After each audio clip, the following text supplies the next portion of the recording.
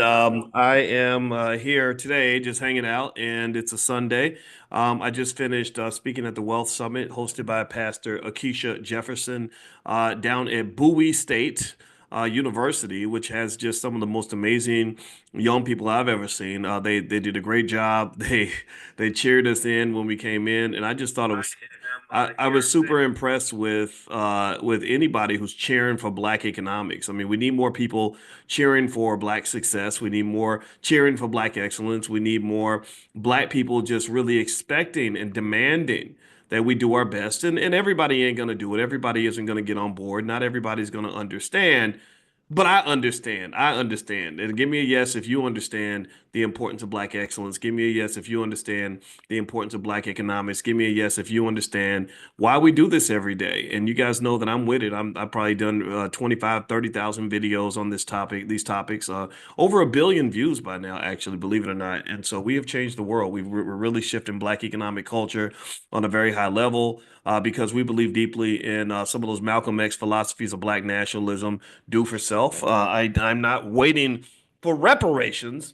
I don't just want reparations. I want real reparations, right? I want real reparations. Reparations is a tiny little check that the government might write for us at some point that'll probably get spent at the local mall after we get a hold of it. Real reparations is where we build economic systems and build economic culture that's actually going to get us where we want to get to financially. Real reparations is where we change our economic habits. Real reparations is where we start doing the damn thing. We start doing what we're supposed to do. We start living the way we're supposed to live and being who we're supposed to be. So everybody type real reparations in the chat. Real reparations, not reparations. And y'all know what I did with DEI. DEI does not stand for diversity, equity, and inclusion over here. DEI stands for development, entrepreneurship, and investment. So if you want to have the real DEI, then you've got to develop young people to become investors. If you want the real DEI, you must develop your own businesses. If you want the real DEI, you have to develop infrastructure that creates financial security.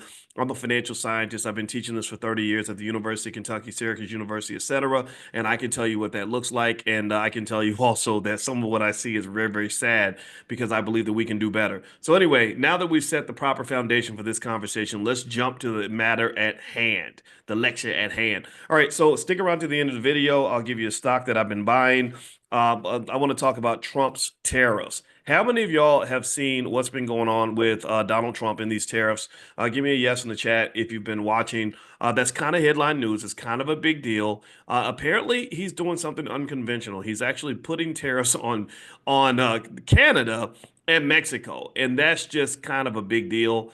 I'm not gonna say that it's good or bad. I'm gonna let you decide because I know that the culture wars are heavy and politics is heavy, and you got Black people to say, "I'll be your friend if you're Black, as long as you're a Democrat. I'll be your friend if you're Black, as long as you're a Republican." And when the Democrats and Republicans get to decide which Black friends we're gonna have and which Black family members we're gonna remain loyal to, I'm gonna say that is colonialism. All that is Hutus and Tutsis all over again. All that is divide and conquer. All that is them controlling you. And I'm just gonna say to everybody who's thinking that way, get your mind off the damn plantation. Like who you want to like, hang what you want to hang whoever you want to hang with. But stop letting these politicians tell you who your friends and who your loved ones are supposed to be. So give me a yes if we agree that we can love each other even if we don't agree politically. I think that's really important because we're gonna lose so much if we keep letting these fools divide us. And that makes me mad. Like people say, well, the Republicans hate Black people. I'm like, no, they don't hate Black people. They just hate Black Democrats. Well, the Democrats hate Black people. They don't hate Black people. They just hate Black Republicans. So don't nobody really like Black people like that. If they like Black people, we'd have better communities. If they like Black people, our kids wouldn't be going to school without learning how to read in these districts run by certain politicians. If they really like Black people, we would have got that reparations check a long time ago. Tell me if you agree. Tell me if you really like Black people, you'd write the damn check. So stop telling me you like Black people because you wore a kente cloth and you scream Black Lives Matter. I don't want to hear all that. Or, so at the end of the day, if you like Black people, we can talk. But if you pretending, then I ain't got nothing to say to you. So anyway, let me get back to it. I don't want to get too distracted, but I had to make that point. All right, so here are some facts about Trump's tariffs that you guys should know. Hit the thumbs up button, thumbs up, share it. Make sure you subscribe, all that stuff. So, number one, the U.S. has imposed a 25% tariff on all imports from Canada and Mexico and a 10% tariff on Chinese goods. The implementation date is today, February 2nd, 2025. It's odd that it's being done on a Sunday, but hey, people get gangster on the weekends too. Justification is that the administration has a need. They're claiming that these tariffs are linked to two things: illegal immigration being allowed by Mexico and Canada, and drug trafficking, basically all the fentanyl that's coming across the border. So, according to President Trump, his belief is that that the Canadians and the Mexicans can be allies in the battle against illegal immigration and fentanyl. Now, I don't know whose fault it is. I can't. That's all for debate. But I do wonder about what's going on. I wondered why we have such an open border. I do know people in my family who've actually been affected by fentanyl, so I do wonder how it's fentanyl's everywhere here. But you ain't go to. I dare you to go to China and try to find the closest fentanyl dealer. Like I dare you. I just if you ever want to experiment and play games with your life, go to China and say, "Hey, yo, how can you help me get a hookup on some of that fentanyl, man?" I want you to try that. I want you to see how quickly you'll be locked up and maybe given the death penalty for possessing drugs or whatever. I want you to see how hard it would be for you to find dope. Now, if you are in the United States, though, for whatever reason, it's very easy to find drugs. And in fact, we even worship and look up to drug dealers, which is kind of weird that the black community would actually honor drug dealers, given how many of our families have been destroyed by drugs. I had a father that was a drug addict. Drugs are not good. Drugs are not fun. Drugs don't stabilize families. Drugs make you worse off. Let's keep going. Canada plans to impose retaliatory tariffs on U.S. imports. Prime Minister Justin Trudeau has emphasized Canada's efforts to combat drug flow and enhance border security. So they're saying, look, we're already stopping the flow of drugs. We're already fighting to secure the border, and we're going to impose tariffs right back at you. So I'd be curious to ask, like, in terms of what kind of economic damage could Canada and Mexico do to the United States relative to the damage that we're doing to them? Because you know that I guess one of the things that's interesting is that that it seems like the Americans, we tend to buy stuff from everybody, right? Now, it doesn't mean that their tariffs can't matter, but when you're talking about markets in terms of goods that are exported to different countries, we tend to buy everything from everybody. And so Canada and Mexico, they are two of the United States' top trading partners. The U.S. exports about $400 billion in goods to Mexico per year and $300 billion to Canada. The U.S. imports about $475 billion in goods from Mexico and $400 billion from Canada. So there is a disparity. It's not as big as I thought. I really thought we exported maybe two or three times more, or sorry, imported more than they import from us. But the numbers are not as broad as I thought they'd be, or as different as I thought they'd be. The deficit's not as great. The U.S. does have a larger economy. Um, a lot of North American trade is very, very integrated, and this is why Trump's tariffs are so shocking for so many people. It is a little bit like punching your best friend in the face. It's kind of like hitting him in the face and saying, "You're not doing enough to help me and my kids, so I'm gonna kick you in your ass." I don't really know if that's necessarily standard policy. I'm not going to say that this is going to be a good or bad move. I'm going to say it's definitely unconventional.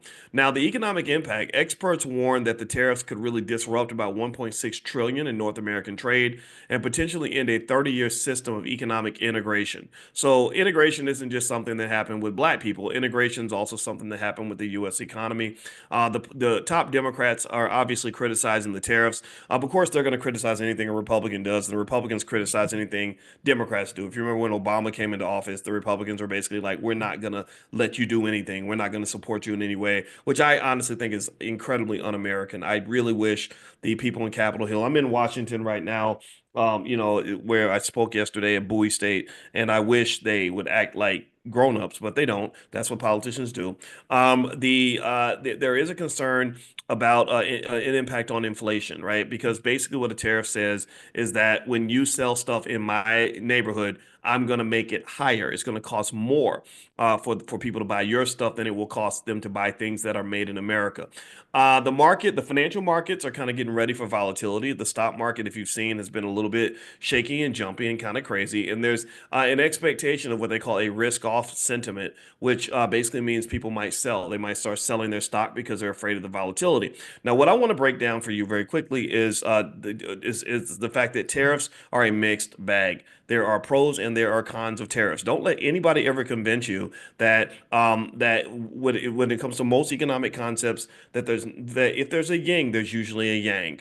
Don't A lot of people will just say yin yang yang yang yang, and they'll only talk about the yin, but they won't talk about the yang. They'll talk about the good, but they won't talk about the bad, or they'll focus on the bad and they won't talk about the good. Most economic theories, most theories related to financial markets has a good and a bad component. For example, the stock market goes up. That's good if you are a stock owner, but it's bad if you're trying to buy stock, right? If the stock market goes down, that's good if you're trying to buy stock, but it's bad if you own stock. Do you understand? So, understanding the yin and the yang on most economic dynamics is, in my view, a more balanced approach than simply allowing somebody to convince you that something's unconditionally good or unconditionally bad. Even inflation isn't bad for everybody. Like a lot of people believe inflation's bad for everyone. No, inflation is great for people that own assets. Inflation is great for people that own stock. Inflation is great for people that own real estate. Inflation is great for people that are able to own assets. So don't ever let anybody tell you that inflation is bad for everybody. It's just bad for working people who don't invest. That's why I tell you consistently that I believe every single black person in America needs to be an investor and raise their children that way. Don't raise them to struggle, raise them to win. So before I do that, let me mention a stock that I'm buying right now. I'll do that. If before, could you please hit the thumbs up button, thumbs up, share, subscribe. You're watching Dr. Boyce Daily Stock Market. This podcast is on Spotify. So if you look up Dr. Boyce Daily Stock Market on Spotify, you will find me there. I do as much content there as I can. And your support really matters. Also, if you want to get recordings of all the trainings that we do a morning class every single day, 7 days a week. It's very, very popular. Over 10,000 of you have signed up. It's called Money in the Morning, and it's our millionaire training camp where I teach the art of economic elevation. And if you want to get the recordings, we've done about 400 trainings in the last year and a half. You can go to drboycedaily.com and get access to that for your whole family, and I guarantee you it'll elevate your economics. That's drboycedaily.com. So the stock that I like right now is Cigna Healthcare. Cigna Healthcare. I just bought shares of Cigna. This is not investing advice. This is just me telling you what I'm investing in. Cigna Healthcare. CI is the ticker symbol. The ticker symbol is CI. And again, not me telling you what to buy, but it is what I'm buying. So there you go. There's a stock you can take a look at. Feel free to partake if that's something that you think would be good for your portfolio. Also, don't forget, we do stock market training in the Black Business School. We're the best on earth at Black Wealth. You can go to drboycestockmarket.com and do a 30-day free trial if you really like the stock market and want to dig into it. drboycestockmarket.com. Okay, so here are the 4 pros of tariffs. So remember, tariffs are not good. They're not bad. They're just a thing. They have a yin and they have a yang. So what's the yin? The yin of tariffs, meaning the good part, is that tariffs can protect domestic industries. So tariffs shield local businesses from foreign competition, which allows them to grow. The Chinese have lots of tariffs. The Chinese have a very local sort of orientation. The same way I talk about being B1, the Chinese are C1. So, for example, if you go to China and you try to look up Google, your phone will say, "Sorry, we know no Google. We not here no Google."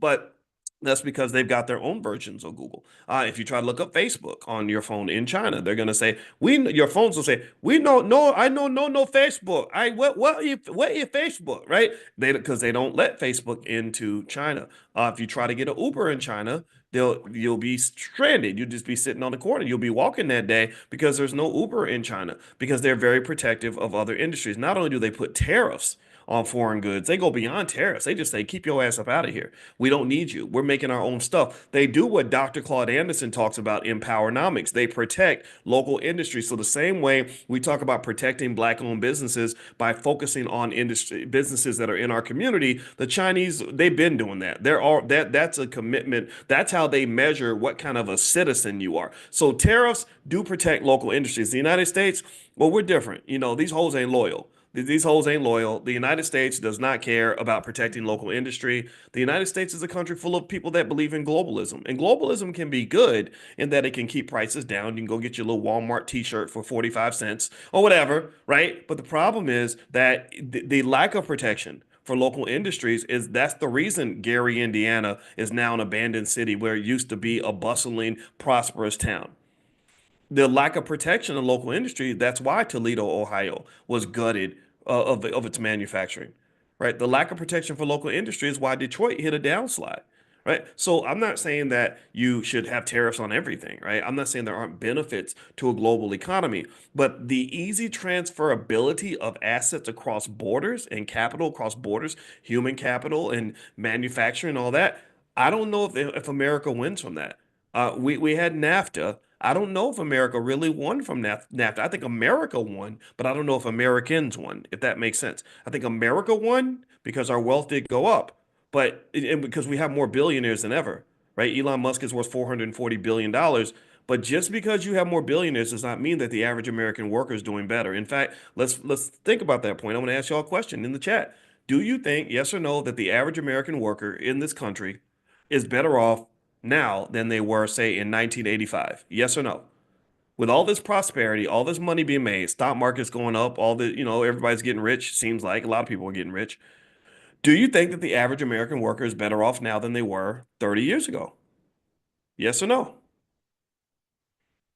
Well, the answer is no. You're not better off, right? So it's like, well, wait, if there's more money, how come everybody's not better off? That's because capitalist systems don't care about the proper distribution of wealth. So ultimately, I'm not saying the tariffs are good. I'm just saying that protecting a job, sometimes it's okay to pay a little bit more for a product if you know it was American made. I don't see anything wrong with that. I pay more for stuff if it's black made, if a black person made it, or if my cousin made it. I'm gonna pay a 20% premium and not care. I don't care about inflation too much as long as you ain't ripping me off. So really tariffs can encourage local production because the imports are more expensive. It can even generate government revenue, limited. Trump talks about that a lot, but I don't know if it's like a lot of money to make a difference. But it does provide additional income from the government that can be used for infrastructure, education, and public services. It also addresses trade imbalances, right? So by discouraging excessive imports, tariffs can help reduce the deficits of trade. So right now with Mexico and Canada, we are at a trade deficit, meaning we buy more of their stuff than they buy of our stuff because we got more money than they've got, right? The black community is in a trade deficit. You buy more white people's stuff than they buy of your stuff. Give me a yes if you understand. You discriminate against black businesses and buy from white businesses. They discriminate against black businesses and buy from white businesses. Can I get an amen if you want to say it's Sunday? Give me an amen if you've seen this. If you are aware of this, give me an amen if you believe that this is an issue that should be addressed. So we have a trade deficit, and trade deficits, sometimes tariffs can fix trade deficits. You protect industries that you want to control.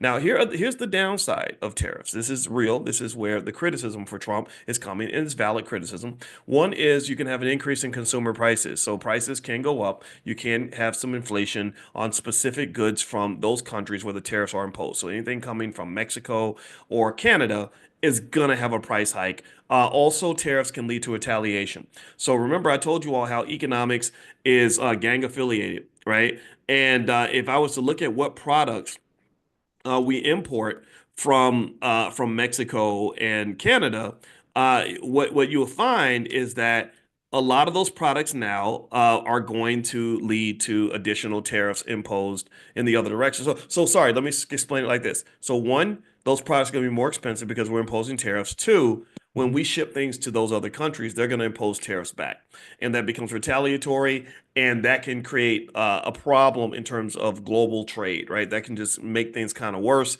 So ultimately, this is going to lead to retaliation logically from other countries. Also, it can hurt businesses that lean on imports. So there are a lot of businesses that need foreign materials in order to make their American-made goods. That's going to be more expensive for them, and it can just disrupt supply chains in general. You need supply chains in order to get products to make things. Now, in terms of the products that the U.S. gets from Mexico and Canada. The U.S. imports about $100 billion in automobile parts. So Ford and GM rely a lot on automobile parts from Mexico. We import a lot of consumer and electronic products like smartphones, semiconductors, home appliances. We import a lot of machinery from core construction, agricultural stuff, manufacturing equipment, oil and petroleum. Mexico exports a lot of oil to the United States. Agricultural products, a few avocados, tomatoes, berries, beef, beer, tequila, and other fresh produce, but you don't need tequila, so stop drinking so much. Medical equipment, pharmaceutical stuff that comes from Mexico. Now, with Canada, we get a lot of crude oil and petroleum products, about $110 billion of that. We also get automobile parts from Canada, which is essential for making cars in the US. Lumber and wood products, which are essential for housing construction, things like that. We get a lot of metals like aluminum, steel, and copper, and all that stuff. So this is going to be kind of messy. Is this something that should be that Trump should have done? I don't know. I don't know if I would have handled it the same way. I can understand, however, the concern about the fentanyl issue. I do believe that there is a an effort by other countries to destroy the United States from the inside out. I do believe that it's not a coincidence that we've been flooded with people from other countries and flooded with these weird drugs that are doing horrible things to people. I don't know if you have anybody in your family that's been addicted to that fentanyl stuff. It's just crazy. It's terrible. So I don't know. I hope somebody fixes it. I don't know if a tariff is going to do it, but it's going to be the beginning of a very interesting ride. Now, do me a favor, please hit the thumbs up button, thumbs up, share, subscribe. My name is Dr. Boyce Watkins. This is Dr. Boyce Daily. If you want to find this podcast on Spotify, just look up my name on Spotify. You can find me there. Also, every morning we do Money in the Morning, which is a financial consciousness training that I do every day. It's a millionaire training camp. It's free for you and your family. So if you want to join us tomorrow and get a wake up call from me via text, pull out your phone, text the word morning to the number 87948, text morning to 87948. Not only do I invite you to class, but I'll send you a lot of free information and just free stuff to help you get your economics to the highest level. It will give you more than you got in college, that's for sure, because most universities don't teach black economics very well. So just pull out your phone, text the word morning to 87948, or you can also go to drboyceelevate.com. Also, to answer your question, some of you were asking about the stock that I mentioned earlier. The stock that I mentioned, this is not a recommendation. This is a stock that I bought personally. It's Cigna Healthcare, CI. CI is the ticker symbol for Cigna Healthcare. So feel free to partake and enjoy, and I hope that you make a killing.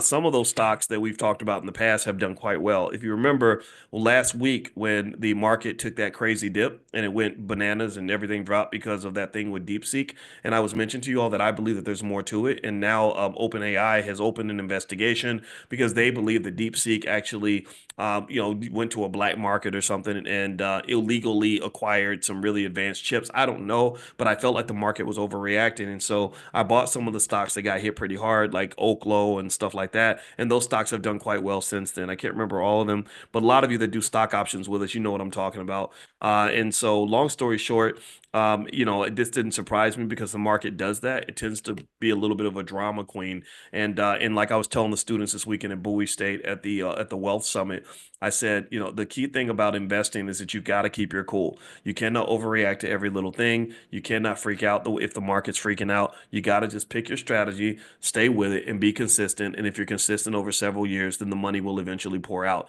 It does take time. Money does take time to arrive. The fast money is the don't last money.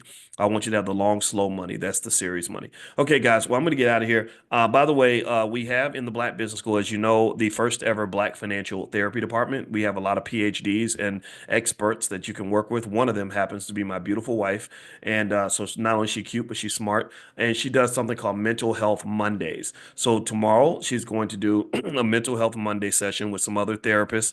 To help you break your deal with your money, your mindset when it comes to money, relationships, anything else.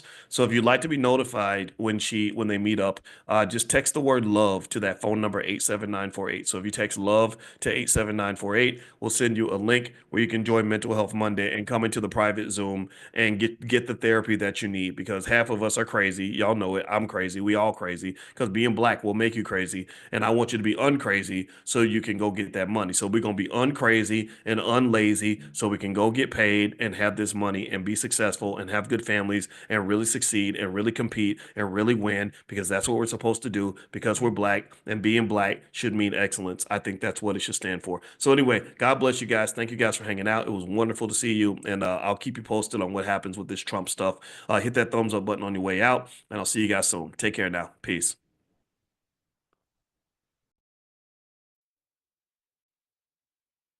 Good morning, everybody. Good morning. I hope you all are doing well. Welcome, welcome, welcome. So good to see you on this beautiful Sunday morning. I hope everybody's feeling well. Namaste to you as well, Andrea. Thank you so much.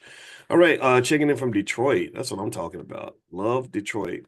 Love Detroit. It's a great city, great people.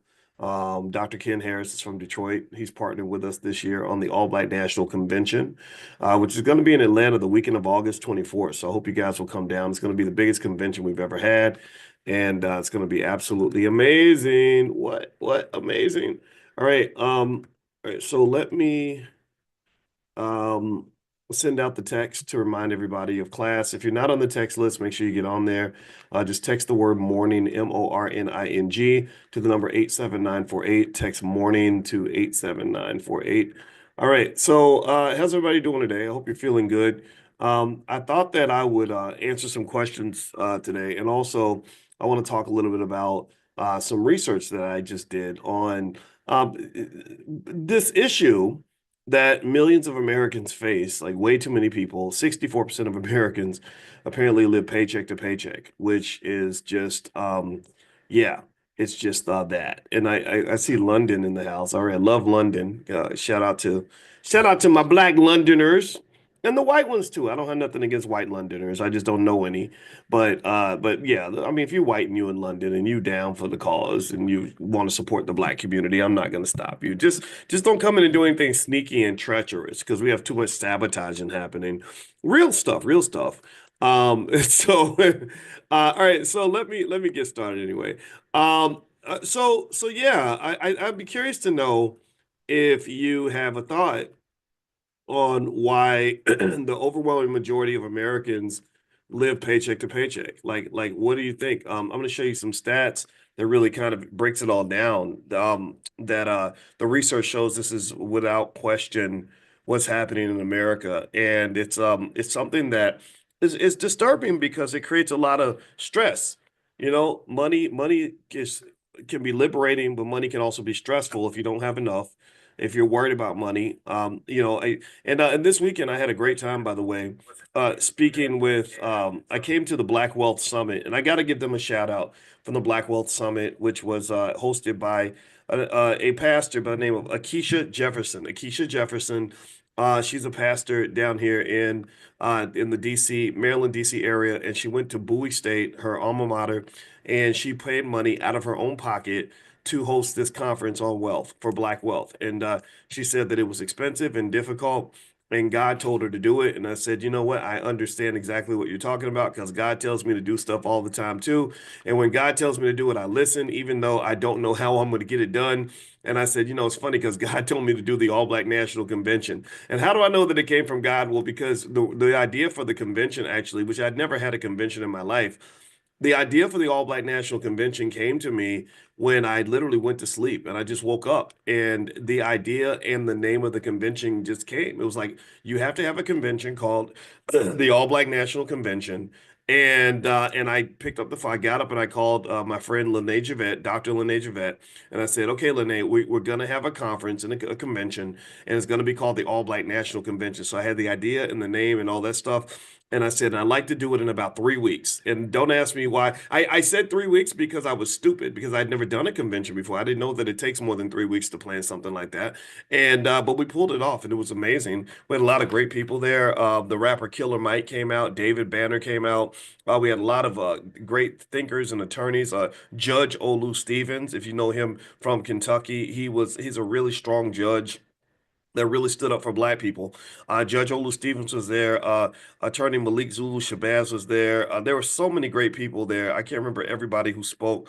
Monica Ogando, Dr. Monica Ogando. We had about 15, 20 speakers. I have no idea how we did it. I literally have no idea. We just did it and it got done and it happened and that's what it was. And that's pretty much it. So anyway, also I want to say thank you to Amani. Amani's on our team, our support team. So if you have any questions about the Black Business School, Monty can answer your questions right there in the chat, or you can keep the email address for our support team nearby. And that email address is support@theblackbusinessschool.com. That's support@theblackbusinessschool.com. So shout out to Bowie State for hosting us this weekend. I don't know if y'all saw, I put a video on my Twitter. My Twitter is Dr. Boyce Watkins 1. Dr. Boyce Watkins is the number one.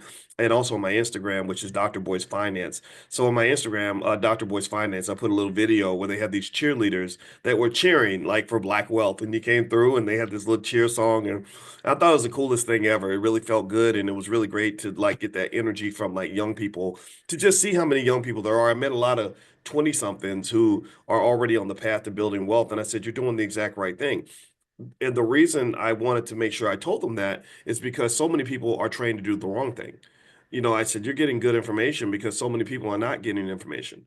So many people aren't even looking for information." While we certainly had a nice turnout at the Black Wealth Summit, I just was thinking, wow, this is so interesting that if this was a rap concert, there would be 50,000 people here, right? And I can tell you, I've never ever in my life. You can tell me if I'm right or wrong. I've never ever in my life been to a rap concert that ever taught a black person how to survive financially in this society. Give me a yes or no if you agree with this. I've never in my life been to a concert where black people are learning the skills that they need for economic survival. Yet that's our number one problem. I've never been to a nightclub where they were preparing you to survive in a racist society, right? And I want you to understand the hypocrisy of this. I want you to understand just what this is. What's happening here is that people are asleep. They stay asleep until they get slapped in the face. They stay asleep until the world wakes them up. They stay asleep until a Donald Trump gets in office, and suddenly they're like, "Oh, I gotta survive that," right? Well, you've been asleep. Now you're waking up. The whole plan was being executed but while you were asleep. The whole project 2025 was being planned in 2021 and 2019 and 2014. And I was around in 24. We were talking about an economic plan in 2014. I've been doing this for 30 years. I taught my first finance class in 1993 at the University of Kentucky. I've been talking about the black economic issue since I was in my 20s, and I'm not in my 20s anymore. I got gray in my beard. And you weren't listening to nobody. Not just I'm not saying you should listen to me. You weren't listening to nobody. So now you want to go into panic mode. Now you want to freak out and say, "Oh my God, what am I going to do? I can't make it. It's so scary. It's so hard to be black." Yeah, I agree with you. That's why I say you should probably have a plan. Am I being mean when I talk like this? What do y'all think? I mean, do you think that um do you think that I'm being mean when I say things like what do you think? Or am I just being realistic? I don't want to be mean because it hurts people's feelings when you say, "Why are we being stupid?" Like I don't know how to say it any other way except for the plain way. What do y'all think? I mean, is that I because I get people there are people that tell me, so, "Boy, you shouldn't be mean." And I try not to be. And I don't think I'm a mean person. I think I'm a serious person when it comes to serious things, right? Like the fact that the white man done had his foot on our neck for the last 400 years, and I'm not interested in living like that. I again, maybe that's radical talk. I have no idea. But when you talk about why most Americans live paycheck to paycheck, I almost want you to understand that when you train your children for that, when you don't give your children, let's talk about the kids because the kids matter more than we do. When you don't give your children like basic financial literacy when they're young, if their educational process does not consist of a really solid economic plan, what you're doing is you're training them to starve. That's what you're doing. I mean, I know it's harsh, but that's what you're doing. You're training them to starve. You're preparing them to struggle. You're basically saying, "F you, I screw you, I don't care about you. I don't even, I can't, not only can I not be disciplined for myself, but I can't even be disciplined for you. I don't even love you enough to even try to make a plan for you. I'm just going to throw you out there. I'm going to send you to school so these wonderful white people from the suburbs can miseducate you, not teach you a damn thing, not teach you no trade, not teach you any business skill, not teach you how to make any money, not teach you how to survive. Now, I mean, they're not going to teach you nothing. I mean, I'm sorry, and I know that sometimes. Sometimes and this is what when I talk like this is what scares white people. This is why I don't have a lot of white friends. This is why my neighbors probably are scared of me because they all Google each other and stuff. I'm sure my neighbors have all Googled me by now. And but but I'm gonna tell you, I don't have nothing against white people. I have a DEI program in my. I'm kidding. We got affirmative action for y'all. But in all seriousness, though, I met a nice white lady at the Black Wealth Summit. She was from Fox News, and she had all these questions about finances and stuff. And I sat and I answered all her questions, and I love this lady. She came up and ran up with her little app and said, "Okay, Dr. Watkins, here's what I did. I set it up. I set it up, and I'm buying and I'm investing." And she was the sweetest lady ever. So look. I don't have no problem with white people as long as you're sweet. If you're sweet like this lady, we're good. But you come up in there with that white supremacy stuff. You come up with a big old oppression sandwich that you're trying to feed me. I might kick you in the face. Like I'm gonna fight you. I'm not that guy. I'm from Louisville, Muhammad Ali. Like that's what I was raised on.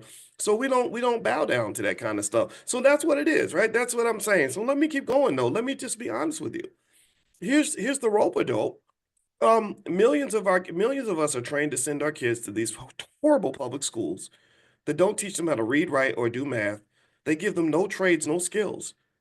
Why is it so hard to put a program in there that's going to teach them how to do carpentry or fix a car or do some plumbing, right? Why what's wrong? What's happening here?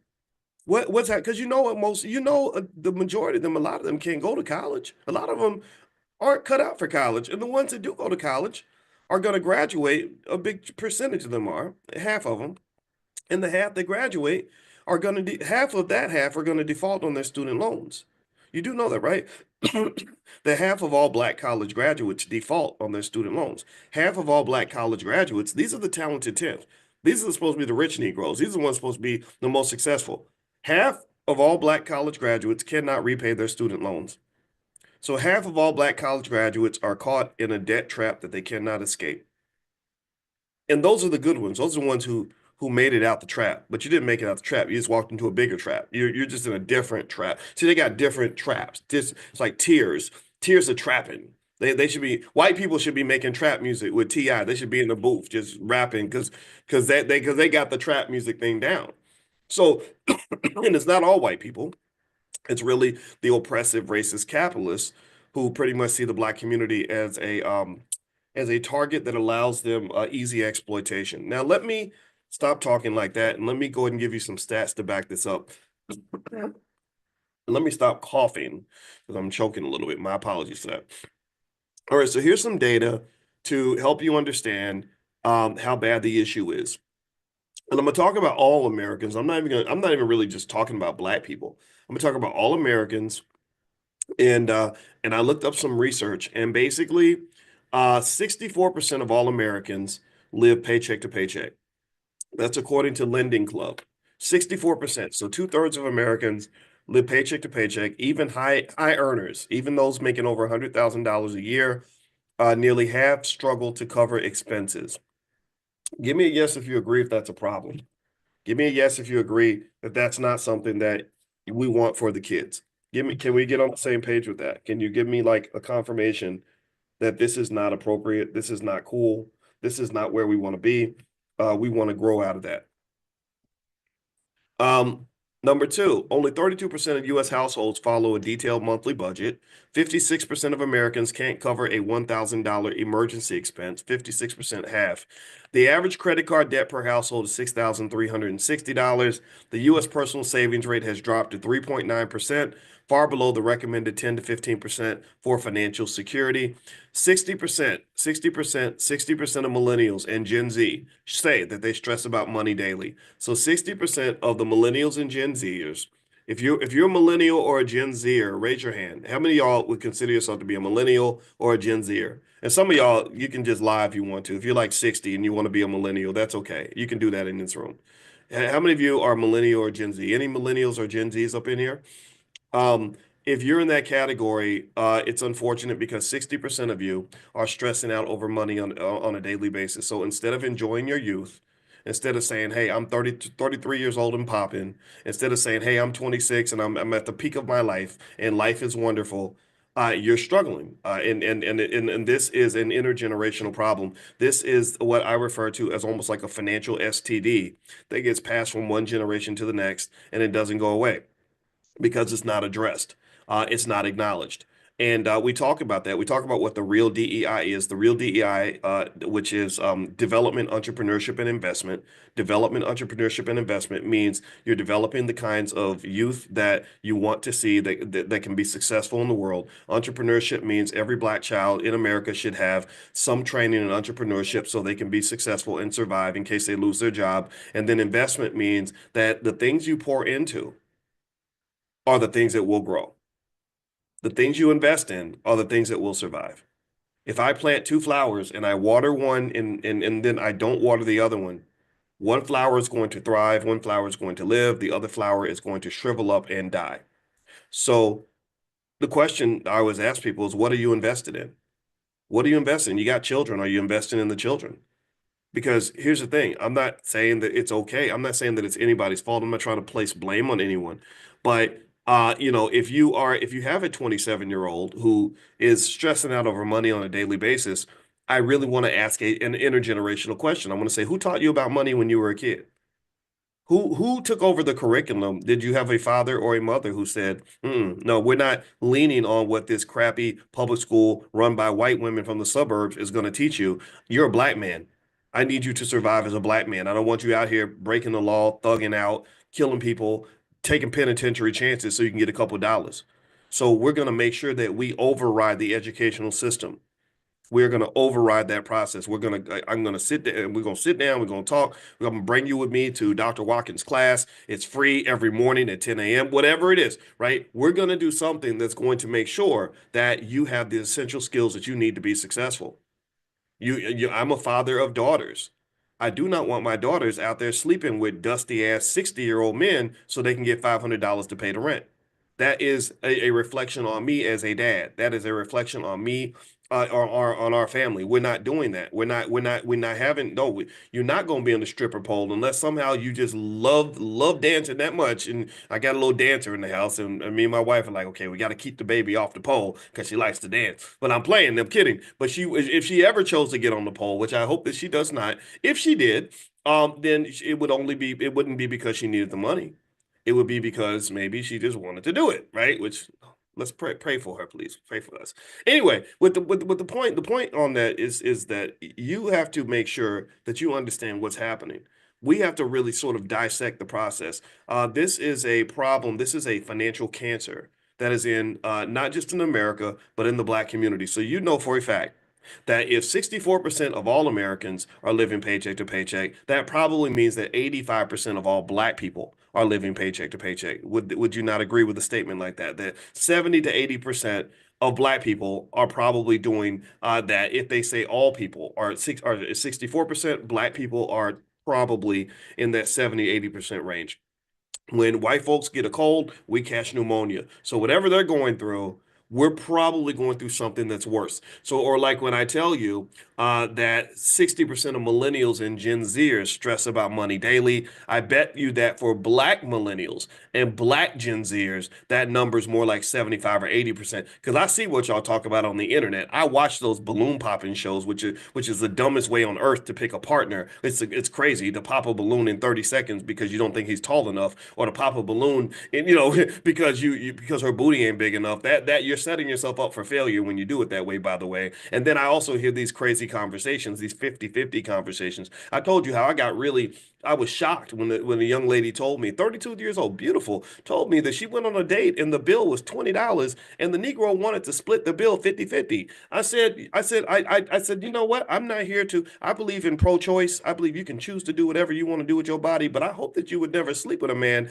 that is so financially stressed out and so financially ridiculous that he gonna go 50-50 on a $20 bill. But then that's my bias. I just thought that was crazy. And I also thought to him, I would say, why would you pass up a chance if you think this woman's awesome? Maybe he didn't like her or something. I don't know. But if this is potentially the mother of your kids, you should pay the whole $20. I think that's okay because most of the research shows that a man's ability to display some degree of financial intelligence and financial security is a factor that impacts his attraction. I talked about this in my book, Financial Lovemaking. I did research on this. You can't get around it. You just can't. You can't.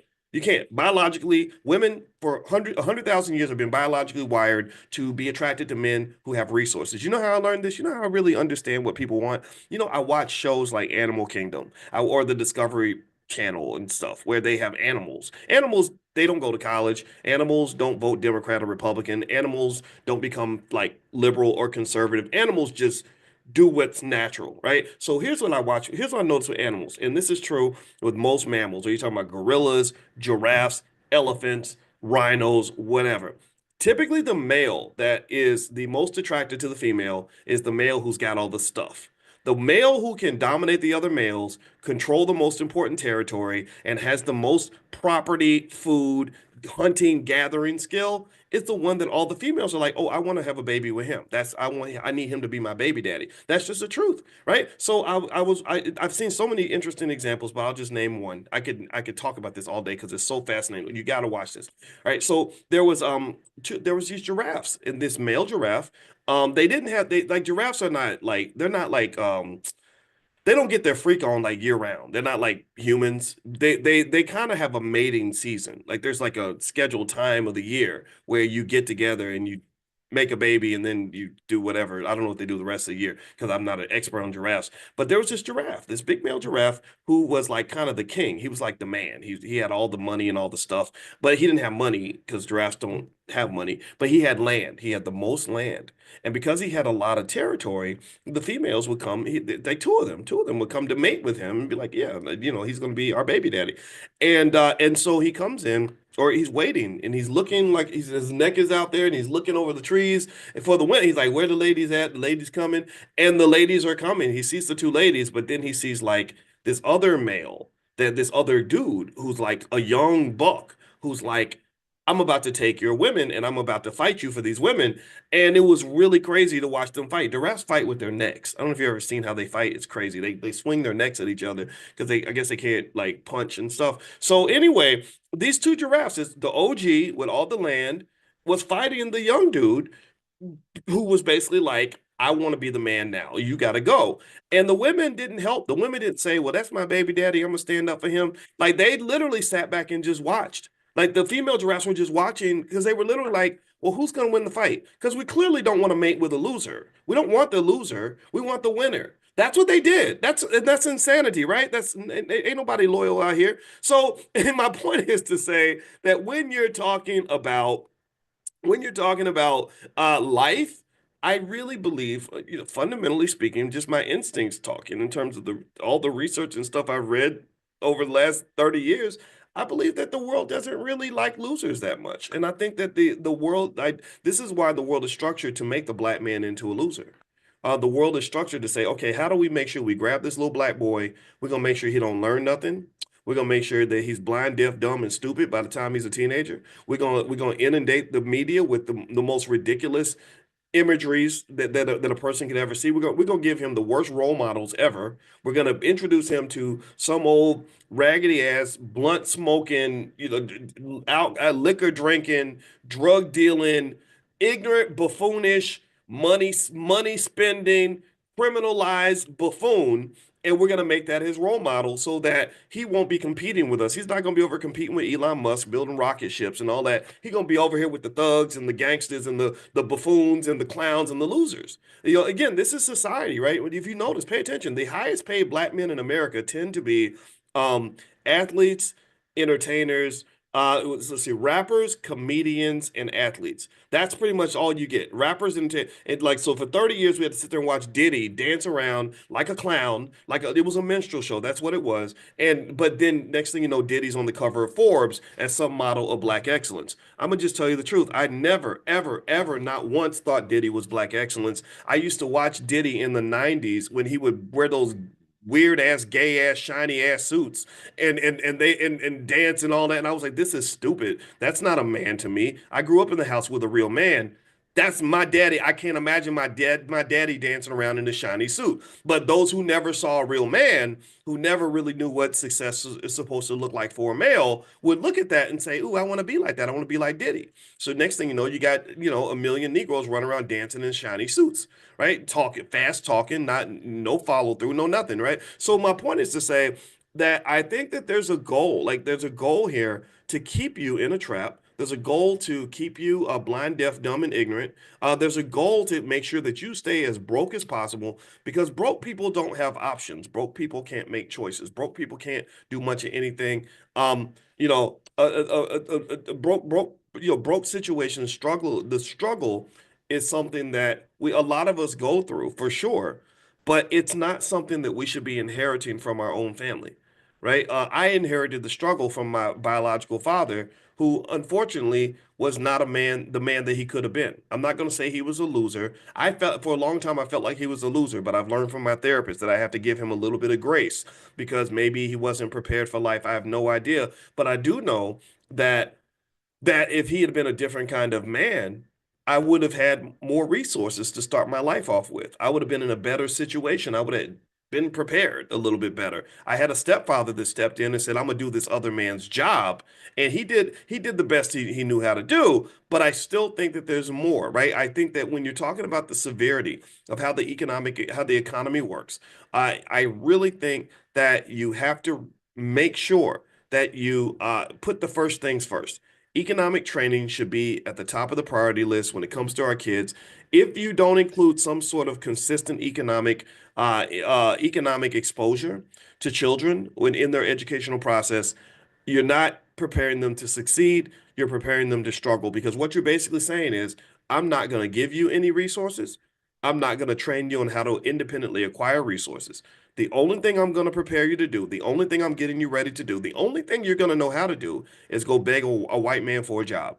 That's it. Like that's it. Your job, your goal, and what you will be able to accomplish will be able to is to fill out an application and to dress nice and to show up and smile and say what Elon Musk wants you to say or whoever's running the company so that they will hire you. Tell me if I'm telling the truth or lying. Tell me if I'm seriously. Think about how many millions of our people, all they know how to do when it comes to making money is fill out the application and apply for the job. They don't know who the owner of the company is, and it's usually a white person, right? So why would we do that? Why that doesn't that particular economic model does not work. It leaves you not just stressed out financially, but also even if you are in a position where you get some semblance of financial security, you still aren't fulfilled. You still don't feel complete. You get the job, and it's interesting. It reminds me of that video I saw where there was a lady who was in a car crying, and she said something like, "This is when you're driving to work for the job that you prayed for, but the job that you prayed for has you crying right now. You're crying." Over the job that you prayed for. So that means that if you didn't get the job that you prayed for, you'd be crying and praying to get this job. And now that you've cried and prayed to get the job, you got the job, you got the blessing, you got the big win, and your ass is still crying. How in the hell does that work? How does that work? How in the hell is it that either you're crying because you didn't get the job or you're crying because you did? That means either way, according to the black economic model that is taught to us from children, as children, we are trained to be crying no matter what. We always whining. I heard a great speaker at the Wealth Summit. I don't remember the brother's name, but he was a pastor. He said black people love to cry. He said we be whining like Keith Sweat. I said, man, you are right. We are good at what white people. That's how many. All that whining ain't gonna fix nothing. That whining is a drug. That's opium. That's like when Nietzsche talked about opium for the masses. Like that whining and crying, all it does is it kind of makes you feel better. Crying does make you feel better. When I get sad, every now and then I would cry. Like when my beloved mother passed, I cried and I told my wife, I said, it's funny. You would think that when I'm crying, I'm feeling bad, but actually I feel better. I said, y'all women have a little secret. This crying thing kind of gets it out of you, right? So I get it. Like we cry because it gets it out of us. But the question is it actually solving the problem? Or are you just creating a pathway for just more crying? Are you going to just cry through life? Is that it? Just cry all the time? There has to be a solution. What is the solution? That's the $1 million question. So let me and I will give you the solution, I promise you. But I want to lean into like some more stats to help you understand the severity of what you're dealing with. Now, the first thing I want to remind everybody of is if you are not on the text list for this class, text the word morning to the number 87948. So text morning to the phone number 87948, or you can go to drboyceelevate.com if you live in another country, drboyceelevate.com. A few things. One, I'll send you some stuff later on today. I'll send out a text of some stuff that I have that might help you and your family in terms of preparing for your economic future. And then, second of all, we are going to go to Ghana this summer. I want to remind everybody of that. So, if you want to travel with us as a group, just text the word travel to that same phone number, 87948. So, text travel to 87948, and I'll send you information on our trip to Ghana. All right. So here are some sort of broader dynamics. And remember, when I've explained to you all before that the American economy is not really built for workers to be financially secure. It's just not designed that way. I think it's not an accident that public schools don't teach trades. It's not an accident that most public schools don't teach financial literacy. I think it's because if you are broke and desperate and on the edge of economic collapse, you're easier to control that way. It's much easier to convince somebody to get up and go to work every day if they are not financially secure. And remember, capitalism does not work without people that you can exploit that are at the bottom of the system. That's why I refuse to call myself a capitalist because I don't agree with that at all. I think it's wrong, but at the same time, I can't change the system. I can only tell you how to survive in it. So here are a few stats that or a few facts that will tell you why uh, a lot of Americans struggle. And these are more systematic, not just specifically on the individual. I don't want you to think that I'm blaming poor people for being poor or broke people for being broke, but I can tell you that there are solutions, and I encourage you to look for those solutions. So, number one, stagnant wage growth. Over the past few decades, real wages for most Americans, real wages adjusted for inflation, have actually declined. So, what the corporations do, what the government does, Democrat and Republican, is they refuse to do little things like increase the minimum wage at the rate of inflation. So, what you'll find is that your paycheck stays the same, whereas the price of everything keeps going up, which is kind of like a way of saying that your paycheck is actually declining. So, a lot of the jobs that used to pay pretty well, that used to give you enough for a good living back in the 1960s, don't do that anymore because they busted up labor unions and also they pretty much undermined the power of the American worker. This is because the wealthy people in this country took over the government, basically. Now your government is a capitalist government. That's why if you go to the Democrats and say, hey, you're Democratic, why don't you guys get together and raise the minimum wage? They won't do it, right? Well, why would they do that? Well, Nancy Pelosi's worth a couple $100 million. She's not really connected to what poor people go through. So this idea that one party or the other is going to really help the average American worker, I think, is false. Both parties could give a damn about the average American worker. It's very unfortunate. Number two, high necessity spending. Many households allocate a significant portion of their income to essential expenses like housing, utilities, and childcare. So basically, what's happened is as inflation's creeped in, the cost of just the necessities has really gone up as a percentage of your paycheck, and that's just the reality. And so the elevated cost of living, things like that, have been have really been part of the culprit in terms of making it harder for people to survive. So here's what you're looking at. Here's what you're looking at as intelligent Black people.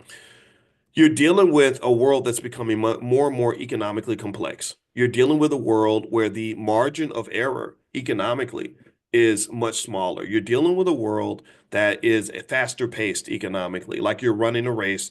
And before everyone in the race was running at 10 miles an hour, now everyone in the race has to run 20 miles an hour in order to have a chance to keep up. What does this mean? Well, it does mean that there are injustices everywhere. There's no doubt about it. But the fact that there are solutions out there means that I would say that smart people would look for those solutions, right? And also, if you can give the kids, for example, you talk about millennials and Gen Zers that are struggling economically, you give them a head start by investing for them when they're children. We've talked about the $5 a day plan. If you haven't seen it, just go to blackwealthmasterplan.com. That's blackwealthmasterplan.com. So somebody type that in the chat so everybody can see it. Blackwealthmasterplan.com. That's the $5 a day plan. So if I got a newborn baby, and I know they're going to walk out into the economic storm when they become an adult, I am going to ensure that I am participating in this economy as quick as possible. Because here's the thing about America that's really interesting. America has a lot of financial inequality. America has millions of people that are right there in the struggle, but America also has a ton of money. It has a ton of money. And that's the part that is so confusing, right? It's like, well, if America has so many people struggling, why wouldn't America be poor? How can America be the richest country in the world when you got millions of people that are struggling? Well, it's because you have a society that has become more capitalist. Rich people don't want to share their money.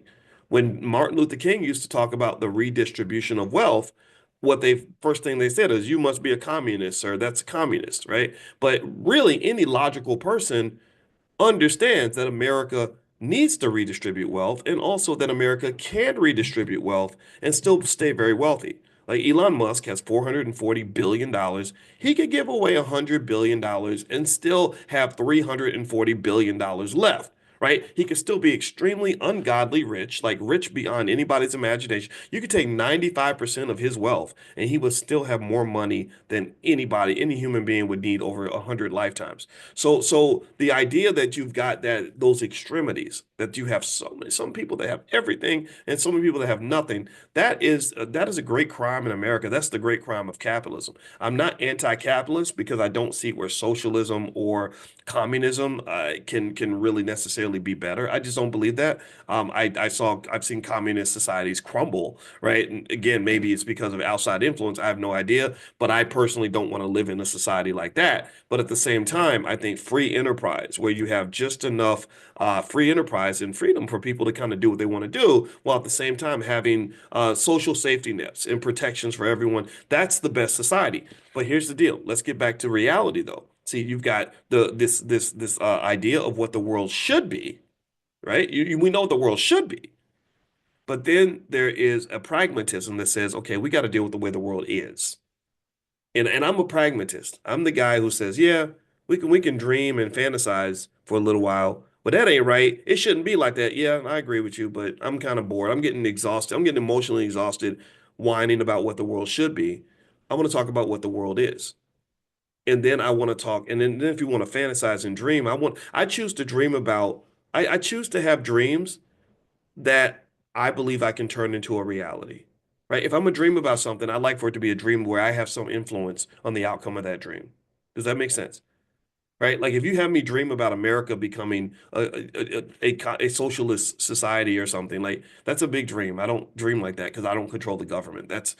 I don't even know anybody on Capitol Hill like that, right? But if you want me to dream about something, here's what I'm going to dream about. I'm going to dream about having a family where my children and grandchildren are financially secure and I can build a legacy of generational wealth. That's a dream that I have. I'm going to have a dream that because I have a certain amount of influence in my community with my people, that by the year 2070, we call this Project 2070, that B1 people can be the most financially intelligent, financially capable people on the planet. That's a dream I have, and I believe I can accomplish that dream. I believe that we're well on our way. I believe anybody who's been in this space for more than even 2 months, let alone those of you who've been here for a decade or 5 years and all that, you're super advanced. You're cutting edge. You're doing better. In terms of understanding economics, you understand it better than the average Jewish person, the average Asian person, the average white person. So all these other communities that we admire and look at as templates for economic success, oh, we've cracked the code on all of that. You understand all of this. This is what the Black Business School does best, right? That's a dream that I have. So dreams like that, I think, are the kinds of dreams that are just pragmatic enough that you can actually touch them, but also expansive enough that you can visualize a new reality. So here's a new reality for you. Here's a new vision that I hope you will consider embracing is that it is not required that Black youth in their 20s and 30s be financially desperate. There's nothing about being Black that says you're supposed to be in a struggle. There's nothing about being Black saying that you're supposed to be in a trap. There's nothing about being Black that says you're supposed to not be doing as well as the white kid next to you. Nothing. Absolutely nothing. A Black child in America with two smart parents, or even one smart parent, hope preferably two, because I've talked to you all about how family and wealth are connected. At least one or two smart parents will be better off than the average white person in America. 64% of all people live paycheck to paycheck. And they didn't say 64% of black people. They said 64% of all people. So mo a lot of white folks are struggling too. A lot of white folks are in the trap too. The trap doesn't really discriminate. It just goes after the weakest link. So black people, we tend to have a reputation of being the most easily duped, right? Or the most vulnerable in the sense that we don't have any friends in Washington or any protection. So if you are selling unhealthy processed food, you'll market that in the hood. You'll market your gun shops and liquor stores and everything else in the hood. You'll put your check cashing places in the hood because there's nobody who's going to say, "Hey, get that out of here." Right? We don't have the HOAs and all this other stuff to say, "Hey, you're violating the zoning laws here, sir. You got to get out of here." We don't. Now they do that, but we don't do that, right? So there are some areas where we might be a little bit more vulnerable, but when you're talking about preparation, I would tell you that it's fully within our capability to be prepared. At that point, you got to start looking at culture. So while we can point to systematic variables that certainly say that that workers have it harder in America, that the economy is unequal, or that black people are gonna be targeted in specific ways, that also does not negate the fact that there are 1,000 things that could be done culturally, 1,000 family specific adjustments that you can make right now that will help you and your kids to avoid almost all of that, right? Basic thing, invest for the child when they're a kid. That way they have two or three hundred thousand dollars by the time they're 20 or 30 years old. They're fine. That right there takes them out of the trap, 80, 90% of it. They're not in the debt trap of student loans. They're not in the trap of having to get up and go to a job that they hate. They're not in the trap of extreme financial anxiety or financial desperation. They're not taking penitentiary chances to get a couple of dollars. They're not in a situation where they have to humiliate themselves in order to get money. That right there goes a very long way. And then if you add in some financial literacy, like, okay, I'm going to make sure you understand the difference between being a producer and a consumer, a renter versus an owner, an investor versus a spender, a saver versus a consumer, right? I'm going to explain all these things to you so that you know the difference. So you have an economic awareness that allows you to therefore navigate this economy in a way that empowers you as opposed to in a way that disempowers you. But that's really your job. That's really, I don't think the white ladies from the suburbs who teach in the Chicago public schools are ever going to feel the need to save black boys from economic desperation and despair. I don't believe that they care that much. And honestly, I don't really blame them. I think they probably, if I'm a white woman, I care about my white son. I'm not thinking about your son. That's your job. That's your son. That's not mine. Right. So when people walk around and say, well, they don't care about black people, I'm like, well, of course they don't. Are you thinking about white people every day? Are you worried about how they're gonna do? Well, some of y'all, yeah, some of y'all love others more than you love yourselves. But I'm not. I'm not, I don't have nothing against them. I just no, I'm not thinking about you. That's your kid. We got kids in our some of the kids in our neighborhood that are struggling. They happen to be white, and I'm like, dang, where's your daddy at? Where's your mama at? Like that's not my job. Like if you here, I'll feed you or something because you're a friend of my child. But I'm not raising you. Where's your parents at? Right. So the question that we ask before we sit around and speculate on whether or not white people care about black people, I think it's more worthy to speculate on whether or not black people care about black people. And then you can go deeper and speculate on why so many black people are waiting for white people to care about black people. Or even some of it, or even understand like why are some of us so stagnant? Because we're waiting for white people to take the lead. We tend to only really embrace stuff when we see it on TV, we see it in the media or whatever, right? Like Black Lives Matter. Yeah, Black Lives Matter. Well, they mattered before they started saying it on CNN. So why weren't you saying it before? Right? Or if you look at how many of our communities are just in absolute shambles, homicides and poverty and everything else, just dirty, messed up, broken down buildings. Whose job is it to come fix all that? Are we waiting for someone else to decide, oh, we need to help the black community? And then we're like, yeah, we got to help the black. Come on now. That don't make no sense. The black community is your community. It really starts with you. And it starts in your house. It starts with your kids. It starts with what policy you establish in that space. So when I lay out all these stats to you about people living paycheck to paycheck and so many people being in the struggle and the majority of millennials and Gen Zers stressing over finances, I want you to take a moment and meditate on that and say, I wonder if this could be prevented. And I can tell you, as a financial scientist, that is very, very easy to prevent all these issues. The biggest hurdle, the biggest thing you have to be able to do is think outside of the box. Because if you do exactly what they tell you to do, you're going to end up exactly where everyone else ends up. Where does it start? Well, you start with the public school system and you ask, well, what in the hell's going on? Why are these kids not learning essential skills for economic survival? And why are they not teaching them these things? I think that there's a reason for that.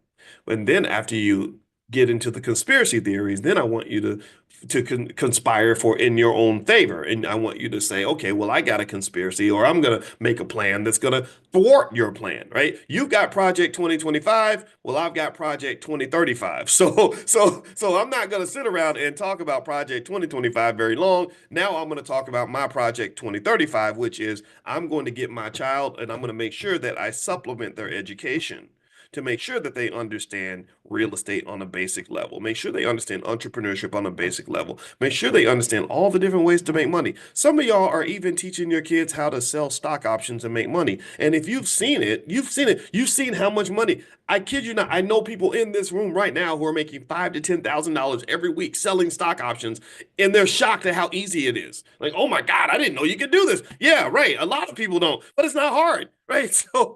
So you're teaching these things to your kids. These become essential skills.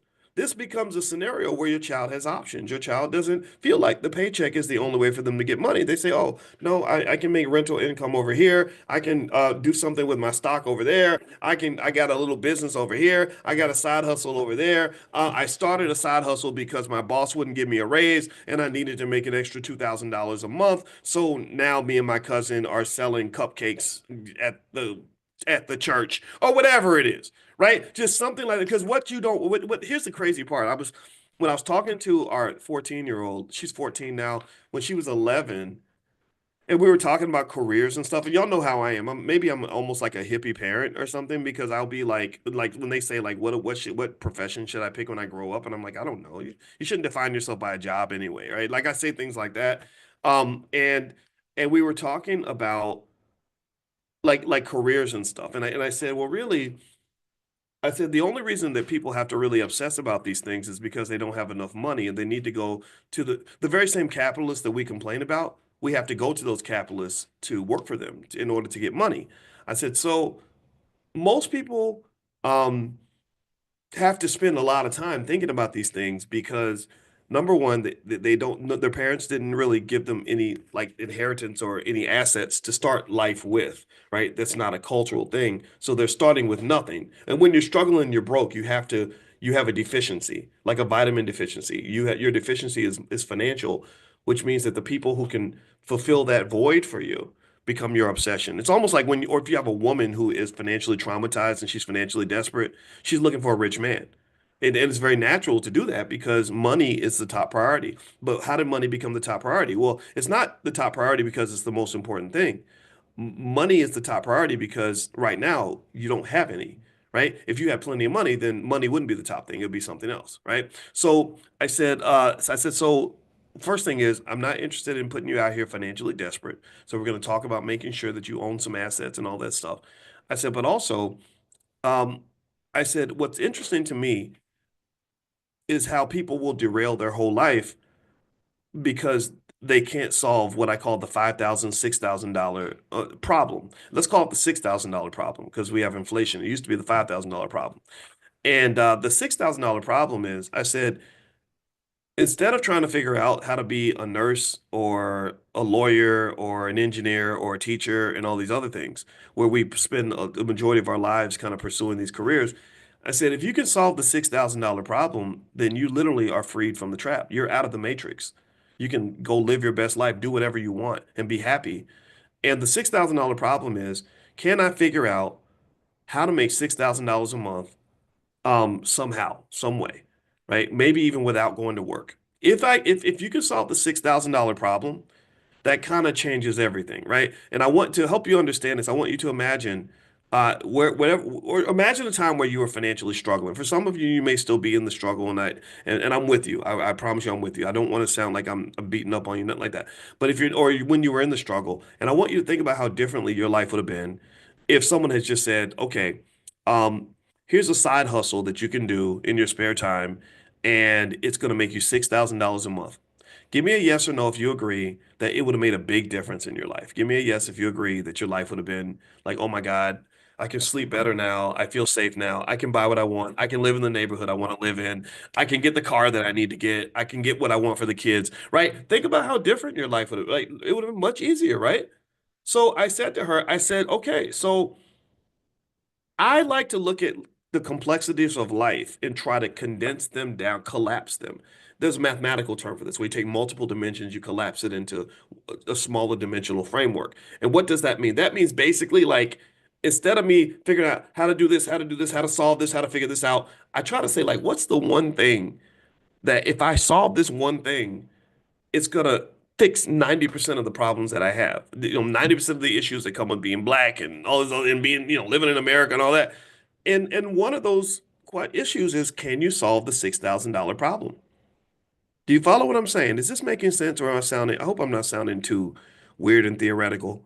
I'm a professor. That's what we do. But I'm not going to insult your intelligence by thinking this idea is over anybody's head. I'll explain it enough so you'll get it.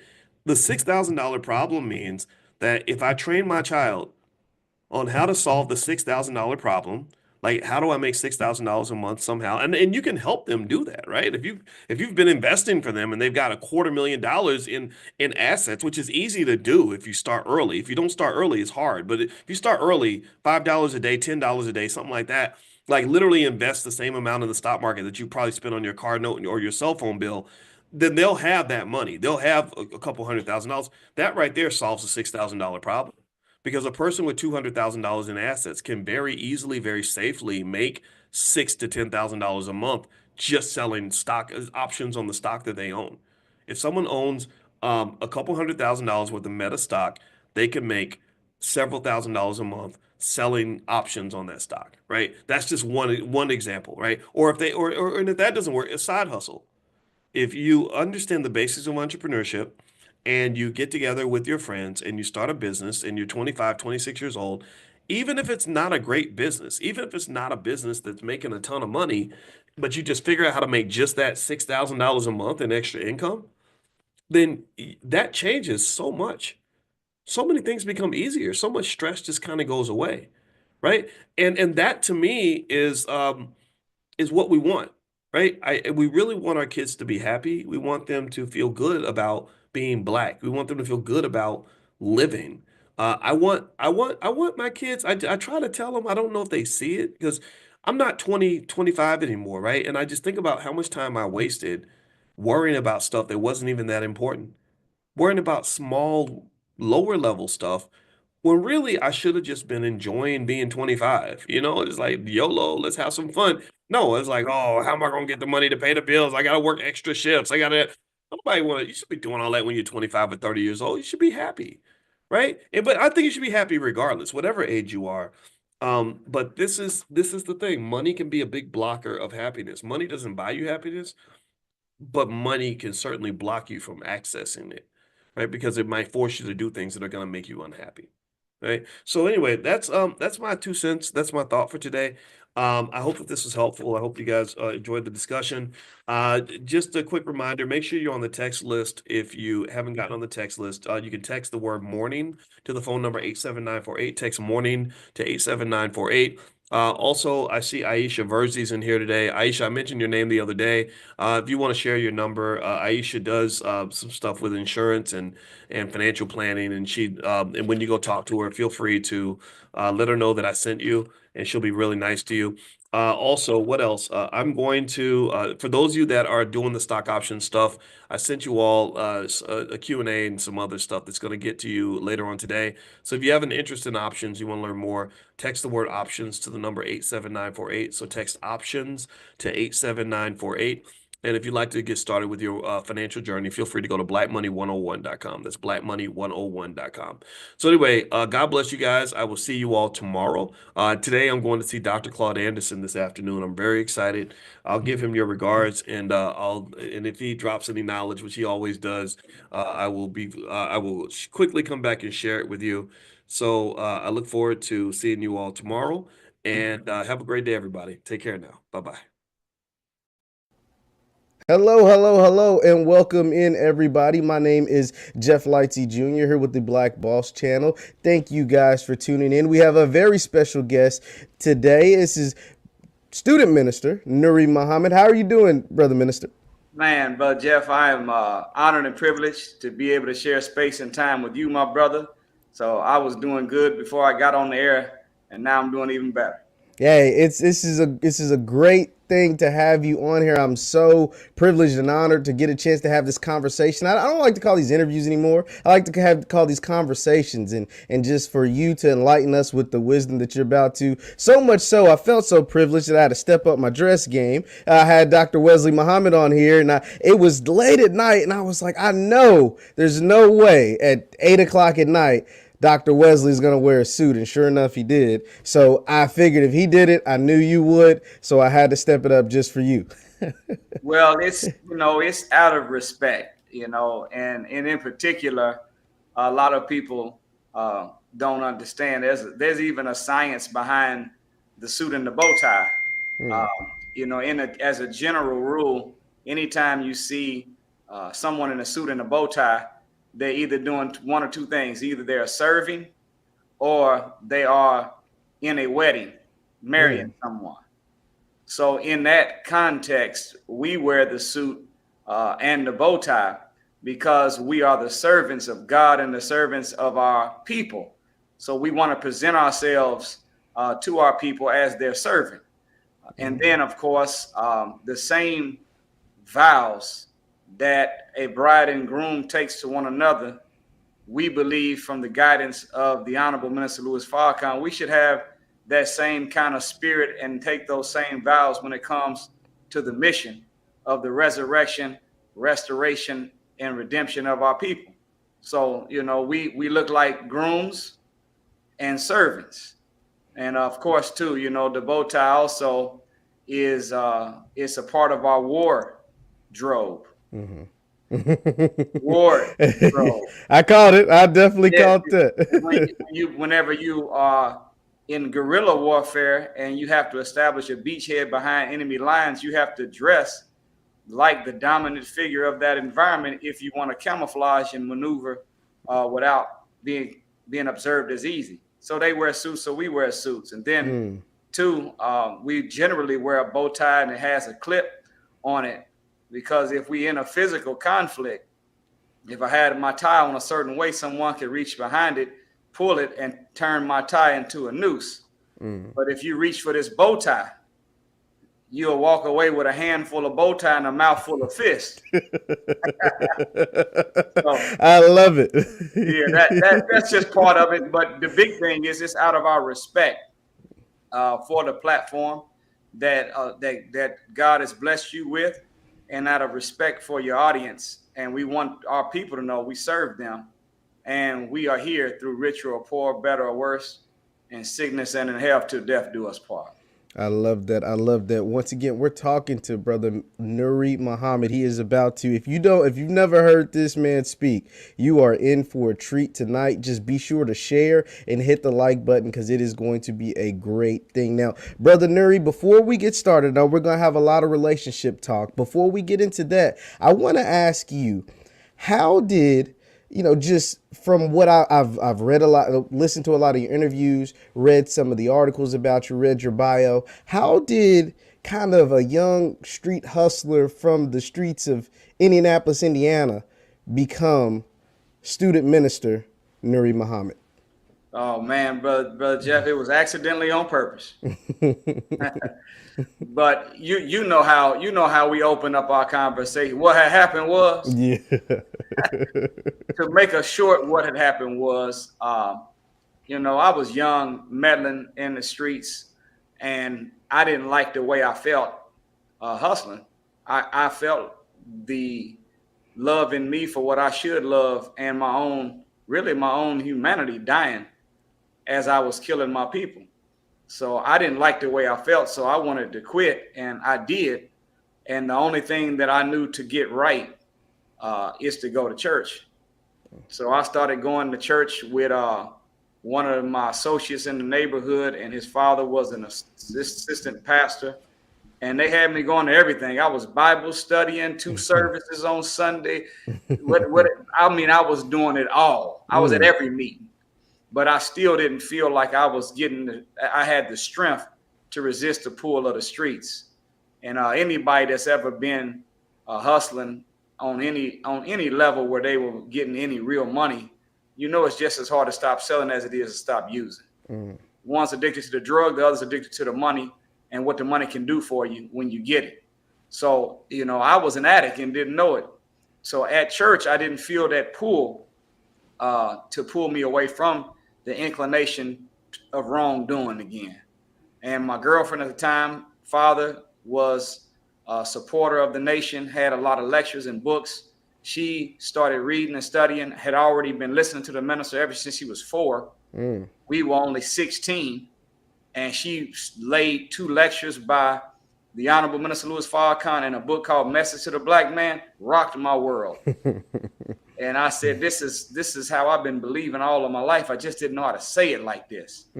But from the outside looking in, this looked way too strict for me. I was like, oh man, I think I'll join, but I'm wait till I'm about 73. Wait till I get a little, and then I made a pledge to myself as a teenager. I said, if you can prove it to be wrong, you'll leave it alone. But if you can't prove it wrong, you'll submit yourself to it 100%. So I was spending 8, 9, 10 hours a day studying, learning the teachings, but also trying to see if I could find something wrong with it. And my little argument that I would take 8 hours for 5 days straight, I bring it to one of the brothers who wasn't even in leadership, lay out my whole exegesis of why this can't be. And in 5 minutes, they shut me down.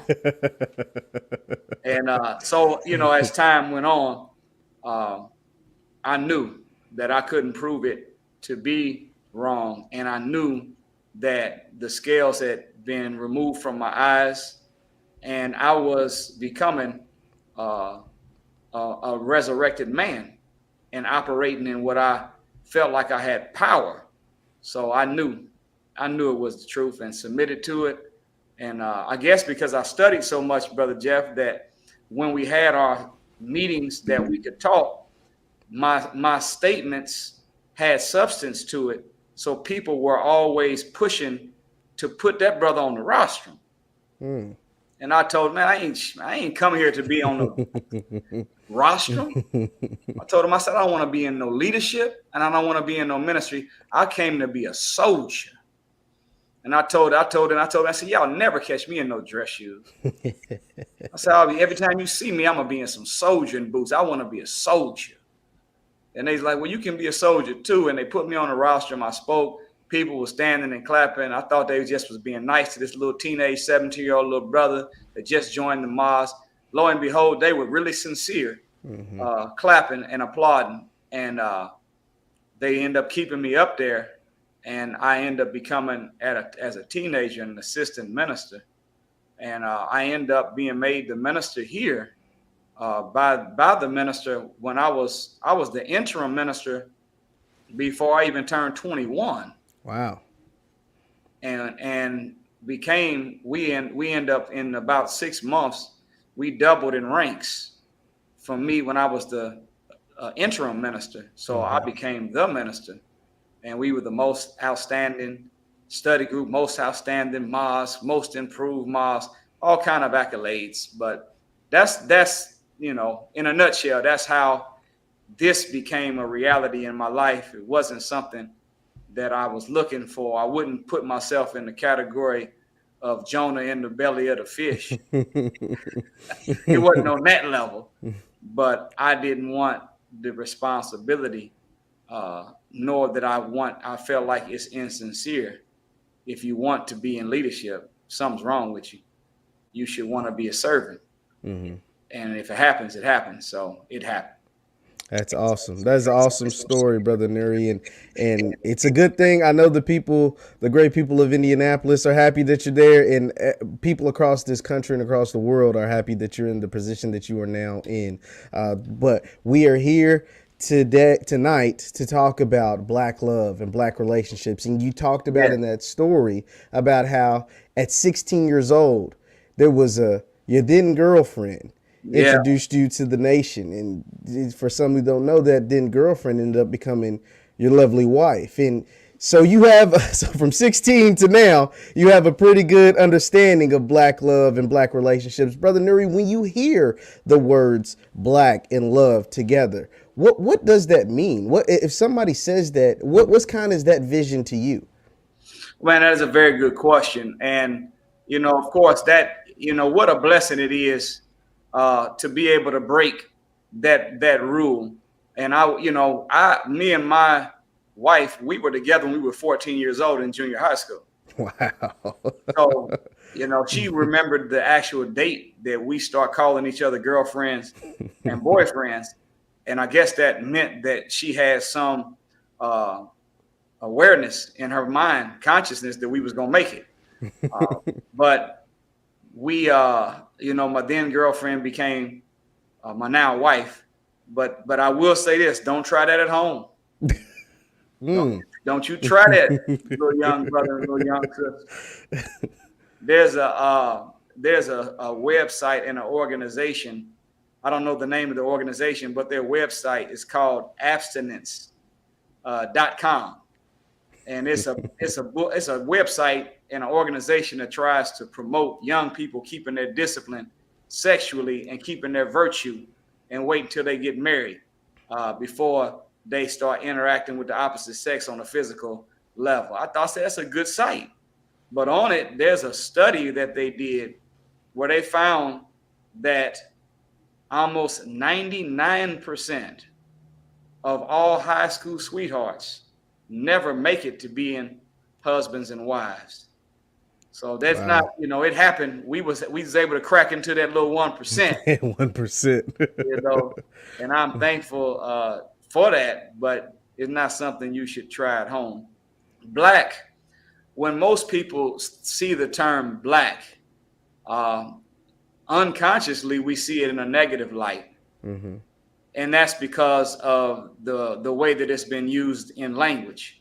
If you look in the dictionary under the term black, there's 120 definitions. All of them are negative.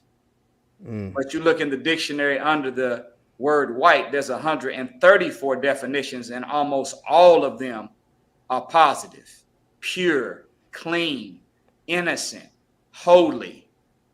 But you go to black, as in, you and my brother, y'all were on the line. If y'all wouldn't have made it, y'all would have been blackballed.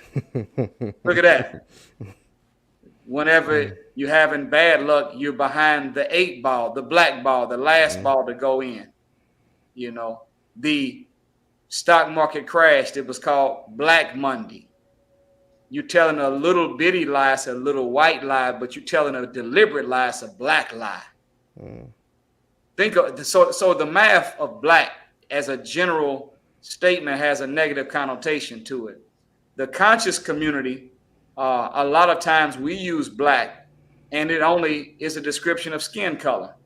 But black is not just color. Black is also consciousness, and it's also a connection to the Creator. So when I think in terms of black, period, I think color, consciousness, and connection to Creator. Black love is that kind of love that grows out of the color of your spouse, the same as yours. Conscious, meaning you care about your people and the rise of your people, and you have a connection to the Creator in the sense that you are moral and you are trying to please God. That's my little take on what black love means to me whenever I hear the statement. Awesome, brother Muhammad. That is a great way to put it, and that's a great way to start, because we're talking about black love and black relationships, and you gave a keynote at the All Black National Convention this year, and you broke down some statistics. One of those statistics was a long time ago, that it would be 90% of Yeah. black marriages, and they in almost 100% of those, 90% of black marriages would last. And Yeah. those statistics, it went to from 90% of black on black marriages to 40%. Just Right. can you break down some of that, and what do you think Yeah. are some of those the causes to the lack of black marriages that take place now?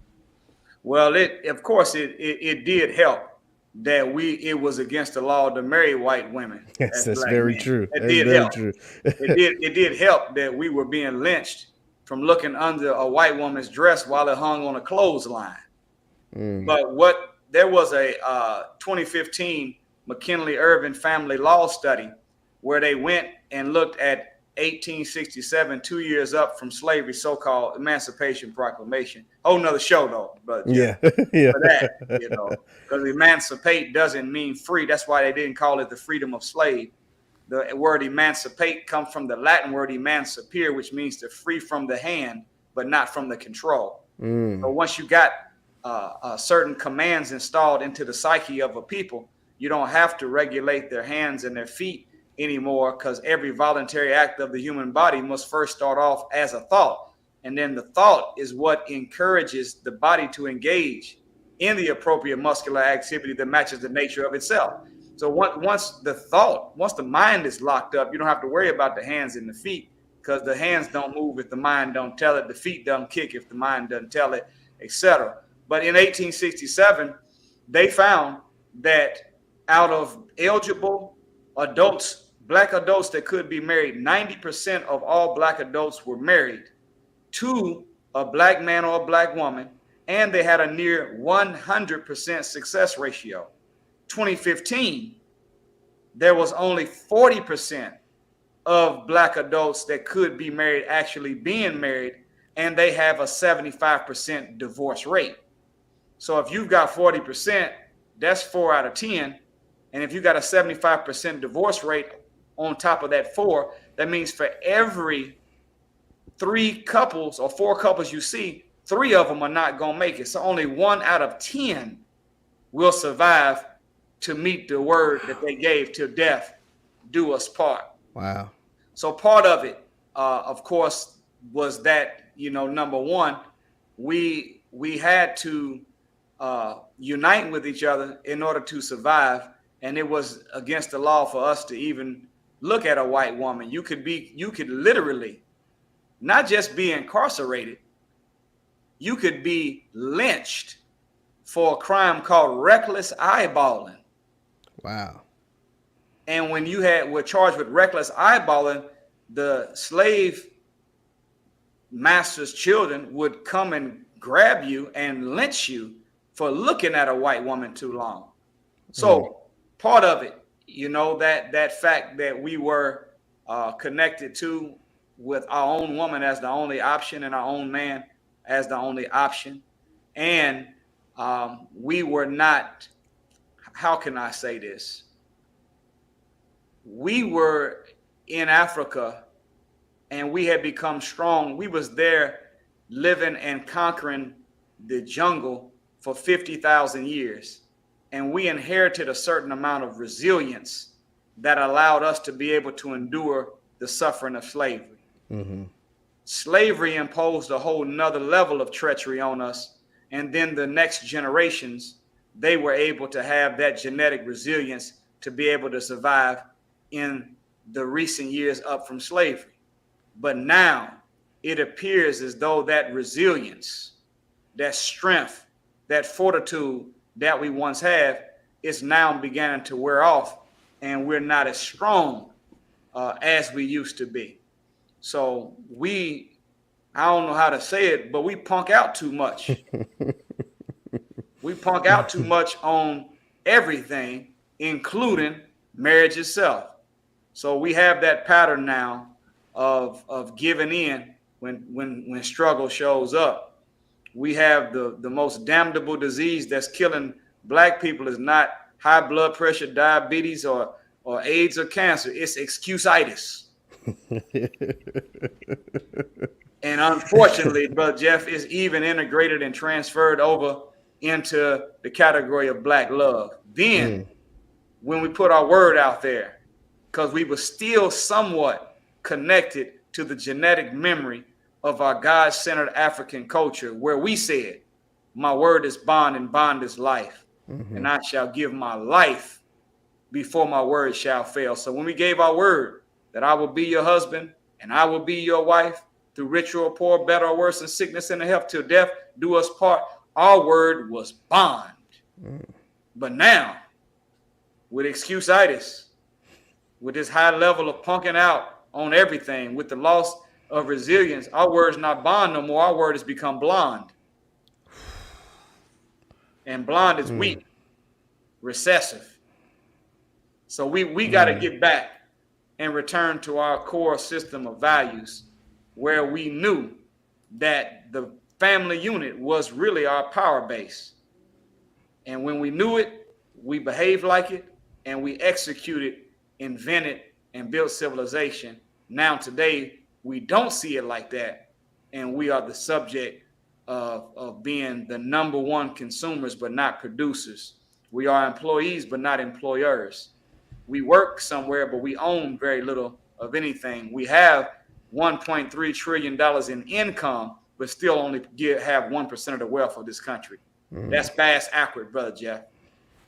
You didn't catch that. You didn't catch that. I caught it. Trust me, I did. I definitely did. You're a lot more poetic with your words than I am, but I definitely caught it for sure. Once again, we're talking to student minister, Brother Nuri Muhammad. Be sure to hit the thumbs up button, like, share, subscribe, because we are talking about black love and black relationships. Now, Brother Nuri, you talked about love, not your word not being bond, but being blonde. And what that made me think of was something that you spoke about during your keynote about this thing that you called beckery. If you could, please explain to the audience what exactly is beckery and what do you think that's doing to our community? Wow. Well, you know what? Anybody that remembers the song Lemonade by Beyonce, when she talked about Becky with the good hair, you know, it sounded like she was talking about a white girl sliding in and on her man. So beckery.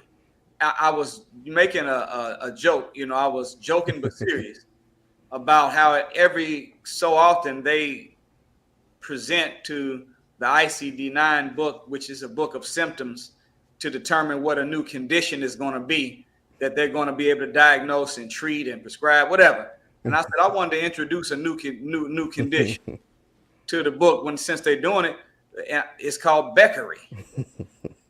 What is beckery? Beckery is the mental and the psychological mental and psychological castration of a black man as a direct result of a long-term relationship with a white woman. Ooh. And now, Brother Nuri, you're not gonna make a lot of friends saying stuff like that, but continue. but if we all you have to do, see, the Honorable Elijah Muhammad said this. He said, out of all of our studies, history is best qualified to reward the researcher.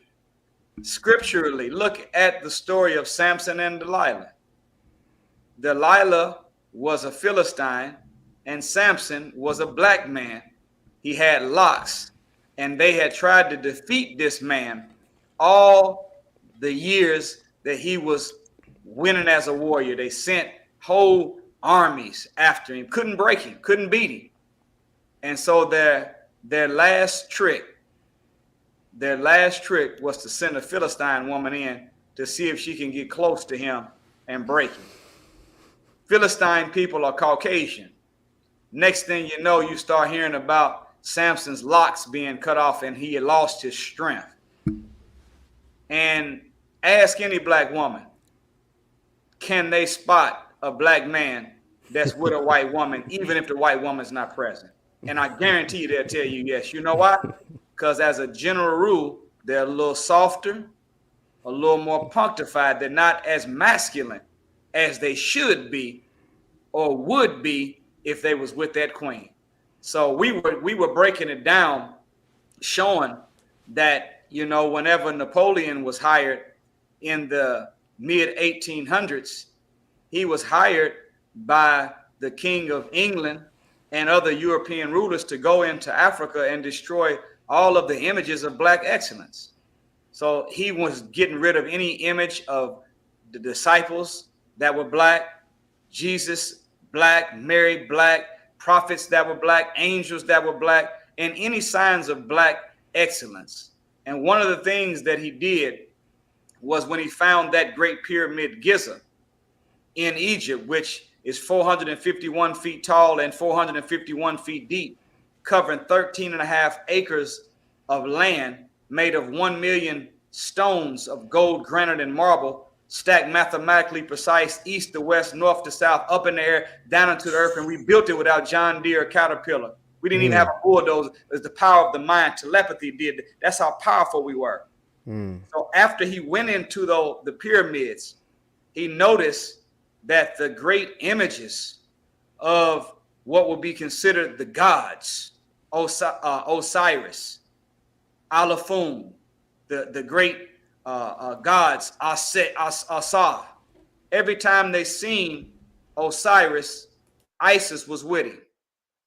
Every time they seen Asa, Aset was with him. Every time they seen the great god male, Alafun, Ilida was right by our side. So when you go into the pyramid now, you can still see Alafun, you can still see Osa, you can still see Osiris, but next to them, somebody scraped away the image. And that image that they scraped away was them being with that black queen.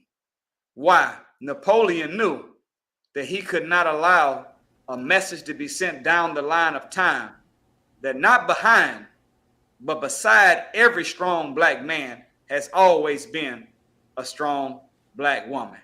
So we want to try to, he was trying to start the disease of Beckery way back then.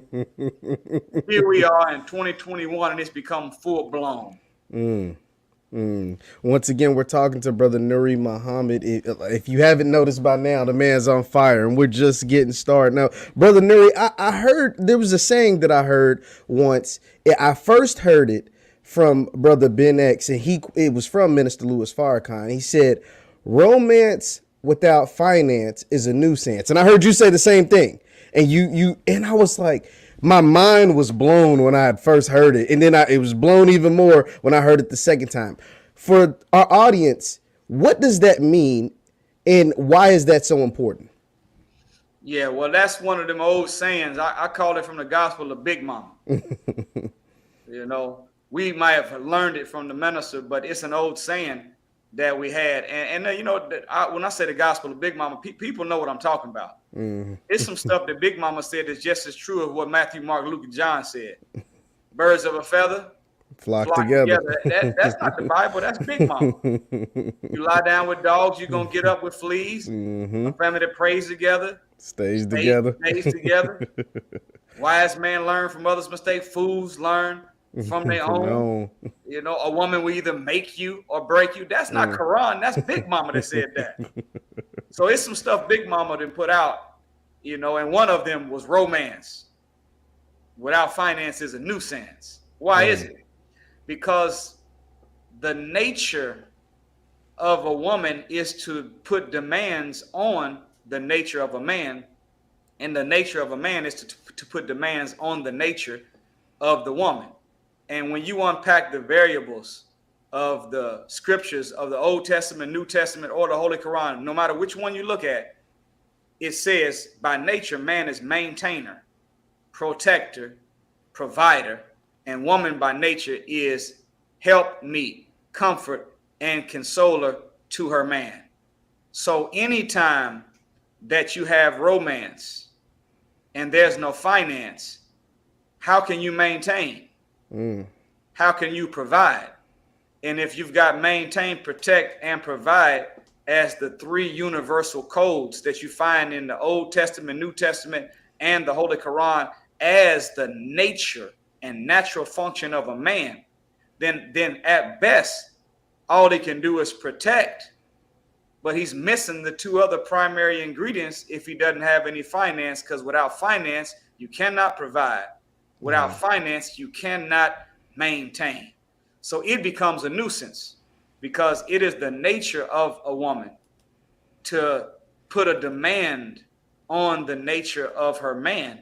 and she's going to want and desire, not because she is, as they say, high maintenance or whatever, but it's the nature of a female. She wants to be made secure, and she becomes secure when that man is a maintainer, protector, and a provider. And without finance, without money, you're not going to be able to fulfill maintenance and provision. So it becomes a nuisance. That's where the nuisance becomes. It wasn't a saying that men came up with. This was a saying that came from women based upon life experience. I then got connected to a man. He don't have no money, no know-how, no will. He's non-productive. Therefore, he's a nuisance. And no woman wants to be with a full-grown boy. Every woman wants to be with a man. And when you put a diamond on the finger of a woman, she's excited, but the real thing she wants more than a diamond on her hand is to be holding hands with a man that has become a diamond among men. And you can't be a diamond among men unless you know how to hunt, unless you are a go-getter, unless you know how to go out and conquer matter, energy, space, and time, and bring back material reward to build a legacy for your family. Wow, absolutely, absolutely, brother Hamid. That was the perfect definition to that very, very great saying by Big Mama. Now, brother Muhammad. Now I want to, but what about this? I want to pose to you this though. There are a lot of women who say that they are independent. Who say what do you say to those women? Like, I can make my own money. I may not need a man. I can do this. There's a lot of independent women out there. To that. And say like, hey, I don't always need a man to be my best. What are your thoughts on that? Well, it is true. And it is a survival mechanism at this point. And I would be crazy to tell a woman, you know what? Don't even worry about it. Just wait around for you to meet a good man. As soon as you meet the good man, you can start having the things in life that you desire. But until then, just sit around and be poor, broke, hungry, naked, out of doors with nothing, doing nothing, just waiting on a man. No, the Honorable Elijah Muhammad said that the woman, the black woman in particular, should be free to do anything that her heart desires, and she can do anything in the way of righteousness without violating her nature that a man can do. So it's nothing wrong with you being like that and being productive. In Islam, whenever a man marries a woman, it is customary that the man brings a gift of something monetary, either cash or something that has a cash value, and gives that to his new wife as what they call a dowry. And in Islam, whenever you marry a woman, what's hers remains hers. You don't get none of it. But what's yours becomes hers too. So it's nothing wrong with you having that spirit. It's just whenever you are in that zone and it's out of a compensation for the non-productive man that you're with. And I think that you would be wise as a woman if you know that romance without finance is going to become a nuisance. If that man doesn't have the skill set to go out and maintain, protect, and provide, then he's not worthy of becoming your husband yet until he gets to that status. If not, you're going to be married to a man, but you're going to be treating him in your mind, you will lose respect for him. And it's gonna really upset the balance of the home, because the language of a man is honor, and the language of a woman is security. She wants to feel secure emotionally, mentally, physically, and financially. She wants to feel secure. But the nature of a man is honor. And when that man is a non-productive man, he won't receive honor from his mate. And at a certain point, it's going to serve as a means of weakening the man even more. And he's not going to be loyal to you. He's going to be gone. So no, sisters, I understand. It is a unfortunate circumstance, and it's not by accident; it's by design. Mm. I encourage all of the viewers to Google the Willie Lynch letter and Google the "Let Us Make a Slave" document that comes from that letter of Willie Lynch, and look at the particular chapter or section on the breaking of the nigger female. Mm. And when you look at what he says,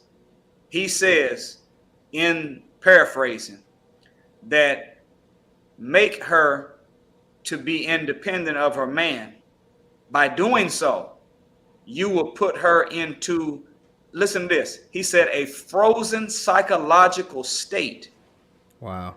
Where she will begin to train her offspring to be as you would make them if you were their parent. Talking about slave masters. Mm-hmm. So check it out. They know that that's not the nature of things. The woman is not born and created by God to handle an undue amount of stress. And the minute that you become so independent that you have to become maintainer, protector, provider, and comfort, and consoler, and homemaker, and mother, when you have to do all of that, you are putting yourself under too much stress and pressure. You're weighing other than your own self psychologically. It's only a matter of time before it destroys you health-wise and emotionally. So it's not a good system, but I understand it for survival. Be as you have to be, but encourage that man to be as he should be. And when he gets to that point where he is that hunter and that go-getter, and he is able to do for you and your family, then let that stress go and let him carry that burden. Smile and live a stress-free existence because you got a good man that knows how to take care of you. Absolutely. Absolutely. Once again, we're talking to Brother Nuri Muhammad. And now, Brother Muhammad, you have a series of books. Now, one of those books is titled Before I Say I Do. What Yeah. are some of the things that you suggest to flourishing couples that are dating that you would advise, some of the things they should think about or maybe even consider before they say I do? Well, that's a very good question. And this book is Before You Say I Do. This book is really designed to assist really a black man and a black woman on proper mate selection. Mm. If you notice, rich white people always marry rich white people. It's very true. And the reason that you see families marrying similar families among the Asians, the Jews, and Caucasians is because they are trying to keep a certain breed or a certain species of their people alive. So they are very selective. It's the same as it is with the dogs, the horses.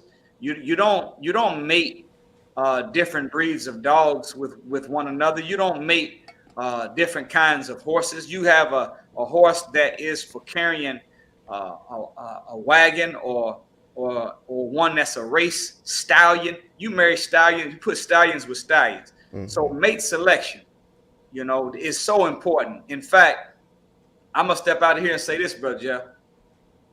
Outside of belief in God, choosing the right mate is the most important decision you'll ever make in your life.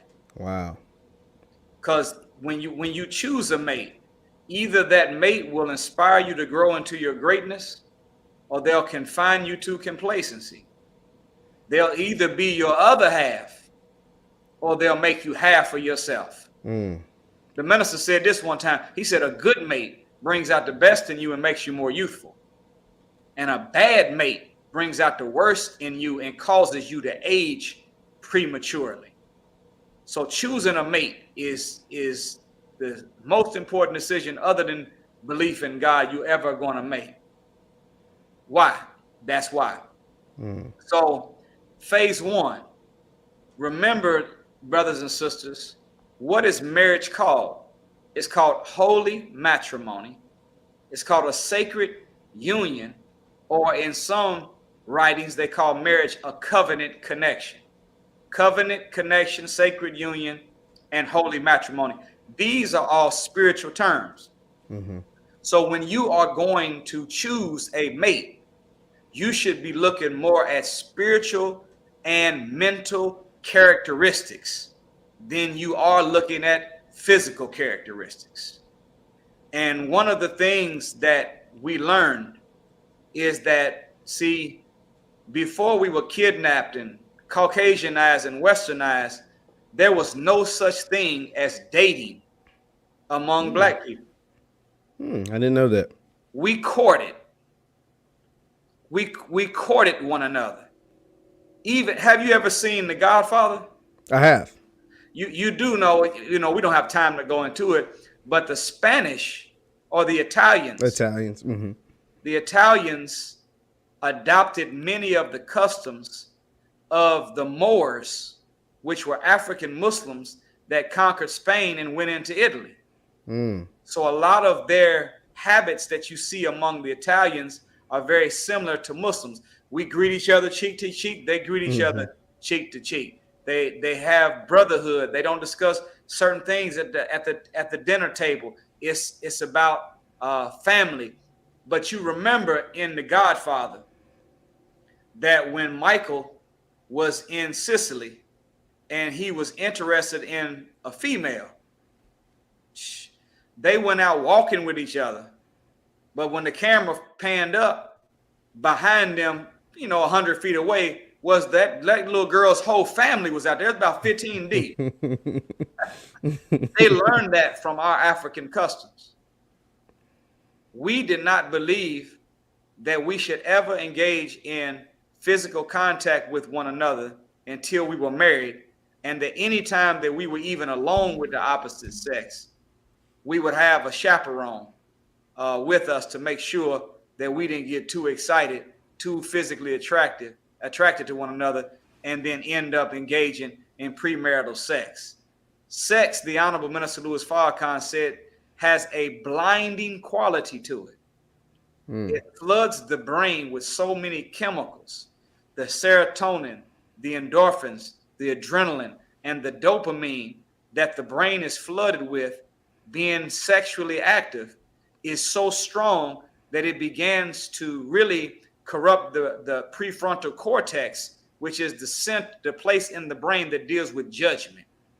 So once the judgment centers of the brain have become, for the lack of a better word, distracted and distorted, now you can't even see the negative spiritual or psychological, mental, or personality traits anymore because you're too infatuated with the physical.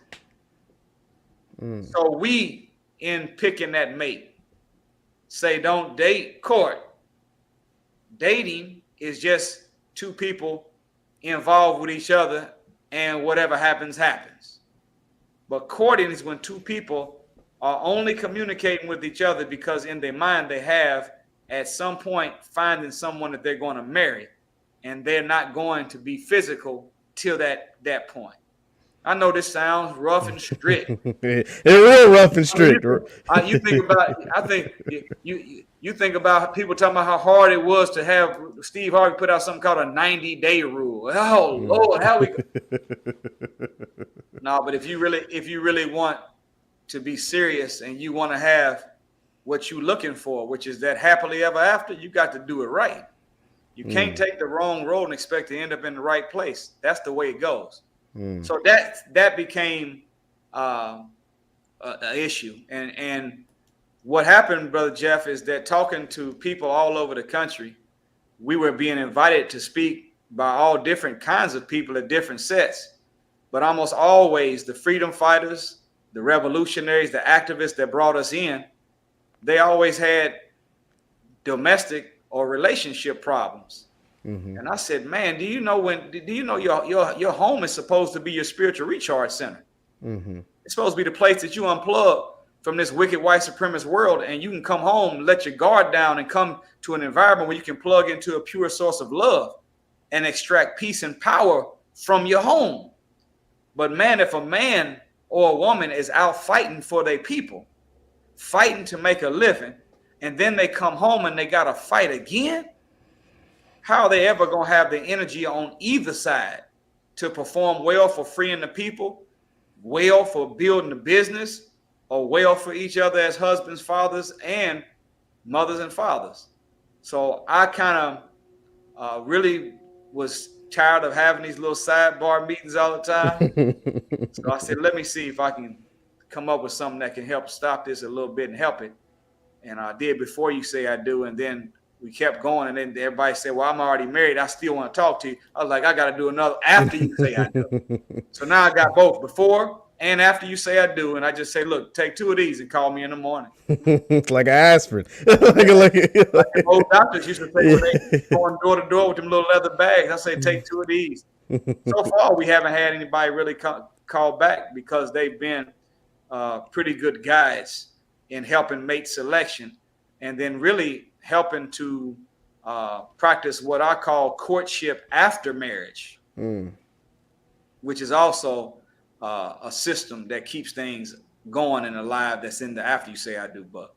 That's awesome. You can find both of Dr. Nuri, I mean, of Brother Nuri, not Doctor, Brother Nuri Muhammad's books. You sound like a doctor. That's why I was like, Oh, man, you're prescribing the right medicine right there at NuriMuhammad.com. That right there at NuriMuhammad.com. Now, Brother Nuri, I don't want to keep you all night, but I do have just a few more questions. yes, sir. That's fine. I do want to ask you, I want to backtrack a bit.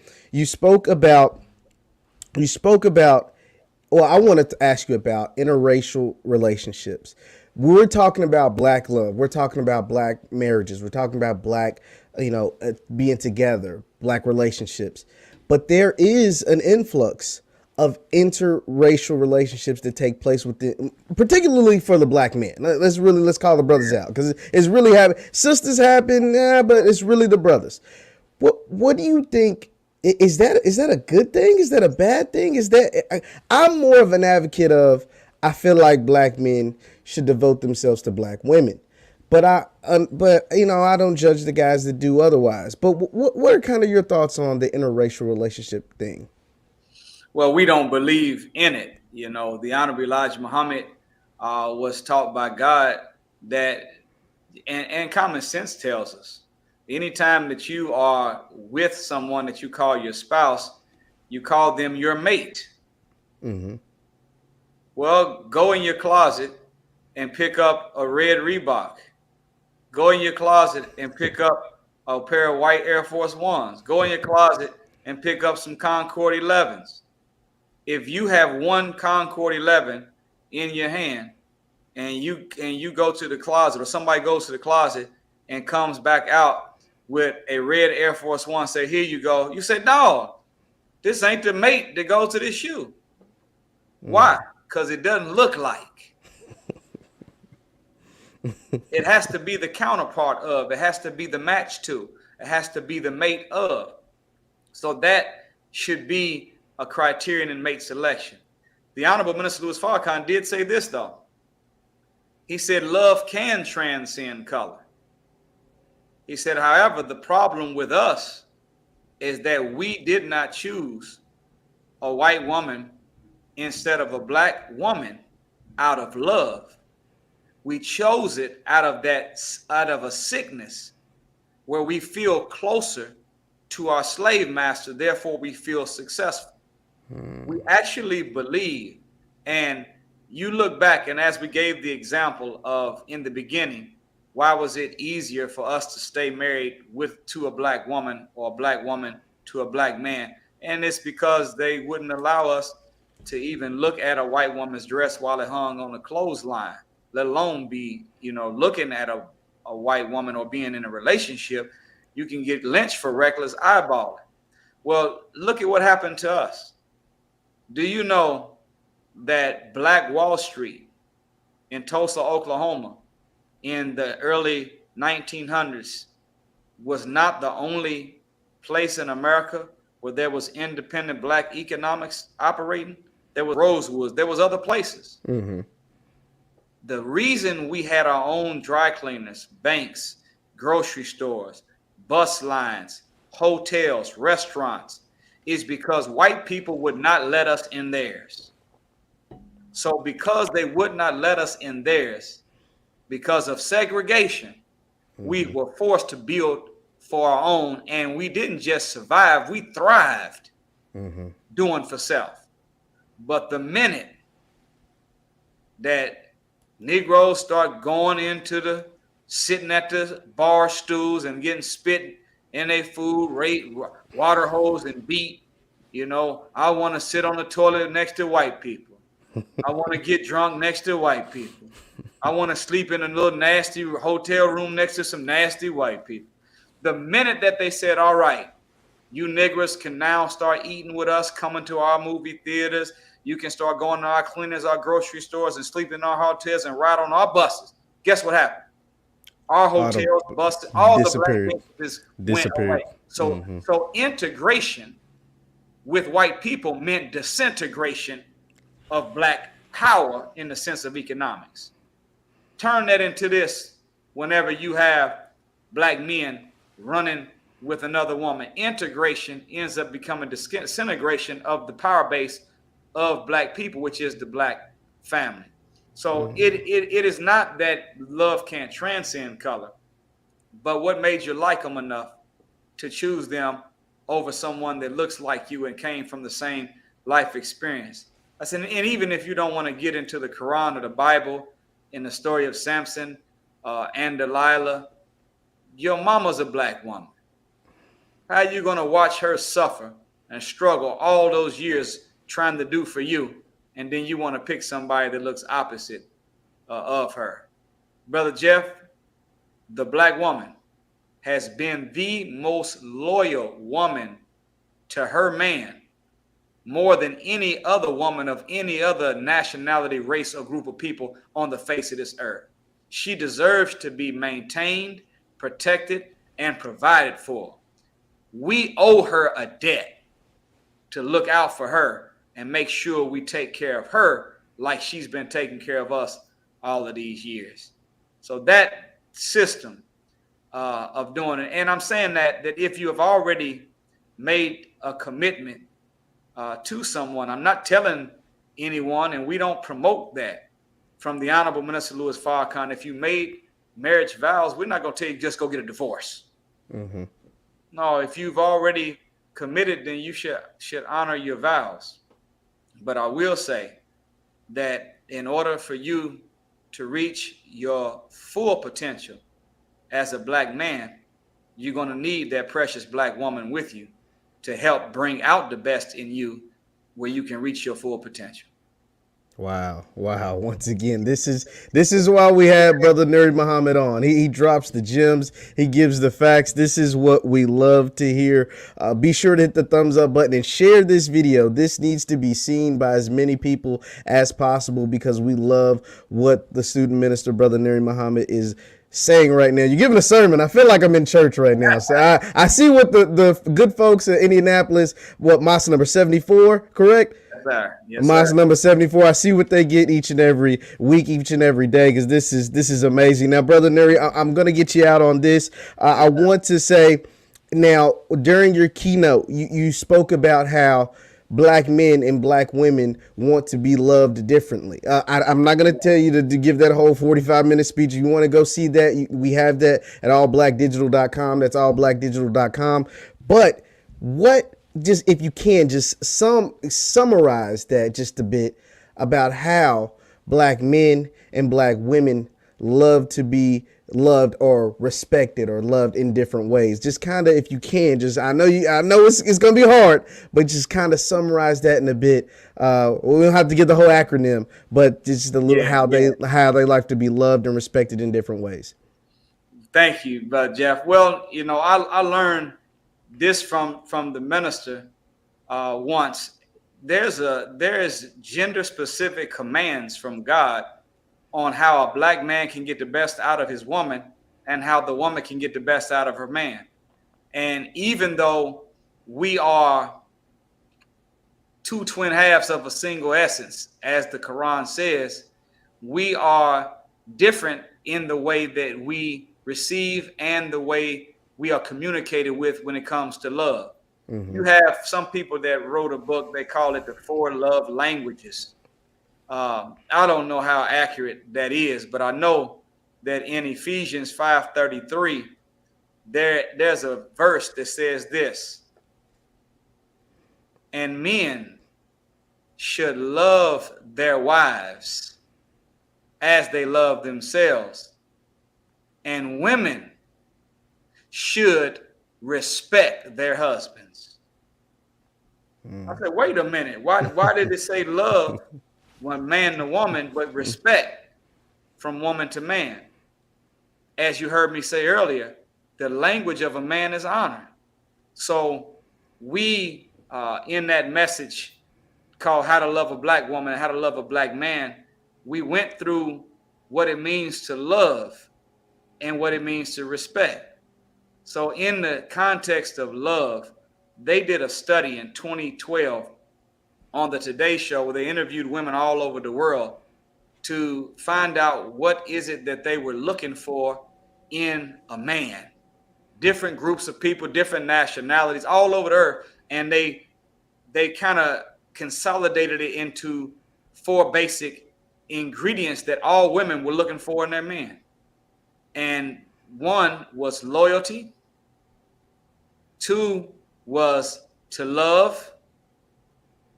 Three was to labor, meaning they wanted a hardworking man. Mm-hmm. Four was to listen. So loyal, and you know that as a general rule, women are one man, one women, but men have not been one woman men. Mm-hmm. So they were looking for somebody that, as Kendrick Lamar and Rihanna said, had some loyalty. And then they wanted someone that would love them, labor for them, and listen to them. And the fifth thing that they said was laughter, had a sense of humor, made them laugh. And we added to it. You can't just be no good man to a woman if you know how to listen, make her laugh, you labor, and you know how to love, and you loyal. The minister said this. He said, an ignorant man will never be a good husband to a woman. So you also have to be a learned man. You got to be learned. You got to be smart too. So that kind of a breakdown is what makes love from a man to a woman bring out the best in her. And then respect. We took respect and broke it down into an acronym. And the acronym is when every letter in a word represents another word, like CIA, the Cocaine Import Agency, and FBI, find a black man to incarcerate, media most effective devil in America. You understand what I'm saying? Respect. So the R, we're not going to break it all down, but R stands for respect itself. Show honor to your man.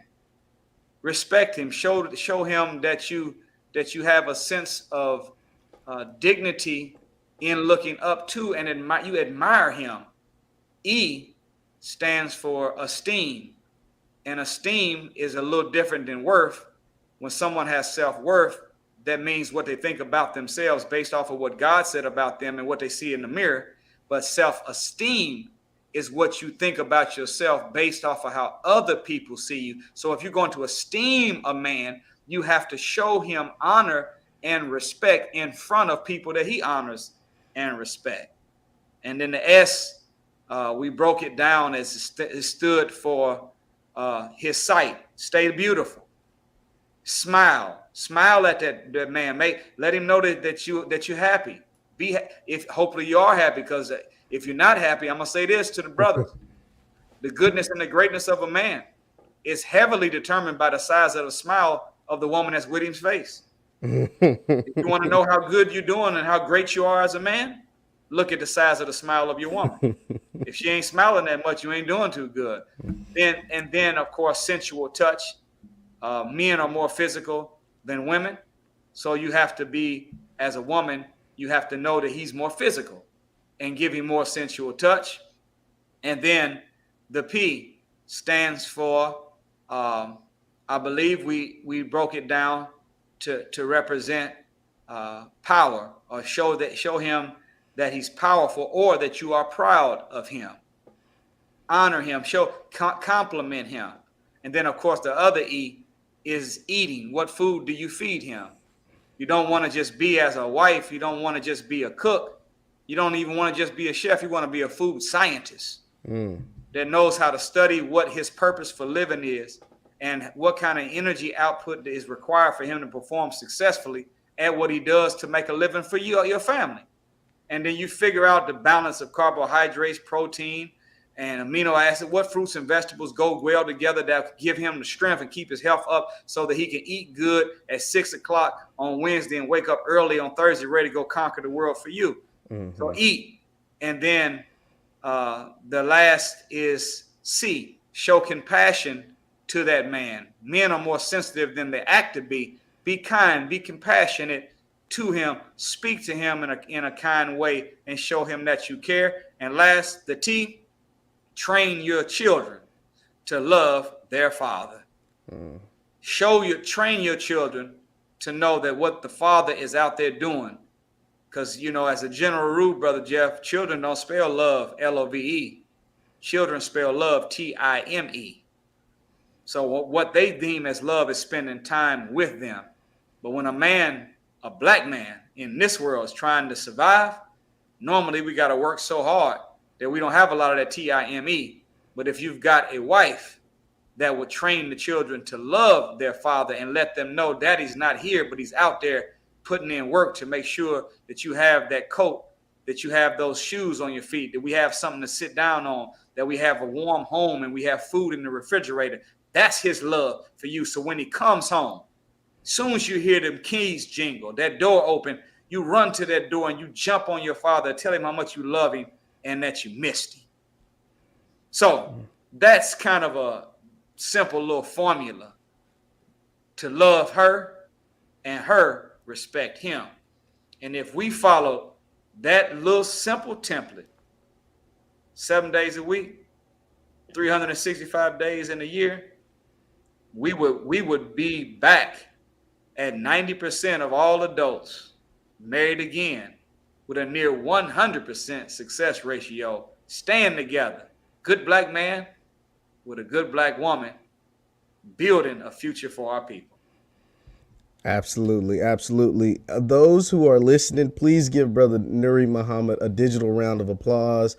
Brother Nuri Muhammad, you were a blessing to all of us tonight. We appreciate you coming through. You can connect with Brother Nuri Muhammad. They got him banned on some social media, some shadow banning going on, which is super garbage, but you can understand why. You can understand why, because if we had 1 million or 10 million or 100 million Brother Nuri Muhammad's in this world, our community would be a better place. You can connect with Brother Nuri Muhammad right here at NuriMuhammad.com. That is NuriMuhammad.com. Thank you all for tuning in. Brother Nuri, I want to say on camera, thank you so much. This was an honor to share this space with you tonight. I appreciate it so much. Man, thank you, Brother Jeff. And I look forward to coming back and being with you again. And I just challenge you to field the questions that come from the audience. And then in a few weeks, come back. Okay. Yes, sir. Questions that came from the people as a result of what they might have heard today. And no questions, off limits. And let's have that raw conversation so we can get our power base back. Yes, sir. Absolutely. For those who want to, you can send your questions to Brother Nuri right here at his website, or to me right here on Instagram. That is at JLightsy7. That is at JLightsy7 on Instagram and Twitter. I appreciate you once again, Brother Nuri. Thank you all for tuning in tonight, and we will see you next time. God bless. Peace. Brother.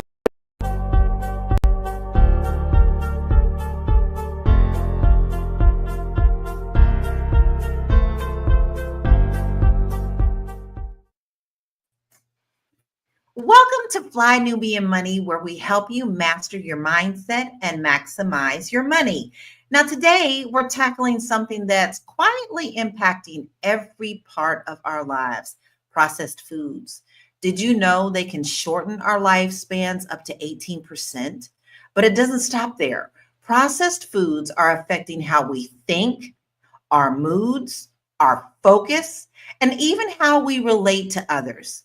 Now, we're going to dig into how these foods are linked to cancer, dementia, autism, and other health issues.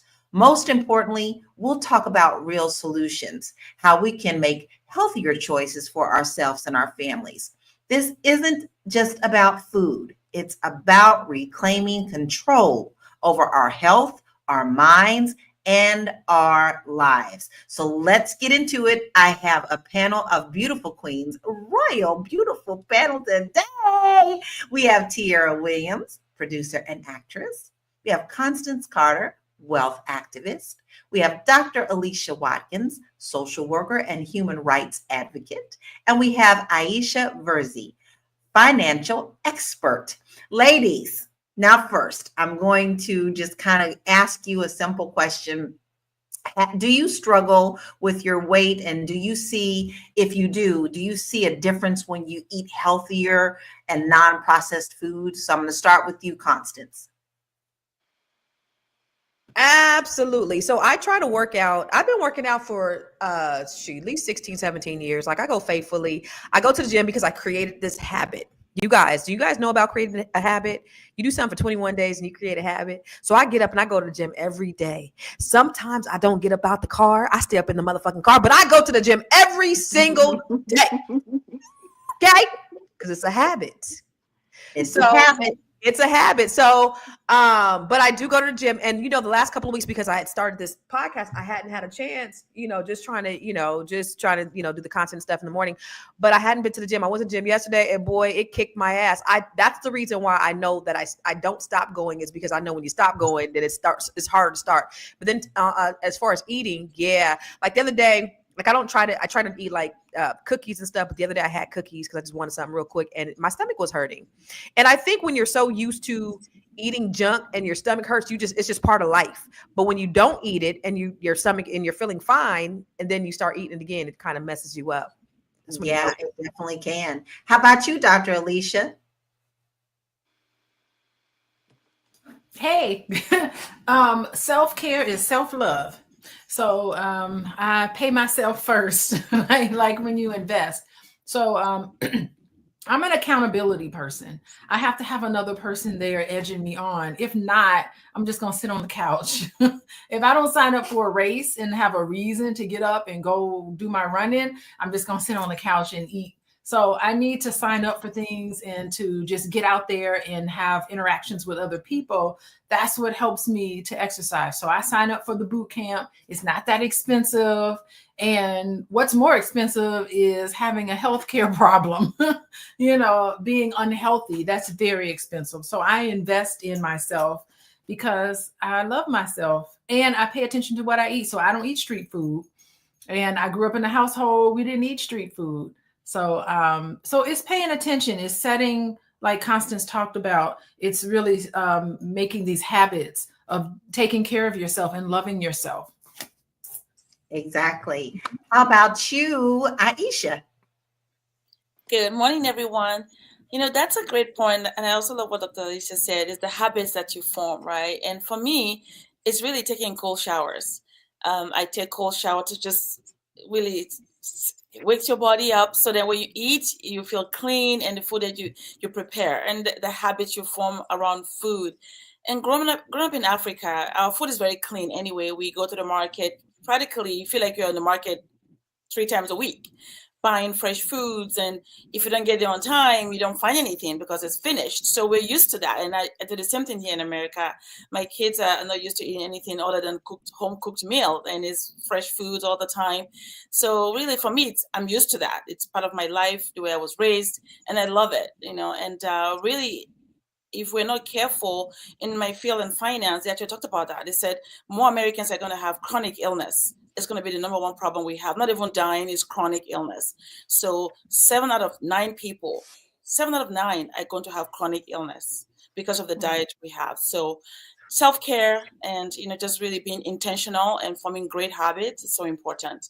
And that's how I stay in that space, make sure I keep good habits that I was raised with. That's a really high number, but you're right on point with that. So how about you, Tiara? I'm a bit of an extremist too. Like every year, before the new year, I have to run 100 miles into the new year to set myself up. I juice. I'm like, I'm going vegan for 6 months. I'm doing this. So I'm very extreme in that way. What makes my life hard is my daughter. She be like, Mom, let's go get some ice cream. Let's eat pizza. You know what I want? Let's go get a burger. I be like, yeah, burger. So my daughter is she's the angel and a bad influence. She is the serpent in my garden. She is a bad influence. So lately, her and I just go to the gym, and then I've just been making fresh vegetables actually I'm 28 days no processed food right now. So she just kind of got and I feel great. But I've been making foods, and she's been like, I've been feeling healthy at home with my mom. But she go to her dad's house, she's eating sausage and biscuits and rice and gravy. They from the South. So, so. And I grew up Girl, my mouth is watering. Don't say it. sounds About so good. I'm So eating good. oatmeal. That's Well, good. me, all of my life, I have battled weight. I have always been on the chubby side. I've always struggled with it, and I never understood why. Because we had a homegrown garden, and I do mean a big one. Because I grew up on land. We also grew our own beef, and we had chickens, and we had all that stuff. So I grew up in the country, but just because of that, you also use lard, you also use full butter, and I struggled with weight my whole life. It wasn't until I turned 49, 50 and I'm now 54, that I've been able to be very stable with my weight. So I've lost a total of 135 pounds. Yes. And so now I'm in maintenance, but I also have gained a little bit because I'm an emotional eater. And with the death of my sisters, I struggled with that. But one thing that has also helped me with that is the thought of my sister who used to run 7 miles a day. I too run now. And like you, Tira, I kind of do what you do, but every year since I've lost my weight, I've run the mileage of years, like run walk. So 2025, I will get 2025 in by the end of the year. And I've done that now for 5 years straight. So I think we all have expressed, like we all deal with it. But I can tell you right now, when I stopped eating processed foods, baby, life, clarity, I felt better, woke up better, no headaches, none of that. But it could be very, very sneaky for us. And food is really kind of hard to, you think you're eating healthy until you flip that package around and you really see what's in there. So I'm asking you, family, are you on the struggle bus with food? Do you find it hard to eat healthy, or are you okay just eating what you get out of the grocery store to make, I call it convenience food that's already prepared for you? What are your struggles? And we'd love to hear that from you. But I want us to look at this video because I think it's very important for us to continue our conversation. Let's check this out. We are getting destroyed, and it's very recent, and it's accelerating. The stats speak for themselves. You know this very well. 74% of Americans are overweight or obese.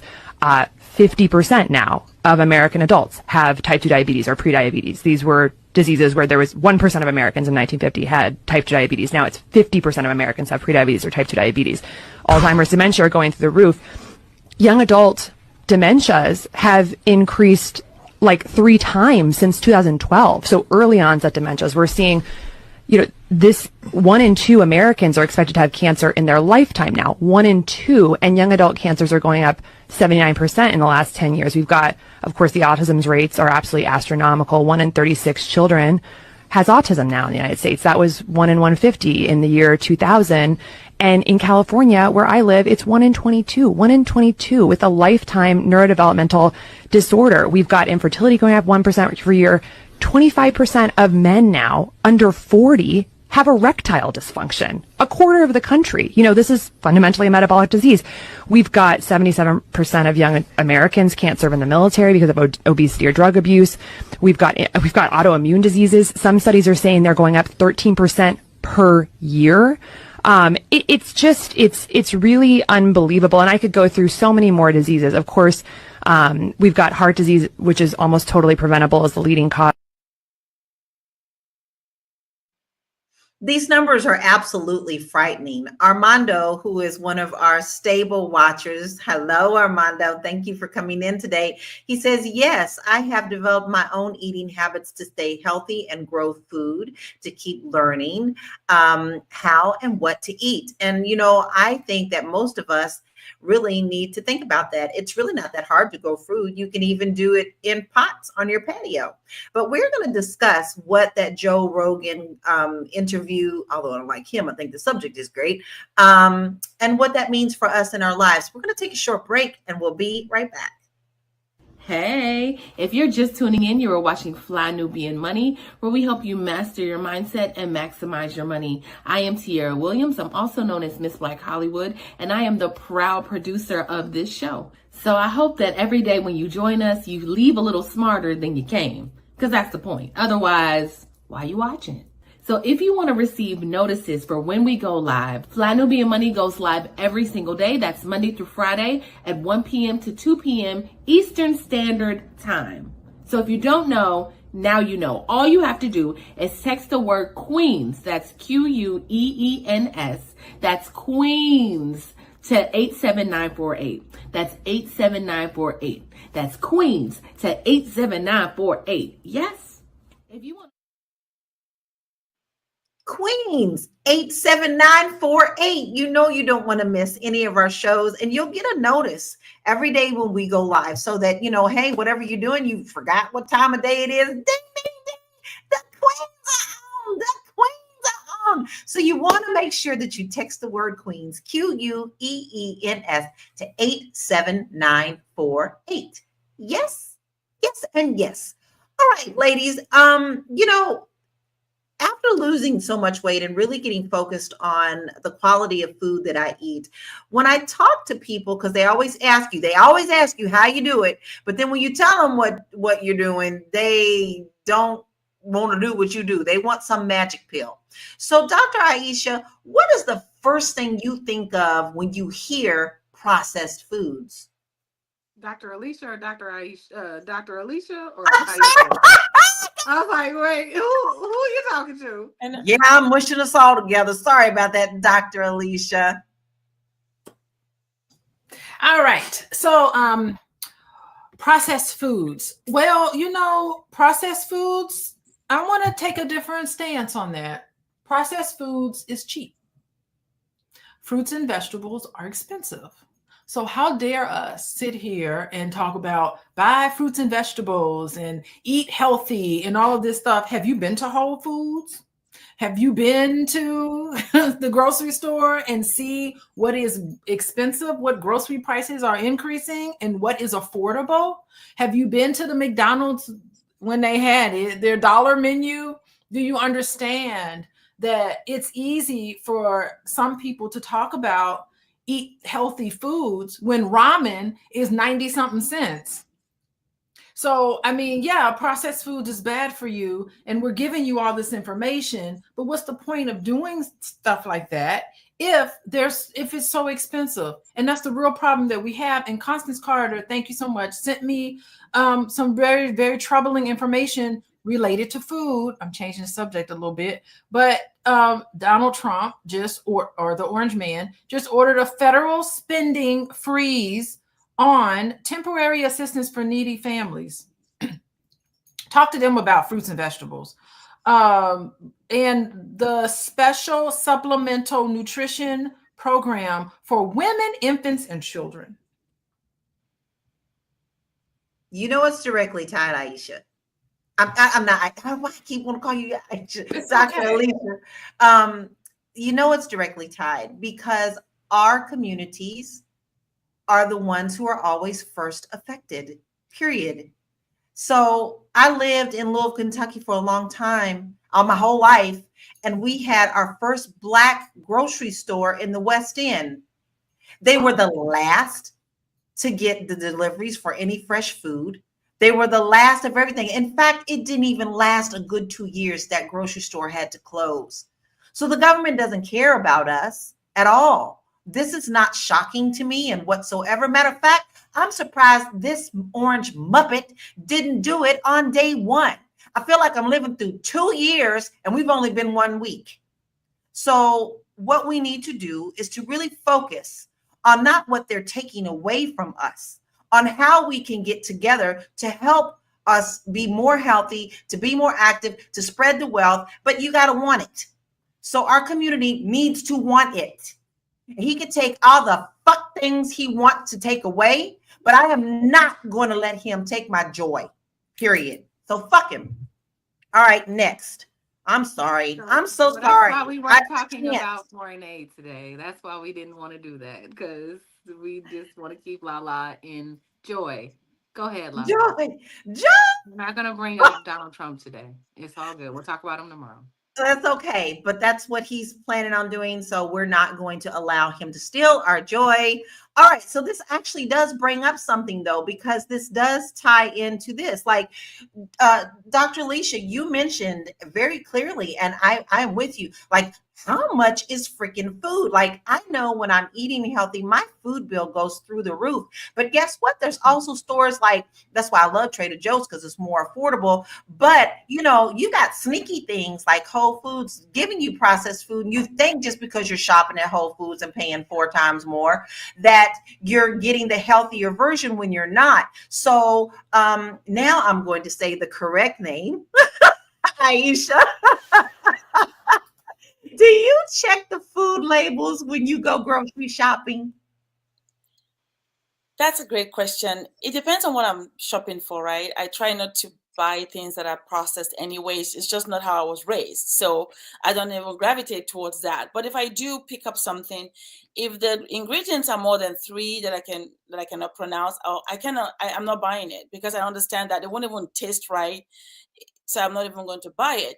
And one thing I do try to do, honestly, is try to shop what is in season, right? God is so merciful to us that if we just follow the rules of nature, we don't have to suffer that much, because every food in season is in abundance. It's in abundance, and you grow it faster, quicker, and they're actually looking for a way to store it because there's so much of it, right? So just try to eat what it's in season.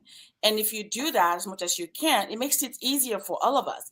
But if we try to eat food out of season, then now it's been preserved so that we can have what we want. So sometimes that affects us. So reading the labels, to me, it's only if I have to, but most of the time is what I know. Spinach, potatoes, tomatoes. That's what I'm buying, and that's what I'm making at home. I don't make it complicated. Eat the same kinds of food most of the time, and it makes my food eating clean, right? But really, that's how I stay away from even trying to read labels. It's just buying foods in season, in abundance, and just use it.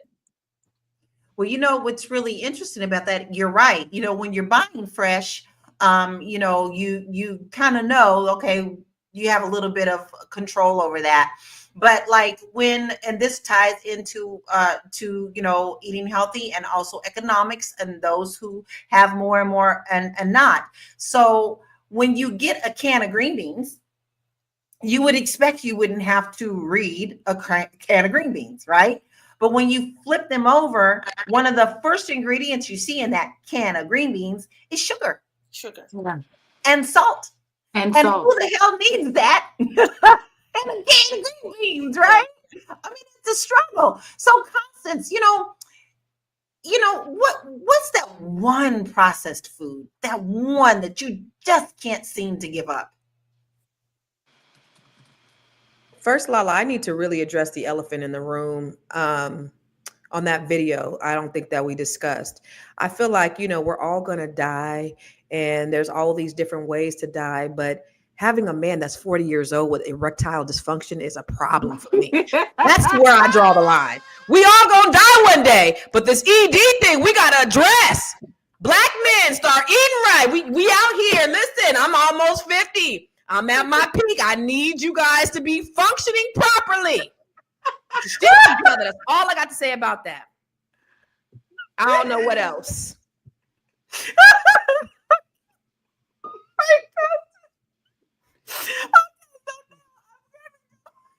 Thank you, Constance. That's a great comment. We need that for sure. Yeah, I mean, why are we gonna gloss over like that wasn't just said? Oh, I can't. Okay, but I gotta get back on topic. Y'all really kind of you know, y'all help a lot today. You have changed. You say you go back and forth with things, but you know what? How do you feel after eating a meal that's made with fresh ingredients? You know, you've kind of taken out the sugar, you've kind of taken out the salt. How does this make you feel? I feel better. I feel better around the board. Like you said, just looking at because what I know is from our diet we are either used to like sweet or savory. Like Americans need a certain they need certain texture to their food and they need to taste a certain way. But it just felt good. Like I'm like, okay, I can't take my taste buds feel like they've changed. Like I'm not eating things that are. Have you guys ever watched there's these TikTok videos and I wish I would have added it to this show where you can see like what 56 grams of sugar looks like. It'll have the food and then have all the grams of sugar stacked up. That can't be good, right? Or if it's showing you all the milligrams of salt that is in your food, it's just like overdose. Like it just feels like too much. And so what I was doing was I thought I was being healthy. I was drinking like I go to the gym, I have a Gatorade and be like, I'm getting my electrolytes, you know, not knowing that I'm also with those electrolytes also getting 60 grams of sugar every time I have one, having them every day. And that's just my drink on top of the things that I'm already eating, the occasional donuts. I'm like, ooh, there's a donut. It's just one or one cookie or, so, I feel good. I really do. I feel less inflamed. I really Yeah. do. Yeah, I noticed that when I'm eating better, like I don't wake up with that headache or I don't wake up with that hangover. Like, that I don't feel so good hangover. I'm 54. I will be 55 next month. I'm going to tell you, I feel better now than I did when I was in my 20s. Like I can Yeah. get up and not have the same hangovers or not like, oh, my back hurts.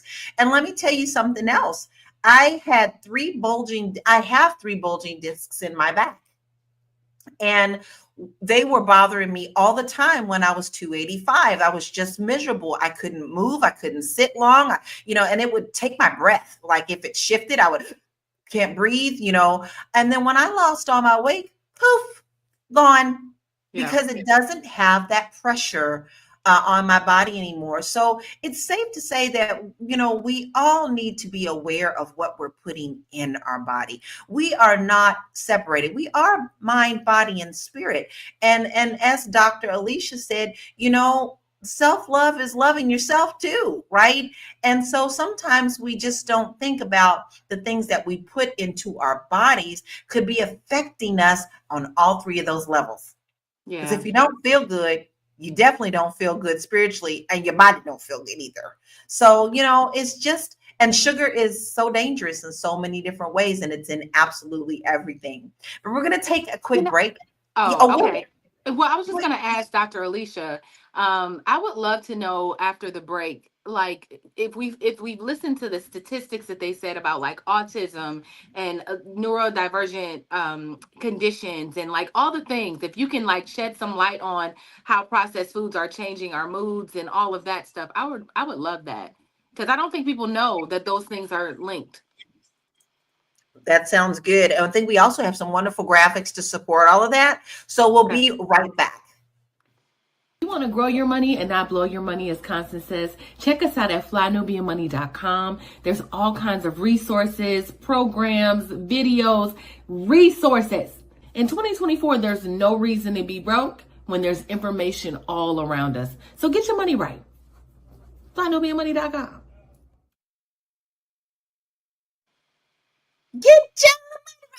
Get your money right. Listen, we are Fly Nubian Money. So this is what we do. We help you to get it together. Listen, we have wonderful free resources for you. So you just need to do a little tipping on your computer and go to flynubianmoney.com. We have a lot of resources for you who may be just confused about where to start.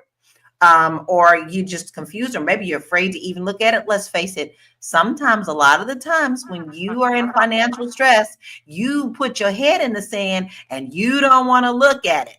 Well, you can't get started if you don't know where you are. We can put you at the starting line. We're there with you because now we can help you see the goal. So all you have to do is make sure you go to flynubianmoney.com, get your free work resources, and get your financial house in order. Now, I'm going to actually turn it over to Dr. Alicia to answer that question that Tiara had before break. Yeah, we all know the link between what you put in your body and the effect that it has on your mental health. We all know the right foods to eat, but there's still a block there because people aren't doing better, even though they know better. And I think I want to comment on the emotional eating piece. Comfort food is there because we don't have a connection with the people around us.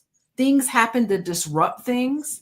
And just like all addictions, being addicted to food and turning to what we consider comfort food to make us feel good when we're going through psychological distress, that's a way of coping with the lack of connection. And when we are connecting and we have positive, happy relationships with people around us, then we tend to treat ourselves better.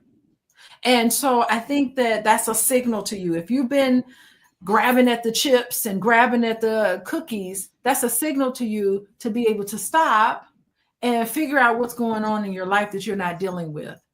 And, I do a lot of exercises with a lot of my Healing Haven folks. Hey, y'all, my Healing Haven folks, we do mindfulness practices. Mindful eating is one of the things that we talk about that's in my workbook. It's being present when you're consuming food, not on the phone, not watching TV, not all of these things. Don't eat chips and stuff while you're watching a movie because the whole bag will be gone and you just totally disassociated from your body. Your body's telling you you've had enough food. You can't be hungry, but really what you're starving for is connection and attention. That's a little bit of what we do in Healing Haven. Mindful eating exercises is to have nothing there and just be present with your food. Touch it, smell it, taste it, eat slowly. And I like intuitive eating personally. Don't stick to some diet. Get in touch with your body and try to figure out, okay, I think I would like to have something sweet. It's okay. So intuitive eating, mindful eating, mindfulness. I was talking about this yesterday with Joe. Hey, Joe, mindfulness is the answer for everything. Practicing mindfulness is the answer to all of the issues that are happening, as well as eating foods that is not good for you. And unfortunately, people think there's a magic pill because, as I've actually said before, when people ask me, how did you do it? I'm all for telling you how I did it. And this is what I did. And this is what I did. And they get these deer in the headlight look and they go, I'm not doing that.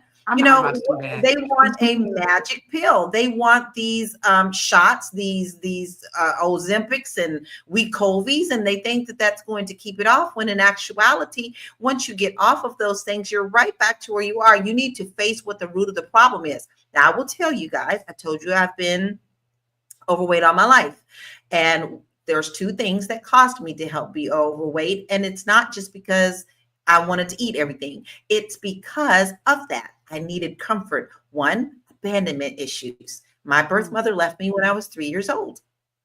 And even though I knew that I was loved, I still had abandonment issues. Okay. So, and I was told, you better finish your plate. Well, okay, I'll finish my plate and give me another one. Okay.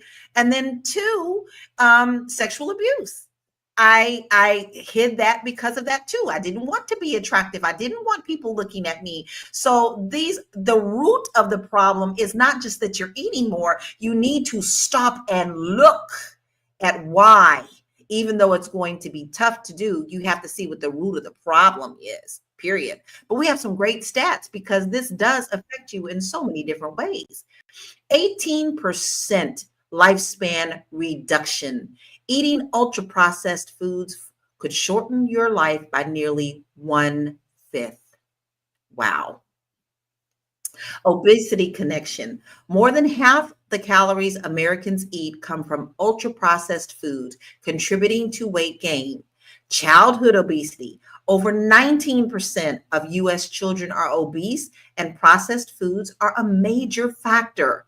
Addiction factor. Many processed foods are designed to make you crave more, leading to overeating. There is massive studies showing what they're putting in the food to make you want more and more and more. So it's no longer just eating 3 little chips or 5 little chips. Once you get that trigger from what the additives that they put in there, you're going to eat the whole thing. You're going to eat the whole bag. So we are fighting this battle on all fronts. Mentally, spiritually, body, also what they want us to continue to do so that we continue to buy. So I'm going to ask you, Constance, do you think, what are the biggest barriers that you see to eating healthier? So I think it's the biggest barrier is probably like how you were raised. I didn't develop good eating habits when I was a kid. Like Dr. Alicia, she was like, we didn't eat this. And I'm like, yo, every time I hear Alicia talk, I'm like, damn, why couldn't my parents be like yours? I can't say, why couldn't I have your parents, but why couldn't my parents be like your parents? My parents is from Arkansas. My mama still eats chitlins. Did I really get offended? Like, why the hell are you eating this slave food? But, growing up, I always went up and down. I've always gone up and down. I was, chubby when I was little. And my mama was so cruel. I used to be like, Mama, they laughing at me at school. She'd be like, quit eating then. And I'm like, well, that's not very Nice. Yeah, you didn't make me feel better about myself. It's like that grandmama said, you knew you was big before you went to school. It's like my mama was kind of like that. And then when I got older, like my ex-husband was thin. I would say we were like the number 10. I was a little rotund. And then I remember, he didn't eat a lot. And I used to be like, well, he's like, he don't eat to get full. But I'm like, but how do you know when to stop? You know what I'm saying? Like, you don't stop until you get full. So I don't understand the concept. But my mama always said, because my mom used to be really thin, she used to always say, you don't eat to get full, you eat to just satisfy your hunger. But I think most people eat to get full, and we just crave certain things just because of, how we were taught growing up. We weren't taught healthy habits. Yeah. Yeah. And then also, like I said, I was taught no matter what we had, they would fill my plate, but then they would also tell me I needed to eat everything on my plate, whether I was full or not. That was a requirement. And I did not do that with my son. Tiara, was that something that was a part of your life as well? Were you told to eat everything on your plate, or were you allowed to only eat until you were full? Or I was going to get a whooping. You better eat everything on your plate, or you're going to sit there all night, or I'm going to whoop you. I'd be like, I don't want it. I don't want no more. I definitely had that. And what's so funny is that now when I go back to New Orleans, I can't eat the way that I did before I moved to California. So of course there was gumbo, there was all the things, all the buttery, savory things, the etouffees and all the things. Please, all the please, gravy. please. Yes. I beg of So you. good. Yes, the gumbos, the biscuits, all the things. And then I got to LA and I was like, oh, so y'all don't put gravy on it? You got a side of gumbo? Like it was that. And then and now I go back to New Orleans. I'd be like, do you guys have a side of kale? They be like, girl, go on out of here with that. Right. It's a real thing. It's a real thing. So I had to learn.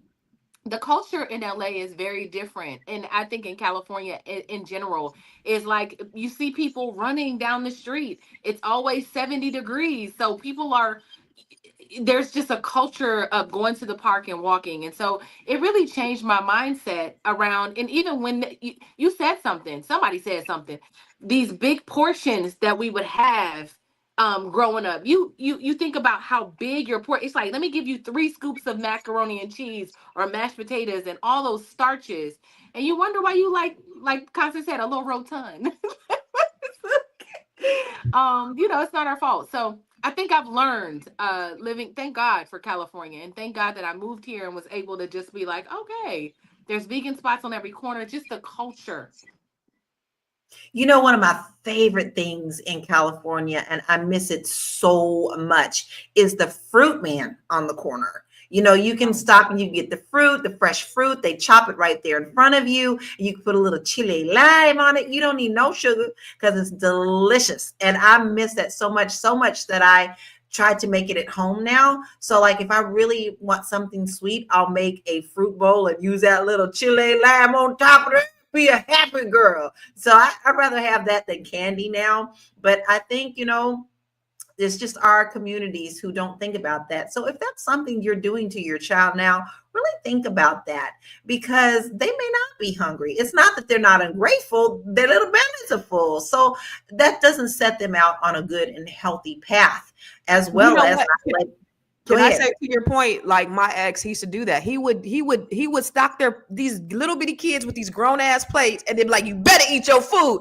And so then I was like, you can't feed these kids adult sized portions and then whoop them when they don't eat it all. Like, and so, but that's very common because that's something that was taught from generation to generation. You go get these kids all this food and whoop them if they can't eat it all. It's like crazy. Right. But that's right. Or then reward them with something bad. If you eat it all, I'll give you ice cream. Like what is the balance? All the calories, 3,000 calories in one sitting. But you're not thinking, we haven't been trained to think that way.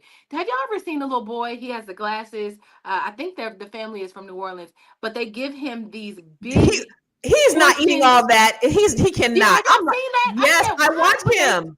He be like, I just gotta give glory to God because my mama had made this food. He be like, Mama, it's so good. But the plate is literally like this big, and he's just eating it. I said, he can't be eating that whole thing. I'm like, this is just for presentation because they are not stuffing that little boy with all that food. Please. But I have actually seen it. I've actually seen it in Kentucky. That's the thing, because they say food is love, right? That and the more we love you, the more we gonna feed you. And as you get older, you start thinking, wait a minute. Food is love, and then you got a total disorder of thinking that food is love. Love loves me. If you ain't feeding me, then you don't love me. Or it's really hard when you put those things in people's brains at an early age. So yeah, I have actually seen that. Now, David Crothers says, I was in the hospital just recently due to my diabetes. My sugar was so high, 687. I was sick. I could have got worse. I was drinking a lot of sweet drinks, processed food too. So my next question for you, David, because now we all up in your business, thank you for sharing on that with us. So did you change your diet? Are you looking at changing your diet, and how are you doing that? We're so glad that you're still here with us, but how are you going to change this to help you be better? So we have a couple more graphics that I want to go through before we move on to the next break. But he mentioned diabetes. So the diabetes epidemic, processed foods and sugary drinks have doubled type 2 diabetes rates globally in the past 30 years. Let's back it up a little bit. People who eat, okay, thank you. I will do that next. My mother was diabetic. My auntie, who was a nurse, was diabetic. And when she came up, she was like, all you have to do is take this insulin shot and then you can eat anything you want. She was a nurse. Okay. So she told my mother that. So my aunt ended up having her leg taken. My mother, she couldn't keep her sugar in. And before she passed, I had to give her shots. That is absolutely traumatic. So I want to know, do you have a history with diabetes? Are you struggling with diabetes, or someone that you love very much in diabetes? Let's start with you, Dr. Alicia. Okay, so it's interesting. My son, no, I don't have diabetes, but my son, his really good friend is doing cancer research.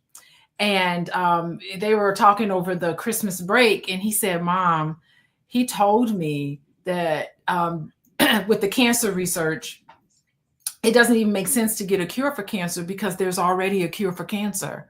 And I said, what? He was just like, staying away from the sugar, eating right, staying away from processed foods, exercise, dieting, no drinking, no alcohol, no drugs. That's the cure for cancer. We already have it. So they're researching all of these things. Oh, and being in a positive mental state. He said, if you can follow all of that, you'll not have cancer. And it's true. I mean, I love scientists. I like science. I like numbers. I like data. And we know without a shadow of a doubt why cancer rates are so high. It is directly connected to diabetes. Yes. Diabetes is the foundation of every disease that will take you out of here. And it's just unbelievable how people know this, have diabetes, and they still trying to go to Wendy's. They're still trying to go to McDonald's. They're still My auntie was a nurse. They can't make the connection, and they just have this desire for whatever's happening emotionally to do things that's going to destroy them. It's self-destructive. It's an addiction. Yeah. Food is an addiction. It's an addiction like everything else. What are you bearing? And that's another thing. Like, we get into this world where people aren't validated. They don't even want to talk about what's going on. When you silence someone's voice and tell them they're not worthy, what are you going to do? You're going to go to an addiction. And food, alcohol, drugs, all of these things is where we're at. We live in a toxic world. Yes, and most Society people do is not want to toxic. believe that. They do not want to believe that food is an addiction. Most people will tell you, just stop eating. Okay. All right. And with that, we're going to take a short break. We'll be right back. Fly Nubian Money is now on Spotify. Yes, yes, yes. We are on Spotify. So if you can't watch us, you can listen to us. All you have to do is search Fly Nubian Money and we will appear. All of our episodes. Make sure that you leave a 5-star rating and review so other people that come along and are looking for a good show to watch, they'll follow us too. If you are interested in being on Fly Nubian Money, sorry, I don't have any spaces. I'm just playing. If you are interested in being a queen or a king on Fly Nubian Money for the day, please reach out to me. I'm at info@realvirtual.net. That's info@realvirtual.net. Also, if you need help with your business, go ahead and send me an email for that too. Okay. I've said enough. Now back to the show. Listen, when we tell you we do all the things, we do all the things. We come here, we talk about things that are of interest to our community. We help you master your mindset and your money. We give you great things to think about. We give you homework. We give you laughs. We sometimes talk about very difficult things, but we tackle them and give solutions. But listen, if you just are busy, you're just so swamped right now and you can't catch us live, the cool thing is we're on Spotify. So you can take us on that jog. You can take us in that car ride. If you can't listen to us live, you can go back and watch any of the ones that you've missed. So go to Spotify and make sure that you download us at Fly Nubian Money. Then give us a 5-star so everybody else can find us. But I just told you was busy, right? Because there's really no other reason that you would miss our show. But maybe you need to learn to delegate and get some work done that doesn't need to be on your plate. You could do that too. All you have to do is to email us and we can help you with the things that maybe you need a little bit of help with. Free up a little bit of your time at info@realvirtual.net. That's info@realvirtual.net. Yes, we do. Oh, duh. Okay, we need to hit another video. I still am going to come back and tackle another question on with you guys, but let's check this out and let's see what you got to say about this one. It's not an overstatement to say that I learned virtually nothing at Stanford Medical School about the tens of thousands of scientific papers that elucidate these root causes of why American health is plummeting and how environmental factors are causing it.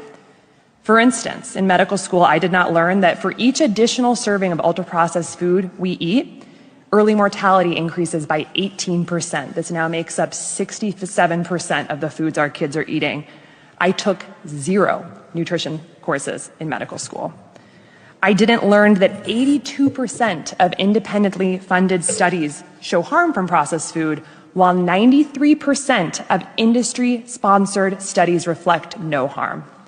In medical school, I didn't learn that 95% of the people who created the recent USDA food guidelines for America had significant conflicts of interest with the food industry. I did not learn that 1 billion pounds of synthetic pesticides are being sprayed on our food every single year. 99% of the farmland in the United States is sprayed with synthetic pesticides, many from China and Germany. And these invisible, tasteless chemicals are strongly linked to autism, ADHD, sex hormone disruption, thyroid disease, sperm dysfunction, Alzheimer's, dementia, birth defects, cancer, obesity, liver dysfunction, female infertility, and more. That's heavy. Yeah. Did you see that list? That list is so full. Autism in our babies. You know, our babies. They come out, and if you're not breastfeeding, not to shame anybody who doesn't, I'm just saying, but if you're, the things that we give them is going to be directly related to how they grow up in their health. So studies suggest that diets high in processed foods during pregnancy could impact autism rates. These are our babies, y'all. But here's how do we get around that when we know that there are places like Monsanto, how do you say it? Montiasago, whatever it is, have taken over the whole farming production, where our food is being grown with particular seeds. And if a farmer chooses to use another seed, they get punished for doing that. So our government has a lockdown on our processed food. So if you think you're even getting like really healthy greens and kale, they're being sprayed by pesticides, right? So it's difficult for us to wrap our heads around what we need to do other than what we are, unless we're growing it ourselves. So, you know, Aisha, I'd like to know, because you come from two different sides, and I'm going to talk about that too, you being overseas and then in America. So what small changes can someone make to cut back on processed foods? Yeah, wow. That video was very loaded, right? Just listening to the statistics just make you want to actually cry that the government is allowing this to happen to its own people. These are the generations that will take care of this country, and what they're feeding them already is like, wow, you're setting up for failure already. I think some of the things that we could do, I am doing personally, is farmers market, right? Sometimes if you can't grow the foods yourself, your local cities usually have farmers that love to farm, and they have excess things they want to sell. You can just browse there and get a few things that will kind of reduce our need to go to the market to buy processed foods, right? But we have to make the time. The key is also prioritizing and making the time to make this work. And what I do to try to help me do this, because I know it's not easy. I have kids that are born here. And like Natera was saying, Mom, we haven't had a hamburger for a long time. Can we have that today? Mom, my friends are having hamburger. Why can't we have hamburgers and French fries? So I have to also deal with those things as a mom from Africa that I wasn't raised with. We can't even afford to buy that when I was growing up. We didn't even think about eating outside. We only eat at home. No matter how much money we have, we always eat at home. So I'm used to just living my life in such a way. But with my kids, I try to balance it out, right? So go to the farmer's market, get what you can get, and also go to the markets that are halal or Jewish market, because they do not believe in chemical foods. So if you can go and shop there, down the street, we have a halal market, there's a Muslim market, everything there, at least most of the fresh food, they are raised properly. The meats, everything, because they're very clean in their diet, goes into such place. And just, if you buy less, you eat less. You don't have to eat the processed food. And I also grew up fasting. We have to fast, right? So when you fast, you eat less. So really just little things like that can help you.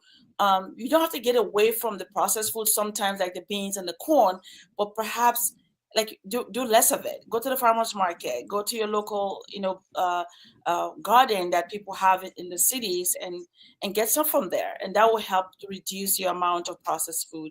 That is what I think we can try to do, because our government is not helping us.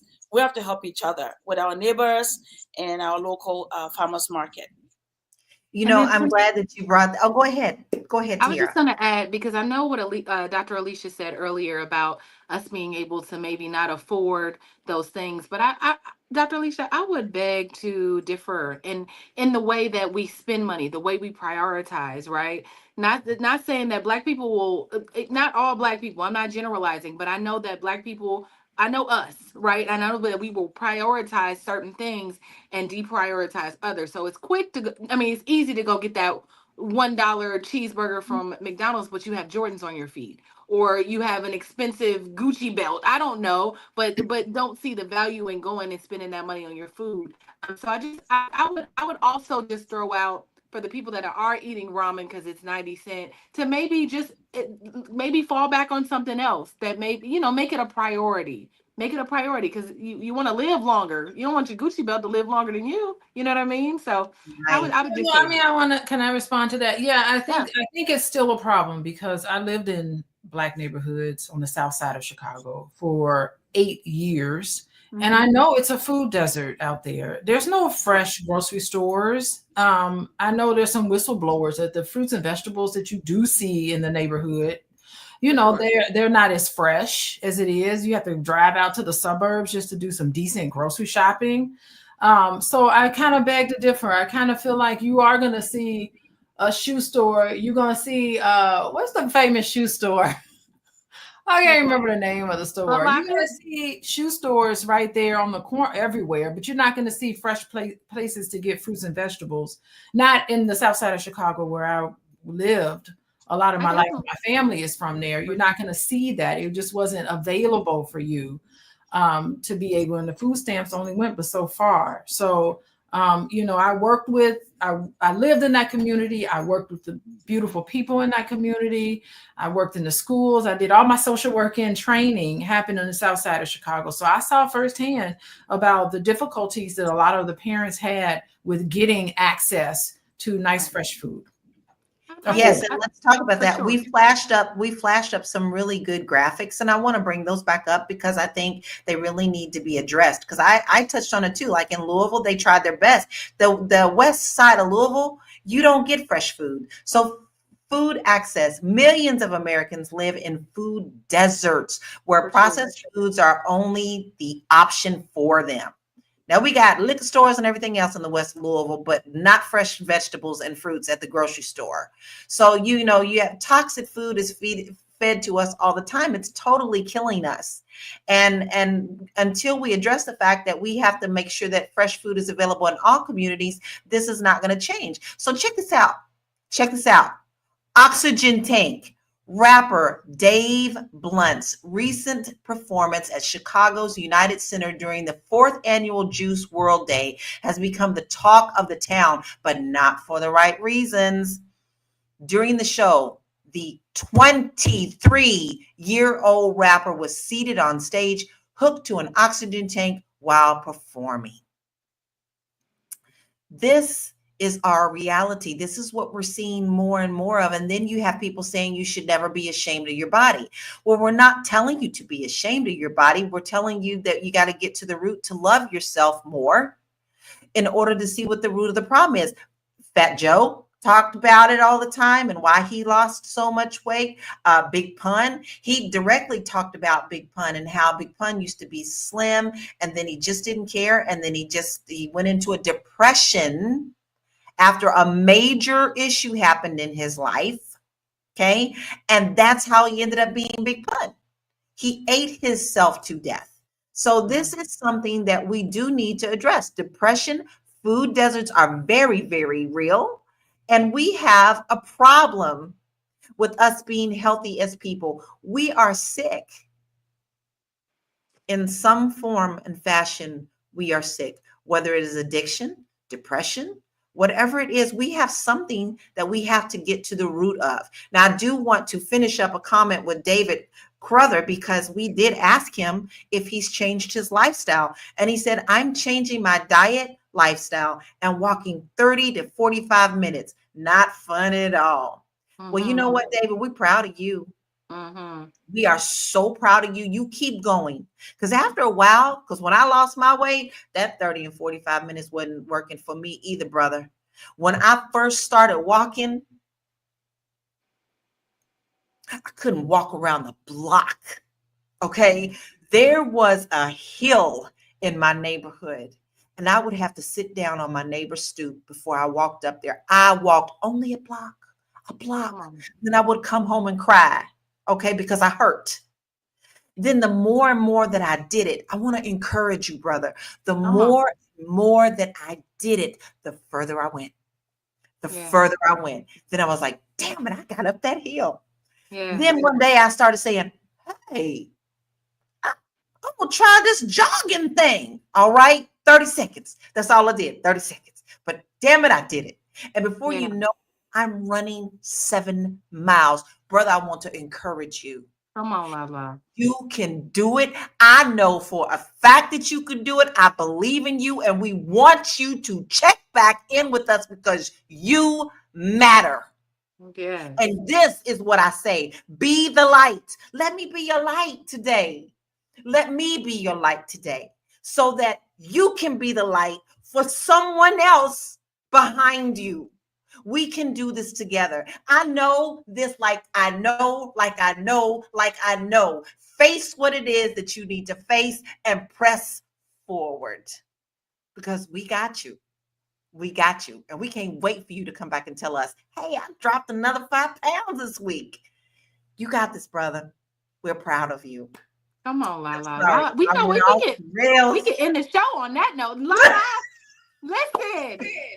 Oh, I love Lala. I love her heart, and she means that. I love it so much. I mean it with my whole heart. I know mean it with my whole heart. I know it's not hopeless. It's not hopeless. See, everything we talk about on here, we do try to give you solutions. We give you different perspectives, and it's because we do love you. Because if we didn't, we wouldn't be doing this show to inform you and to help you get on your own feet. So I just want y'all to know that I mean that from the bottom of my heart. And so does everyone here. We're family and we have to keep it that way. Right? All right. Do we have another break? We supposed to have a break. We supposed to have a video. We gotta have. Let's do one break so I can take a deep breath. And I want y'all to soak all of that in. We'll be right back. Do you want to make $1 million this year? What? Was that a yes? Oh, then guess what? You're in for luck. My name is Vanessa Gopal. I am a successful entrepreneur and owner of Winter Remodeling, Inc., a general contracting firm. Over my career, we've procured millions of dollars for myself and for clients.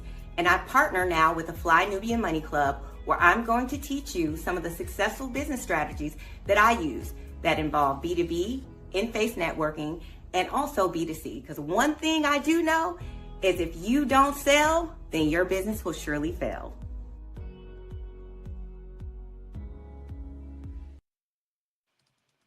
Man, when I tell you we got things going on, we got things going on. Listen, the Fly Nubian Money Club. Y'all, this is new.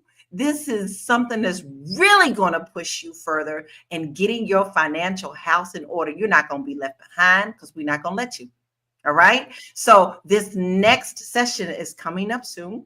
You're going to learn a lot from Vanessa. She's a smart lady, right? Okay. Well, she's not the only one that's been there. You just get all this extra stuff. Like we had a training last week with Athena who taught you how to do AI. No reason for you to get left behind with that. Don't let that stuff scare you. You better jump in and swim.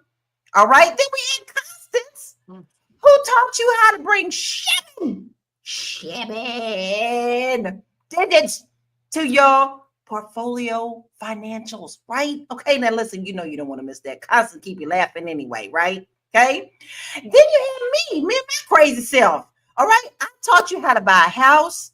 And I taught you not only how to do that there in America, but also worldwide, because you are a world citizen, baby. So if that ain't enough to convince you, I'm saying there's something wrong. Go ahead and sign up right now at flynubianmoneyclub.com and really get your financial house in order, right? Because that is what matters.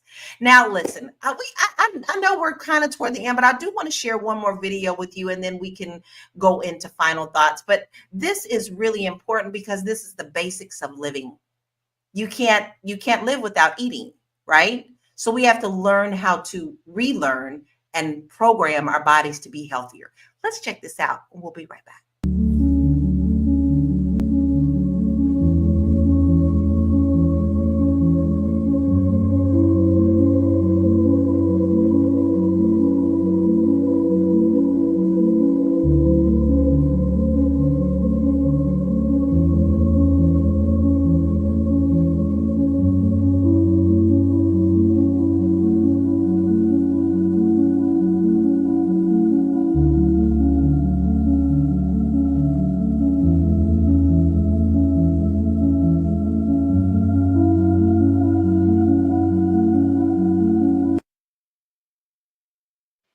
We gave you options and you can do it.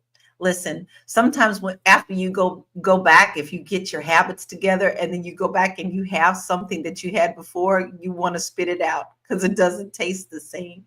So when you treat your body right, your body will treat you right as well. So we've talked about a lot of heavy stuff today, but actually good stuff. So what are you going to do about changing your habits? Because we would love to hear your stories. Put them in the comment. If we've motivated you in any kind of way, we would love to hear your comments.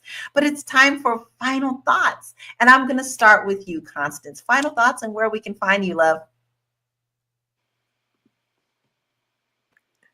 So I was actually looking at, just the different countries because when Aisha was talking, I was just trying to see, where my next move was going to be.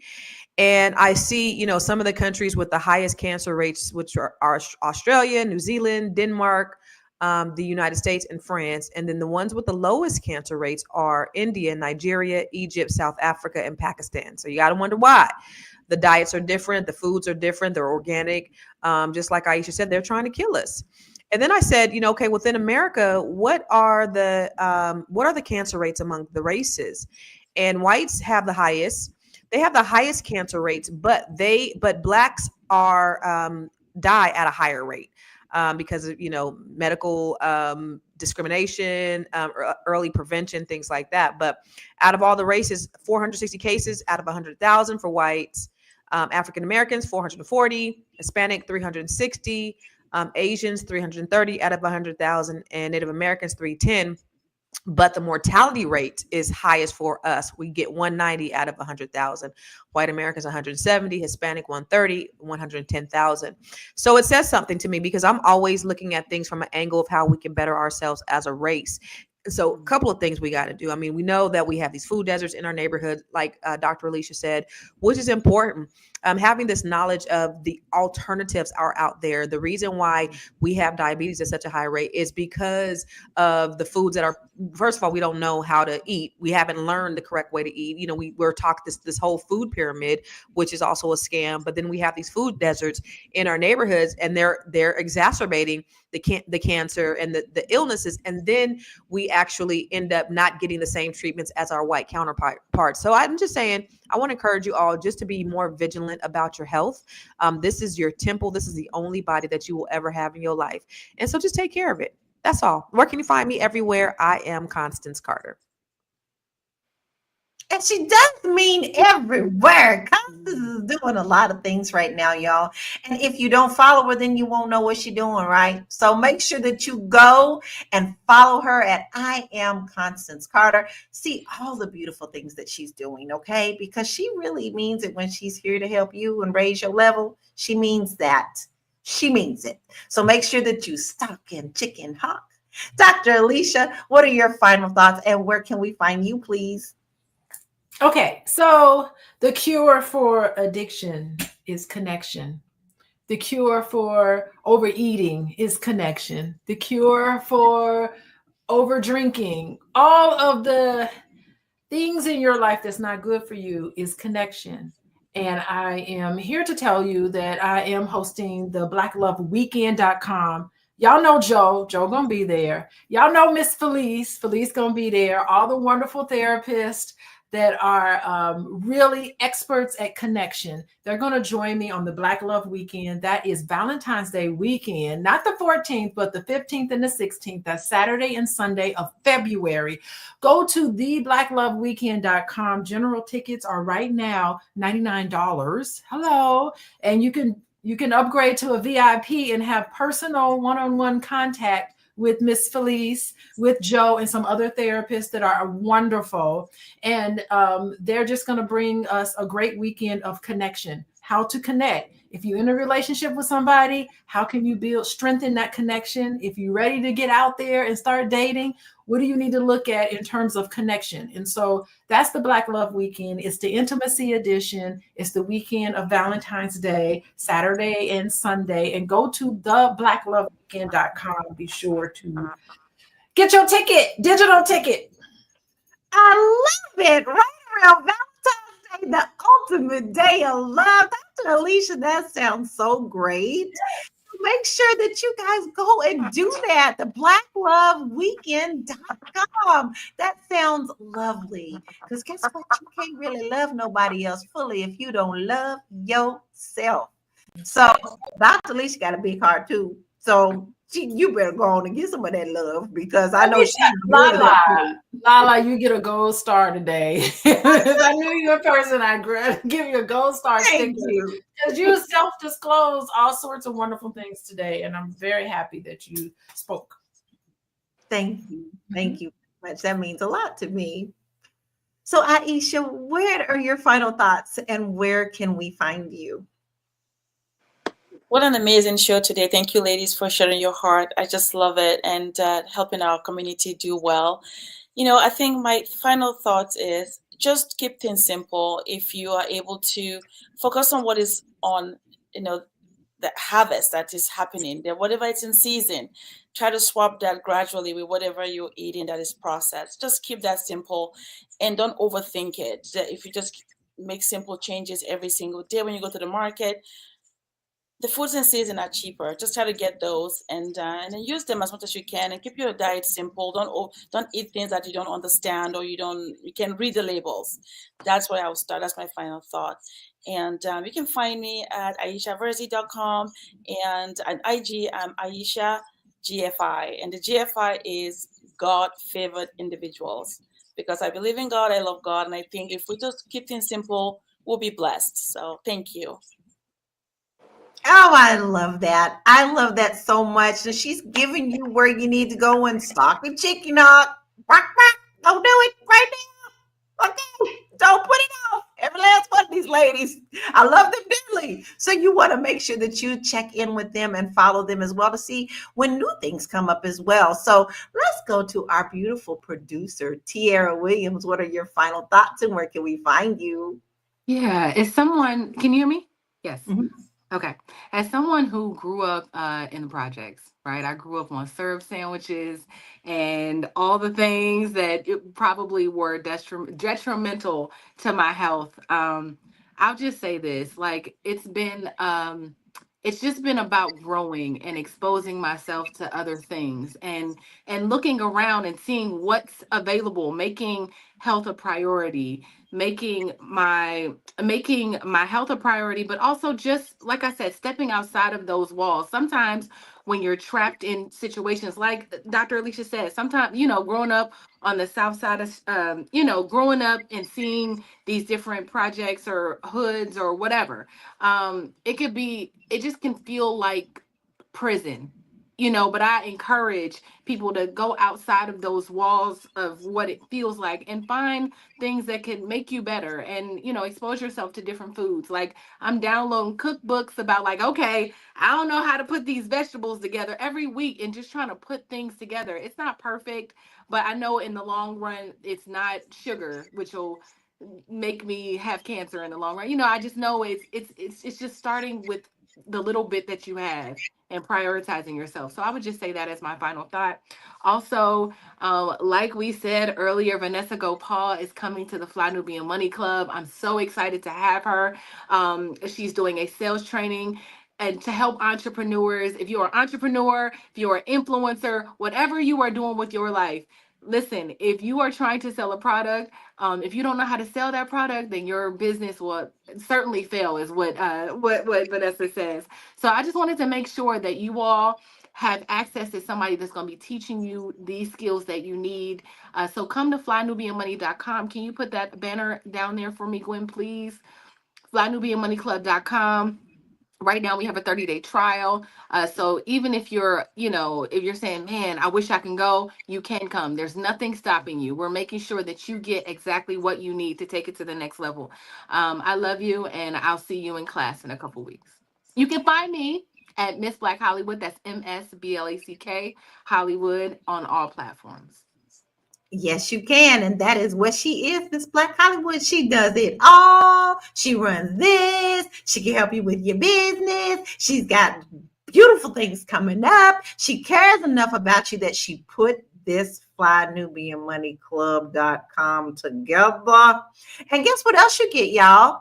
I have a freebie for you. When you do go to FlyNubianMoneyClub.com, I have a free budget guide for you. And it's not just some do this, put money here, blah, blah, blah. It literally is a workbook, 14 pages. And it's going to walk you through budgets. Like, what is debt to income? Am I spending more than I'm bringing in? Well, it really makes you look at what you're spending. 14 pages for you to work through and really get yourself together. And then you couple that with Fly Nubian Money Club. And then you couple that with all of our freebies that we give on our website. And then you come back here and you learn some more. And hey, you got a plan. Yeah. So that's all you have to do. Make sure you go to FlyNubianMoneyClub.com to get that freebie, because we love you enough to give it to you. All right. Now, listen, here's what I got to say. It just takes one step. That's all. You cannot do everything overnight. Just because you have maybe gained 20, 30, 40 pounds, sometimes 100 pounds. Okay, I've lost 130. You can't lose that overnight. There is no magic pill. But what you can do is to take one tiny step a day. If that means that you're going to not drink 10 sodas and go down to one, okay, good. If that means you're not going to eat McDonald's today, you're going to go home and make your own hamburger, that's a positive step. Start where you are, but never give up on you. Told you I've been overweight my whole life, struggled with my whole life. I'm 54. I'm finally getting it together and loved myself enough to tackle the things that caused me to be unhealthy. And you can do it too. So where you can find me is www.MyNameLauraKey.net. I have a lot of freebies there for you, great blogs for you to read about real estate and also possibly moving abroad. If that's something that you want to do, you can actually do that. But you need to see where you are, starting process. I have a quiz there that you can see if this is something that just may fit into your lifestyle. So go to www.laurakey.net. Now, listen, we've had a wonderful show today, and I want to say thank you to a lot of our viewers today. We had leather and luxury cars. We had Joe. We had Black Lexicon. We had Terry Wilson. We had Armando. We had Double A. We had Deborah Wynn. We had Chairman of the Poor. We had so many beautiful people joining us today, and we are grateful for you. So thank you so much for being with us today. And listen, thank you for hanging with us. It's a longer show today, and we know that you could be somewhere else. But thank you for flying with Fly Nubian Money today. We hope this conversation open your eyes to the risks of processed food and the changes we can make today. Remember, your health is your first wealth, and the choices we make every day matter. Share this episode with someone you care about. Stay connected with us for more real talk. And let's keep building healthier lives and stronger communities. Until next time, take care of yourself and each other. Peace out.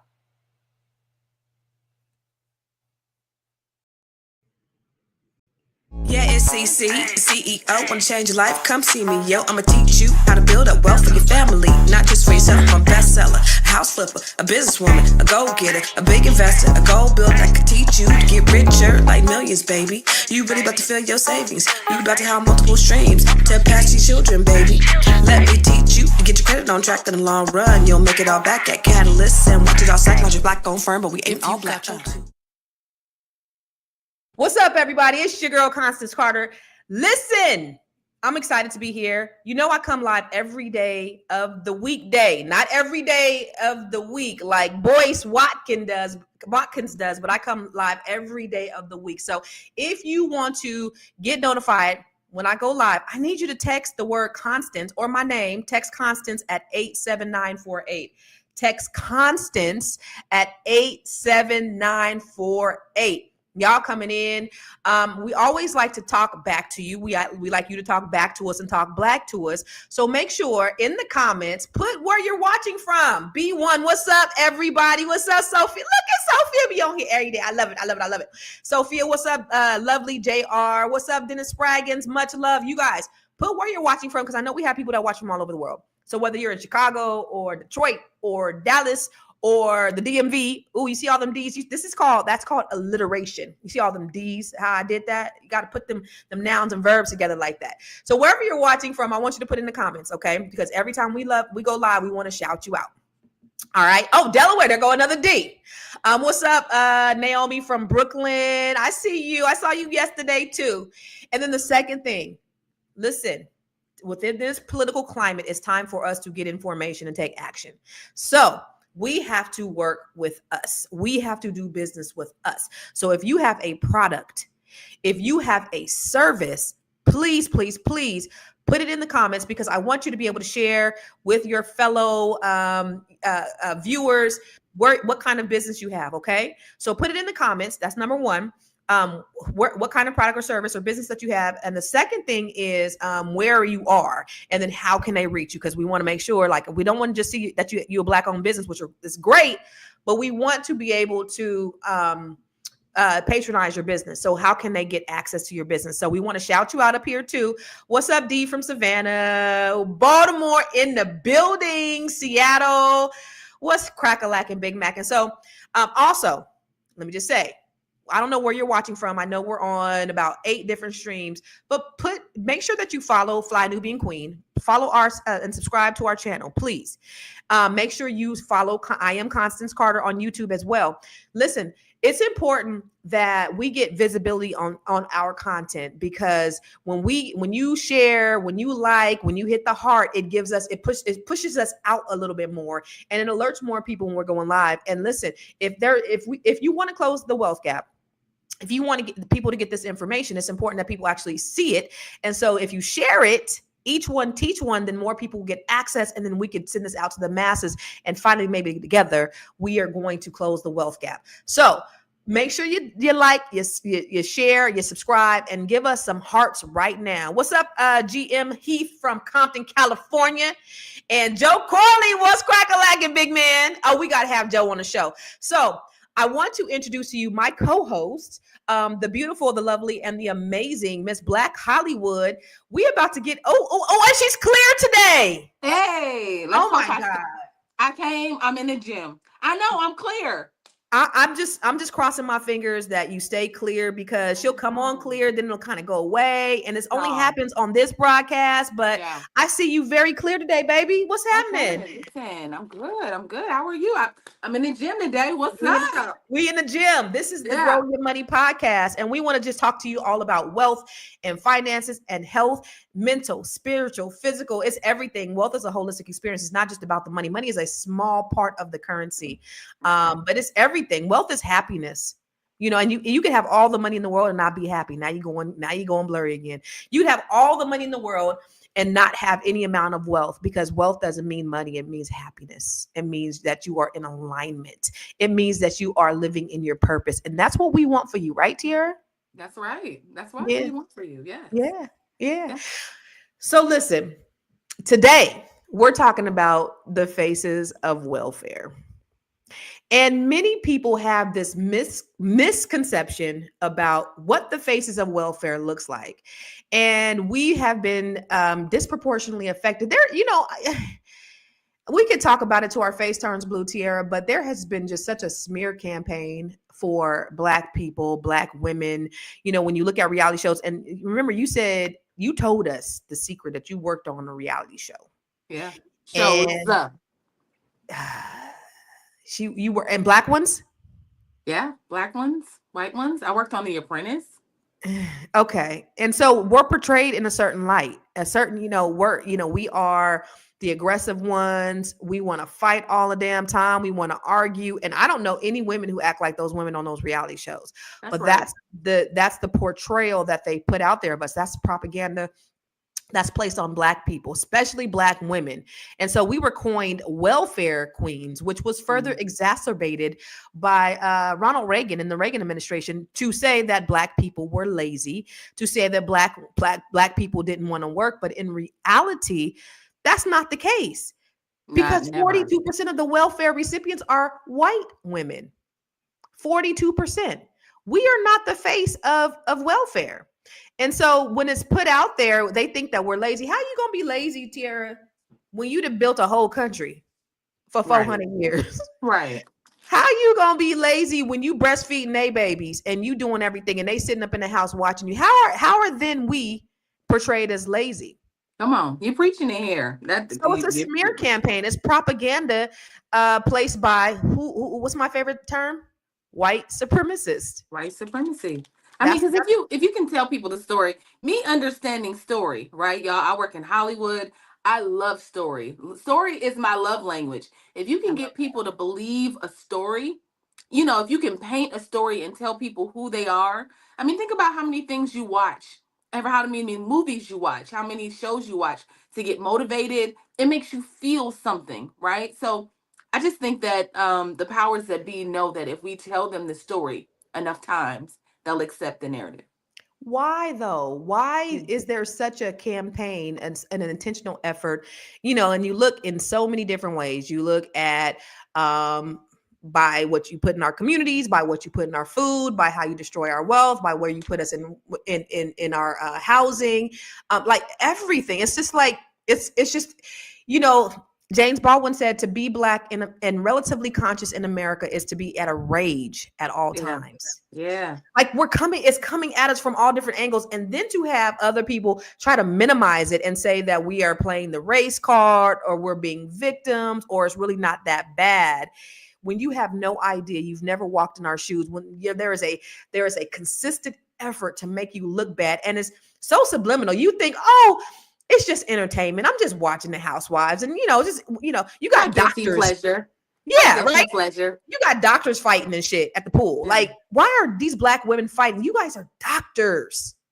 Well, at this point, they're conditioned, right? Like, unfortunately, there's nobody that we could make fight. When people audition for the Zeus Network, they literally have to fight in their audition. But I think they come with that energy, like they fight. That's what they do. They walk in. They're on camera, yes, cussing and all of that, and then they fight. Are you as a part of the audition? So I think that we believe it. We buy the reason why I said that is that we're inspired by the story that we've been told, and so we take it and we run with it. I think that reality show. I think that reality TV has definitely it's just destroyed our especially Black women, our ability to communicate with each other. I think that people go from 0 to 100. I think it hasn't been a good thing for our conflict resolution and how we communicate with one another. You notice, you can step on somebody's shoes and you at some point you'd be like, my bad. Like before you would be like, my bad, I'm so sorry, I didn't mean to do that. People ready to fight, they'll shoot you. Yeah. And I just think that it's a combination of what we're seeing, the things that we're consuming, Constance. Though, the people that I know, Tiara, I don't know those types of women who gonna go from 0 to 100. I don't know the type of, I know women, and maybe it's because I try to put myself, and I'm intentional about who I put myself around. Like when I'm around you or I'm around my friends, I'm trying to uplift them, tell them they're beautiful, have a good time. Yes. Don't nobody want to be around no mess and no drama. No. But I think when you look at what show was even R&B Divas. Did you work on that show? Remember R&B Divas? No, I remember they said it was supposed to be a positive show about R&B singers. Yeah. And they had to change it to where, we need people to watch. And it's like, no, people, I don't think they really understand. I don't think that, or maybe they don't want to understand that it would be, people want to see something different. We want to see something positive. And the amount of success I think that they would have if they actually portrayed positive women online on these shows, I think it would be fantastic. But I think it's just like a gangster rap. They don't put money into love music. They don't put money into positive music. They put it into the things that's going to destroy us. Yeah, and that's by design. Yeah, when I started my production company, The Real Network, many years ago, I want to say in 2012, the reason why I saw Deborah Lee, that used to be CEO of BT at the time, and she was saying that Black people, she was hearing our complaints in 2011, 2010, and was just saying like, listen, Black people don't want that, because we make good things, but they don't watch it. So we make what, people will watch. And it just so happens to be mess. And so I read that article and I was outraged. So it's actually how I met Boyce in 2011. I reached out to Boyce because I saw he had written an article about it. And I was like, what he said, who is this? And I looked and it was Boyce who had written the article. And I reached out to him and said, hey, can I reference your article for for I want to start a production company and this is why, and I love what you said. And he was like, yeah, well, actually, just call me, let's talk about it. And we've been friends ever since. Wow. Yeah, No, it's so not it was really true based because on that. I haven't seen any shows that were actually positive. I have not seen that. That's not been my experience. I haven't seen enough positive shows to determine whether I want to watch it or not. But I don't watch TV like that. But Joe said, I know damn well those women didn't endure what they endured to get on TV and look ignorant. Yes, they did. He said when they had those Black women doctor fighting, that's when I got off reality TV. That was the last season that I saw Married to Med, because I was just like, this is ridiculous. But then it goes back to, the stereotype of, the welfare queen and the aggressive Black women and this propaganda to destroy us as a people. And so when you look at the history of welfare, it was supposed to be there to help. But what would happen was when you were Black, they would not allow you to have a man in your house. I want this video is so profound and it's heartbreaking because it shows you the breakdown of the Black family and why we are in the position that we're in right now as a result of what happened when we had quote unquote welfare. The policy and the housing authority was to move the poorest of the poor, the most dependent families, to Pruitt-Igoe. Before we moved into Pruitt-Igoe, the welfare department came to our home. They talked with my mother about moving into the housing project, but the stipulation was that my father could not be with us. They would put us into the housing project only if he left the state. My mother and father discussed it, and they decided that it was best for the 12 children for the father to leave the home. And that's how we got into the projects. The welfare department had a rule that no able-bodied man could be in the house if a woman received aid for dependent children. If a man lost his job, he's looking for work, he still had to leave the home. And there was even a night staff of men who worked for the welfare department whose job was to go to the homes of the welfare recipients, and they searched to find if there was a man in the home. Sometimes men came back at night to be with their families. Some were found in the closet hiding.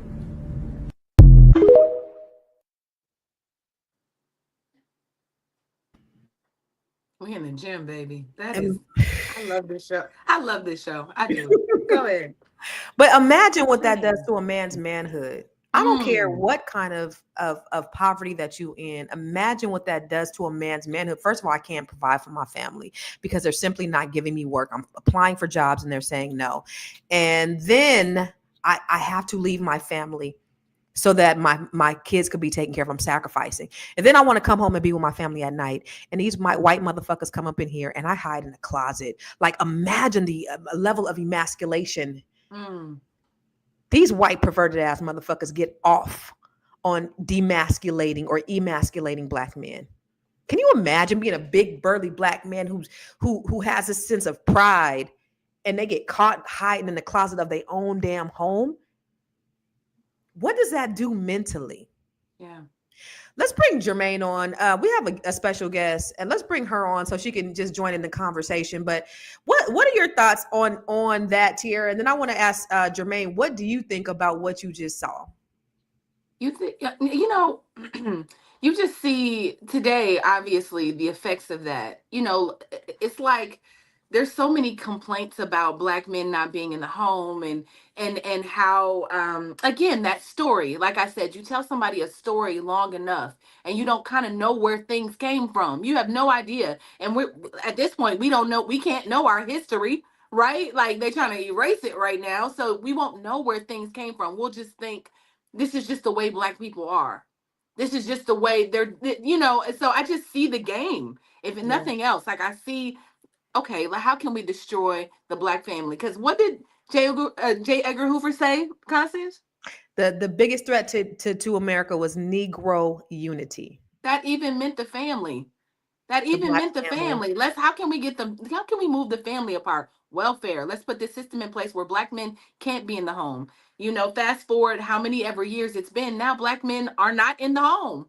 And not in every situation, but I'm saying you find how many, I don't know the percentage of single women.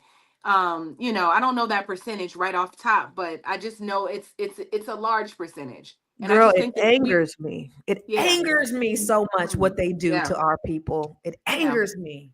I've never seen that clip, but it opened my eyes to some things. So, but coming from a family, like my parents, we grew up, they never used the welfare system. They never went into it, even though we weren't rich. Like there were poor moments. There were moments where they didn't have the money. But I know one thing: my father never left the home. That was never an option for him to leave the home. I remember even listening to a conversation. They were having like some tax discussions or whatever, and the tax advisor advised them to file separately. My parents refused. They said, no, we're married. And so they weren't there. It was never an option. And so I never knew, the connection to welfare and the man leaving the home and that being an option. But unfortunately, me raising my son alone as a single parent, I came across a time where I was unemployed. And for 2 years, I needed help. And so I applied for that assistance. And with the fact that his father was already absent, I didn't have to deal with the man can't be in the home. But I did find that it was still oppressive. But you said it's oppressive. So you're a college graduate, educated, Right. 2-parent household. Right. How did it feel for you to have to file for welfare? It was humiliating. The process was humiliating at the time because I lost my job. I had burned through my 401k. I didn't want my family to know that I was unemployed at the time. I think I went 6 months with being unemployed. And it was actually a man who told me, he said, listen, you need to go to social services and apply for everything you can get. He was like, that's what all these white people doing. Go get everything you can get. 62% of the welfare recipients are white people. They are not Black people, as you have heard. But you guys, 65% of Black in the 1960s, 61% of Black adults were married. 61%. Now let's look at today. Let's look at today. Okay. Beautiful, beautiful, beautiful Black couple, Black families. Only 34% of Black men are married and 28.6% of Black women are married. But then if you look at the other races, Hispanics, 45% of Hispanic men are married, 43% of Hispanic women are married. And then you go down to Asians, 58% of Asians are married and 63% of Asian women are married. Oh, women are married in every race. I think they're like the most sought after female group in this country. And then you go down to the white people. Look,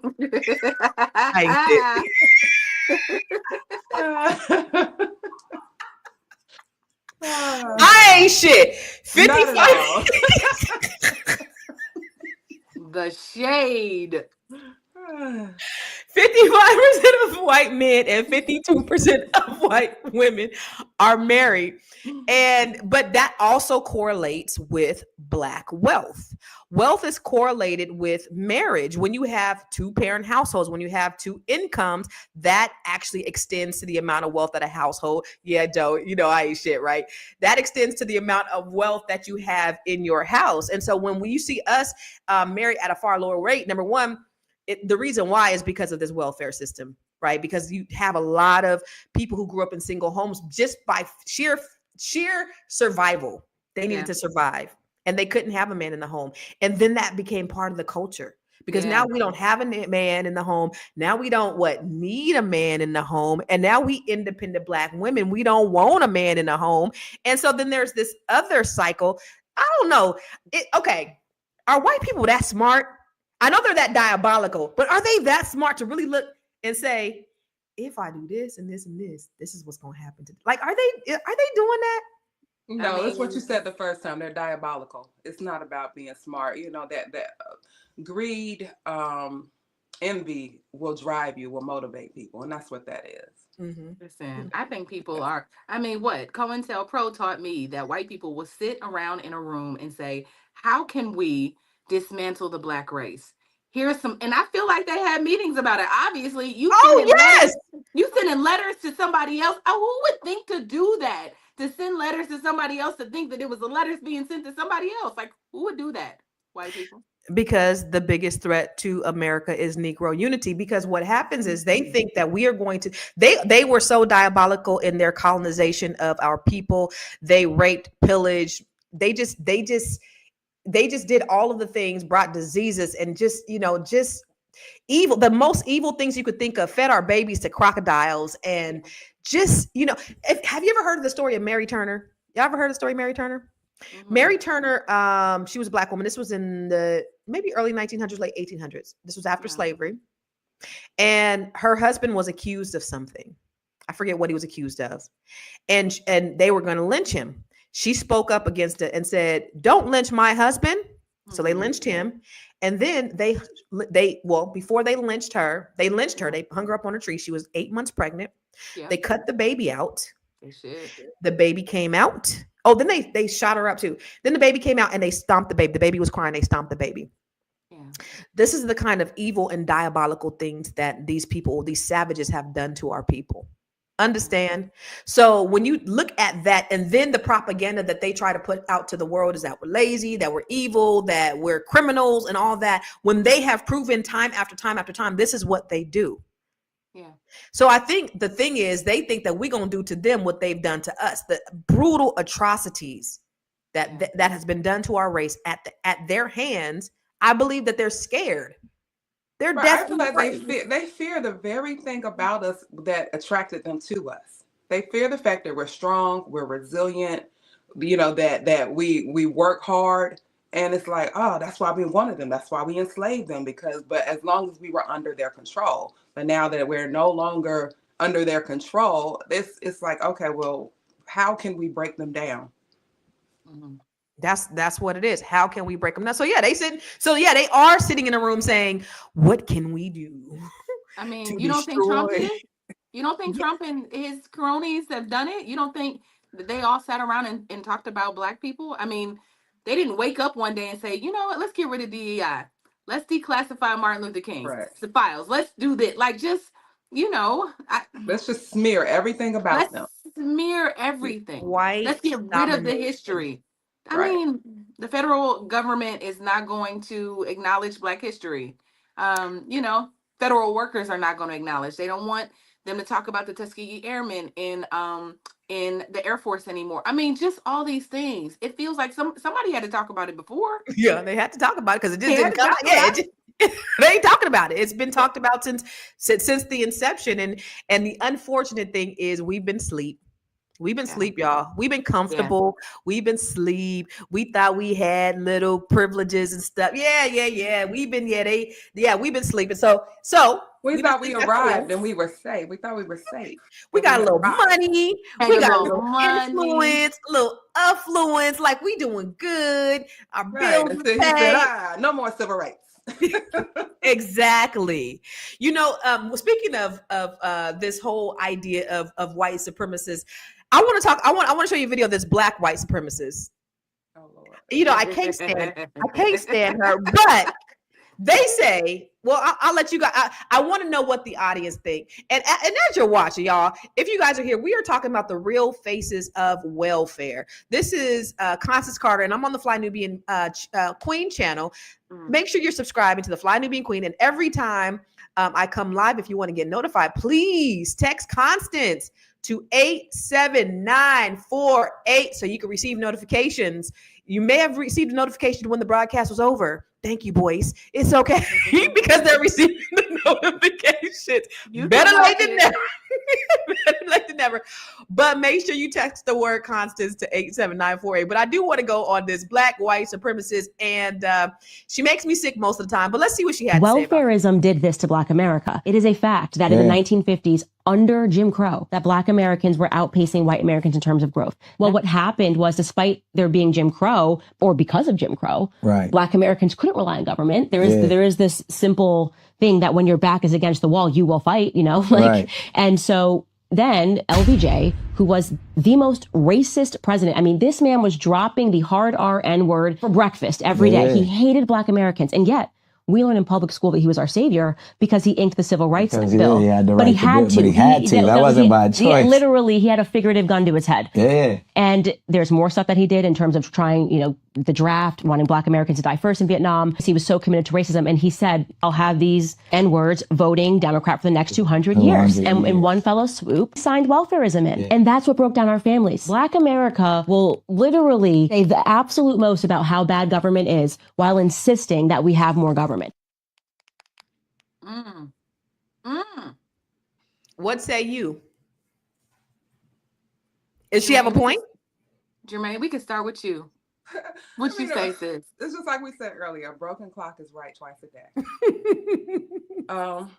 She has a point. And historically, we've known that the Democratic Party started out where it was not the representation for Black people. And but I don't think Republicans are either. Like it's not we want Black people. It was always how can we get this group of people to work for us? The Emancipation Proclamation came about because Lincoln needed us on his side so they could win the war. It wasn't because, I just want Black people to be free.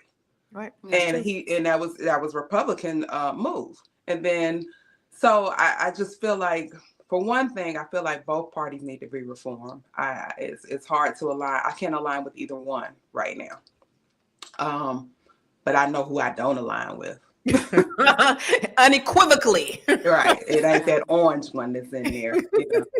So, but so we can look at politicians on either side and find flaws. We can look at every president and find flaws. We can look at the savior Obama and find flaws in the policy and how it helped or did not help, per se, Black people. But ultimately, at the end of the day, I feel like we are responsible for us, and we have to get outside of these party lines. And we, like you said, we have to come together in unity, whether you be rich, poor, educated, uneducated. We got to come together and recognize, like, ultimately, they don't care about us. Michael Jackson said, all I really want, they don't give a fuck about us. Right. I'm sure he didn't curse. I'm sure that wasn't. Michael probably cussed with the best of them.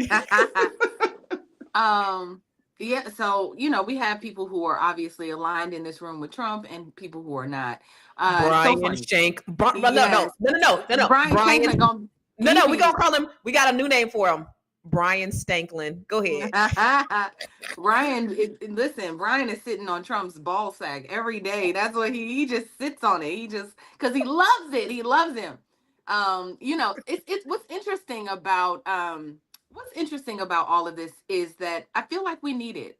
We need Trump to come in and show us, because I think, like you said earlier, we've been lullabied long enough, and at this point we have to see the hard facts. We have to see what Candace is saying, and seeing it in real time and being offended. It takes for us to be offended for us to move, and so hopefully The facts are there. We see it in plain sight. We can't, I mean, I guess Brian doesn't. Y'all, I don't understand how people cannot see it at this point. It's like we can't even be aligned. I want to use Brian as an example though, y'all, because there are Black people that exist like him that are really hanging from Trump's ball sack. They're calling him daddy on national television. Like we're seeing this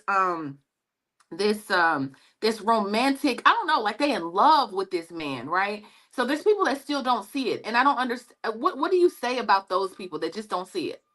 You know what?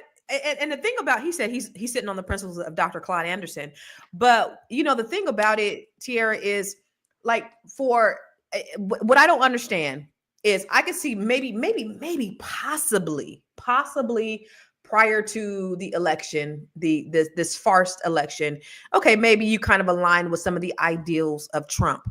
But for this to be the second week or third week of his office, second week of him being in office, and everything that he's tried to dismantle, and you still say Trump 2024, you still on his proverbial ball sack, even after, speaks to your mental health. So I just either think Brian is a self-hating, bucking ass Negro.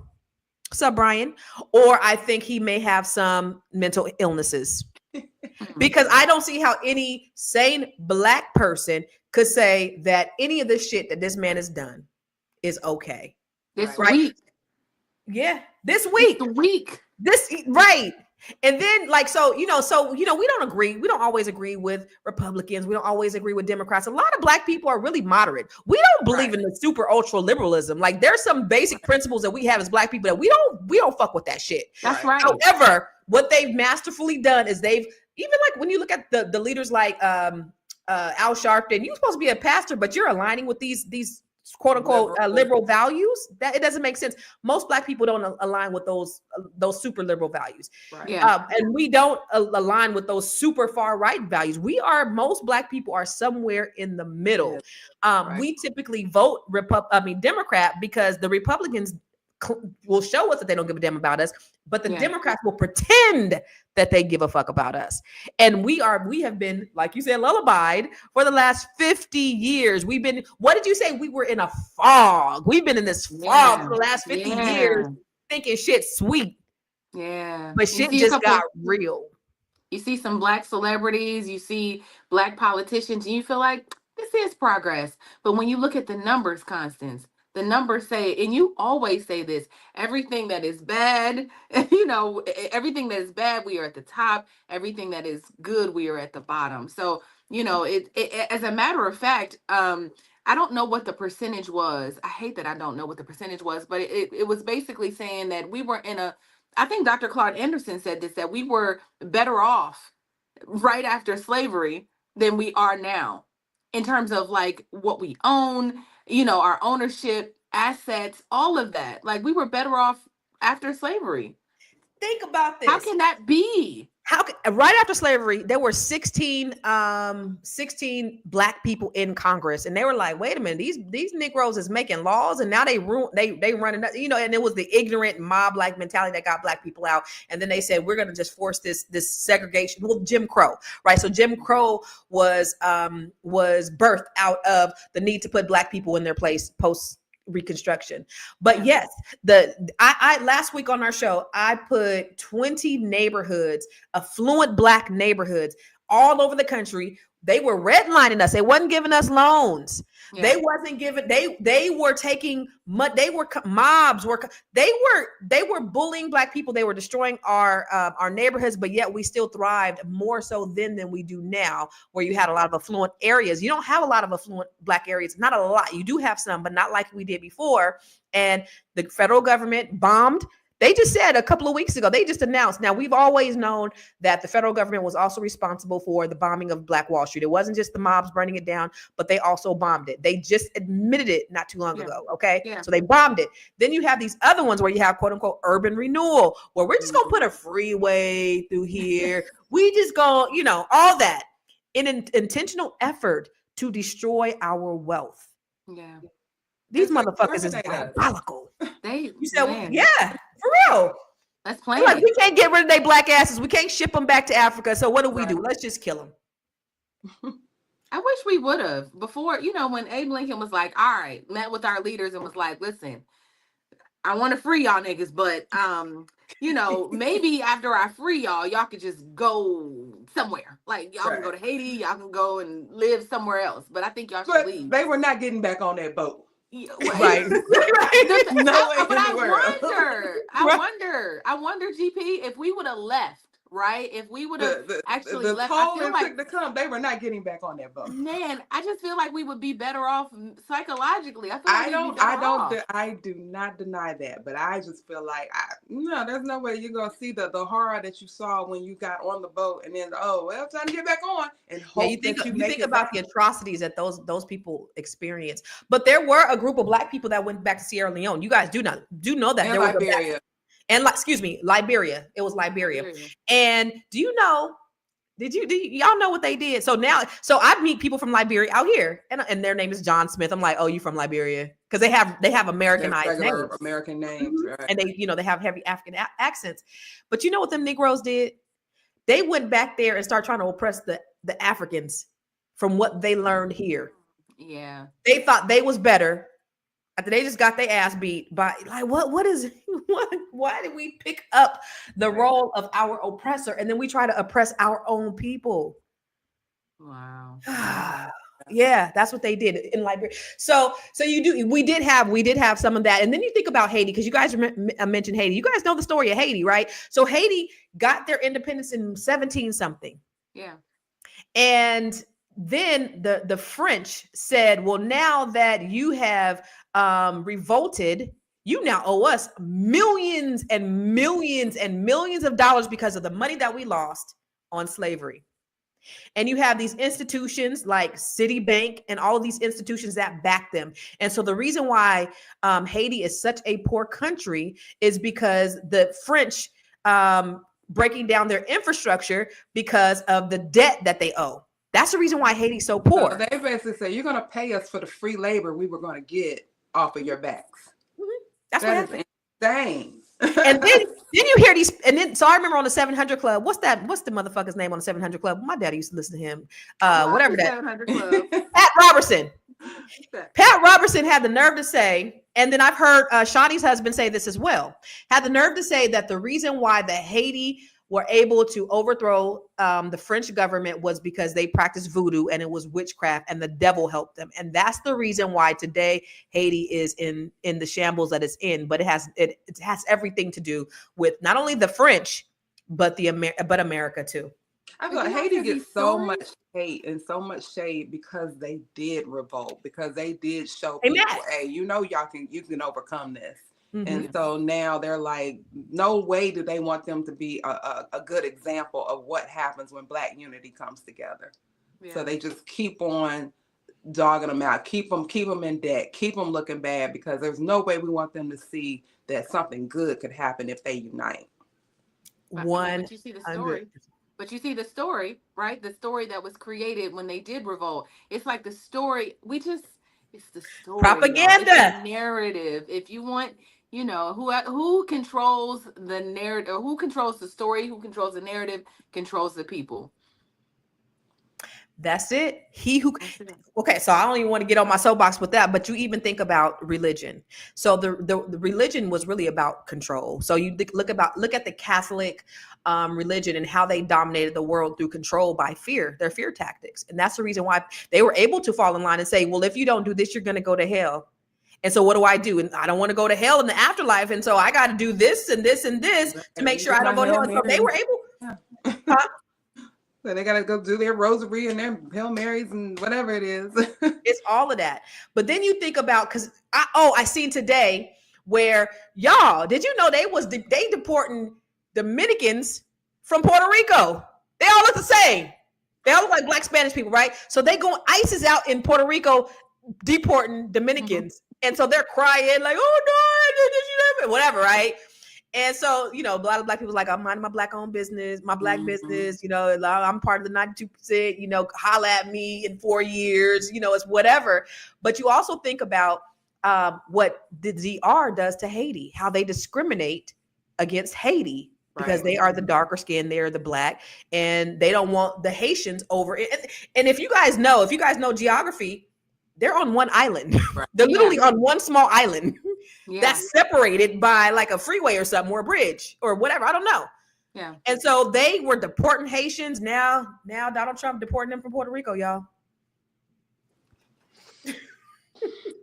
Wow. I wish I I don't had want some tea. I wish I had some tea to sip right now.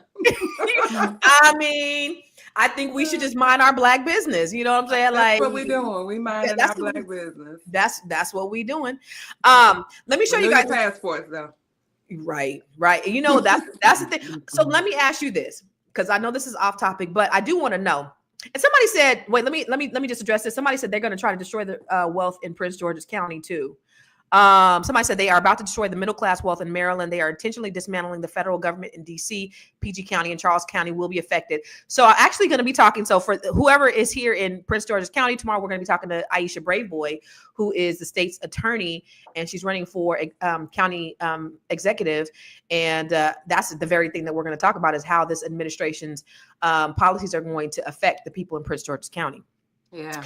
But the fact that you mentioned you better get your passports, is anybody willing to move out of the country? I've been researching it. I'm telling you, I went to Ghana 2 summers ago and fell in love with it. I went to Colombia, fell in love with Colombia. So when the Colombian president was getting into it with, oh boy, I was like, oh, please leave Colombia alone. That's I like to go escape down to Colombia, because there's so, like, what surprised me is how many Afro-Caribbean people are down in Colombia. In Colombia? So many people, yeah, so many, especially like Kali, so many people look like us. It's fine men out there too? Fine black Colombians? I'm just saying. Asking for a friend. I'm asking for a friend. I mean, yeah, because you like them light skinned, so there's a lot of them out there. That is so not true. You like the light skin. Why would you say that? No, it's not true. You like a light skin. Oh my God. That's not true. But they no, say I have researched it, and even before this administration, I researched it just because I know that these American dollars that I'm making now are going to go so much further, say, if I were to live in another country. So I've been researching it just because when I retire, I don't think I'm going to retire in the United States. You know, I figure if I could move across the country from my parents, I could probably live in another country. The only problem is, like, I was talking to this guy a few months ago, and he was saying, you know, it's great. Like, if you go to Nigeria, it's great. You'll live very well, but you got to think about, there might be times where you don't have no electricity for a couple of days. Like, it'll just go out because their infrastructure is not great. Yeah. Or just like when we have No Melinda on our podcast, like, her shit be going in and out because their Wi-Fi is not that great. Yeah. And so you have those inconveniences in those countries because they're not as developed as ours. Right. And so I think maybe that might be the thing. I mean, what's better? Like a little inconvenience for 2 days, or them burning down or racism? The poison, sis. Yeah, I know. You know, we did say yesterday about, you know, the fact that we always have to think about being black. We talked about that. Remember, Athena is from Jamaica. She's like, I didn't have to think about being black until I came to America. And now it's like it's something that's constantly on your mind all day. Yeah. And then you also have the conveniences. And that's the reason why it's so hard for us to boycott, because we are so used to the conveniences. I was like, I'm boycotting motherfucking Amazon. And then the other day I was like, damn, I need a thing for my microphone. Yeah.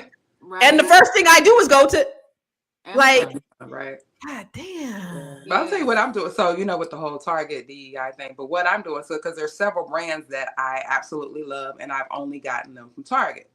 But what I've started doing, and I'll probably build some content around it, is looking at those products and finding out that I can buy them directly from that particular brand. I don't have to go into that store. I can still support that black brand, but I don't have to go into Target, you know. And I don't know, I saw Tabitha talking about, you know, please still go buy, support black business.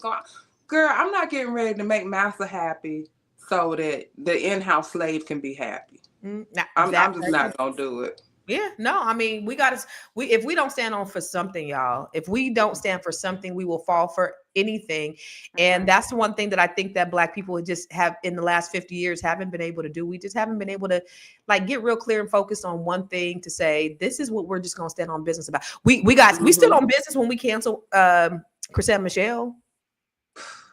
We stood on business. Yeah, that's my homegirl, right? We now Snoop.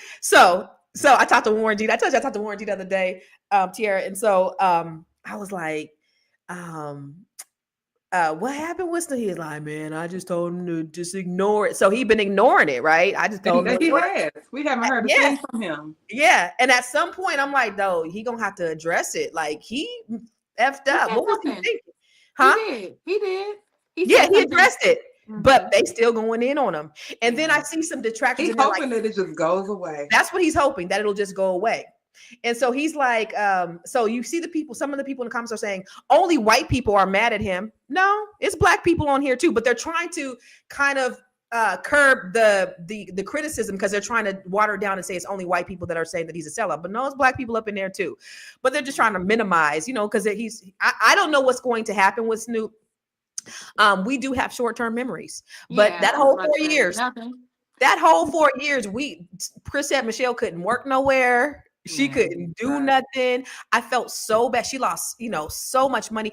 And honestly, she does have a heart of gold. Like she's a really, really cool chick, and she didn't deserve that. It wasn't the best choice for her to do, because what she did is she was like, I'm doing it anyway. Like everybody told her not to do it. She said, I'm doing it. Check. Yeah. Which makes even, I really don't understand why Snoop did it, because he doesn't need the check. That man is employed everywhere. Between him and Kevin Hart, they are employed everywhere. Yeah, they said that man was making $1 million a day at the Olympics. I don't know who his management team is, but they are his agent. They are on it. Like he is in everything. So I didn't understand why. I understand Nelly. Nelly got new babies. He not really hot. He needed a check. Snoop didn't need a check. Yo, they canceling Ashanti. They done took down her tour. She was about to do a tour, but her husband. I see the thing on Facebook saying that he's coming to the area, and I just seen a bunch of laughing emojis on the thing. I'm like, damn, Moses, go, because he got on there in front of them white people. He didn't interview with nobody else, but he got in there in front of the white people standing on business. Like, Brian might go see him though. Huh? Brian might go see him. Brian Stanklin. Brian might go see him. I'm gonna look at this last video. It's the faces of EBT fraud. Now, I'm not going to admit anything, but have you guys ever did 50 for 100, 100 for 50? Done what? 100 for 50. I know what you're talking about. 100 for, yeah. I mean, yes. I haven't. Yes, bring them. Please bring them. I buy 150 now, Jesus. Anybody in the audience? Eating groceries? You see the price of groceries? I guess I look at it from a different perspective, because, like I said, I went through 2 years where I did have to use public assistance. I had to use food stamps. And the amount that they gave me, it was not I needed to eat. No, I need these. I was going to the grocery store. I got to fill up my cabinets. No. Listen, I'm gonna tell you, this happened a long time ago. This is not recent, y'all, so don't judge me. So I had a hookup. I had a little hookup where, she called me up and was like, this is what she would say. This is what she say. Hey, Niecy, want to do some business? I'm like, hell yeah, where we meeting at? That's how every time. Hey, Niecy, want to do some business? So I go meet her up. We make the exchange. I go to Costco. She got $600. I give her $300. I got six. I didn't even have the regular basket. I had the cart. The flatbed cart. My kids was little, right? I was looking toe up. The kids looked like baby kids. They was running we were just looking real ghetto. We was just doing the most. We had a whole, you had the lobster. We had everything on there, right? So I go up to the thing. And the lady, I got a black Costco card. Like I got the platinum black, So the bitch gonna ask me, well, this don't match this card, so you can't use it. Now I have a friend that works at Costco. He said she wasn't supposed to do that. She was Peggy. Her name was Peggy. the bitch Peggy was gatekeeping. She was trying to prevent me from being great. And so she would not allow me. And so she told the people that they had to take the damn groceries back. And them black dudes, they came over there, they was looking like, you got it. They seen all that, but they was like, you got it. You kidding me. So I was like, you know what? I'm not gonna go out like no sucker. I paid that whole $600. I was like, I'm just, you're not finna have me going out like no sucker. So I went ahead and paid the money. But right. And back in the day, like that, I'm sure that was a lot of food. It was a lot of food. When I was at Costco, she was like, my kids was bad. They was running around like babies. I just felt so ghetto. I was like, I can't go out like this. But there are a lot of people who may have had the 100 for 50. I don't know. I don't know anything about. I remember I was in this elite leadership program. And it was kind of like The Apprentice. You had to like do all this stuff to get in. And so it was all the elite people of the Sacramento area. And I mentioned, somebody had called me. I was like, oh shoot, this girl got this stuff for me. And I had mentioned it to one of the girls. And she was like, isn't that illegal? I was like, oh shit, this bitch about to report my ass. Because I'm here with all these elite black people, like the creme de la creme. I don't even know how I got in. I got in by the skin of my teeth. I mean, I made more money than everybody put together, but they were working for the Senate, and they were all these, creme de la creme black people. And I was like, these bitches, I cannot relate. But anyway, I just want to show you this last video about the faces of EBT. Walked in one by one, some hung their heads, others wore their feelings right there on their t-shirts. Today, the Manatee County Sheriff's Office announced an undercover operation they've been working on for months resulted in more than 100 arrest warrants and close to 40 arrests. This is a huge problem, and we're like one of maybe 3 or 4 law enforcement agencies in the state of Florida that have decided to do something about this. And it has to do with just that. Meal tickets in the form of EBT cards for low-income individuals being fraudulently used. One part of the investigation centered around Gerald Millis, a local restaurant owner who police say purchased EBT cards from people for 50 to 60 cents on the dollar, and then stocked his local Pizza Pros restaurant with food he bought using those cards. We were able to determine that he used 53 different EBT cards at Sam's Club. Police say 55 people were also caught illegally selling their EBT cards to undercover detectives. A couple of them said, I'm headed to go get some rock cocaine. A beyond frustrating reality for taxpayers who today learned their hard-earned money is being misused. So I couldn't hear any of that because it kept cutting in and out, and I didn't watch the video prior. What happened? Basically, white people was selling their cards, giving their cards, selling their cards. Yeah, there was a guy who went and they said he did he went to Sam's and he used 62 different cards to. Shit. Yeah, 62 different cards at Sam's to purchase items, and for his restaurant. Right, for his restaurant. And a lot of the people that he bought from, of course, they didn't have the same hue as us. And they were going to buy rock crack or something. They said they were going to take the money that he gave them to go buy some crack rock. That's what the video said. Can't leave out the fact that they was going to go buy some crack rock. Right. Telling the story back is hilarious. Anyway. Okay. Wow. I wasn't expecting that. That's funny. It's so funny because the actual face, from what I've seen and what I hear from people who work in social services, is that you have a lot of Middle Eastern who are on EBT. They will drive up in their Mercedes Benz, and there'll be business owners. So they may own a hotel or they may own a liquor store, but they only report a certain amount of income. And that's what a lot of people do, right? If you make $1 million, but you only reporting $20,000, you could absolutely qualify for EBT. And so what'll happen is they'll be sliding they EBT card, probably buying stuff for their businesses, and then walk out and put they food in their Mercedes Benz. Right. Or they're the employees of that business, and then they give themselves a low salary, so you qualify for low income benefits. Exactly. So that's what happens a lot. Ends up happening. The face of welfare fraud ends up being people who look like us, simply because, not because we do it at a greater level. It's just we just don't know how to play the same game that they're playing. Right. We don't know the game. That's what is we so don't know the game because we go to work. We are not what they say they are. We are not lazy. We are not conniving. Like we generally just want to have an equal playing field and go to work. Absolutely. Let me get my share of the money. Right. But there's a lot of things that I think that, and I'm glad that we're just not people who are just trying to get over the system. I mean, a couple of people are. There's a lot of us now. Oh, girl, that said one be There's some some business. scammers now. There's a lot. I know. For the most part.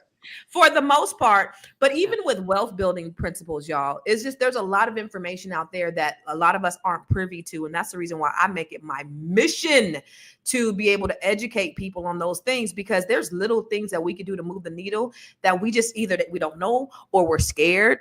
You know, a lot of people don't invest in like stock. When you talk about the wealth gap and you talk about how there's this huge disparity in wealth between the races, the reason why is because Black people aren't investing on the same level that white people are. You know, and when we do invest, when we do have like real estate, it's our primary residence, but we're not investing in stock because now we're scared to invest in stock. We're scared because we think it's gambling. Go to the casino and play the lottery. And play the lottery. Right. But we won't look at the lottery, man. Oh my God. But oh my God. And be really like stock.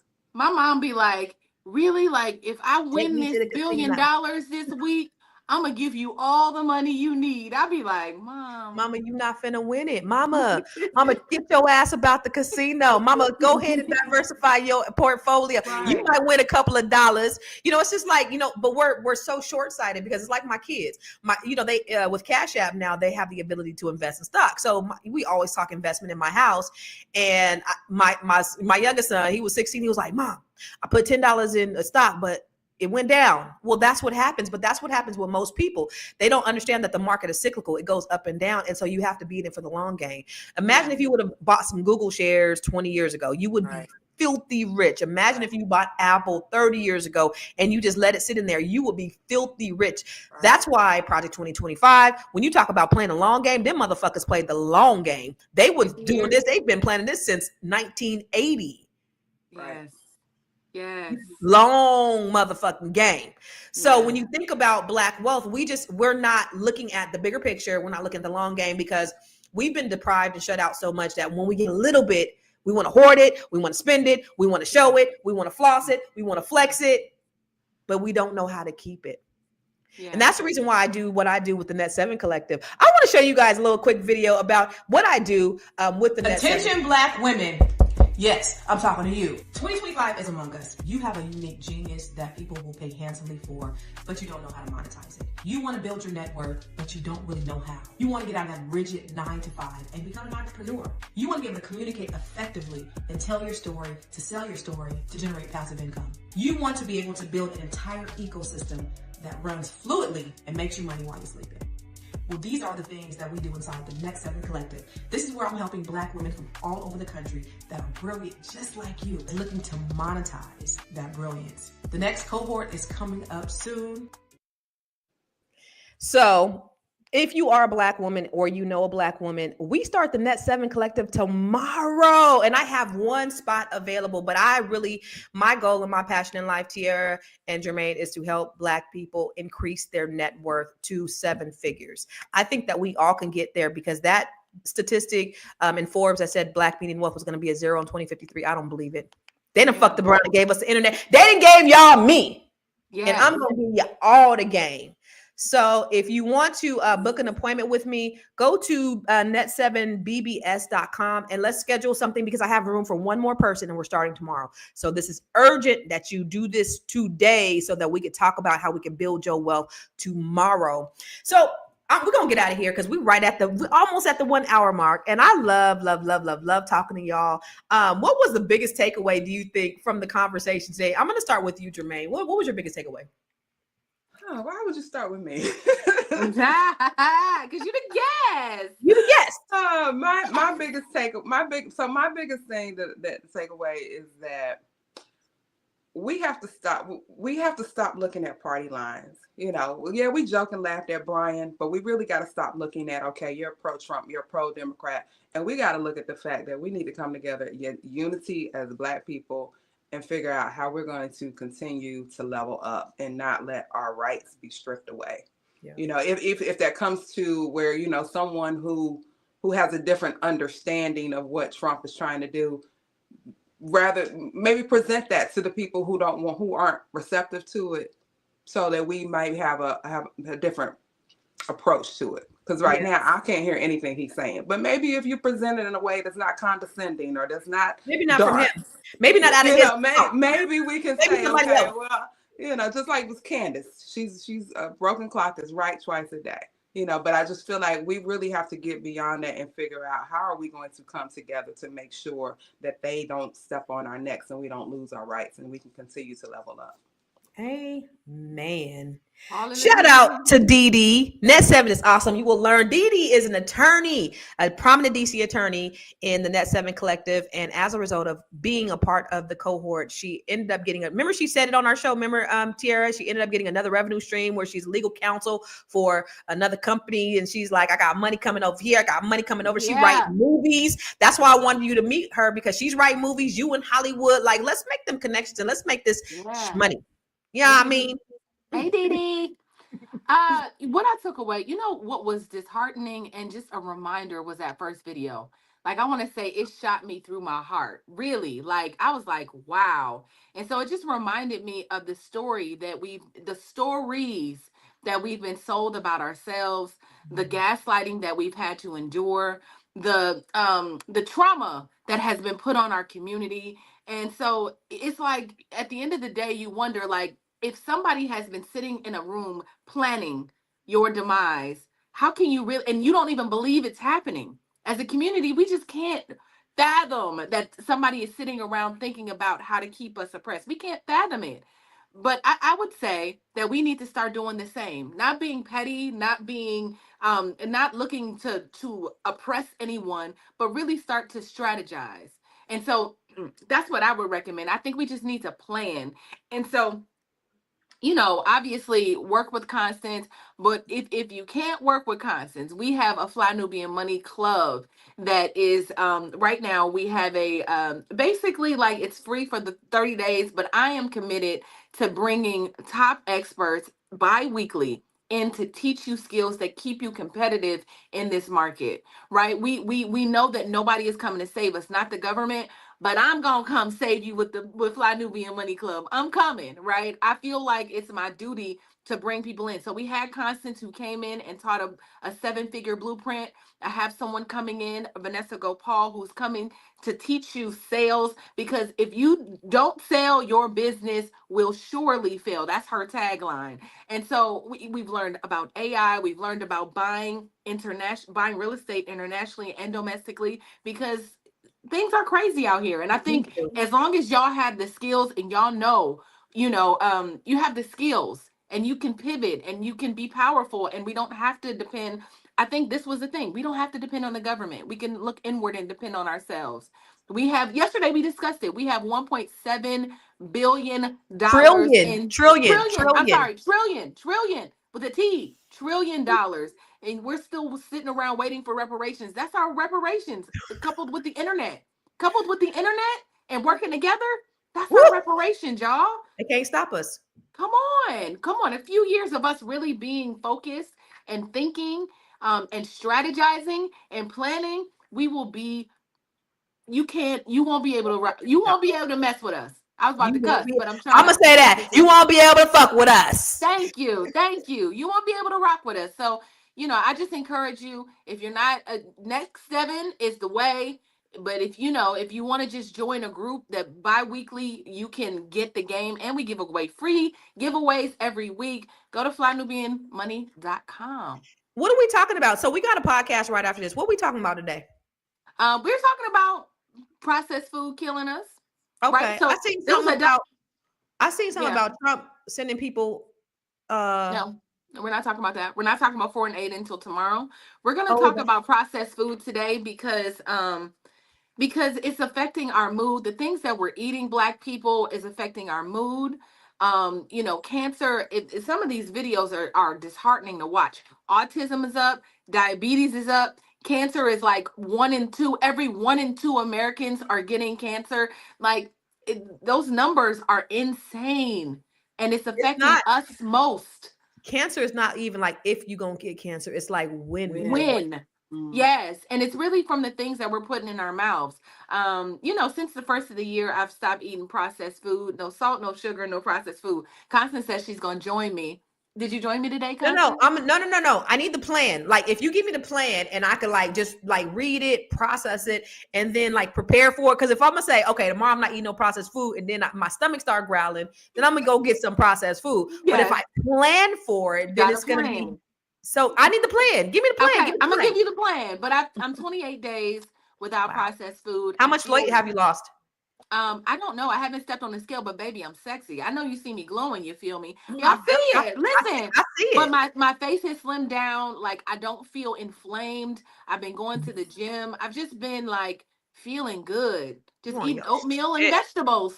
Yum.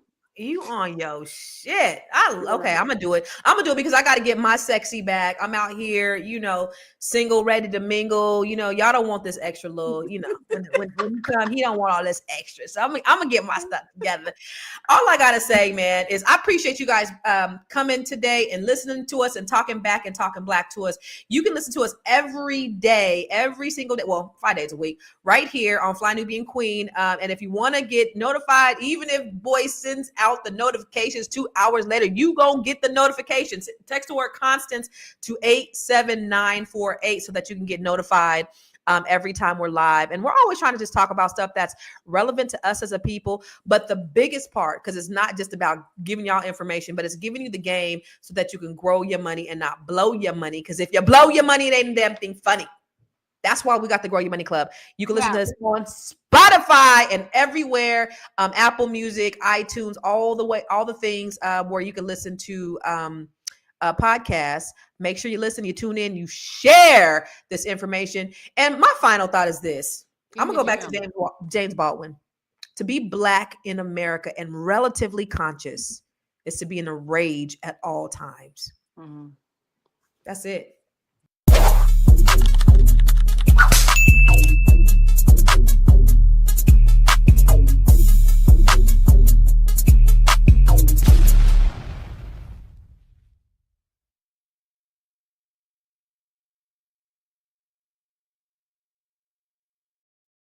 You're a little bit off basis from what I understand.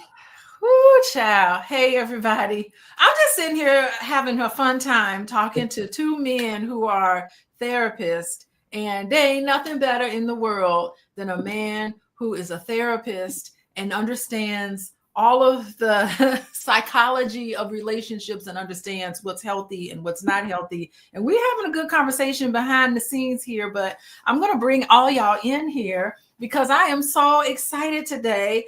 Of course, today is Monday, and this is Mental Health Monday, and I am Dr. Alicia, and I am joined by two men, real men, y'all.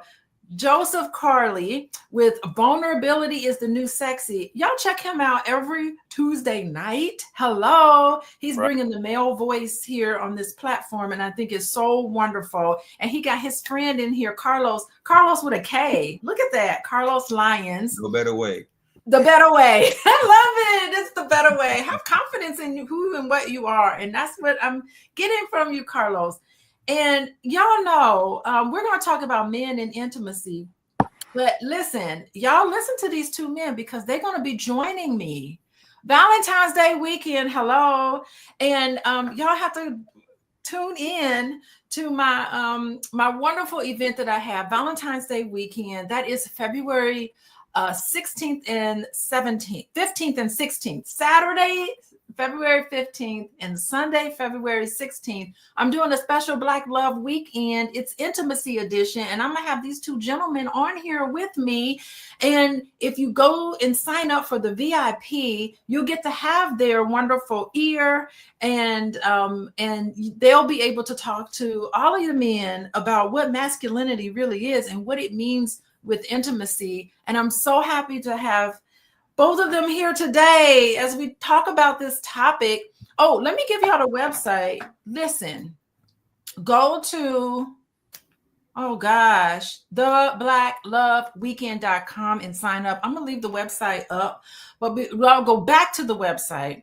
I want to let everybody know that when you want to be notified, when I do all my little wonderful interviews that I have, like today, text LOVE, LOVE, to 87948. And then you'll get updates on when I have conversations, when I am here doing YouTube videos and on Facebook. Hey, everybody on Facebook. I see y'all on Facebook. But anyway, y'all go to theblackloveweekend.com. It's $99 for general admission. You get 2 days of workshop. You get to my brain about all about intimacy, all about what it means to be connected and be connected with the person that you love. Hello. And I already got people signing up. We got the early bird going on right now, sale going on. The Black Love Weekend. If you want to do the VIP, because the VIP you'll have it be in contact with Joe and Carlos and their Black male therapists. Hello, you get to talk to them and have one-on-one interactions with them. And so I think that is super duper valuable. So be sure to check me out, theblackloveweekend.com.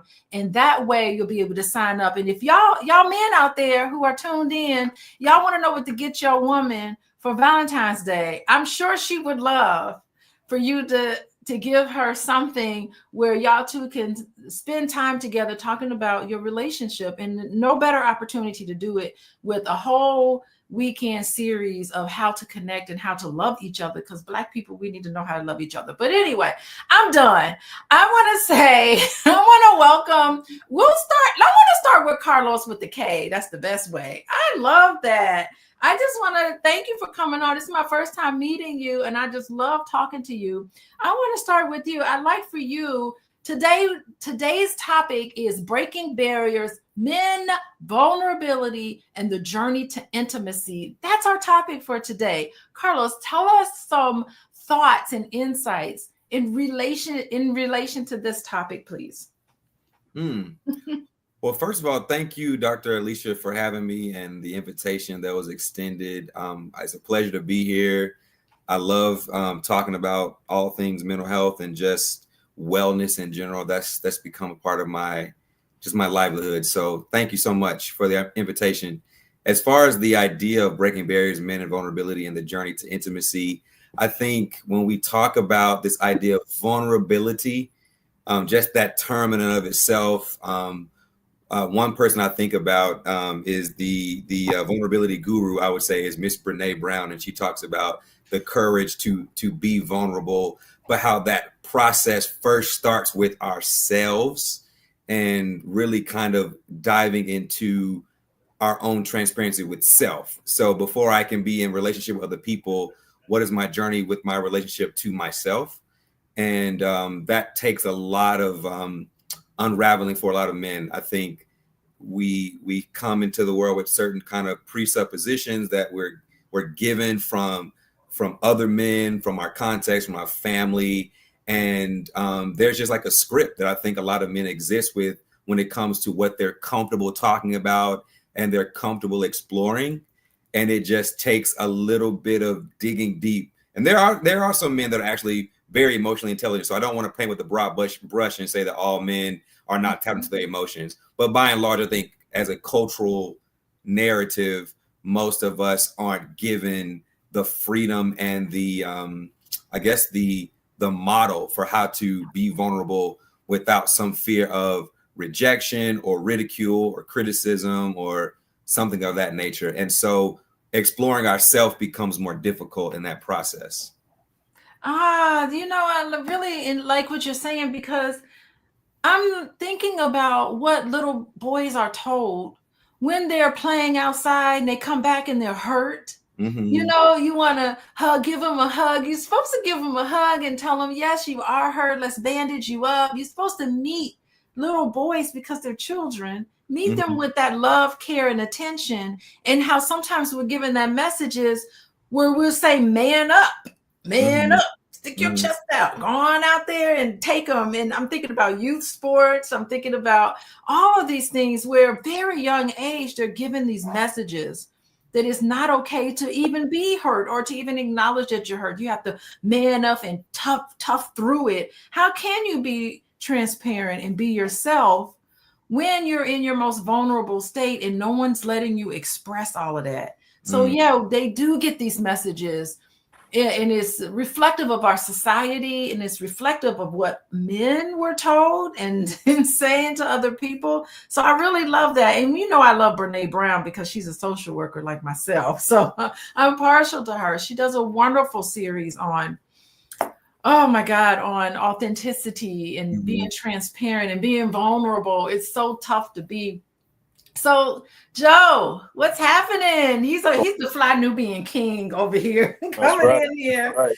I miss you, Joe. I haven't been on with you in a while. I miss talking to you. I need you back on with me. Come back on the day I'm there. But yeah, I mean, what do you think about this emotional vulnerability that's often seen as a weakness in men? And how can we start to change some of that perception? Well, it starts with community first. Like, if you have a large amount of brothers that are coming to the space and learning how to be vulnerable and taking away some of the shame that comes with being vulnerable and, making it, so erasing the taboo and the stigma around it, then, you can, you're going to have more healthy and whole individuals. And, for me, I'm always telling people like, this is who you truly and genuinely are, and this is the mask that you're wearing, and you're pretending to be someone you're not. And the further apart these two individuals get, the more room for depression, anxiety, and all the things depression and anxiety.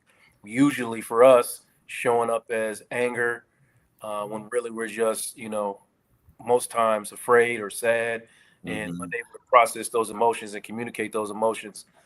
So, with authenticity, and you bringing these two things closer together, you are dissipating the shame around, showing vulnerability, and it does not looked at or viewed as a weakness. If you are, confident in your masculinity, then you really can't be shamed. So that's what that's the message that I know myself and Carlos and brothers like us are constantly pushing out. Like, you cannot be ashamed, or you can't be shamed by someone if you are confident and understanding of who you are. Everything that comes with us came from somewhere, usually somewhere early in our childhood. We have developed these emotional triggers, and they have gone unaddressed for so long. And when something comes about that triggers, so to speak, triggers us, then, like I said, it shows out as anger. But as we're for myself specifically, as I understood more about what those emotional triggers are and what they were rooted in, they started to dissipate, and the anger goes away. And so it's okay for me to say, hey, I'm sad today, or I'm afraid today, and I can communicate that with the people in my life that matter. I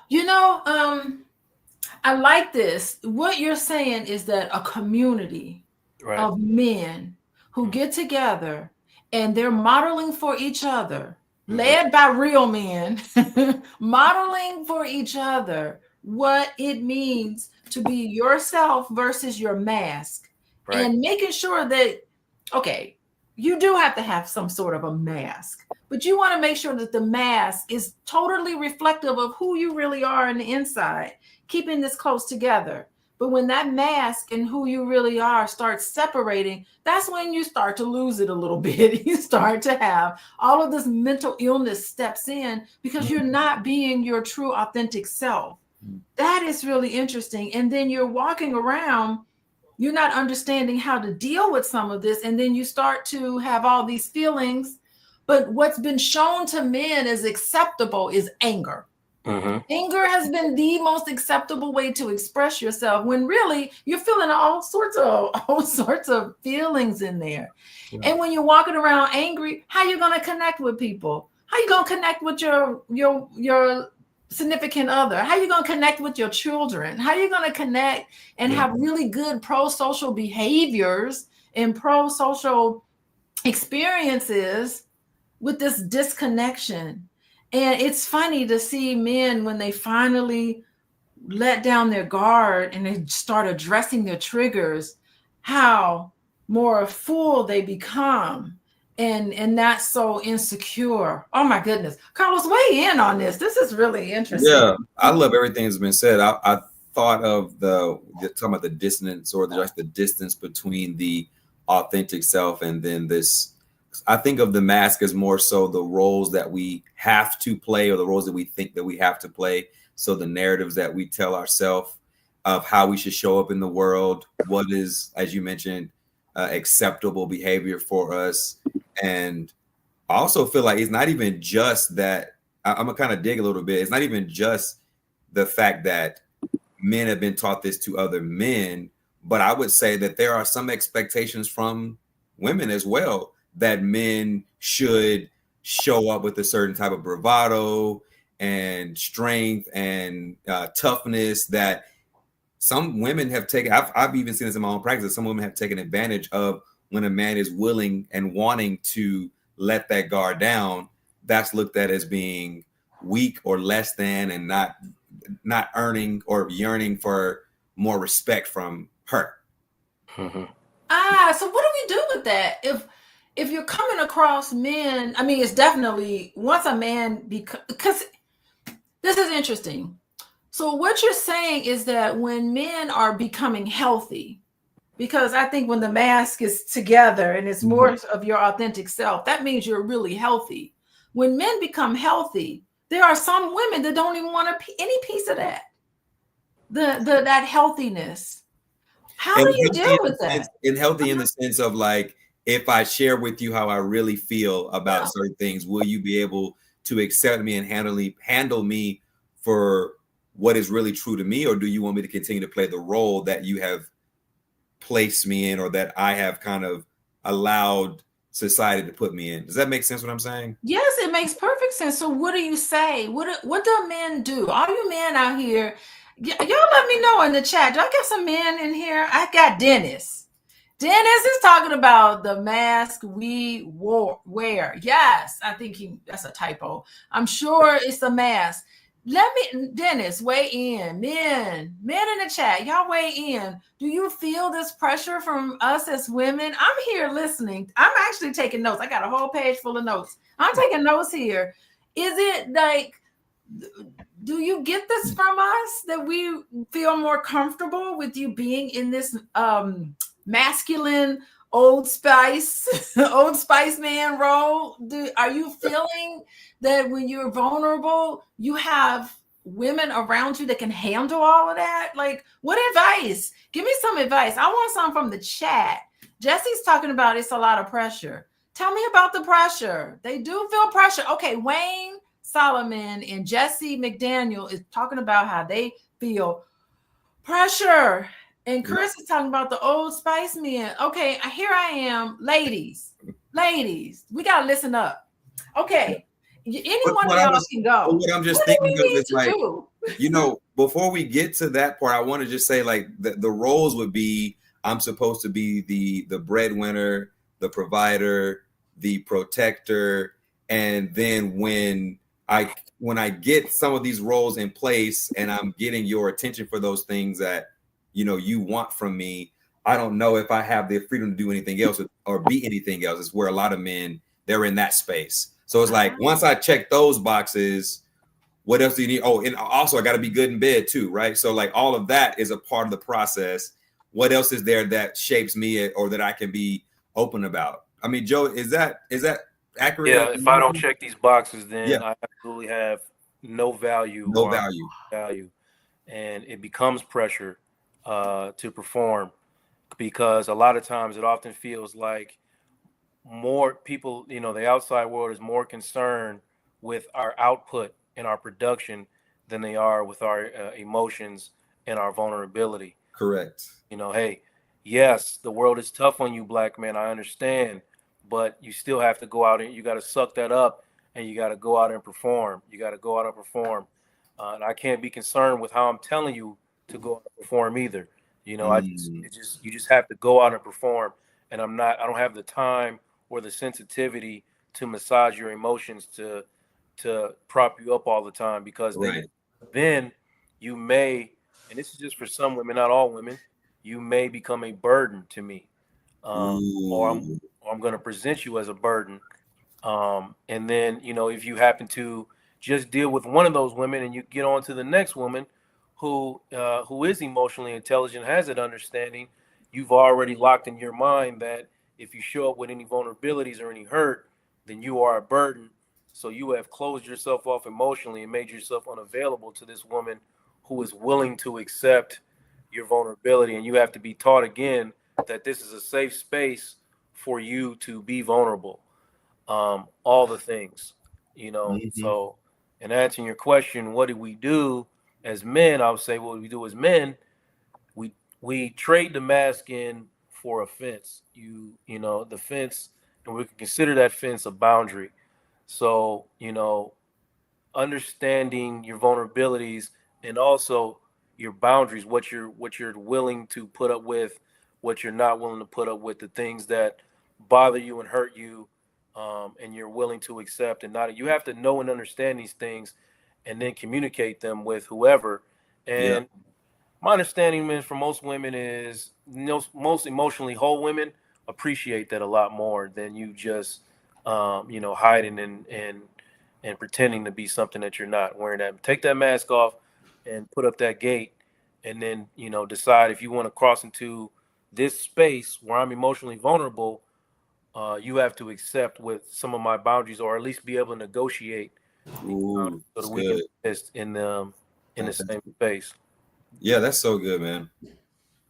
Oh my God. I mean, this is really something. It really pains me to hear that men are coming, and I'm seeing this in the chat, by the way, that men are coming across women like this. Like, this is painful for me to hear this, because I'm listening to women and women are saying, this dude is hurting my feelings. And when I tell them that my feelings are hurt, they looking at me like, you're complaining that I hurt your feelings. That's disrespectful. Mm-hmm. I didn't pay the bills.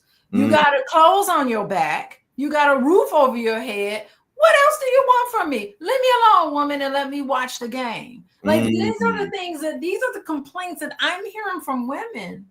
And I don't like that either. Like, what is going on with these men who are just saying, what else do you want from me now? And I don't like that. I don't know. I'm teasing all of this stuff out, in my office space, about trying to get down to where, of course, childhood wounds. Someone mentioned trauma. I'm teasing a lot of this out. A lot of it is based on some really uncomfortable, unprocessed feelings and experiences. But this is what I'm getting from a lot of women who are complaining too. So it's complaints going all over the place.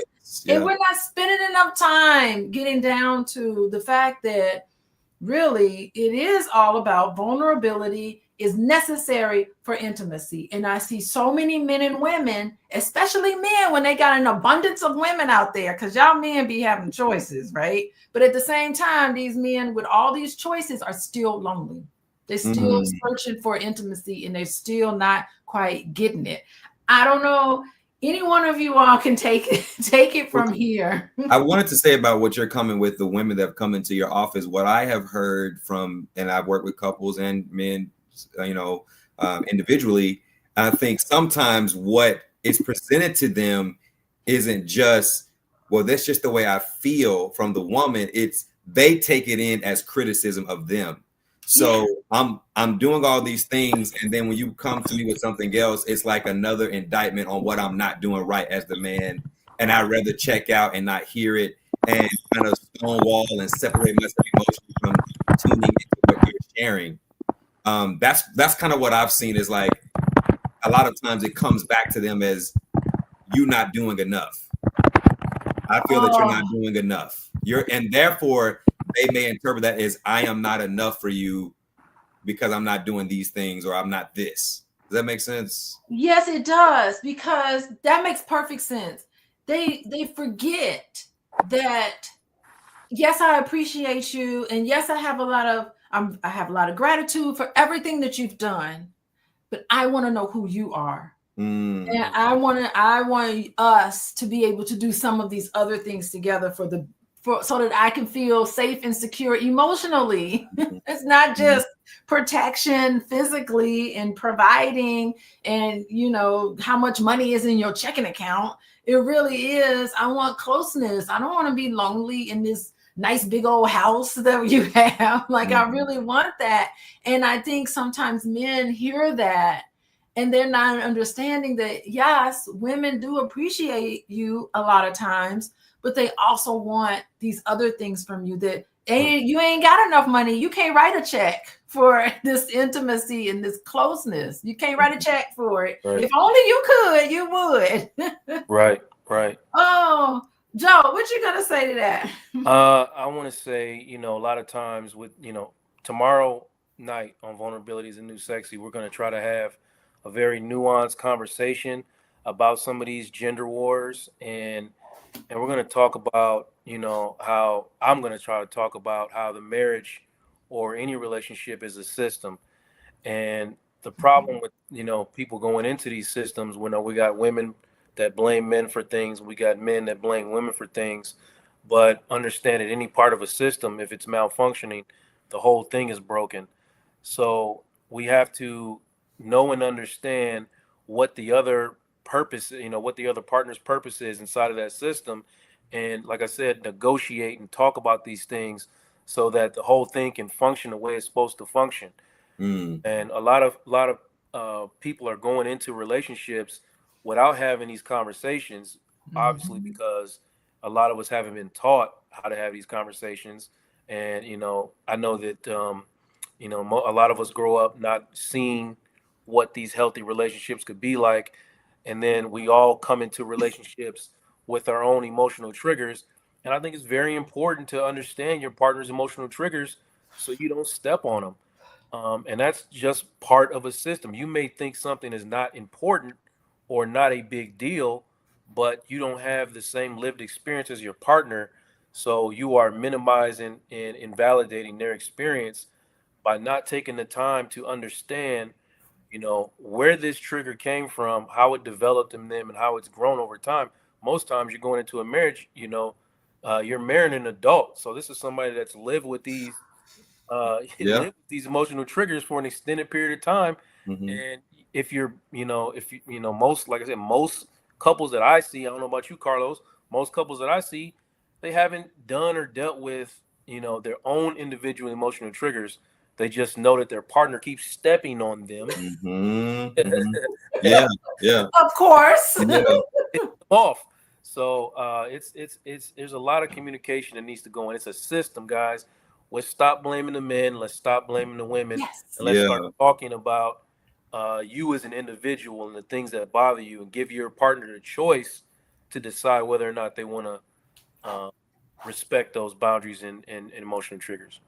Oh, my goodness. Can I add Go on? ahead, Carlos. I was going to add on to that. I 100% agree. I think what I hear is unmet expectations and miscommunication in that process. A lot of what I see with couples and working with men as well is that it's just like we don't know how to communicate our expectations, and that healthy dialogue really has to be, as you've said, Joe, systematic. And I always say, I believe in abundance of communication. When I talk to clients, an abundance of communication. Do not assume the other person knows. Do not assume the other person gets it or understands. We have to really like break all of that stuff down. But honestly, to understand your expectations also requires you to go explore your own narrative. As Joe mentioned about, you come to the relationship with all this stuff. I spend time with individuals, couples, all the things, right? Kind of walking through and unraveling the narrative, going back down the line of where this first started to present itself and pop up during the course of your life and your life experiences, to see why that became that trigger, why that became that landmine for you in your life. And, you know, just seeing that plain as day, sometimes they're like, oh, I never saw it that way. They start putting those two things together, and they can see, because for change to happen, the awareness has to be first, the thing that they notice, right? Awareness of what is the issue. then they can begin that process of change. But they got to come to some level of awareness. We call that contemplation in addictions therapy. So yeah, I just think it's unmet expectations and miscommunication, along with not understanding your narrative. Whoa, my goodness. Okay, I want to comment on Joe and Carlos. I got words to say to you all, but before I do that, hey everybody, how y'all doing? Y'all listening to this? I want you to like and share this. Women, Deborah, I want you to share this to all your men that you know. Take the link and share it right now to all the men. Ladies, share this with all the men. And I think ladies need to hear this too. Y'all need to share this. Share today's video. Please share it with people. And I just want to remind you guys, don't y'all like what Joe and Carlos is talking about? Oh my goodness. So they're going to be with me at the Black Love Weekend. Go to the blackloveweekend.com and sign up. It is Valentine's Day weekend. It is Saturday, February 15th. And Sunday, February 16th in the morning, in the day. If you're VIP, you get the recordings. And if you're trying to figure out what to get your significant other, what to get your son, you know your son is dating somebody, what to get your son for Valentine's Day. We got birthdays coming up. All of this is $99 for general admission. And then you could just upgrade for little or nothing for VIP. And then you can have the ear. You'll have Joe and Carlos will be able to talk to you in the men's group. Hey, Jesse, sign up. Jesse, it's your birthday. So what a great birthday gift for yourself, Jesse. I want to see you in there. You get to talk to Joe and Carlos and get to listen. You get to share. It is going to be a safe space to be vulnerable. Hello. So come on in. We want to see. Jesse's going to sign up for sure. So we're going to be in there. And so that's what I just want to remind you all. And of course, to know when I go live on YouTube, who knows when I go live on Facebook, YouTube, and some other places, you can text the word love, LOVE, to 87948. And then we'll send out a message and make sure you're well connected. So the Black Love Weekend, be sure to go there and sign up. And okay, so today the title of our presentation today is Breaking Barriers, Men, Vulnerability, and the Journey to Intimacy. And boy, oh boy, Joe, okay, you were talking about stop the blaming. Everybody stop. Listen, any problems y'all got in your relationship, stop pointing the finger. Do not point the finger. There's enough blame to go around, and you could take accountability for your part of the problem. And it's not always 50-50, I find, with a lot of my couples. Sometimes I do find one person being really belligerent toward the other person. And so my work is to try to empower the person on the receiving end of this to speak up some more, and then have the other person kind of deal with this. So it's not always 50-50, but there's something to be said. What I'm finding with accountability, and it's not always men, but I will say 9 times out of 10, it's usually the man. And sometimes I have found women. Sometimes for men to be able to open up and accept that they did something wrong is so debilitating to them.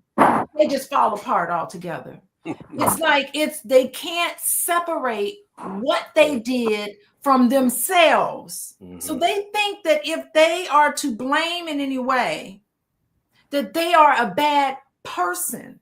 And I have to spend time saying, listen, your behavior, you are better than this, but your behavior was very insulting. You violated this person. You broke the trust in a lot of ways. You have to be accountable. And I just want to follow up, just make a comment about how difficult it is for some people, not necessarily men, but that happens, where it's difficult for some people to say they're sorry, for some people to show accountability without going into a deep level of depression because they think, oh my goodness, there's something wrong with me, not something wrong with my behavior. And so that's my question to you, Joe. What do you have to say to that? I can't argue that much with you, honestly. In my experience in couples counseling, if you continuously bring blame to the man, he is eventually going to blow up a lot of the times. That's Yeah. the experience that I have, and Carlos might have a different perspective, but um, men do not go into therapy to be told that they're doing something wrong. Most most times they have entered the space because they already have understood that they're doing something wrong, and they want to know how to change their behavior and get on the road to redemption and move past it. So if we spend too much time, and this is my experience with the woman, not all the time, but some of the time, she wants to spend a lot of time dealing with the hurt and Yeah.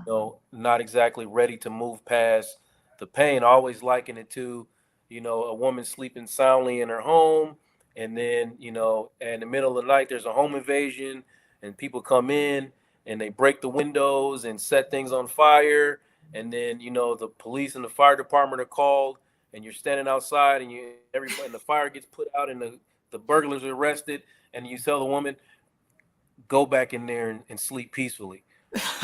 Yes. We haven't changed the security system. We haven't replaced the windows, changed the locks, or nothing.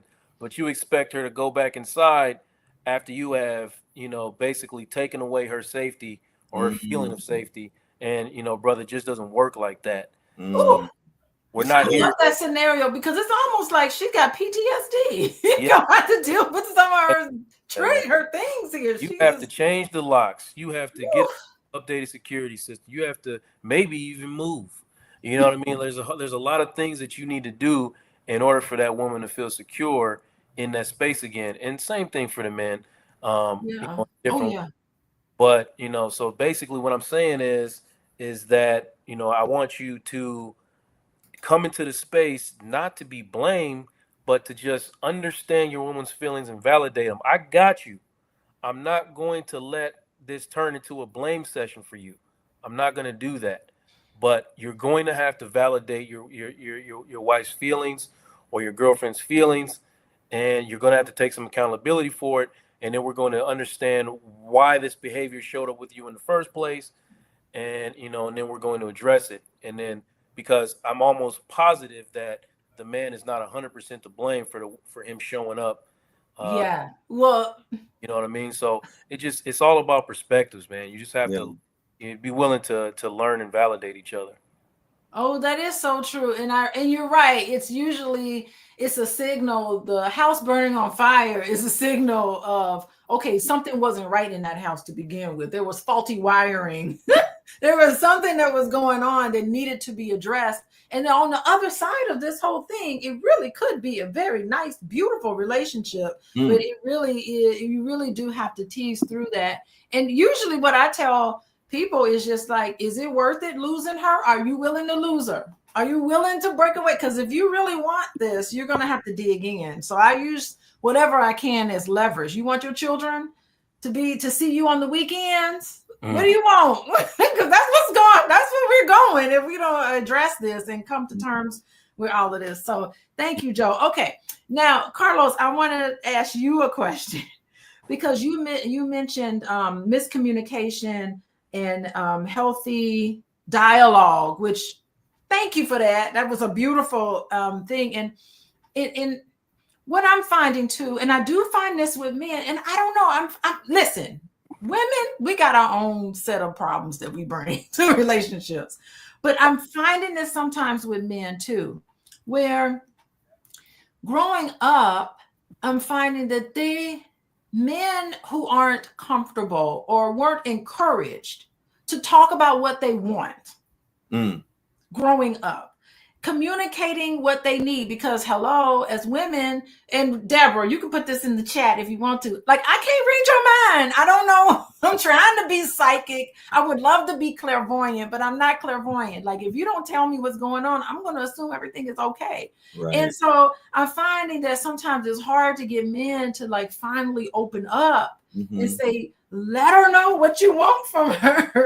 open up. And partly is that they're just not encouraged all the time to open up. And sometimes it's scary because if you start opening up and you start asking for what you want, that's even more frightening. It's easier to just not say it at all, because if you ask for what you want, so much anxiety comes over men where they're just like, okay, is this person going to give it to me? Because if they ain't, why did I just make myself vulnerable asking for what I want? And I'm sitting here waiting on it to happen. So it's so difficult. And you brought up just wonderful point there. Can you expand on that? I mean, you hit the nail on the head. I mean, it really is a thing that I've seen a lot with a lot of the men that I work with, that finding that voice, like ownership of that space. And I use terms like advocate for what you need, advocate for what you want. It's self-advocacy, right? Showing up in that way. And when it's in reference to couples, I spend time trying to kind of teach them good rapport building communication skills, using what we call I feel statements, or when this happened, I felt this way about how so-and-so went down, and et cetera, et cetera. Another thing is, just before we get into the communication of what it is that we want, I've spent a lot of time with men and just learning how to tune in to the body. Emotional attunement, body attunement. Let's sit with ourselves for a minute. What's coming up for you in this moment? When this comes across your mind, when that comes across, what are you feeling? Again, as I said at the beginning, once I understand that relationship with myself, then it's much easier to begin to communicate those things. But if I'm not even really aware how to, like, that level of self-awareness does take a little bit of practice. Again, as you mentioned, with not being taught how to do that or not being encouraged to do that. And so therapy can be a wonderful tool to learn how to just sit with yourself. Yeah, I enjoy doing emotional attunement, body attunement work. And really, it sounds lofty, but it's literally just, we're going to sit here for 5 to 10 minutes. I want you to just tap into your breath right now, like a little mini meditation period. I want you to notice your body, what you feel, any tension, any tingling, any weird sensations, getting in touch with that part of yourself. And not even surprisingly, but it's just cool to see how, when I do that, they're able to be like, I do feel this, and I'm sensing this, and this is what's on my heart, or this is what's in my shoulders. I feel this emotion in the back of my neck. Just all of that starts to stir up because they finally gave their body a chance to speak up. They start to tune into what their body has been trying to tell them. So when it comes to when she, as if they're in a relationship, if she like says something in a certain tone of voice, right? A snide, remark, or when this is going on with the kids, or what happened at work today, things become compounded, and then I'm able to kind of offload those things, maybe write my thoughts down before I go into that conversation, be able to kind of systematically look through what it is that I'm feeling in that moment, and then broach that conversation when you feel it's safe, when you feel it's appropriate. You have their ear to begin having those conversations with your significant other. But it first starts with just that attunement to self, I believe. And it really means that you have to break away and take some time for self-care. Self-care is self-love. And get into a mindful place. I'm starting to, and I've always felt this way, but I'm starting to really believe that mindfulness is the answer. I'm on that wave. I've been on that wave for a little while in my practice. In fact, if I wasn't on that wave, I don't think I would be a therapist, because I had to coach my own body back to wellness. I'm just be honest. I went to the hospital. I went to a neurologist. I went to therapy. And it wasn't until I really just began to be okay with just sitting in whatever the discomfort was that the healing process started to happen for me. And so that's my wave. Like, we talking about mindfulness, breath work, somatic experiencing. That's the wave. Let me tell you, and we don't even need to talk about plant medicine and all sorts of stuff. I'd be dabbling and all that stuff, but I need it. I mean, as therapists, we need it because I think we just hold on to so much. We absorb. I really have to have a daily peaceful meditation every single day, twice a day, to just do this type of work. We're healers. We are healers. We are. And I have to sometimes I have to go away for the weekend just to sit and meditate and have my plant ceremony and my Native American chants and all of that happening. Yeah, I love it. In order to like totally release it so that I can do the work that I'm here to do as a healer. Go ahead. Add on to that, like, let's make it practical, right? So if there are men out there that are not actively engaged in therapy right now, or if you don't have time to go on a solitude retreat and do all these extra things, I'm simply saying, first thing in the morning, can you just sit up in your bed and just take a few deep breaths? Can you just pause before we get the day started, before we look at the phone, laptop, all the things? You can start a mindfulness practice just by taking a pause. It don't have to be this lofty, we're in the Himalayas, you know what I'm saying, in our nice Costa Rica, Chile. No, 5 minutes of silence, man. Just 5 minutes of silence, and just begin to tune into that clarity that comes from the inside of you, and then you're able to move differently, so that when things come into your awareness, into your space, you'll know, like, I'm feeling some dissonance right there. There's some incongruence with me right now. I need to speak up on this. I need to advocate for what I need. And the words don't always have to be perfect. It just has to be honest and just speak from the heart, right? You don't have to be rude about it. Like, I'm feeling this way right now.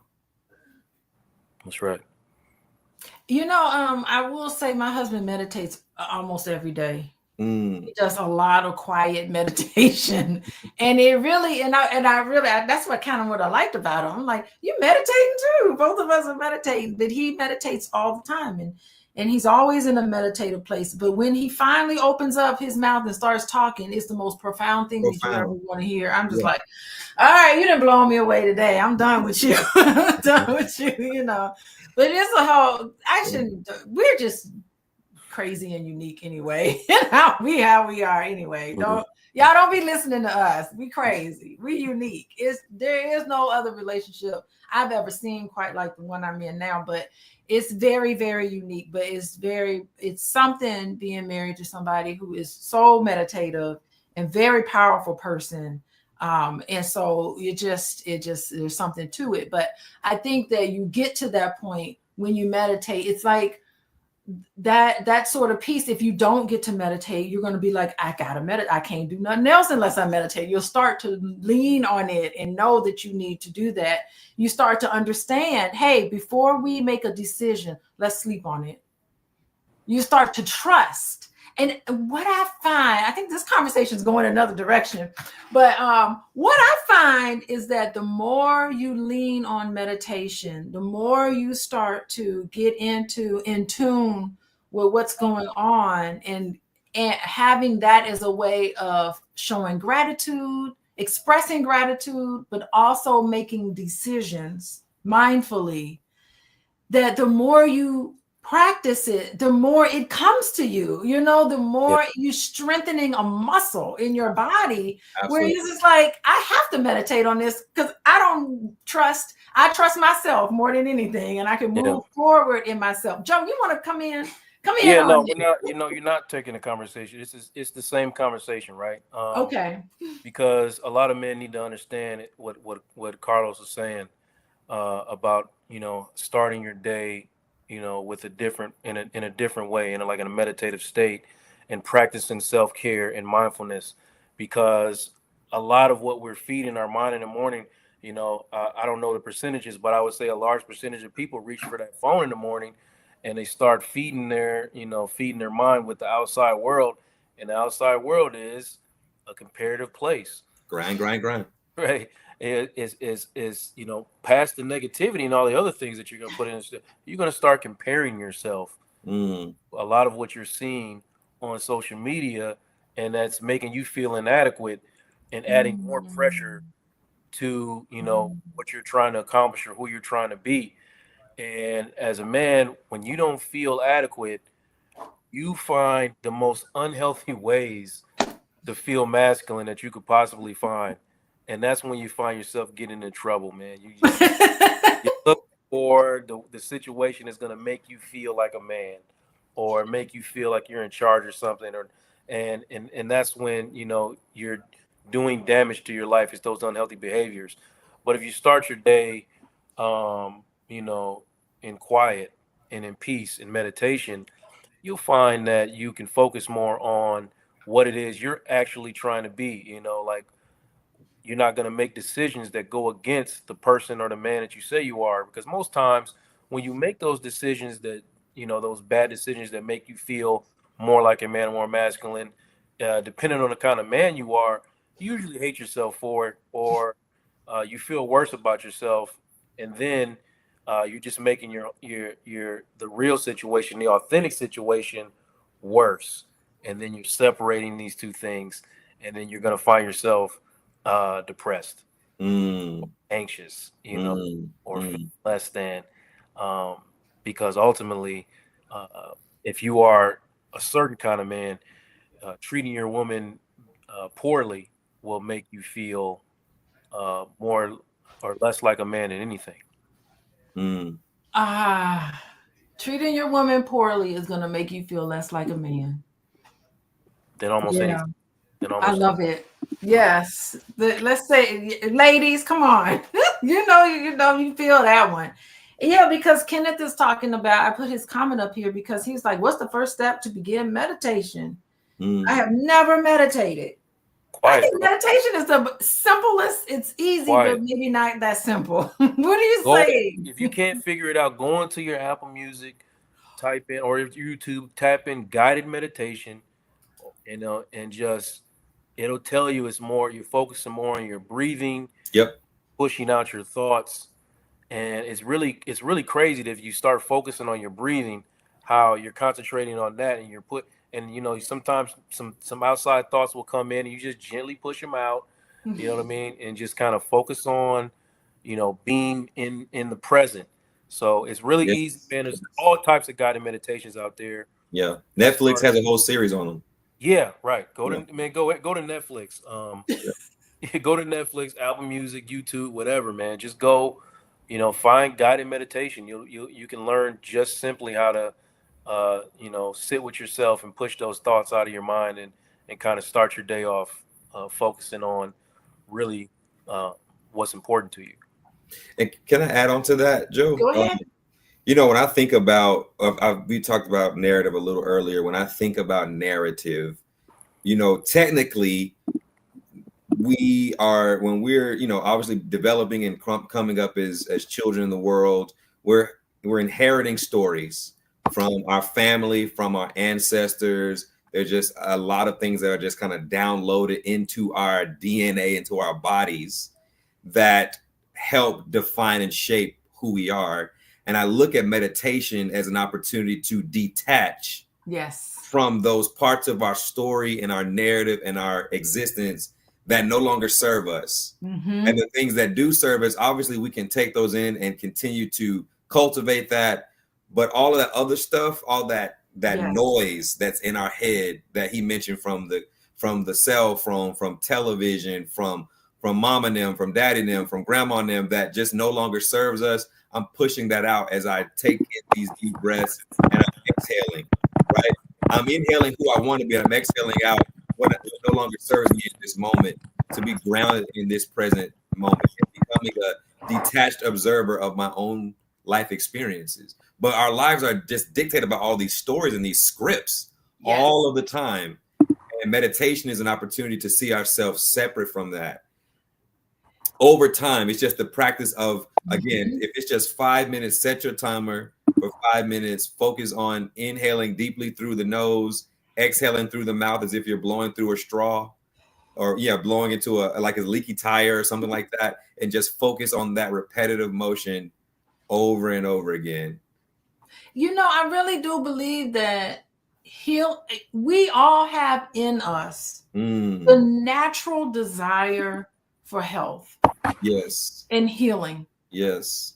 And if we really tune into that in ourselves, it will immediately emerge. It can't help. And detachment is how you really get in touch with that. You're detaching from all these things that don't mean nothing anyway.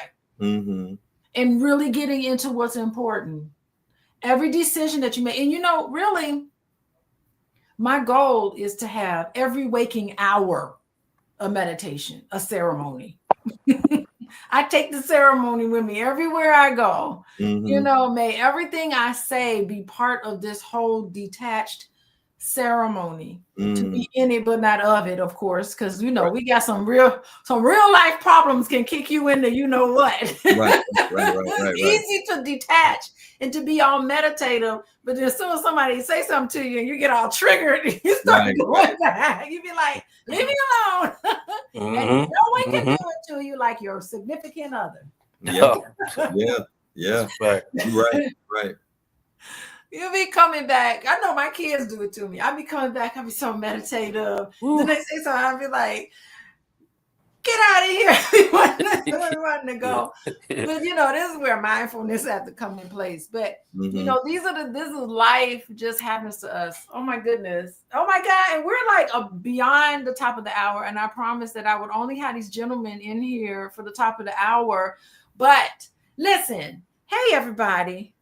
I am Dr. Alicia, and this is Mental Health Monday. And today we talked about breaking barriers, men, vulnerability, and the journey to intimacy. Let me tell you something. Joe and Carlos here have dropped a whole lot of wisdom. They are male therapists, and they represent manhood. This is what manhood is about. We have a lot of examples of toxic masculinity, but not here. Here we got what real manhood is about, and it's not about whiteness. It's about who and what we really are. Thank you very much. It's not about whiteness. I don't even want to get political on us today, but you know what I mean.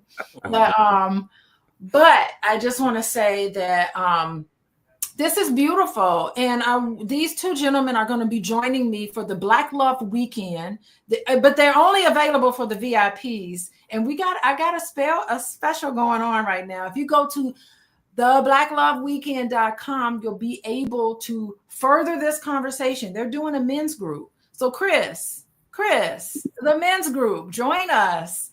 I feel if you wake up on the side of a woman in the morning and you see the real her, and you don't jump up and run out the room, I feel like you're going to be that woman for a long time. Chris, you are hilarious. I love that comment. That is not the parameter we're using, Chris. Let me tell you, I just randomly picked the comment. I thought, waking up with a woman. Anyway, Chris, you join, because these two men will put you in your place with these comments. Yeah. But I just want to thank you two for being here. Y'all make sure you go to theblackloveweekend.com. It's $99 right now. This is the early bird. It is Valentine's Day weekend. It is Saturday. During the day, y'all can do what y'all want to do at nighttime, Saturday night. But during the day, you'll be with me. I have a wonderful workshop for you guys about intimacy, about how to love each other. Black people need to learn how to love each other. We definitely know how to hate each other very well. We got that nailed down. So let's get into loving each other, figuring out how to love each other. We're going to be talking about that. On Saturday, you're going to have Joe and Carlos in the afternoon. They're going to be coming in, and they're only meeting with the VIPs. So make sure you get your VIP ticket. It's digital. And if you're VIP, everything is going to be recorded. You'll have access to the recordings. But if you just want to drop in and say hey to everybody, you could just do the general admission. It's $99, y'all. That's not that bad. And then it could be a nice little gift for you and your boo. You and your boo, if you're trying to find a nice, beautiful gift and you're trying to racking your brain, you don't know what to do. Lexicon. Cuddling a woman is like a teddy bear. Okay, so these men love physical touch, by the way. I don't know what it is with y'all men and physical touch. They talking about cuddling a woman and waking up next to a woman. This is what the comments are saying. Anyway, physical touch is one of the easiest love language to understand for the most part. So men love physical touch. I know my boo, he loves physical touch. So I'm like, okay, physical touch, that's good with me too. So yes, cuddling with a woman like a teddy bear is intimacy. Yes, Black Lexicon, I want to see you there. Anyway, okay, let's wrap it up. We got to wrap it up. Can you do this again? Patricia wants y'all back again. Listen, if you wanted to come, be sure to go to theblackloveweekend.com if you want to know when I'm live, because who knows when it's going to be these days. I'm very busy, but it's text the word love to 87948 and you'll get information from somebody be sending you information on that. But really, the best thing for you to do today is go to theblackloveweekend.com. You'll see Joe and Carlos, and then we'll end with Joe and Carlos. How about you just give us what question can I give you guys? Parting words. We need advice. These men and women in the chat need advice. What would you say to us? They're loving this physical touch thing. Men who love physical touch. And anyway, parting words. We'll start with Joe, Mr. Joe. Parting words and last thoughts about men vulnerability and the journey to intimacy, and then let everybody know how to find you, Mr. Joe. Sure. My parting words are going to be with I'm going to steal some words from my brother Carlos earlier when he was talking about using those I statements and whatnot. And when this happens, I feel this and I need this. When you are discussing things in terms of your own feelings, it's very difficult for someone to argue with your own feelings. I can't, if it makes you feel hurt, if it makes you feel sad, if it makes you feel disregarded, how can I argue with you feel that way? So my only perspective should be is to understand, why are you feeling, instead of getting upset about the fact that you feel that way and taking it personal as to why you feel that way. Let me understand, well, what am I doing or what am I saying that's making you feel so disregarded? Why is this occurring? I don't get it. If you get there, then I implore you to call one of these brothers here or Dr. Lisa herself and get some help in understanding where the communication gaps are, because most of the time we're talking about two people with the same mission. You may want to run the ball left. I may want to throw the ball right, but let's agree that we both want to score a touchdown, right? We have the same goals. And if we don't have the same goals, your relationship is on a whole different situation. But in a healthy, typically loving relationship, we have the same goals. So it's illogical for us to fight, is what I'm trying to get you, basically what I'm trying to say. So start with your feelings. And you can find me, to set up any type of session or appointment at consulting.com. You can book a free consult right on there. And tomorrow night, I told you every Tuesday night, but tomorrow night we're going to have a very, very nuanced conversation about gender wars. I'm going to be very specific about how we're doing it. We're not coming to the space to argue about men versus women or anything like that. We're really trying to understand how to communicate with each other so that we can meet each other's needs. So I implore you to join me tomorrow on the Boss Network for Vulnerability is the New Sexy. Thank you, Joe. Thank you so much. Okay, Carlos. Yeah, I want to just say a couple of things. That first, men, please understand, or just anybody in the viewing audience, please understand that your emotions are not the enemy.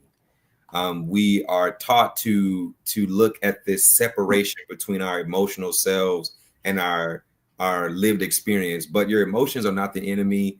In fact, your mind, your body, all of it is inextricably linked together. It's just more important for us to move in harmony with all of it in a way that becomes more intuitive. And the other piece is, when it comes to vulnerability, understand that my starting point for vulnerability is not necessarily about the other person's reaction to my decision to be vulnerable, if that makes sense. It's more so about me being honest with myself, first of all, acknowledging what my true feelings are, what my true thoughts are, and my expression is, and then being willing to share that with another soul. But it can't first start with being concerned about the other person's reaction, because then we begin to people please and kind of edit ourselves based upon what we feel somebody's going to say or think or have an opinion about my true self.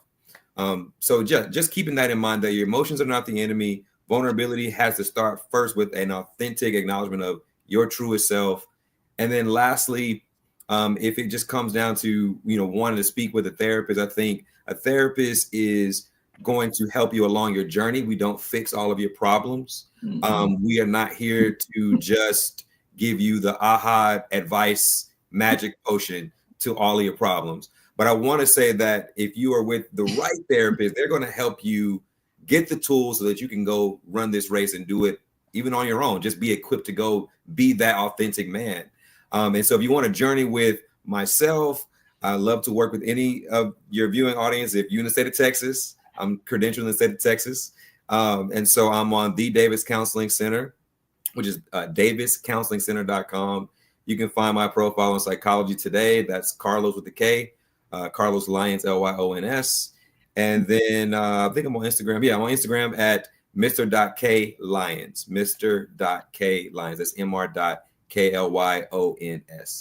All right, I'm gonna follow you on Instagram, Mr. K Lyons on Instagram. Okay, y'all. I don't know how much I don't think people understand this is a treat. It's a treat to get black male therapists to answer my phone call when I be calling y'all. Y'all be too busy. I don't know what's going on, but I be making fun of y'all. So, okay, we learned a lot today. I've been taking notes. I statements. Make some I statements when you talk about how you feel. Just say, when this happens, I feel this way. Get a community. Y'all men out here, it is so important to have a community of which you can take off that mask and be your authentic self. Understand your triggers. Understand how to deal with anger. Anger is sanctioned emotion for men. And there's probably a lot of other feelings that you have. We also talked about how sometimes us women, ladies, we be putting pressure on men to be the breadwinner, provider, protector. We put a lot of pressure, and then we want them to be good in bed at night. Then we want them to share all their feelings. We be putting a lot of pressure on men. We need to stop. We need to stop and think about that. We put a lot of pressure. All of these roles that they have to play. We got to take accountability. Stop blaming each other. Take accountability. We got to get into Brene Brown. Y'all look at her up. She's a fellow social worker. She's talking about being your authentic self, transparency, being honest with yourself. Hello. Then we talked about how to communicate. Sometimes we mistalk. We miscommunicate. We need to have this healthy dialogue. And we need to advocate for yourself. And if you're having problems with that, you got 3 people right here. I'm licensed. All of us are licensed there. And by the way, to be licensed is very important. That means that protects the public. The license don't do nothing for me. The license protects you. That means I have to be on top of evidence-based practice. That means every word that come out of my mouth, a lot of it is my opinion, but most of it is evidence-based, or why am I saying it? So anyway, that's the thing. That's my public service announcement, because there's a whole lot of armchair therapists to be saying, do y'all know 80% of these armchair therapists have that stuff be wrong? I feel like this is wrong, just bad advice on the internet. This is information that you can trust.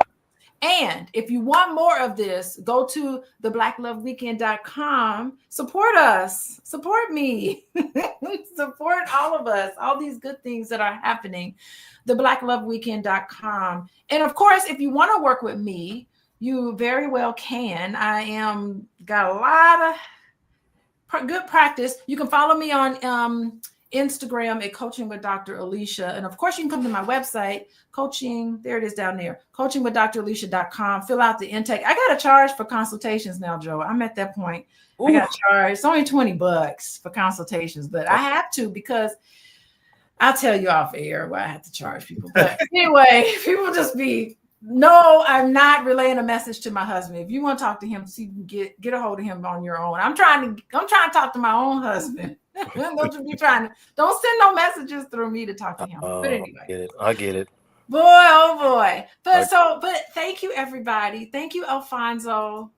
Thank you, Wayne. I see y'all in here. I see some people have signed up. I don't even want to call y'all out, but I really appreciate you. Look at all the men in here. Black Lexicon. I feel like that's a man energy right there. Raymond.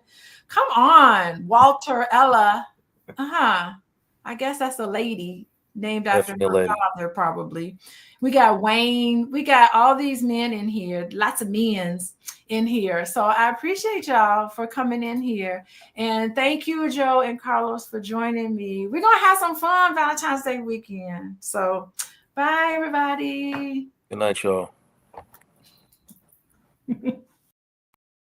Yeah, it's CC, CEO, wanna change your life? Come see me, yo. I'ma teach you how to build up wealth for your family, not just for yourself. I'm a bestseller, a house flipper, a businesswoman, a go-getter, a big investor, a goal builder that can teach you to get richer like millions, baby. You really about to fill your savings. You about to have multiple streams to pass your children, baby. Let me teach you to get your credit on track in the long run. You'll make it all back at Catalyst and watch it all psychology black-owned firm, but we ain't all black too. What's happening, everybody?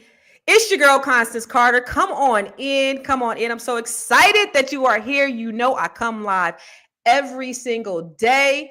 I've been having some technical difficulties. I don't even know what's happening, but I see that you are all on. I see y'all coming in real strong. Come in. You know I come live every single day.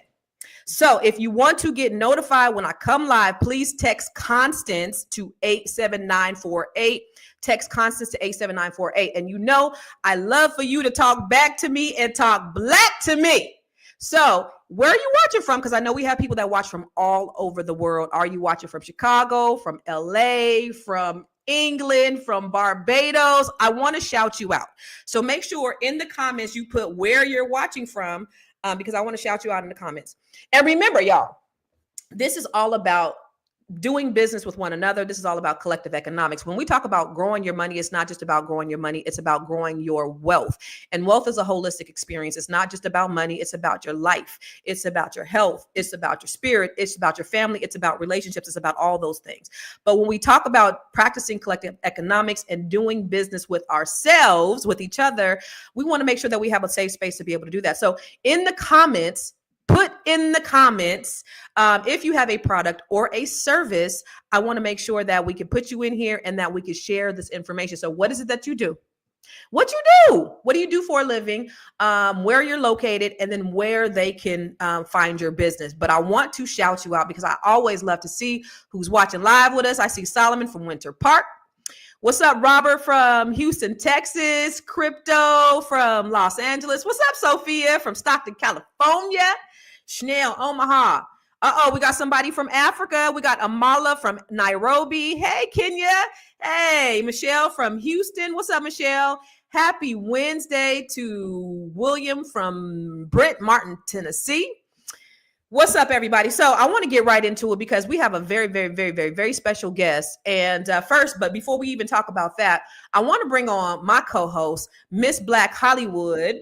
Hey, girl. Hey. Good morning. What's up, girl? We getting in the gym I'm today? in the gym. What's up? Yes. Hey, everybody. What's up? So you trying to grow your money today or what? Always trying to grow my money. I got to come to the gym at least once a day. I love it. Let's go to the gym. So I want to hurry up and bring our special guest on, but let me ask you a question, audience.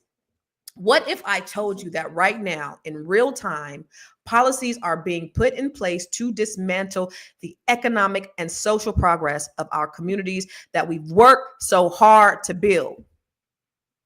What if I told you that billions in contracts, grants, and programs that help create one of the wealthiest Black counties in America, which is Prince George's County, were now being stripped away? Today, we're going to dive into this critical conversation about the rollback of DEI policies. We're going to talk about Prince George's County, what it means for Black wealth of our communities, of communities around the country. We're going to talk about entrepreneurship and our community's future. And to help us break it all down, Miss Black Hollywood, we got a powerhouse today. Yes, we State do. Attorney Aisha Braveboy, who spent her career fighting for justice. She spent her career fighting for equity and the economic empowerment of people. I am so happy to talk to her. But before we jump into this discussion, you guys, bring her on the stage. Let me properly introduce my guest. Aisha is the state's attorney for Prince George's County, where she leads efforts to ensure justice and public safety for over 1 million residents. She is a proud graduate of the University of Maryland and Howard University School of Law. She's been a fierce advocate for consumer protection, for criminal justice reform, and creating opportunities for minority-owned businesses. But before she became the state's attorney, she served as Maryland's state delegate and was the chair of the Legislative Black Caucus of Maryland. She's been a champion for policies that uplift our community, policies that are now under attack. So, without further ado, I want to bring to you Miss Aisha Brayboy. Hey, girl. Hey. Hey, how are you? Good morning. Wonderful. First of all, thank you for coming and talking to us today. Aisha you're just a dope individual. I am glad to personally know you. You know, when you were one of the people that were so welcoming, and I said, hey, let's see how we can add value to each other. Let's sit down and let's have breakfast. And we had breakfast, and we went and hung out, had cocktails. And so she's been always just really great. So thank you for just being so open and so generous. And, I'm an outsider. I'm not from here, but you welcome me. So thank you. And no one's a stranger, and, I'm a woman of faith. And when you walk in those footsteps, you never meet a stranger. And some people you get to know better than others. And I'm so grateful to have gotten to know you because you're just such a bright light and you uplift people. And it's just so great to know that you decided to move here to gorgeous Prince George's County. I love gorgeous Prince George's. You guys are so dope. And when I tell you Black excellence is so abundant here, I love being here. And I always tell my girlfriend Tiara, Miss Black Hollywood, like how dope it is because she's in California, by way of New Orleans, right? And I'm in Prince George's County, and I could just, the neighborhood I live in is so great. It's similar to what I lived in California, but nobody looked like me at all. So I could walk out my house and I just see Black excellence everywhere, and it's just a beautiful thing. It's a beautiful sight to see. In fact, I went to one of your there was an event someone had at their house over in Oak Creek, and I was like, this is like Black Pleasantville. It was so cool. It was so cool. Me and my daughter was sitting there toasting. We're like, it's just great. So I just love being around that. You grew up here, Aisha. What was it like growing up in Prince George's? I did. I grew up in Prince George's County. I was actually born in Washington, D.C. Okay. And like many in the late 70s, early 80s, many families from DC moved to Prince George's County. Young professionals having, kids wanting a backyard, wanting to buy their first, single family home. There were so many options in Prince George's County. So a lot of folks moved from the district to Prince George's County. And as a result, Prince George's then went from being more of an agricultural majority white county to a more suburban and in some places urban majority Black county. And it was one of the very first counties in which when African Americans moved in, the income level went up. The educational attainment level in terms of the number of college degrees and higher went up, and the number of business owners went up. So it was the African Americans moving in, many of them federal workers, contractors. These are the individuals that really built this Black middle class here in Prince George's County, which then, of course, became the wealthiest Black county in America. Yeah. So what made you decide to get into law and then run for state's attorney? What was that transition like for you? Sure. Well, I started out my legal career at the Federal Communications Commission thinking I was going to do telecom law. But a couple of years in, my father said, hey, I think you need to work on a campaign. So I said, all right, Dad, because, I have a Caribbean father, and if anyone knows about Caribbean parents, they will tell you they will not let you, go. Like they will not let it go. Like if they want you to do, you will at some point just acquiesce, right? So I said, okay, Dad, I'll work on this campaign. Well, anyway, the person happened to win. So that individual said, hey, can you come work for county government? So that's when I first started my kind of foray into politics, was actually working as a liaison between our executive and our county council.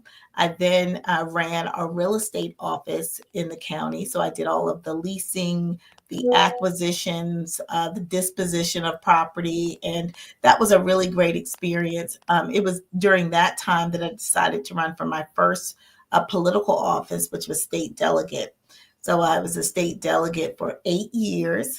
During that time, I chaired the Black Caucus. I also was chair of the Consumer Protection Committee and did a lot of work around equity, inclusion, and justice reform. So it was a great experience. But then, being on the legislative side, I realized there was only so much I could do. Really? So I went into private practice. So I practiced law for a while, and then went to work for Children's Hospital. And then when there was an opportunity to run for a state's attorney, I took that opportunity to ask the public to support me once again. And they did overwhelmingly, and I was very appreciative. And I've been the state's attorney for a little over 6 years now. So when I first moved here, and it was moved here in August of 22, and I was like seeing all the billboards, right? You saw all the billboards, and I was like, oh my God, listen, we're not used to this. Even here in LA, we're not used to seeing just Black people on billboards everywhere, running for stuff. And I noticed you, Aisha. I was like, oh my gosh, she's beautiful. Like I'm noticing, I'm like, this is so dope. And so it's so great that I actually got to meet you and then become friends. But for you, like how hard was it, going from, private practice to running for a state's attorney and then being able to win? Because that's a whole thing in and of itself. Yes. Yeah. I mean, I had already been a state delegate, so I was really, I had been used to running in campaigns, and I've worked in other people's campaigns. So campaigning is something that I have come to know. But when you campaign countywide, it is a little different because you're going into areas that you may not have as much in common with as your experience in the county, because our county is made up of more urban areas, which are older established communities, the more suburban areas, which I live in, and then you have your rural areas. And each area of the county has different issues that come up. And so getting around the county, learning about, what's important to everyone based on the environment they're in, based on their economic conditions and other things, it was really eye-opening. Yeah. And so running for a countywide office was really amazing, and I was grateful to have, in a 3-person race, received 63% of the vote. And it was that was a big deal. It was a big deal. Like we all, we wanted to win. We said, hey, if we win by 1 vote, we're good. But to be in a multi-person race and to really dominate in that way told us that we had the right message and that people believed in us. And, they knew I cared about the county and I would do a good job. So I was very, very grateful for that. Yeah. The cool thing about this is Prince George's County, the median household income is $90,000, one of the highest. When you look at nationwide, our average income is $23,000. So the median income for around in this area is $90,000. Home ownership, nearly 65% for Black residents. Okay. Now, 43% of Black people are homeowners nationwide, but 65% right here in Prince George's County. Government workforce, 28% of the workforce is employed by the government, and minority-owned businesses in the county generate over $1 billion annually. So folks are really doing some amazing things in this area. What do you attribute that to? I really do attribute that to, in so many ways, the district. I attribute that to having folks like Marion Barry, who, when he was the mayor of DC, focused on getting young people jobs. And a lot of them not only got jobs as teenagers, but they transitioned into DC government and also the federal government. Yeah. So a lot of them were able to stay in these government jobs for a significant period of time and build some wealth, build savings, and be able to move. And so, but the District of Columbia, I mean, it was expensive. It's still expensive. Yes. And for people who want that family-friendly lifestyle with a big backyard, options for pets, and walkable communities that have trees and this and that, they're going to move outside of DC, and so Prince George's County became the place to move. And I attribute a lot of what we're seeing in terms of the decision for some of these high income earners, these individuals who went from being government employees to transitioning into being contractors. A lot of that is attributable to what started with Marion Barry helping people get jobs. Then the jobs growth occurred in local government and federal government. Those folks decided to move out. Some of them stayed in government service. Some of them became contractors. And it really grew our economy here. It grew business here. It grew opportunities here. So, we owe a lot, to the district and quite frankly, Marion Barry. And if you talk to a number of people who are doing well, they will tell you about an experience based on something that happened as a result of Marion Barry's. That's what people don't understand. This is I need you guys who are watching right now to really understand this, because I'm from California, right? And Vince Black Hollywood's coming back on. I'm from California. So the thing about it is, when you hear about Marion Barry outside of DC, and I always do this test when I'm talking to somebody from the area and somebody that's not from the area, right? So I always say, Tiara, what's the first thing you think of when you think of Marion Barry? A beloved. I think of a beloved leader. Okay, but then I also think crack. That right. So so if you're not in the area, Aisha, most people they automatically go to that. Yeah. But you ask somebody in the DMV what they think of Marion Barry, he is the second coming of Jesus. Like, everybody loves this man to the highest level that I've ever seen anybody beloved in the world. I've never seen anybody more loved and respected outside of like Martin Luther King than Marion Barry, because of everything he's done for the people in the area. So much Black wealth, so much Black success was attributed to Marion Barry. And I think I really need people outside the area to understand, like, Marion Barry, like, what you seen was a snapshot, was a snippet. I didn't even know until I moved here how significant his contributions were to the wealth of this area for Black folks. Absolutely. A lot of our developers, a lot of the contractors, they got their start by doing business with DC government under his leadership.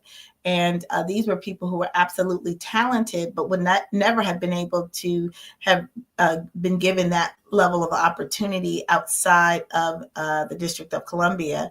And so they took that wealth, they brought it out here, and I think in hopes to also creating another opportunity to grow a government that is responsive to especially African Americans, who have historically, we have been economically depressed, not being able to fairly compete. And so DC showed us that you can do that. In fact, some of the wealthiest people, not just here, but around the country, can talk about an experience with the District of Columbia. I remember, and his name will come to me in a sec. There's a very wealthy Black developer who built a hotel down on South Beach in Miami. But he was the real estate director under Marion Barry. He transitioned to being a developer and left city government, became a developer, and was given opportunities in the district, multiplied that. He's now a billionaire, and he's doing, a development around the country. And so, that's possible. So what I think Marion Barry showed us is that, all things are possible if people are truly given an opportunity and there's a belief in them. It's not about a handout. It's not about picking winners or losers. It's about having everyone compete fairly. And when they do, there's going to be people of every race who rise to the top. And so, yeah. Mm-hmm. And that's what I say. Like, when I walk out my house and I see Black excellence, like, some of my neighbors have bowling alleys in their houses and Lamborghinis as a result of the opportunities that they've gotten. You know, some of them, my girlfriend she's done over $500 million in business because of the federal government. You know, I know someone who has an $800 million contract, $1 billion contract. Like, these are major. And when you talk about the impact of DEI and inclusion, you know, because companies like Walmart and Meta and McDonald's are scaling back, the federal government has eliminated these grants. What impact? Because actually only 6%, I think I read, 6% of the federal contracts go out to Black-owned businesses. So we're not getting the lion's share of the business. What will that then do, and how's that going to impact the folks who want to work with the federal government, or the people who are actually employed by the federal government? Yeah. Well, let me tell you, we have about 30,000 federal workers in Prince George's County. We have thousands of federal government contractors, or people who work for federal government contractors, as well as individuals and companies who are grant recipients. A lot of our nonprofits rely on federal grants to keep them afloat. I can tell you that even the state of Maryland relies on federal grants for some of our most pressing issues. And one of them that directly affects my office as state's attorney is the Violence Against Women Act grants, otherwise known as VAWA. Those grants help to fund things like services for victims of domestic violence. In fact, we are able to provide housing, secure housing, for our victims of domestic violence by using these grant dollars. When we were told a few days ago that all federal funding would be frozen, that actually had a direct impact on our ability to offer services to victims. Now, there was a federal judge who had the good sense to stop or halt that federal freeze temporarily until I think February 3rd. So we're still in limbo right now. We're still very concerned about what this means for those who really do need support.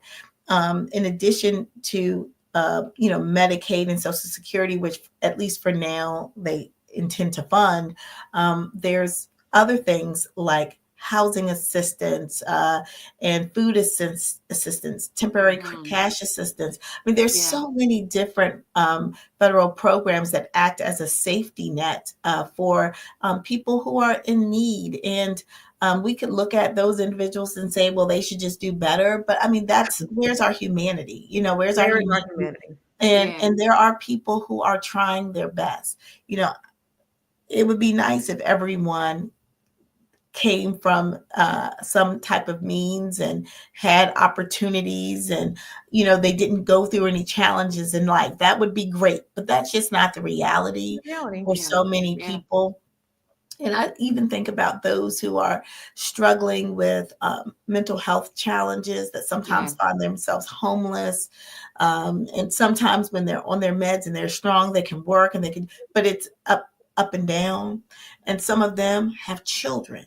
And so now we have children who are kind of in a situation where there's chronic homelessness or hunger. And, we have to be a nation, honestly, and we have been, or we purport to care. We purport to be this example for other countries to follow. And to me, it's always how we treat the least of these, right? That's what the Bible says. Defines us, right? That defines us as human beings, as a country. Yeah. And my question now is, who are we? I don't recognize this. This is not America. We have been through Republican administrations and we've been through Democratic administrations. Yeah. And the reality is, for the most part, for the average person, it doesn't make a whole lot of difference, honestly, in some respects, in terms of their quality of life. Right. Yeah. But this is different. It's different. Because this is not Republican or Democrat. This is about humanity takeover of the values of a country. Because whether you're a Republican or you're Democrat, you talk about the American dream and how everyone should strive to attain the American dream. But I'm telling you that this administration seems to want to pick winners and losers, to seem to believe that not everyone is entitled to the American dream. And that's something that we just haven't heard expressed ever in my It's been on somebody's mind. I mean, somebody's been They've thinking been about talking this. about it. Yeah, I mean, but at that level, at the level of president, it has not been expressed. Even if you say, well, cutting welfare funding was a problem, or this or that was a problem, there was always something else, because there was always this idea that we can't let Americans fail. Right. But now that is not the idea anymore, and that is problematic. It's problematic. It's scary, because it's like, the Bible says what you do for the least of those, and that determines the strength of a country. And when you saw that Republican who was on CNN yesterday that says, hey, go out and get a job. Like, okay, these kids in elementary school who need Head Start, who need this extra, who need breakfast, who don't have breakfast, they're supposed to go out and get a job. And it's like, come on, guys. So the thing about it is, like, I got to pay you my taxes, right? And we can't take care of the poor. So are we going to get our taxes back? Are you going to reduce our taxes, or are the taxes only going to be reduced for the 1%? Like, what's going on? What's the plan? Well, the answer is clear. Yes, the taxes will only be reduced for the 1%. I think he did promise that. And the thing is with him is that he is delivering on what he said he was going to do. So this is not something foreign to us. He didn't hide the ball. He said this is what he was going to do. Now, maybe some people didn't believe him. Maybe some people thought, oh, well, he's just saying this for, to get elected, and he's really not going to do this, because who would do something like this? This is crazy. It's crazy. But you know what, Constance, if I can jump in, I didn't think that he could do this. Like, I didn't think we'll it see. was I mean, that's where everything is being tested now in the courts. Aisha, he has the House, he has the Senate, he has the courts. He doesn't have every court. He doesn't have every court. He doesn't have every judge. And these fights oftentimes will be fought at the federal court level. Now, the concern obviously is, as these cases, are appealed. And, the concern is going up to the Supreme Court, what will happen, because there is a majority of conservative judges on the Supreme Court. So these are some of the concerns that we do have around, how the judicial system may not work the way it has in the past, which is to protect us from radicalism at the federal level. But I say that all to say we have to stay vigilant. We have to use every tool in the toolbox to protect our people. And I think right now the courts are our only line of defense. If this federal judge had not enjoined the Trump administration from moving forward with these funding freezes, at least temporarily, today, I don't know that I'd be able to offer services to victims of violence. That's the reality of it all. So, I mean, we can't not fight. We can't say, oh, well, we just have to deal with what we got to do. No, we have to fight back. And I think ultimately the goodness of this country, the promise of this country, I believe will win. We're going through a tough period right now. I think we have to look ahead to 2026. I think we have to take back one of those houses, if not both, in the midterms. I think we have a really good chance of getting the House of Representatives in our hands. And I think that's really important, because that can stop some of the idea to downsize and to move federal agencies. I mean, that would really devastate a county like Prince George's County, where we have NOAA, we have the Census Bureau, we have agriculture, we have a lot of federal installations. And you know what? We won the FBI, and that should be coming too. So, I mean, we have a lot. Yeah, we have a lot at stake. Mm-hmm. And Aisha's like, oh, go ahead. I was about to ask about the infrastructure. So this morning I was listening, and it's like, if these things happen, there's not really an infrastructure to handle what's happening. Like, how do we there's going to be chaos. So I guess my question is, how do we, as just normal people, how do we fight? What does fighting look like? We say fight, but what does that look like? I mean, I think what I'm saying is that you're going to have to rely on folks like us who are in government to use the tools and the power of government to fight back through the courts to ask for reviews of these policies and determine whether or not these things are actually legal, whether they're actually constitutional. I mean, he wants to freeze funding that Congress has already appropriated. And so there is a separation of powers here for a reason. And so the executive branch shouldn't infringe upon the rights of the legislative branch. So there's a lot of issues that we'll probably hear for the first time because no other president has decided to do these types of things, taken these types of actions. So I think there'll be a lot of new law created, hopefully good law, and a lot more court battles that you'll see. You're already seeing it. I think Tish James, hey Tish, go Bisons. Tish James is leading a lawsuit now. I saw that. The federal some of the new federal mandates and policy changes. So we just have to work together. We have to resist. We have to be smart and strategic about it, but we cannot let this go without a challenge. Aisha, I think one of the issues that a lot of people, the fear that's been seeping in is we haven't heard from anybody. Like we haven't heard from the Democratic Party. We haven't heard what the plan is. It doesn't seem like anybody's fighting back. It seemed like everybody, I call them a bunch of pussies, and I'm gonna just keep it real. It's like, what are we doing? How are you protecting people? And how is this man really able to wield all this power at this time and nobody's doing anything? And so it's just like, that's the fear. But you guys probably very well are doing things, but we just don't know. The public just doesn't know. Yeah, I mean, look, there are folks at the federal level that really need to lead this fight because they are in a much stronger position to hold him accountable. But for us at the local levels, I can tell you, and I'll be hosting an event tomorrow where I personally will be talking about these issues because the loss of federal funding isn't, it will be felt disproportionately by the people in the county that I love and represent. And also, I think the trickle down effect, people don't understand. It's not just the loss of those jobs, but those individuals who work in these federal agencies, guess what? They go to have breakfast and lunch at restaurants near these facilities. And so we're talking about restaurants who will be impacted. We're talking about dry cleaners, because if you don't have a job, you don't have to get dry cleaning, okay? The dry cleaners, stores that serve folks. So this will devastate industries. And I remember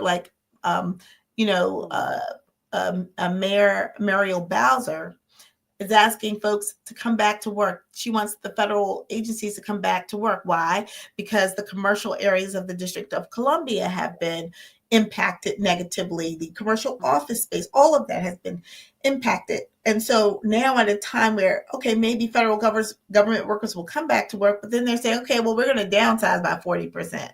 Okay, so now how does that impact it? And we may relocate some of these facilities. And if they relocate the facilities, can all those workers just leave this area where they have invested in, where their children are in school, where they have bought their homes?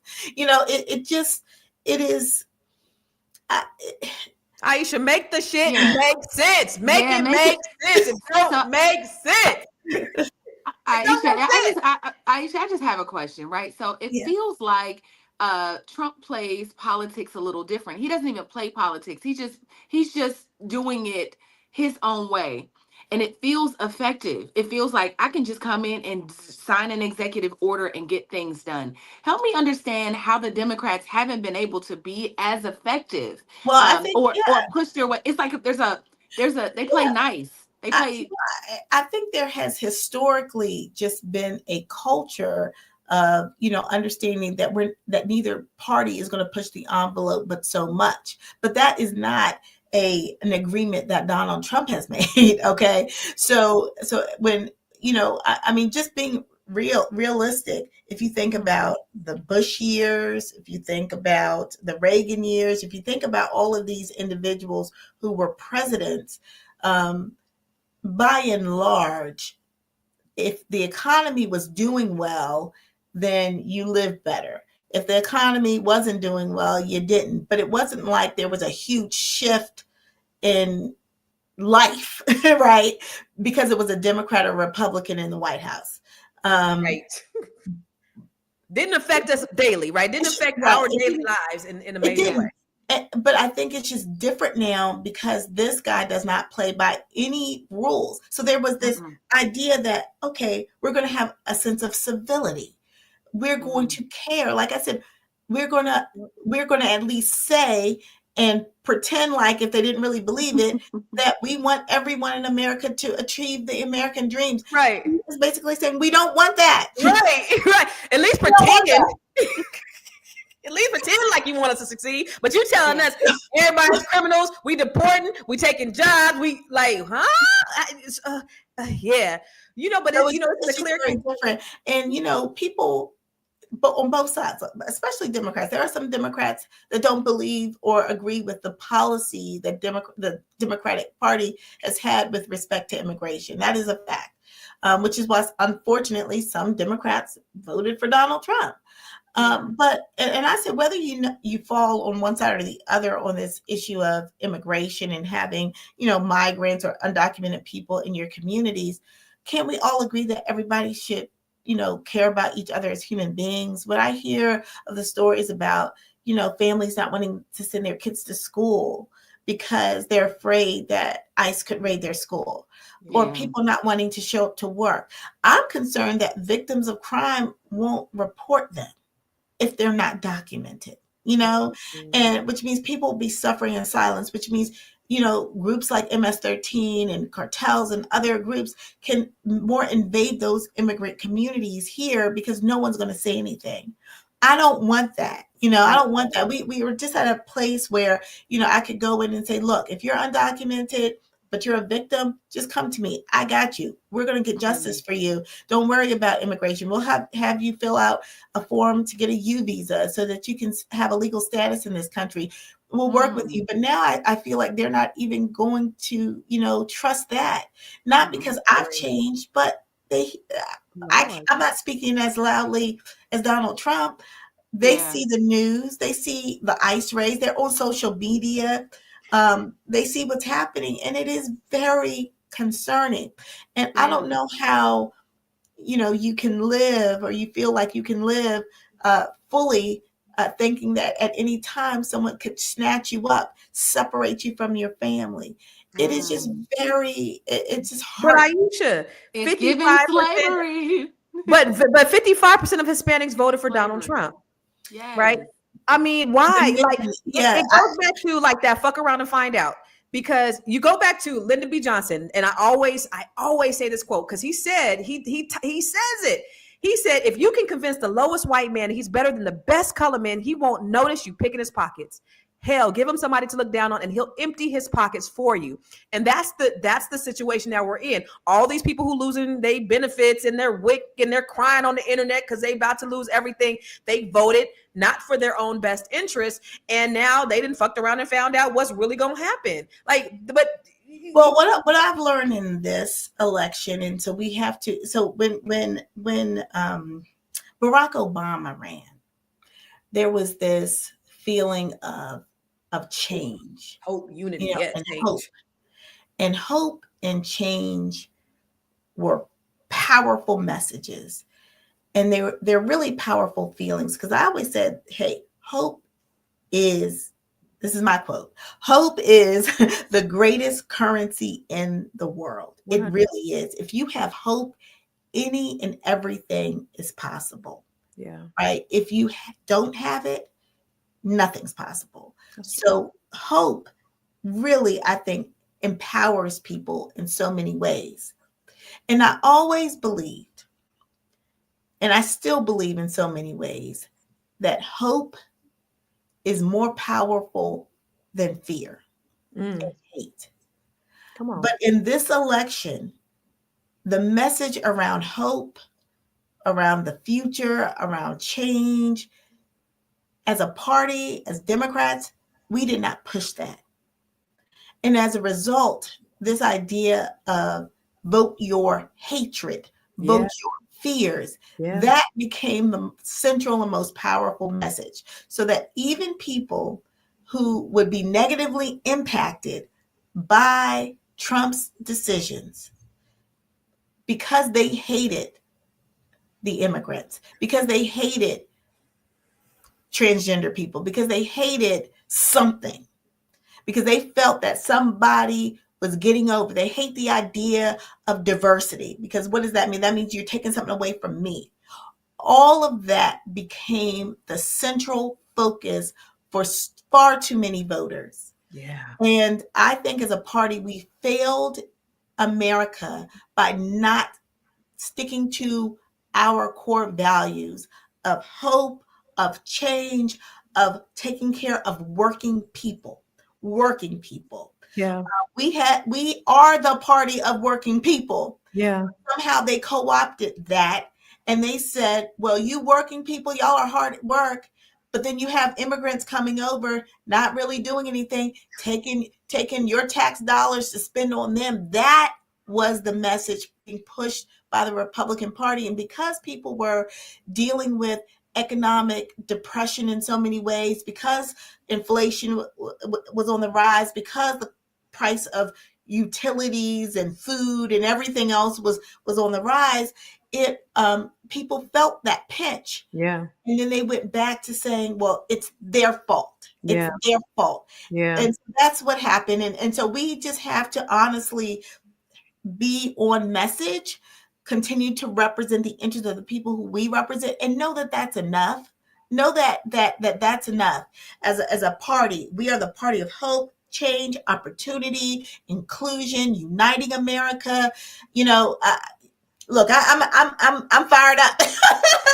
I love it, and I love you for this, because you're a change taker. And so I've been talking about this a lot. And my biggest thing is, okay, because we seen that we Black people, because I talk to Black people, and I like Black people to talk to me, because my whole life has just been around serving Black people, helping Black people, closing the wealth gap. That's just my life's mission and all that.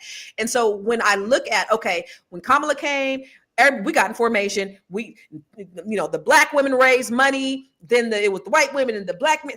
We had a purpose. So now it's like, okay, so we've been trying to figure out, what is that one thing we can all come behind to rally against or rally for, so that we can all be in alignment. Because the problem is within our community is we have so many different ideas, and we have so many people who want to be in charge, and we just need to have one thing where we can just focus. We can all say, this is what we're going to do, and we're going to do this, and that's it. And Aisha, and I also want to talk about, because you are doing something that is also, I think, extremely excellent, as you are running for county executive of Prince George's County. And I want to talk about that. And I want to talk about what that means for the county and what that means for history and all those things.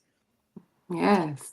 Well, for me, what it means for this county is that they will have someone who will have their back, who will always speak truth to power, but also has knowledge and experience. I have experience. I have been a manager. I manage employees now, manage a budget, manage federally funded programs currently. I have state funded grants as well, where I am making things happen on behalf of the people of my county. I've been a legislator, so I understand how to use the power of the legislature to support the work that I want to do for the people here in Prince George's County. But more importantly, I believe I will be the first county executive that absolutely has a wealth agenda for the residents of this county. We absolutely must, because we see what's going on at the federal level. We can't rely on opportunities just in that space, which is what we have done as a county. We have to buy local. We are a $5 billion enterprise. Prince George's County is. We purchase billions in goods and services and construction projects every year. County residents get a very small portion of that.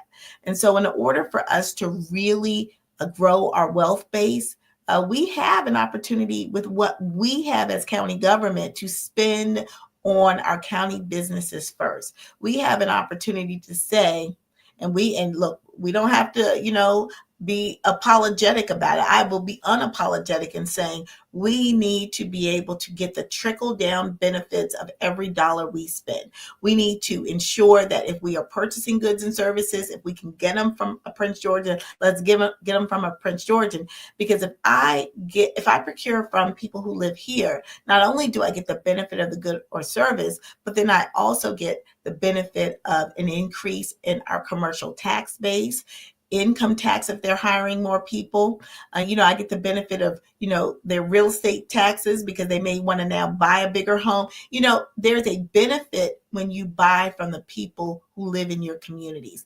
And that's what we're going to do here in Prince George's County. I'm so glad you said that. This morning at the gym, I ran into Emmerich Peace, right? Been knowing Emmerich for 15 years. And Emmerich said, I told him I was going to be talking to you today. He said, Aisha is the only viable candidate for this county. Emmerich said that. And then he said, because she's not an insider. Like she can come in and shake things up is what he said. And he also said that one of the problems that Prince George's County has is that for so long you have people who used to live in Prince George's County, but they have these 30, 40-year contracts that they're still doing business with these people and they're out of the county. They're not even in the county. Yeah. They're not in the county. So that change has to be made, because if we're talking about giving to the locals, then we got to really talk about the people who actually live here now, right? Oh, absolutely. Yeah. So we got to connect with Emmerich. I got to connect you with Emmerich so we can put I know. Huh? Oh, that's my boy. Yeah. So we got to have an event at his office. Yeah, for sure. Yeah, let's do it. Let's have some coffee there and talk business. But no, we really do need to grow wealth. And now more than ever, I think the writing is on the wall. We cannot rely on traditional ways for us to grow our businesses. And so we have to really look inside and find those opportunities as well. Look, I am so excited, Constance, to talk to you and Miss Black Hollywood. Love both of you. You got to get to talk to some amazing, intelligent, and fly sisters about these really important topics. And I know that your audience is made up of many individuals, men, women, who are as fly as you all are too, but who really need to know that they're people who have their same values, that are thinking the same way that they're thinking. And some of us happen to be in positions where we can be spokespeople for them. So I just want to let you know that if there are things you want to get out there that you feel like, hey, from your platform, I can talk to this group, but Aisha, I might need you to talk to the folks on Capitol Hill or in Annapolis or what have you. Let's work together. Amen. And that's all I ask. Let's just work together and make this thing happen. Amen. I know you got to go. Yep. Any final words you want to tell the people? Well, let me just say, I thank you for allowing me to be here with you. This has been a tremendous opportunity to kind of discuss a little bit about who I am, my values, my perspectives on what's going on now, and of course, my hopes for the future. And I appreciate the opportunity to be on this platform. So thank you.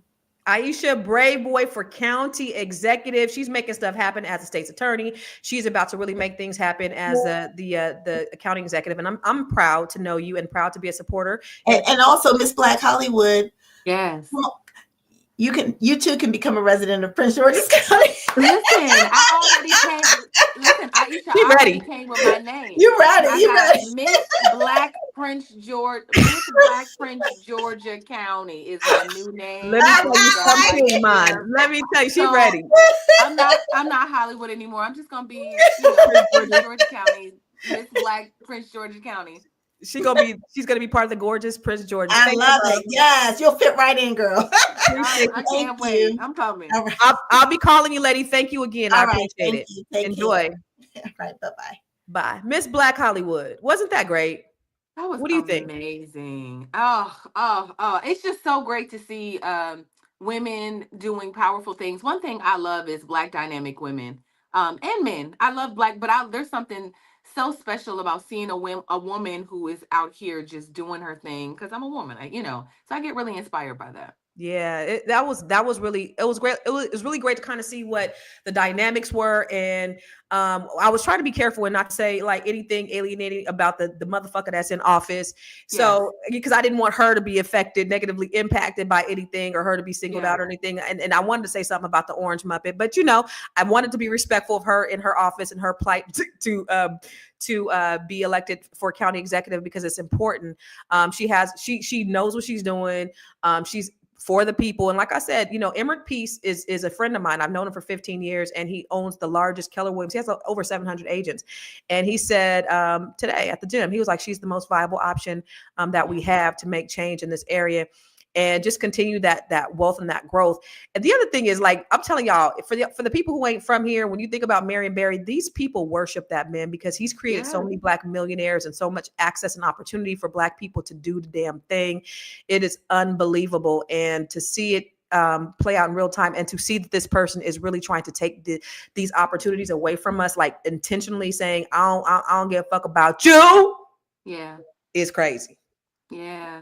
It's so funny because, even after the whole thing, the whole scandal with Marion Barry, people still reelected him. So I knew then, like, he was like the original Obama for that, for the DC area. He was, right. Even being in the South, I've heard about this man's legacy. So maybe that was just me being a journalist and a nerd, but it had to be, because most people that I hear, those people I come in contact with, they just say crack. So I say it's crack. And it's crazy because I'll be anywhere I'm at. When I'm with somebody from California, I'm with somebody from the DMV, and I'm like, hey, what do you think about Marion Barry? They'll be like, crack. Then I'll ask somebody from here, and they be like, Jesus.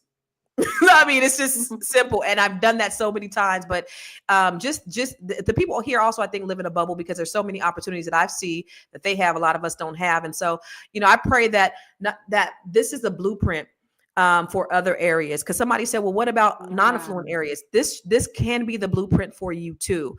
A lot of the reasons why they have this wealth and affluence is because of the education, but it's because of the opportunities. There's not only government workers, but you have a lot of CEOs, you have doctors, you have attorneys, you have those people who are, who are highly educated that have stayed here and that also contribute to the economy as well. So it's the blueprint. It's to get educated, educated. And that might not necessarily mean book smart. It might mean starting a business. It might mean doing something, having a trade. It might be doing something different, but the big thing, Tiara, is contributing to your community. Yeah. Dr. Claude Anderson said that basically there's no Black community. We just have Black neighborhoods. So maybe if we maybe went back to those, and I'm not saying go back to the neighborhoods that we came from, but there has to be like a balance between us being able to build up our own neighbors, taking our neighborhoods back and really being able to build them up, because how do we get to Prince George County status if I go to, unless other people kind of gentrify that area, you know what I mean? How do you get back to how do we buy back the block and then take care of that block? Like, it just feels like such a huge feat. What do you think? I mean, being a real estate queen, like, how do we start to do that? Yeah, it is that. It is investing in real estate. And Dr. Boyce said education is a lot of things, not just going to school, also contributing to our community is more important than making some corporation happy. I'm 100% completely in agreement with that. It is about the things that we contribute to our communities. But the real estate, number one way, start investing. If you got a house, get another house. If you got another house, get another house. Build your wealth portfolio. Diversify your portfolio. Invest in other things. Stock. Invest in businesses. Invest in other things that are going to add to your value. And I think that's what we got to open up our horizons. But that's the reason why, Tiara, podcasts and Fly Nubian Money, Fly Nubian Queen, Boyce Watkins, all of these channels are so important because we are giving y'all the game. Yeah. We're giving y'all the game. We're giving y'all the blueprint. It's up to you to follow through and execute. It is up to us. Each one teach one. We got to take action, because if we don't know now, out of everything that's happening in the world, we got to. Yeah. It's so interesting that you say that, because I think for some people, they listen and they think like, well, maybe I can't afford to buy the block. Maybe I can't afford to buy another property or do what she's saying do. I would just say, look at your neighbor. You know, it's so often we don't look at our neighbors like brothers and sisters anymore. You know, do you know who your neighbors are? Who do you know who your other Black neighbors are? We have lost that sense of community. It's like, can you start having those kinds of conversations with the people around you? You know, let's buy the block. I don't have enough money, but here's how much money I have. Let's put it together. Let's invest it. Yes. You know, that's what we teach inside the B1 Real Estate Mastery training in the Black Business School. If you go to b1realestatemastry.com, I teach. So not only am I teaching them how to invest, but I'm teaching them how to invest together. Use collective economics as groups, because you may not have all the money. You might not have all the resources. Perhaps you can get in another way. Maybe you have the smarts. Maybe you have the ingenuity. Maybe you have the ideas. Maybe you have the work that you could put in it. But we're working together so that we can build together. And I think that's important.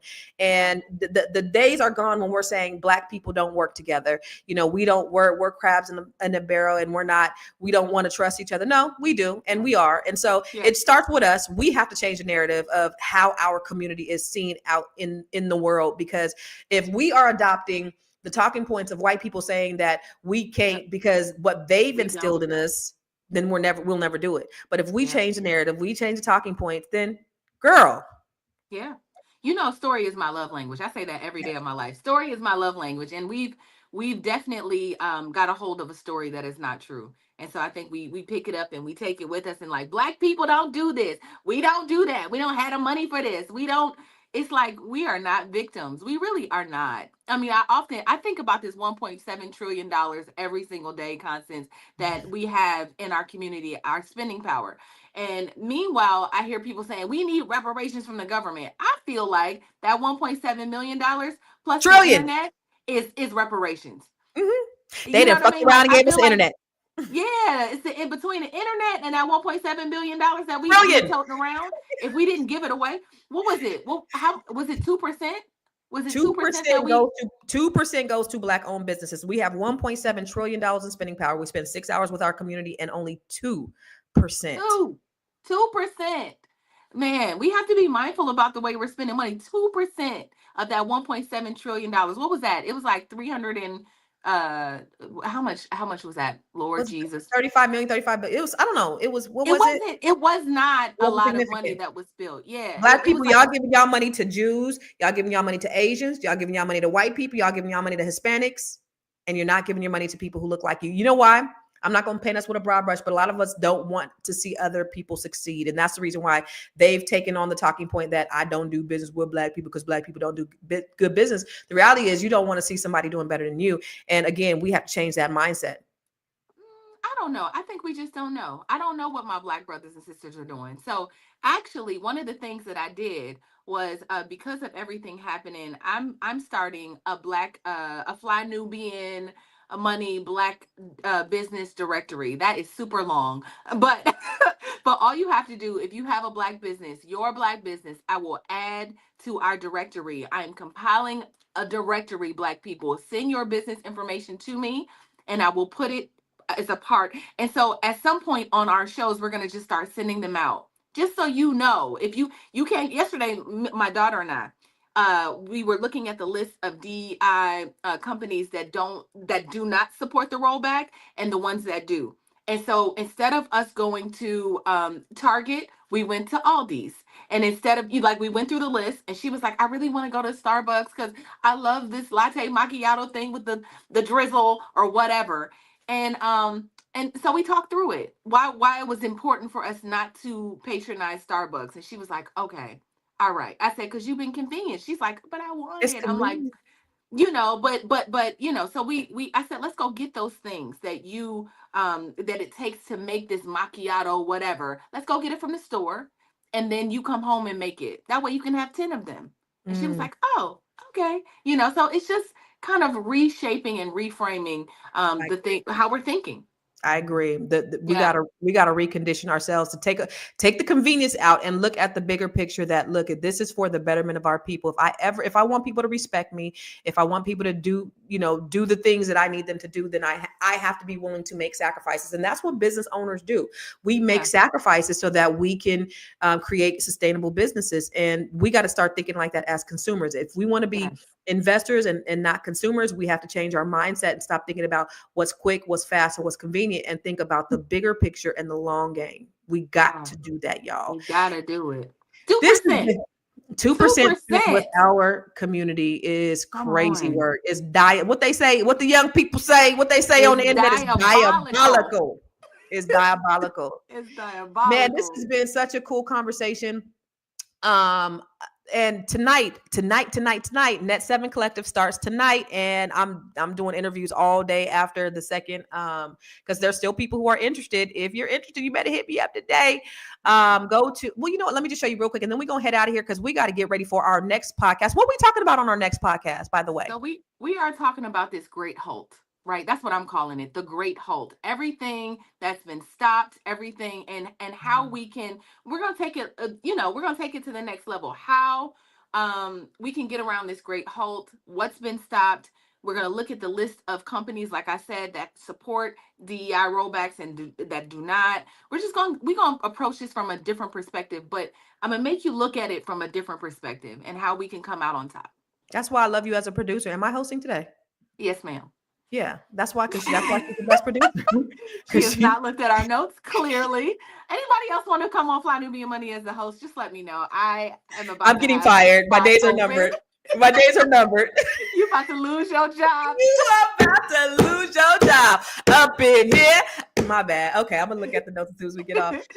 So tonight, today, so we're gonna be talking about all the things that are halted, what's going on. But the thing that we always try to do on here, on Fly Nubian Queen anyway, on this platform, on this YouTube, is we try to figure out what are the solutions, because we know that there's tons and tons of problems. But what is the motherfucking solution? What are we going to do? And so that's what we're gonna be talking about today on Fly Nubian Money at 1:00 Eastern. So make sure you tune in. And then every time I come live, please text Constance to 87948. Please text Constance to 87948 so that you can get Boyce. If you're still watching, send my text, send the reminders out, please. Because we know they ain't went out yet. They'll go out when we go off. You will get a notification at 12 o'clock that I came on at 11. You will get a notification later about. But it's okay because we love you, boys.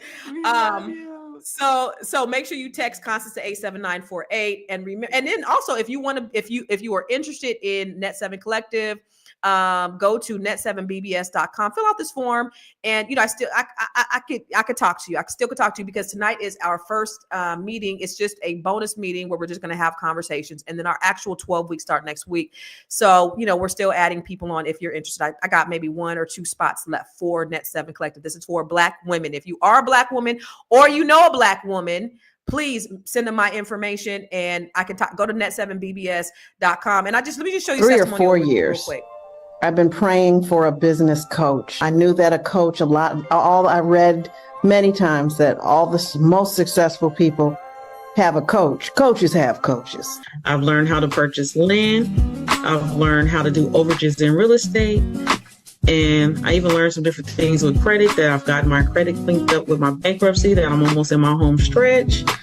Doing everything right now and applying it. I finished 2 ebooks. If I could do it, anybody can do it. And started a nonprofit. Gotten more out of this than I ever anticipated. Constance has done an amazing job at placing systems to allow us to understand how to prosper in our businesses. I'm telling you, I would move heaven and earth not to miss one of these sessions.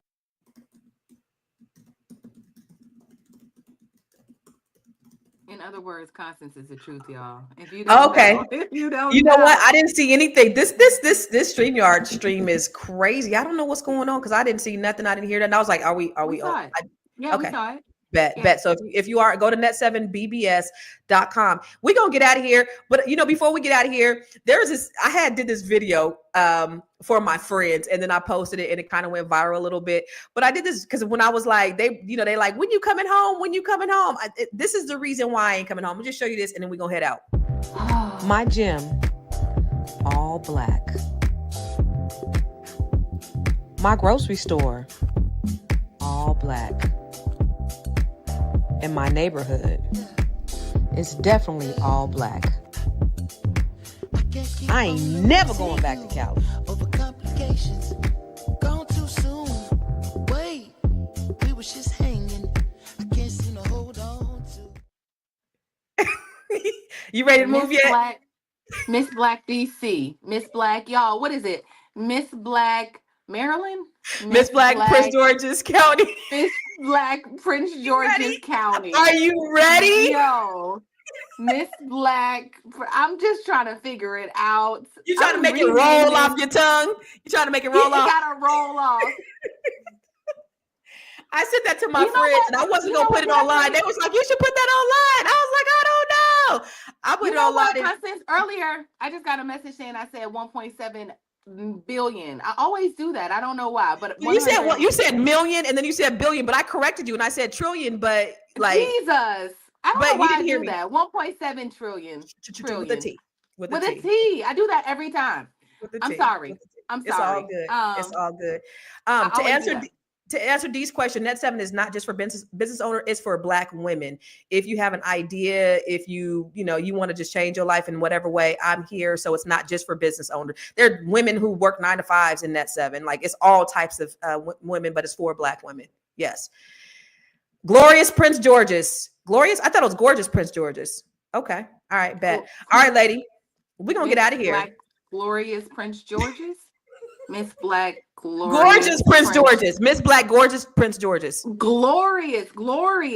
Ooh, I like that. TC, that's a ring. Miss Black Glorious Prince George's. She said she on the way, y'all.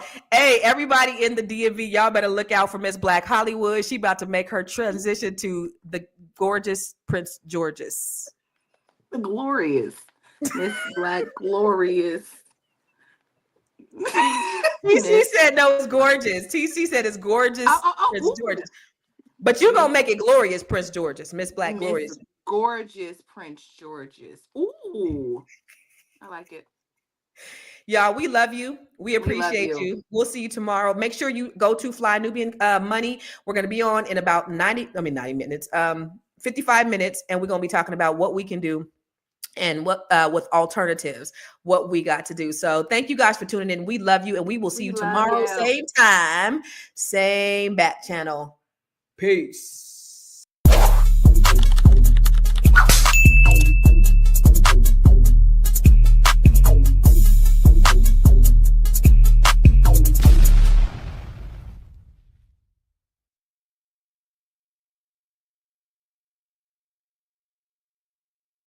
We got a closet full of shoes.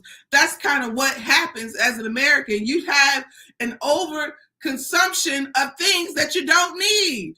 I got 2 dogs. I only probably needed 1. I got 2. And the funny thing is, when I got the first dog, I had him for about a year, and I said, you need a dog. I told the one dog, you need a dog. So I got 2 dogs. So this is the mindset of the overconsumer, just consuming. So I like to add that in there, that I'm with you. I'm not exempt from a person of overconsumption. Also, I wanted to show you something this morning about there was a group of people that Biden had released from prison, and it was the Cash to Kids. Cash for Kids. These judges that Biden released from prison were these judges were not good people. These were the kind of judges that basically was like, you found the kid walking home from school, okay, fine, let's put him in jail. But there was another judge who was not a part of going to jail. She was a judge out of Tennessee. And I wanted to show you all how this woman, 100%, how this woman is vile. And what vile looks like, because a lot of times we as a people, we see judges and attorneys and we automatically think, oh, this is a good old person. This person got a good education. They got good money. They ain't done good with their life. Meanwhile, your father, who's a garbage man, I'm just throwing out occupations, but your father, who's a garbage man, you don't give him no respect because he does an honest day's work that consists of labor, but he doesn't get the same respect. But if you see a judge walk through here, you'll give her all the respect in the world. You'll give him all the respect in the world. So I wanted to share this with you. really quickly because I wanted you just to see this story was crazy. All right, if you can see, say I can see. So look at this woman right here out of Tennessee. This is the crazy part about a lot of these people out of Tennessee, these judges, is that they get a chance to do the most evil things and still, keep their jobs. It's kind of crazy. That's just number one. They get a chance to do the most evil thing and still keep their job. All right. So here's what I will say right here is that Judge Davenport has been considered to be a controversial figure after she created a system to lock juveniles up, in which she falsely imprisoned and arrested thousands of children who were revealed to be as young as 7. Huh? Arresting 7-year-olds? Guess what? She created an environment for the police department that was so hostile that she basically said, if you saw a child walking without a parent, arrest them. Huh? And guess what? She was arresting or having young Black children arrested. She was sitting on the court as a judge. Okay? So the families were able to sue. They did a class action lawsuit. But listen to this. Payouts for the settlements were divided into 2 classes: wrongfully arrested, wrongfully detained. Wrongfully arrested got $1,000 each, and wrongfully detained received about $5,000. Hey, what's going on, guys? What's going on? I hope you guys are having a wonderful day. Welcome to drboycetv.com, the home for intelligent Black people. My name is Dr. Boyce Watkins, and I want to remind everybody this podcast is on Spotify. If you like Spotify and you want to come hang out with us there, look up Dr. Boyce Daily Stock Market, where I've covered everything in the stock market, particularly this stuff going on with this crash. I think that it's a buying opportunity. I think it's a chance for you to make some bread. I hope that you pay attention because the market went down a lot. Everything's on sale, and I think this would be kind of like that old Kmart blue light special. And I want you guys to make money because I want you guys to get access to the real DEI. The real DEI for Black people is not diversity, equity, and inclusion. That's not what it was. The real DEI is development, entrepreneurship, and investment. So I want you to develop your own businesses, establish an entrepreneurial mindset, and invest in yourselves, invest in your families, invest in your community. Give me a yes if that's okay with you. All right, so there's a lady named Tabitha Brown who's an extraordinary entrepreneur. I like Tabitha a lot. Tabitha Brown is one of those people that I admire immensely. I think she's super smart. I love her voice. She's got that real smooth, nice, comforting Southern Black woman voice. She makes you feel like, baby, I'm about to make you some warm buttered biscuits. And I'm telling you, I just love it because I'm from the South. I'm from Kentucky, so I love Tabitha Brown. Now, Tabitha is in the middle of a lot of controversy, because of her affiliation with Target. And basically, she actually went out and sort of spoke about what happened with Target and their decision to get rid of their DEI programs. Basically, if you don't know, I don't know if you guys know this or not, but let me know in the chat if you've heard about this. But basically, Target has been in the crosshairs. They've been a target of boycotts because they folded to the Trump administration and they got rid of their DEI programs pretty quickly. And this is interesting because a lot of people don't know this, but just a few months ago, Target was getting boycotted by the conservatives because of what they did. I think they did some kind of a special that related to the LGBT community. And so they're kind of just caught in the middle. They're just in this really ugly situation where they can't win for losing. When they go too far to the left, they get boycotted. They go too far to the right, they get boycotted because they're caught in the middle of these crazy culture wars. That's what it is. Right now, society, America done lost its damn mind. People are all over the place. If you're a political extremist, left or right, I'm gonna just tell you, I can't rock with you. I'm not into extremism. That's not my thing.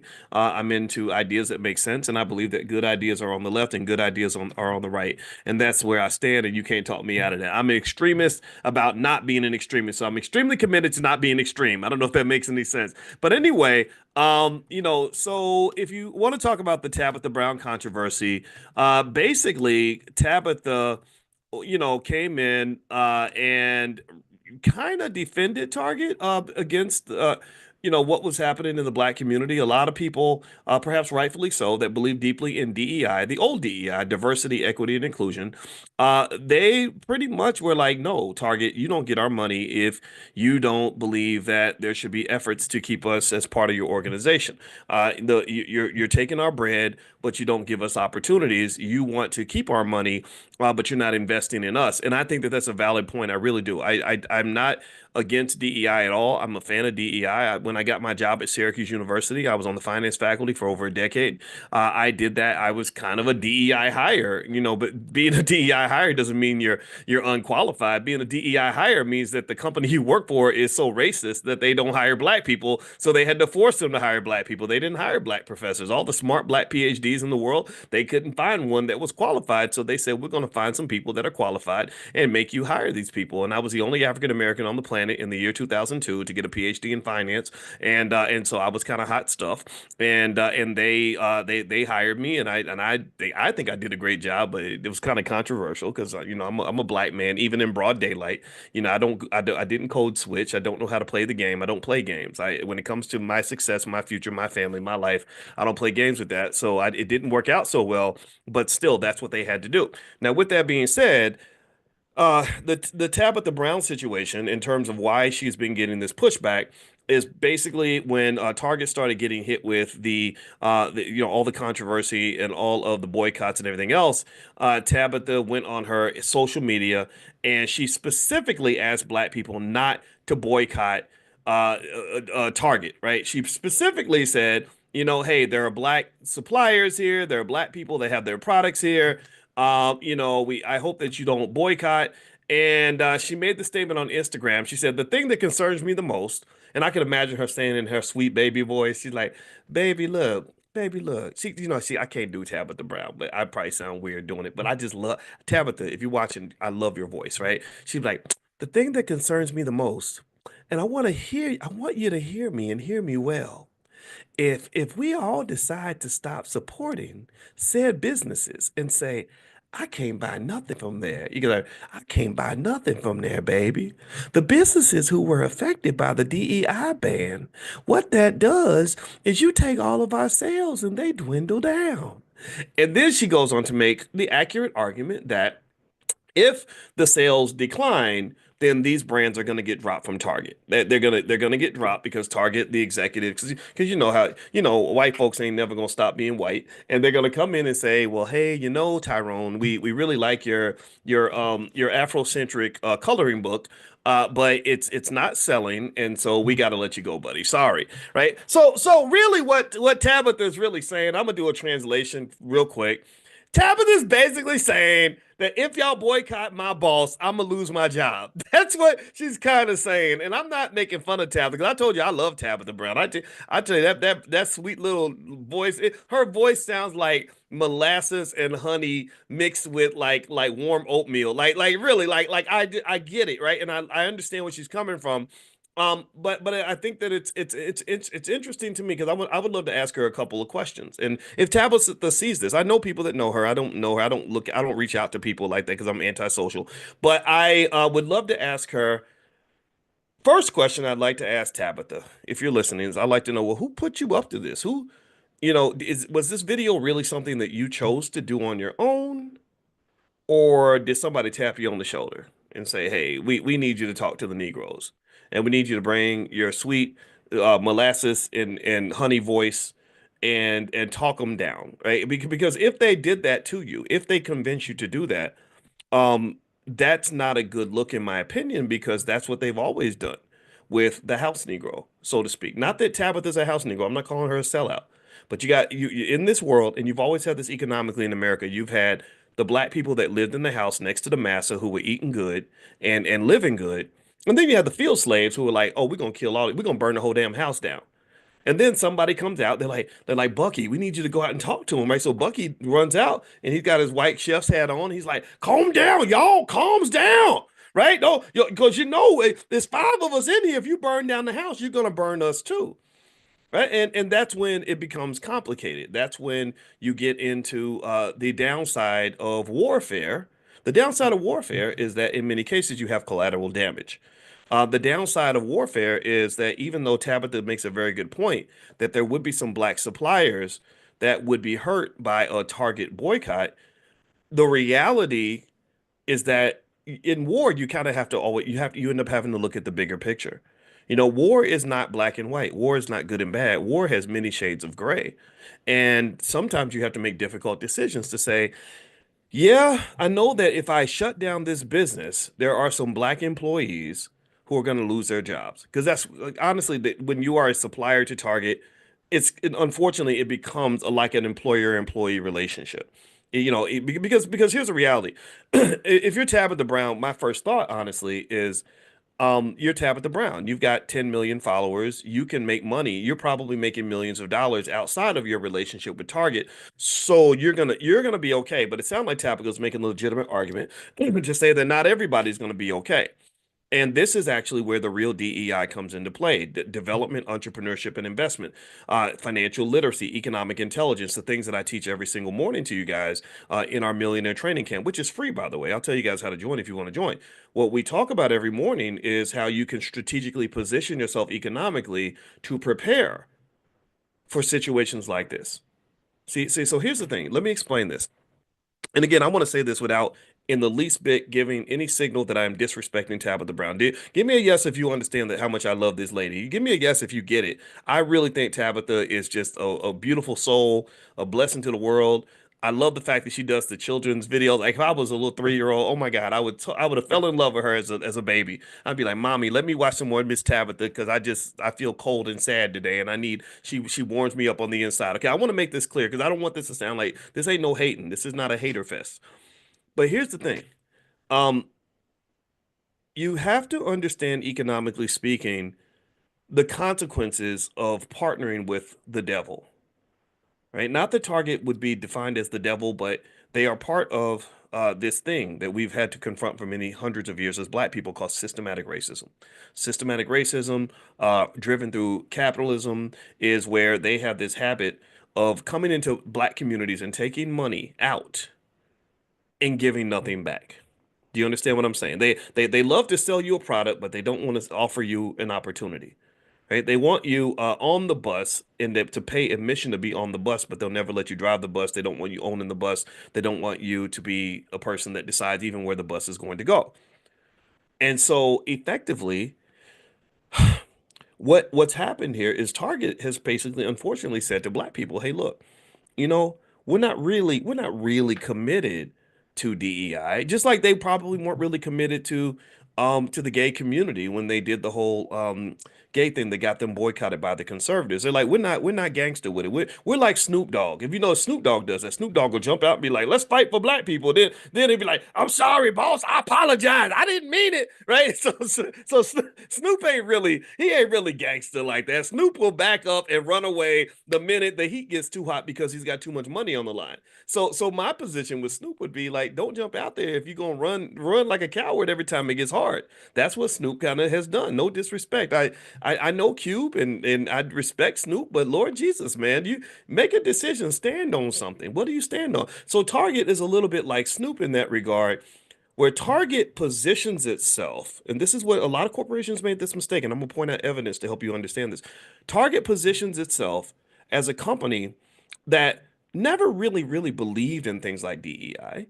They never really believed in things like, the LGBT displays that they did and all that. They did it because they felt like that's where the money was.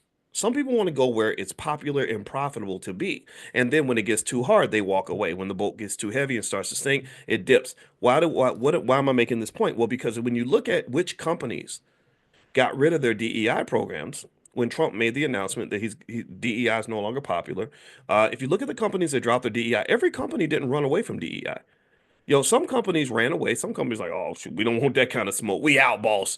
Walmart, a couple other companies. I forgot the names of all of them, but there were quite a few companies that completely dropped their DEI like a bad habit. But then there were companies who said, no, no, we're not fly by night. We didn't start our DEI program when George Floyd got killed. That a lot of companies did that. Hundreds of companies started DEI programs after the murder of George Floyd because they saw the wind was shifting. And but there were some companies that said, no, this has been a core value of our organization since the very beginning. We've been doing this since the 70s. So we're not gonna jump off this perch just because the political climate of America has changed. We lose a little bit of money, so what? That's okay. Costco was one of those companies. Apple was one of those companies. And I think that they deserve credit for that. All right. So if you are a believer in the old DEI, diversity, equity, and inclusion, then I think that those companies deserve to be shouted out for their commitment to DEI. I'm going to tell you the truth. I'm skeptical of DEI, just like I was somewhat skeptical of even affirmative action, which was a stronger version of DEI. I saw a Black Enterprise article that said on the cover that only 4% of DEI positions are held by African Americans. So I'm like, wait a minute, if DEI is supposed to be about Black people, which a lot of us think, why would only 4%? Why would we only get one out of every 20 DEI positions? Is that 20? Did I do the math right? It's not even one out of every 20, like one out of every 25. So out of 25 people they hire for a DEI job, let me know if you get this stat. Let me know if you're following this. Out of 25 people hired for DEI, there's the one Black woman. You ain't even gonna hire her husband. Her husband ain't got it. The one Black lady she's the DEI director, and then you got all these other people, gay and trans and white woman here, and all this other stuff that are benefiting from DEI more than us. So if you want to know if I'm really out here fighting on the porch for DEI, the answer is no, not because I'm against it, but because I don't think it's been effective. Do you understand? Do you get what I'm saying? And that's my right to feel that way. I'm not telling you what to do. I'm just telling you what it is. I'm and analyzing it the way I see it. So with Tabitha Brown, I think the complication that she runs into is that the wealth level of Tabitha and her friends, who all were lucky enough to be the one fortunate Negro out of 1,000 who got a deal with Target, their wealth level is not as important as the needs and values and beliefs of an entire community, right? They're doing the elites doing well inside the big house is not enough, in my opinion, for someone to decide whether or not we're going to burn the house down or not. I think that the conclusion is it's just like in a business. If you start a business, uh, you're going to lose money and you're going to make money. It's never clear, cut and dry. It's not a paycheck. It's not like you're going to only make money or only lose money. You're going to do a little bit of both. So just like in war, business is war, war is business. So when you go to war, it's not like you're ever going to go into a war where no one's going to be killed. That's my point. You're never going to go into a war where there isn't collateral damage. You follow me? You'll never have a war where there isn't somebody who didn't deserve it. Somebody got popped and they didn't do nothing wrong. They were just standing in the wrong place at the wrong time. You have to deal with that. You have to live with that, which is why war can be so unfortunate. And what's the reality is that in America, unfortunately, because of the way Black folks have been treated so badly, because of the way we've been so economically neglected, most people understand that economic warfare is a necessity for Black people because economic warfare has been declared on us. How many of you understand this? Do you get this point? I can tell you, I'm an expert on economics and finance. That's what my PhD's in, and I can tell you with complete certainty that economic warfare has been declared on your community since slavery. Their goal is not just to take your money and limit the money that you have. Their goal is to use their money to control you. Their goal is to use their money to keep you from standing up. Their goal is to use their money to shape your thinking, to shape what you do with your children, to shape what you do with your life, and to manage you. Slavery ain't dead. It just changed form. If you want to see slavery, go to the American prison system where they make billions of dollars putting Black inmates away for 20 or 30 years and making them go fight fires for $1 a day or whatever. Or if you want to see slavery, go talk to the Black person who has worked 30 years, doesn't have a nickel in the bank, has no investments, no backup savings, no nothing, no financial security, but they've been working 30 years and they want to do something special that day. They want to go live their dream. They want to live their life, but they can't because they have to go to work. That's what slavery, that's a type of slavery. Slavery is a lack of freedom, a lack of ability to do what you want to do. So economic warfare has been declared on the Black community for a very long time. And what my goal is, my job, my belief is the reason I talk to you every day is because I want you to fight back. I just want you to fight. You lost some of your fight, man. You give up too easy. You know, and the way you win a battle is you prepare. There's a book called The Art of War. And in The Art of War, one thing that Sun Tzu says in The Art of War, Sun Tzu is the author of that book. He says, battles are won before they begin.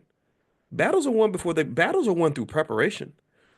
If you talk to my kids and you say, what is the one thing that Boyce says to you all the time? I'm their bonus dad. I'm not their biological dad. But I repeat myself a lot because I feel like I'm preparing them for battle. Every day, if you ask them, say, what's the thing that he says all the time that just drives you crazy? They would say, preparation is the key to success, right? And every time something goes wrong, I'll be like, preparation is the key to success.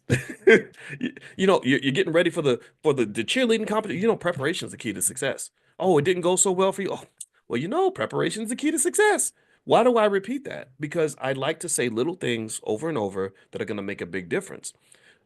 In the economic warfare in America, preparation is the key to success. Preparation is the key to success. Preparation is the key to success. What does that look like? Well, that might look like connecting yourself with 2025. Y'all think Trump's the only one that got a project 2025. Oh, I got a project 2025, 2026, 2027. You think the white men are the only ones who can make battle plans? Oh, I got a whole roster of the battle plan. I got a project 2070. So I ain't worried about your plans. You better be worried about how you're going to defend against mine. My project 2025 is, I said DEI should not stand for diversity, equity, and inclusion. DEI should stand for development, entrepreneurship, and investment. So preparation is the key to success. So what does that mean? Well, that means you develop a community that has its own institution. So you don't lean on the targets when you need to get something done. Development means that you develop children who are prepared economically for the battle that is going to come upon them. Yeah, either you do that or they're going to be financially stressed. Development means that we develop the kind of community that is prepared to fight these battles instead of whining and crying and complaining and being sad. We can actually fight back. So here's the deal. Let's go back to Tabitha Brown, the lady I love so much. Y'all, give me a yes if you want. If I've convinced you that I love Tabitha Brown. I want to just make this clear because I don't want nobody to think I am not the person who's going to be up here hating on Tabitha Brown. But I'm gonna tell you where I honestly think that her message could use some understanding here. When you talk about development and preparation, my thought is that if you are a supplier for Target and if you're making money from Target, I commend you and I congratulate you for that. But one thing you must understand about economics is that economics is gang affiliated. Economics is like some straight up Compton gangster shit. And what do I mean by that? Well, what that means is that when you decide to join an economic gang, like if I was to join the Crips, because I want to get more clout in the neighborhood. I want to have more security. I want to have more friends. I joined the Crips. Well, one thing you got to understand is that when you join the Crips, not only have you increased your number of allies, you've also increased your number of enemies. Now that I've joined the Crips, I've taken on their assets, but I've also taken on their liabilities. So now that means that if I join the Crips because it's beneficial for me to be a Crip, well, that means that now I got to worry about every blood that sees me might want to take my head off, right? At least back in the day before they started to really start to get along better. And I was really happy to see that. But back in the day, if you decide to be a Crip, that means you're going to have to now deal with the Bloods. And you can't go to the Bloods and say, hey, look, I'm not really a Crip. I just joined the Crips because they was paying me money, right? I just got affiliated because I just needed some protection. Don't hurt me. No, they're going to say, no, you're one of them. You signed up for this. Right, so Tabitha and her friends signed up for whatever. Let me go full circle in my analogy because sometimes people get confused when I throw it out like that. Tabitha Brown, when you and your friends decided to do business with Target, you took on all of Target's friends and all of Target's enemies. So if the black community, for those who feel passionately about DEI, for those who feel the need to boycott Target because of DEI, Tabitha, you are a Target supplier. You are a Target employee to some extent. So you are connected. You are affiliated. So if I got Target in my crosshairs, it's going to be you too. So them sending you out there with the white flag saying don't burn down Massa's house, that's not effective because I'd be like, well, why are you in the house in the first place? You supposed to be out here with us anyway. And that's where I think Tabitha, if I was her friend, I would advise her, like, whoever told you to make that video, you should have told them to go to hell. just do it in your sweet honey and licorice voice, and so they don't feel so bad. Because Tabitha could probably cut you out and make you feel good about it because her voice is so wonderful. But really though, like just tell them like, no, baby, I'm not getting in the middle of your beef. In fact, what I'm gonna do is I'm gonna go into that meeting and tell you need to change your behavior. You need to get these DEI programs back in place, because what good is it for you to be inside Massa's house if you can't convince Massa to do the right thing? Because at that point, what that looks like is that it looks like the tail is wagging the dog, and it looks like they are using you to fulfill their agenda, which is unfortunate because I think that you're too powerful for that. I think Tabitha Brown is a woman that is going to make millions no matter what. Tabitha Brown I saw her Instagram and her Facebook and her YouTube. I know how much money you can make with an independent platform with that many followers. I've done this. The Black Business School, we've been able to do things and get things done. And I don't make deals with Target. I don't make deals with Walmart. I don't make deals with Citibank. I have a lot of economic trust. I have a whole doctorate. How few people have a PhD in finance, like a real one, not these fake ones. I'm talking about a real one. Yeah, I could go to banks and say, hey, if you pay me money, I'll go tell Black people to bank with you. I could go to Chase and be like, hey, just write me a little check. I'll get Black people to get accounts at your bank. Because they'll listen to me. But I don't do that because I don't want to be caught up in your BS. I don't want to be gang affiliated. I do enough crap on my own to create enough enemies on my own. I don't need your enemies too, especially when you're over doing some silly stuff. And let me tell you about Target. Before I do that, could y'all do me a favor? Please hit the thumbs up button. Thumbs up, share, subscribe. And I should tell you all about the daily class that we do. We do a millionaire training camp every morning. It's 100% free. You can bring your whole family. You don't have to pay money, but you got to pay attention because I can get you ahead of the curve economically. We do this every morning in a private Zoom. There are thousands of you that have already signed. Over 10,000 people are signed up and come in every morning, so you can join too. Just text the word morning, MORNING, to the number 87948. So text morning to 87948, or you can go to drboyceelevate.com. That's drboyceelevate.com. And also, I should mention that I'm speaking at the Wealth Summit at Bowie State. I'm going to give the State of the Union address on the 1st of February. So if you live near Bowie in Maryland, you want to come and say hi and shake hands and I'll give you a hug. Feel free to go to thewealthsummit.org. I believe that's the URL, thewealthsummit.org. I'll be there in Maryland next week. But here, let me get back to this. Okay, so Tabitha Brown. Here's the issue that I would have with Target when it comes to DEI. Again, I'm a fan of DEI, but I don't believe in the effectiveness. I believe that the real DEI is development, entrepreneurship, and investment. That's where I stand. But still, though, my issue with Target and DEI is this. When you talk about diversity, have you ever noticed how so many companies, every company had some stupid diversity statement that they didn't even believe in themselves? Has anybody ever noticed that? Like every company has this like dumb little statement where they'll be like, we don't support discrimination for race, religion, or whatever, and we believe in diversity and blah blah blah blah. Like they really go in and write all this crap, and it's all a bunch of BS. It's just words, right? Well, different companies have different levels of commitment to DEI. There are some companies that have been down for the cause for a long time.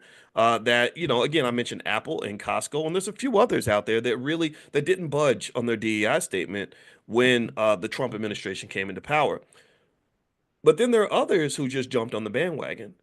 And Target is one of those companies. Target really started digging into DEI after the George Floyd killing because they were like, oh, if we do this, then more Black people will shop with us.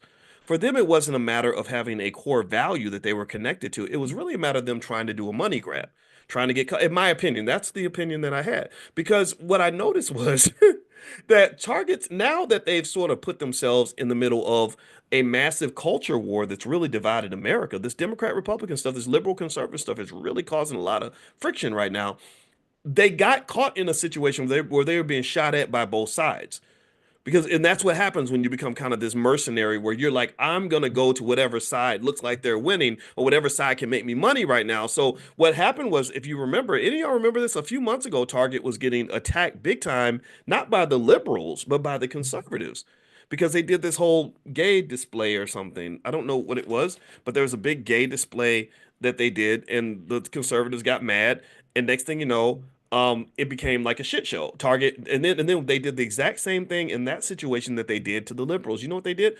They just got rid of the whole thing. They were like, oh no, we're sorry. We don't want to make you mad. We apologize, blah, blah, blah. Right? And so, so then there's again caught in the crossfire. You got the conservatives boycotting you, and then you've even got the LGBT community that's like, man, screw you. We thought you were down for us, and you were just trying to make a couple of dollars. And you didn't stand on it, right? You did a Snoop Dogg with us, right? And then now you have the same thing with DEI. So I think that honestly, if I'm sitting with the board of directors at Target or sitting with the CEO of Target, my advice to them would be like, look, if you ain't about that life, stay out of it. Like, don't try to jump in and jump out just because you can make a couple extra dollars this quarter. You got to figure out who the hell you are and who you're going to be. And once you choose who you're going to be, you have to marry that idea. You have to be committed to that idea, for richer, for poor, through sickness and health, till death do you part. You got to stand on that. One thing about the culture wars that I believe is that flip floppy, fly by night, go where the wind blow type people get crushed. You get absolutely crushed. And what's interesting though is I sound like a hypocrite because sometimes I get accused of doing that, but actually I'm an extremist myself, and I'm an extremist about not being an extremist. I'm an extremist in the sense that I don't vote in the elections. I don't vote Democrat. I don't vote Republican. I vote for black people. I vote for black wealth. That's where my extremism kicks in. My extremism is you're not going to tell me to be whatever you need me to be. I'm going to be Boyce, whether that works for you or not. If that don't work for you, then I need you to go somewhere and figure that out. Work that out with yourself, or maybe you'll never see me again. That's okay. But Boyce has been Boyce. You can go back and look at content I did 12 years ago, and that Boyce was just like this Boyce, except he was a little bit fatter and a little bit younger. That's really it. That's the only difference you're going to see. You can go back to the 90s, and I was saying the same things that I say now. I just say them in a different kind of way because I have a little bit more education than I did when I was in my 20s, and that's supposed to happen when you become a grown-ass man. So at the end of the day, my extremism is that I'm extremely committed to being who the hell I am and standing on that. You won't see me whiffle waffle and wobble based on where the wind is blowing, because if you do that, you're going to lose. I heard Bill Cosby say this. Bill Cosby is weird, as complicated as he is, right? As much we know the legacy of Cosby, it's complex. He did say a lot of wise things though. One wise thing Cosby said was he said, "I don't know the secret to success." He said, "But I do know that the secret to failure is to try to please everybody." And what I believe is that corporations like Target, when they're trying to please everyone, when they're like, "Oh, you're gay, here's the gay stuff. You're black, here's the black stuff. You're conservative. Well, we're conservative too. We're conservatives just like you." I think that really doesn't work. I think that ends up putting them in this awkward spot where they end up getting beat up by everybody. And I think that it's going to be bad for the company long term. Whoever's running this show and making these decisions, is making a mistake, in my opinion. So that's what I think. And I'm gonna tell you. Let me just finish with this point because I want to make this clear. I love Tabitha. Tabitha, if you watch this, I love you. I will never stop loving you. I admire. I love that honey and molasses voice you have. I think that you have a gift. I think that you are an asset to the community. But I think in this particular case, I think that you're wrong. I think that you shouldn't have let them use you in this way. I don't think that the response is going to be what you want it to be. And I think that the overseers in these companies have to understand that the days of sending a Negro ambassador out to calm black people down, those days are gone. They could do that in the 60s. They did that a lot. They would undermine black leadership. When black folks started to revolt, they would say, "Okay, who's going to be our black leader? We're going to grab and put that person out front and everybody." And that used to work maybe back in the 60s because you had less access to media. The CIA was involved, and they would put certain people in front of us, and it would affect the masses. I don't think that works anymore. I think it only creates something worse than what you had before. So I think Tabitha shouldn't have gotten in the middle of it. I think Tabitha should have just said, "Okay, do what you're going to do."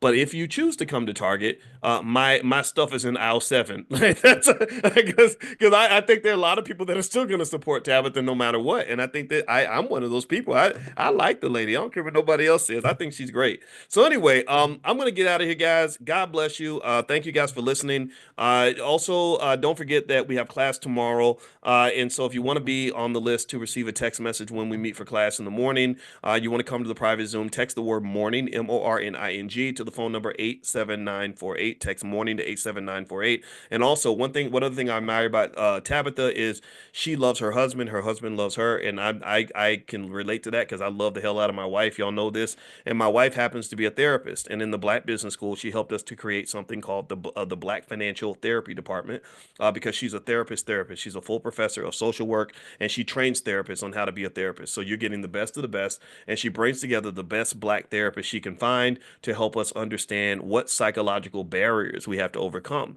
to build Black wealth. And I think today is Monday, actually, and she's doing Mental Health Monday tonight, actually. And so if you'd like to be notified when she's meeting with the therapist tonight, pull out your phone, text the word love to that same number, 87948. So text love to 87948, and you'll get an invitation to her private Zoom where she's going to do her thing, because I really want to get the brothers out here. We got to support the women. Successful Black women are not a threat to you, but I also encourage the women, like, you got to love your men. Like, we got you. We're good. We're not all rappers who hate women. We're good people, so you just got to give us a chance and find the right brother, and don't be chasing after these buffoons. And then you end up like Tabitha and her husband in a nice, healthy, happy relationship, which by the way, healthy relationships are one of the most fundamental keys to financial security. I hope y'all know that. I hope you know that when they destroyed your families, they destroyed your wealth. So if you rebuild your family, you're going to increase your generational wealth 5 or 10-fold, because families are better at building wealth. This goes back to the real DEI: development, entrepreneurship, and investment. Develop strong families, you will be developing Black wealth. Entrepreneurial energy means you know how to develop your own institution, so you don't have to worry about what the targets are doing. You're focused on what you're doing. Investment means that when you are pouring your money into things, you pour money into things that are going to benefit you. When you pour your time into things, you put time into things that are going to benefit you. That job does not benefit you. Your investments are going to benefit you. When you when you invest in things, most investments have nothing to do with money. So raising those babies, raising them to be economically minded, raising them to prepare for the battle coming, making sure that you invest for those children, that's going to be the key to their success and their survival, so they don't end up in compromising situations. White supremacy cannot win in the face of Black excellence. White supremacy does not have a chance when Black excellence is in the building. Give me a yes if you agree. Give me a yes if you understand that when you choose to be Black and excellent, when you develop protocols for excellence, when you are committed to the investment in Black excellence, white supremacy doesn't have a chance.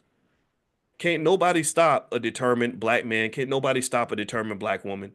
And there are plenty of examples of success out here. That's what we need to talk about. That's what we need to market. That needs to be our target, pun intended. All right, guys, I'm out of here. God bless you. Have a good day. Thank you so much for listening. And my book is called The 10 Commandments of Black Economic Power. If you go to drboycebooks.com, you can get a copy. So feel free to go to drboycebooks.com. We also have a whole educational system for children. We have workbooks and flashcards for kids, all kinds of stuff. So feel free to go to our Black Wealth Mastery store at drboycebooks.com. Have a good day, everybody. God bless you. I'll see you soon. Take care. Peace. So I just want you to see what Tabitha Brown says, as she says, she did a video, all right? She said, if we all decided to boycott, our sales will drop. Our businesses will be hurt. She said, explaining that reduced sales could give corporations justification to remove Black-owned products altogether. And it further goes on to say that Brown pointed out the logistical and financial hurdles small businesses face, from storing unsold inventory to finding alternative retail opportunities. She emphasized that boycotting without a strategy could unintentionally harm the very businesses the community wants to uplift. Brown urged followers to stay intentional and strategic, choosing to support specific brands within these major retailers while avoiding others. She encouraged, she basically said, boycotting may not be the best thing to do. Now, what are your thoughts on this? Because here's what I believe. To receive something that you have never received or get somewhere that you've never got, you have got to do something that you've never done. So I do believe that there will be casualties when it comes to Black people standing up, when it comes to Black people deciding that I no longer want to be in the middle of madness and nonsense, when it comes to us deciding that one sense of injustice is too many.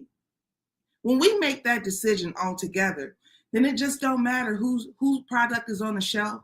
It don't matter. Just like when they bombed Black Wall Street, it didn't matter if children were present. When they bombed Black Wall Street, it didn't matter if businesses were operating. When they bombed Black Wall Street, it did not matter what was happening.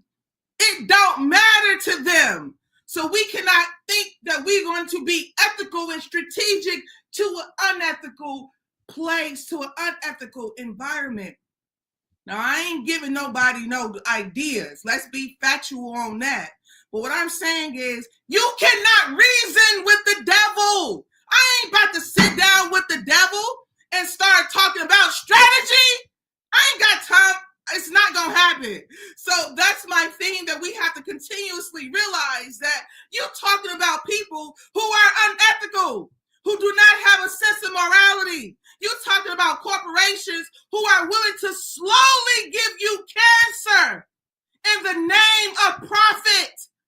You're talking about food industries that will put coloring in your food so it can look nice and it will kill you in 30 years. How can you strategize with a mind like that? How? Okay, I'm not going to get going with you all because that's what y'all like to do. Y'all like to get me riled up early in the morning and have my dogs looking like, what is she screaming about at 9:30 in the morning? But that is the reality. You cannot strategize with the devil. All right? You got this is the thing. So all that to say, I don't have any additional input regarding that. Tabitha Brown. Oh, another thing. I did a video on this on Madam President, one Madam President on Instagram. And on the video, I shared with you, basically, we have these unrealistic expectations for people. We want people to, do things that we're not willing to do. Excuse me. They did a class action lawsuit. But listen to this. Payouts for the settlements were divided into two classes: wrongfully arrested, wrongfully detained. Wrongfully arrested got $1,000 each, and wrongfully detained received about $5,000. Let me just tell you something. Imagine having a moral obligation to sit on a bench to protect and serve, and you are so greedy and evil that you will literally have children arrested. And this is why it's important for all of us to be on one accord as a group of people. This is why it's so important for the mother and the father and the auntie and the grandmother to all be on one accord, and the children to be on one accord. Children must listen to their parents, and I hope that God give you all the sound mind and sound heart to give your children good direction. Because when I tell you that there's a system that is open to ruining the life of your child, you think I'm playing. You think I'm being dramatic. You think I'm being silly. You think I'm being over the top. But this is real life. The woman sat as a judge.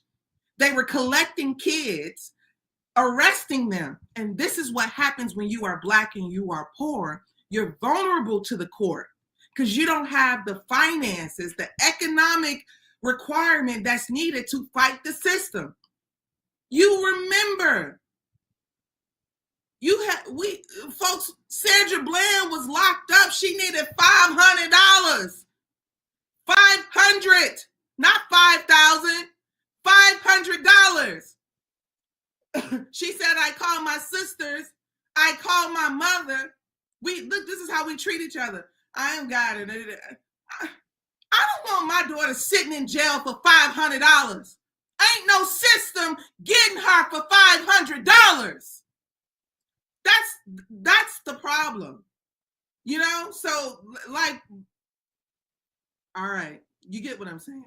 I won't beat a dead horse. Don't forget, you tuned into flynubianmoney.com. This is what I do. I'm going to get some guests on here this week, you will not hear from me every day. I'm going to have some guests. We're going to have some empowerment, some financial literacy. We're going to have some, some things that is just needed for us to be elevated, especially as we continue to go through these different challenges and changes. I want you to know that one of my friends who's a federal employee informed me that Black History has been canceled on the federal level. They was like, we don't want to see no Black History. Don't put no Black History, nothing up. So with that being said, Donald Trump said, I'm coming through here. I'm canceling all of that. No Black History. Huh? I'm so glad that I don't need Donald Trump to give me permission to celebrate Black History. That's just number one. Number two, there is a climate change. Don't be twisted. But a lot of those things, I will say, that was in place from previous administration. As you can see, these things wasn't even cemented in. These things were interchangeable, which is a problem. How could you pass something and create something that the next person can just change? No. Anyways. Good morning, everybody. Good morning. I hope everybody's doing well. Good to see you. Welcome to Money in the Morning, our Millionaire Training Camp. My name is Dr. Boyce Watkins, and I got up this morning. I was not in the 5 a.m. club. I was in the 8 a.m. club, which is just, I'm almost embarrassed. But then again, that's a good thing, right? That means the fact that I'm sad and I feel like I was lazy because I slept till 8 a.m. really says like maybe I've got a pretty good schedule. So have no fear. I will be back on track tomorrow, right? So sometimes you fall off the wagon, but you get right back on. And sometimes you got to rest, right? Self-care is very important. And I was having a conversation yesterday with my father about happiness. And he was explaining something to me that I kind of knew, but I was, how it is with your daddy. You just sort of still listen.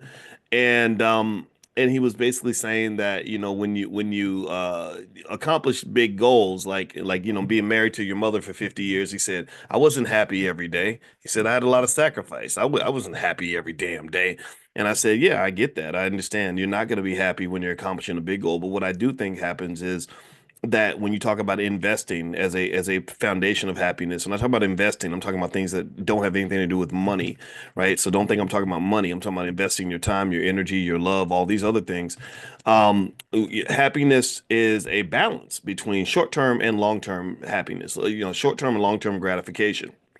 If you lose that balance, then you're going to struggle, right? People that focus on instant gratification, they have a really great time in the short term, but their long-term lives are terrible, right? They make bad investments because they engage in what economists would refer to as we call that consumption. If you are consuming, then and never investing, never delaying gratification, never making sacrifice, then long term you're going to pay a price for that, right? Like the person that goes to college who doesn't study, who decides I want to have fun, I want to be happy, so I'm going to party all the time. Well, that person doesn't have a good life. That person ends up having to work 10 times harder later on in life because they didn't make any investments. They didn't put anything aside for the future. They didn't make any long-term sacrifices. So now you got to spend the next 40 years in a job that you hate, living a life that you didn't want to live. Whereas that person who studied really hard and worked really hard and made the right choices when they were young, they get to skate for the next 30, 40 years because they already put in the work. They've used the value of time. And there's always a balance, right? If you go too far one way or the other, um, you know, it's one of these things where everybody has to have their own process for how they do that, right? Everybody has to have their own process, and balance is really essential for that. So what I told my dad was, I said, yeah, I understand that being married 50 years is hard. I was there for the whole thing. I watched it. I saw the ups and downs, and I commend you for that. I said, and I agreed. Every day isn't going to be good. It's like marathon runners. Marathon runners are probably not comfortable when they're running marathons. They're running is hard, right? They're exhausted, they're tired, they're whatever, but they're thinking about the bigger picture, right? They're not thinking about whether or not they're enjoying the run right now. They're thinking about how they're going to feel when they cross the finish line. They're going to think about how they feel long term when they say, I ran 5 marathons this year, or I'm in excellent shape. I look in the mirror and I love what my body looks like, right? So that's the gratification that they're seeking. So ultimately, really, in all this stuff about investing in wealth and financial consciousness, it's all about that balance, that gratification balance. I want you to be happy. At some point, you're going to be happy. If you make good decisions, you're going to be happy. If you make sacrifices, you're going to be happy. If you watch what you eat, you're going to be happy. If you work on your relationships, you're going to be happy. If you invest and save your money as opposed to spending it all, you're going to be happy. But short term, you may not be. Right. Short term, you may feel like you're missing out. Short term, you may feel like you're in the struggle and everything else. And I just think a lot of people young people don't have enough nuanced conversations about that. Like, so for example, like they'll get in relationships, it'll go bad for about a month, and then they'll be like, I had to leave because I wasn't happy. Well, of course you ain't gonna be happy. Like, seriously, I've seen people go to college and they'll be like, I was in college and I wasn't happy. Going to class didn't make me happy. And I'm like, yeah, but is working at Arby's gonna make you happy? Like, because now you're working at Arby's and you got two baby daddies, and you're trying to pay bills with two baby daddies and an Arby's paycheck. Does that make you happier? Are you happy now? Are you happy? So I'm not making fun of anybody. I'm not. I promise you I'm not. But it's life, right? Life kind of has this boomerang effect. I had this friend in college when I was 18, and I remember she was super smart. She was a little white girl from the hills of Kentucky. The University of Kentucky is an interesting school because like all the like more modernized kids were from Louisville. Like Kentucky is a little bit like New York, where the state of New York, in case you don't know, you've got New York City, and then you got the rest of New York. And so when I moved to Syracuse, everybody's like, "Oh my God, you're going to New York!" Like they thought they pictured me being in this big city with big buildings. It's like, no, I'm living in Syracuse. Syracuse is very, very slow, very, very dead, very, very just damp, economically damp, right? And anyway, Kentucky is the same way. In Kentucky, you've got Louisville, which is popping and big and modernized. And then you got the rest of Kentucky, which is much different. So when I went to college, I would meet a lot of really very country people, from like small towns, Eastern Kentucky, backwoods, redneck, if you want to call it that, Appalachia, like everybody's on meth type towns, ain't no jobs. Everybody hangs out at the Walmart on Saturday nights because they don't have anything out there that they can do, right? Stuff like that, right? But a lot of them, I'm gonna be honest with you, a lot of them were really good people. That's the funny thing too. People who don't spend time around like country white folks from the South think that they're all like these gun-toting racists that just want to wake up and kill black people for breakfast, and that's just not true. But they are conservative, right? So like they got their Bible, they believe in stuff like that. They take care of their families, not all of them, but they believe in stuff like that. They believe in hard work and all that, right? So when you so sometimes what I found is that they don't understand like hip hop culture. When we market hip hop culture, where it's like I want to smoke weed, have 8 babies, mamas, and kill black people for a living, which is in a lot of your music, they think that that's ridiculous, and I think it's ridiculous. I think it's all just this horrible propaganda that makes the black man look like a degenerate, which that's not what we are. We're not degenerates. We're just as hardworking as everybody else, assuming that we're raised that way, right? So anyway, long story short, when I was in Kentucky, I met this girl. She was as country as they came, and she was from the hills of Kentucky, and she wanted to be a neurosurgeon. And this was one of my biggest life lessons. I was just kind of watching this young lady's life. So we were 18, and I think she probably liked me, but I told you I'm allergic to white girls. Like I just never would cross my mind to date a white. No disrespect. If you're white, I don't hate you. You come back. Don't leave. Don't go. Because I'm not saying I don't like you. I'm saying I don't. Well, I don't like you, but not in that way. I like black women. That's just what it is. But anyway, she would come and hang out with me, and I had this job where I would sit desk in the dorm, and I would stay up all night. It was a really hard. It was a crazy job. I would either work the 12 to 4 shift or the 4 to 8 shift. Both of those shifts I could handle because you're either staying up late or you're getting up early. The shift that was the absolute beast was 12 to 8. That's entirely unnatural. And just as a reference, as an FYI, in terms of investing in health, just so you know, it's not. It really will mess up your health, your long-term health if you work that graveyard shift. So be really careful about that. Sleep, I found that sleep and water are far more important than I ever knew that they were. Like those are two things that like if you don't get those things right, you're getting Alzheimer's, cancer, all kinds of stuff later on. So anyway, I would stay up on this job from 12 to 8. and I'd be tired as hell. So to stay awake, she would hang out with me, and we would throw the football. She had a real good, nice tight spiral, and so we would just throw the football in the lobby. It was like a little Nerf football, and I remember her telling me about what she wanted to do in her life, and I remember her telling me that she was a straight A student in high school, valedictorian, and she was going to be a neurosurgeon. That was her plan. And I just assumed, oh, great, you're better than me because I had terrible grades and I don't know what I'm gonna be. I know I ain't gonna be broke, and I ain't gonna let the white man tell me what to do. But I don't know what my plan, what my future looks like. I'm just gonna do my best and see what happens. So anyway, as I move forward, really quick, Frankie says I'm breaking up. Can you guys hear me? Okay? Am I coming through all right? Give me a quick yes if I'm coming through. Okay. Okay, I need some yeses just to make sure. Okay, Shaquana, Jason, Robin. Okay, I see a lot of yeses. So Robin's my mother's name. I love that name. All right, so Karen, thank you everybody. I appreciate you help. Okay, yeah, sorry, I get self-conscious about that. So anyway, so here's what happened, and this I promise you, this story relates to investing. It really does. So I remember that she had a really bad first semester. Like my first semester was like a breakout, like almost like a basketball player that has a breakout season where they average 30 points a game and suddenly you're an all-star. My freshman year was a breakout. Like that was when was finding myself and like, holy crap, I'm actually good at this school thing. I just got to put my mind to it.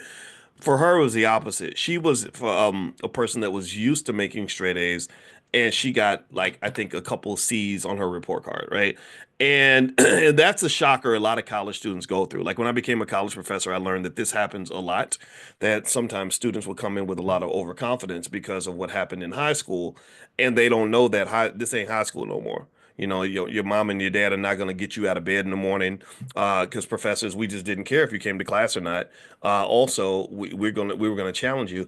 I used to teach a class, Calculus 1, and it was specifically designed to weed out students. Like that was the goal. We were like, we're gonna punish them. We're gonna push them hard because we want to know who's serious about becoming an engineer and who's not. And so half the class would change their major after it was done. So, long story short, she got hit pretty hard. And rather than sort of taking that as a challenge and coming back harder, I think it kind of demoralized her. It really made her sad. It really deflated her. And so next thing I know, she was dropping her credit hours down from 18 hours to like 12, because she went in kind of survival mode.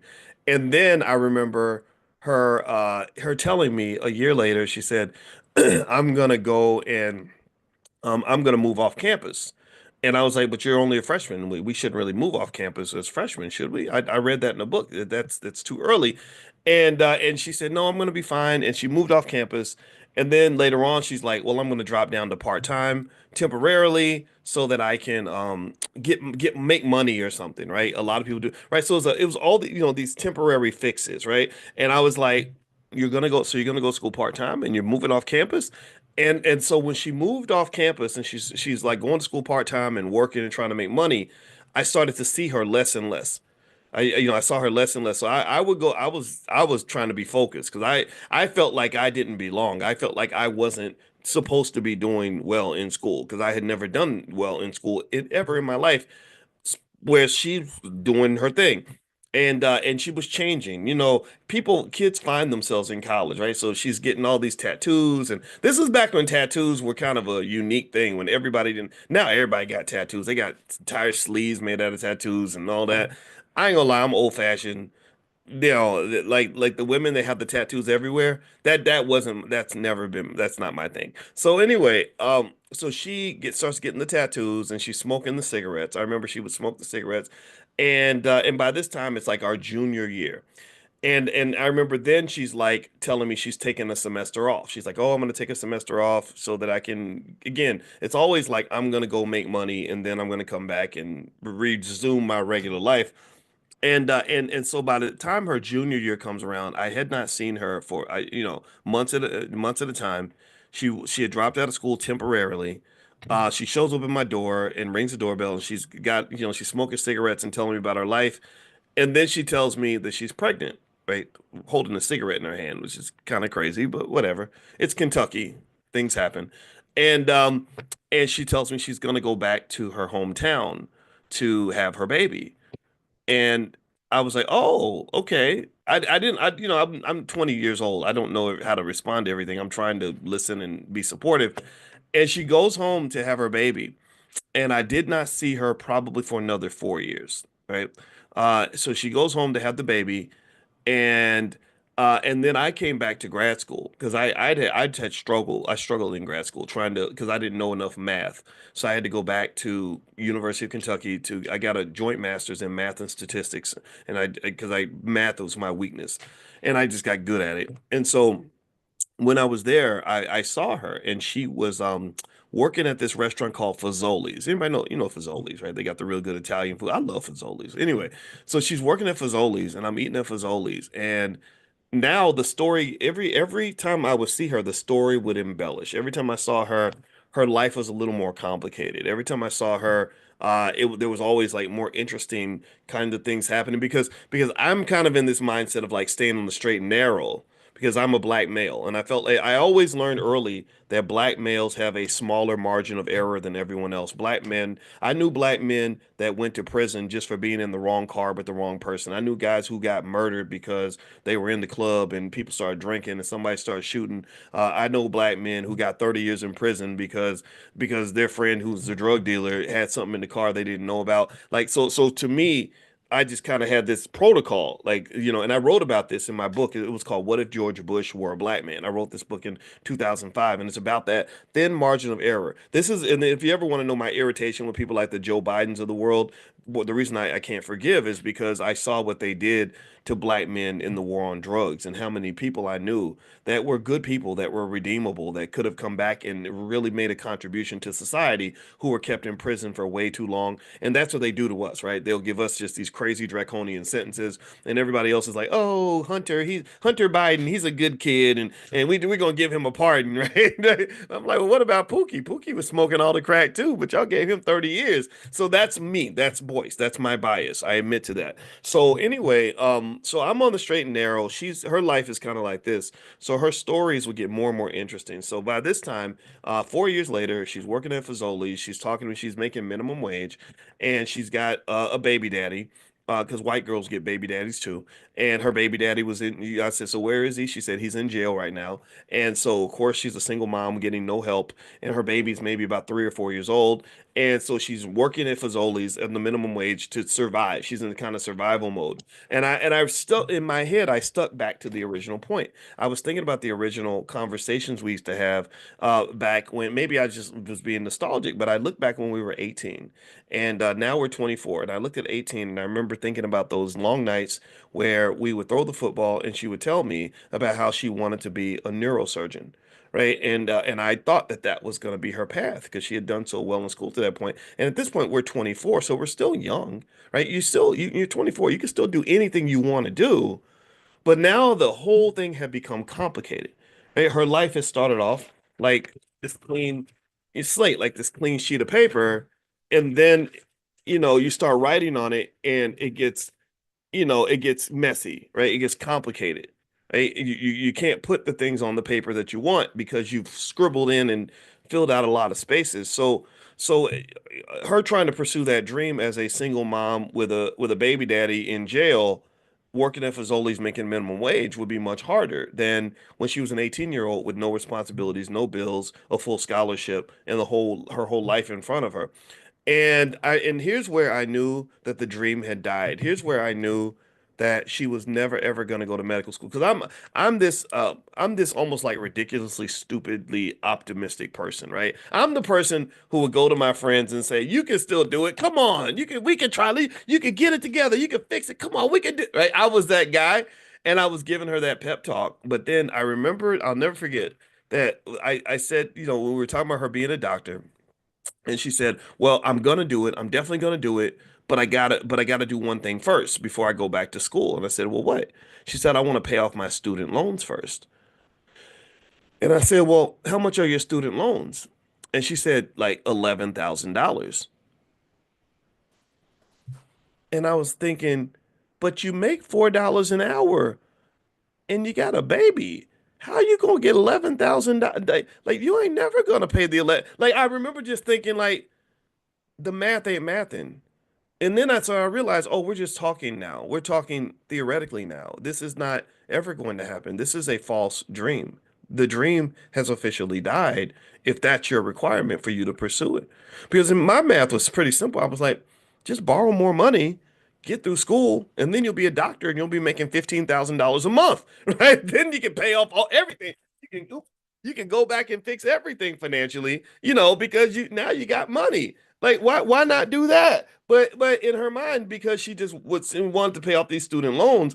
And here's the thing, I don't think it was because she wanted to pay off the student loans. I think it's because she also knew that the dream was dead. But sometimes it's hard to admit that. Sometimes it's hard to say it out loud, right? And so literally now I think she and I are Facebook friends.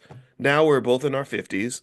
Now that those two 18-year-old kids who threw the football in the lobby, they're long gone. They don't exist anymore. And now I think she's probably a grandmother. And when I tell you that watching this little white girl and her life and her choices and how everything played out was one of the biggest lessons about investing that I've ever seen in my life, I'm not kidding you. When I tell you that watching her life play out was one of the biggest lessons about choices that I've ever had, I'm telling you that. Like when I tell you that story, that her experience watching her was like one of the biggest lessons I ever had about the value of time and not wasting time, I'm not playing. When I tell you, like, I teach stock options, right? But stock options doesn't exist without the word options. And you know what options are. You know what it feels like to have options and not have options. When I tell you that was one of the greatest lessons in life I've ever had about options, I'm not kidding with you. Like because when we're 18 and we've got no responsibilities and we're young and energetic and we have all this time, then the whole world is open to you. You got options like crazy. You got a million. That's why I get so mad with the hip hop music industry whenever I hear any rapper marketing drug addiction to 16-year-old kids, it makes me angry because what you're doing is you're killing off all their options. They're gonna have brain damage now because you got them hooked on Molly, which a lot of these drugs destroy their brains. Fentanyl, all that. It's hard. Some of the stuff is hard to come back from, right? So you're killing their options, and that just makes me very sad, right? And I mean, what is youth if it's not a space full of possibility? If you have the right mindset and the right coaches and the right people encouraging you, then being young can be the most wonderful experience in your life. But if you don't have the right people around you, the wrong mentors, then it can be horrible. It can be miserable. It can be sad, very disgusting. So when I looked at her life, when I looked at those choices and those just really bad investments that she was making in herself, it taught me, like, okay, when God opens that window of opportunity for you, the biggest mistake you can make, I think, is to believe that window is going to be open forever. That's what we do. We think that, okay, or you're in love with somebody and y'all start to fighting or whatever, and you're assuming that you can pick up the phone and call them and go back to their house and apologize. It's going to be okay. But then you forget that then maybe one day you'll get to a point where you can't do that anymore. And then at that point, all you have now is a lifetime of regret over the fact that when you could have picked up the phone and called that loved one and apologized, or that girlfriend and said, "Hey, I'm sorry, let's work on this." You didn't do that because you assumed that option would always be open for you, that you could always do that, right? But now you can't do it anymore. Or you're young and now you can travel, you can go do stuff, you can expand and explore and live your life. One day you'll be a senior citizen in a wheelchair, maybe in hospice, and that option will disappear. You're 18. She was 18 years old. She had the option to be anything she wanted in life, but by about 24, 25 years old, that window of opportunity was slowly closing, and then it eventually shut. And now you're a 35-year-old single mom. Now she's got 2, 3 kids, a couple baby daddies. You can't go back and be that 18-year-old anymore. That option has shut for you. So really, when I think about the things that we study in finance, we study things like options. We study time.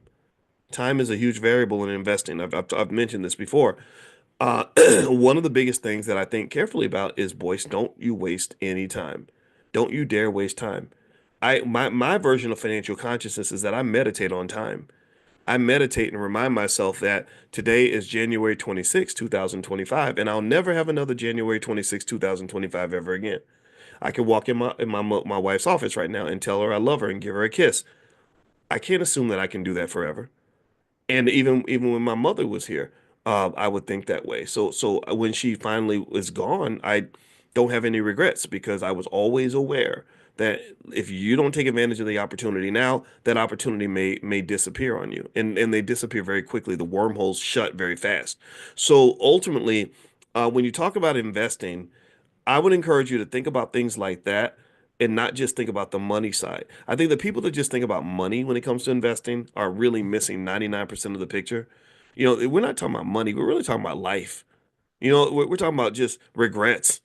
We're talking about, like when you talk about investing and you have FOMO, right? We have FOMO where like some of y'all will have the stock and you sell the option and then the stock goes up and then you're like, dang, I could have made money, but I didn't, right? Then that's financial FOMO and that sucks. But the worst kind of FOMO is when you just have FOMO in life.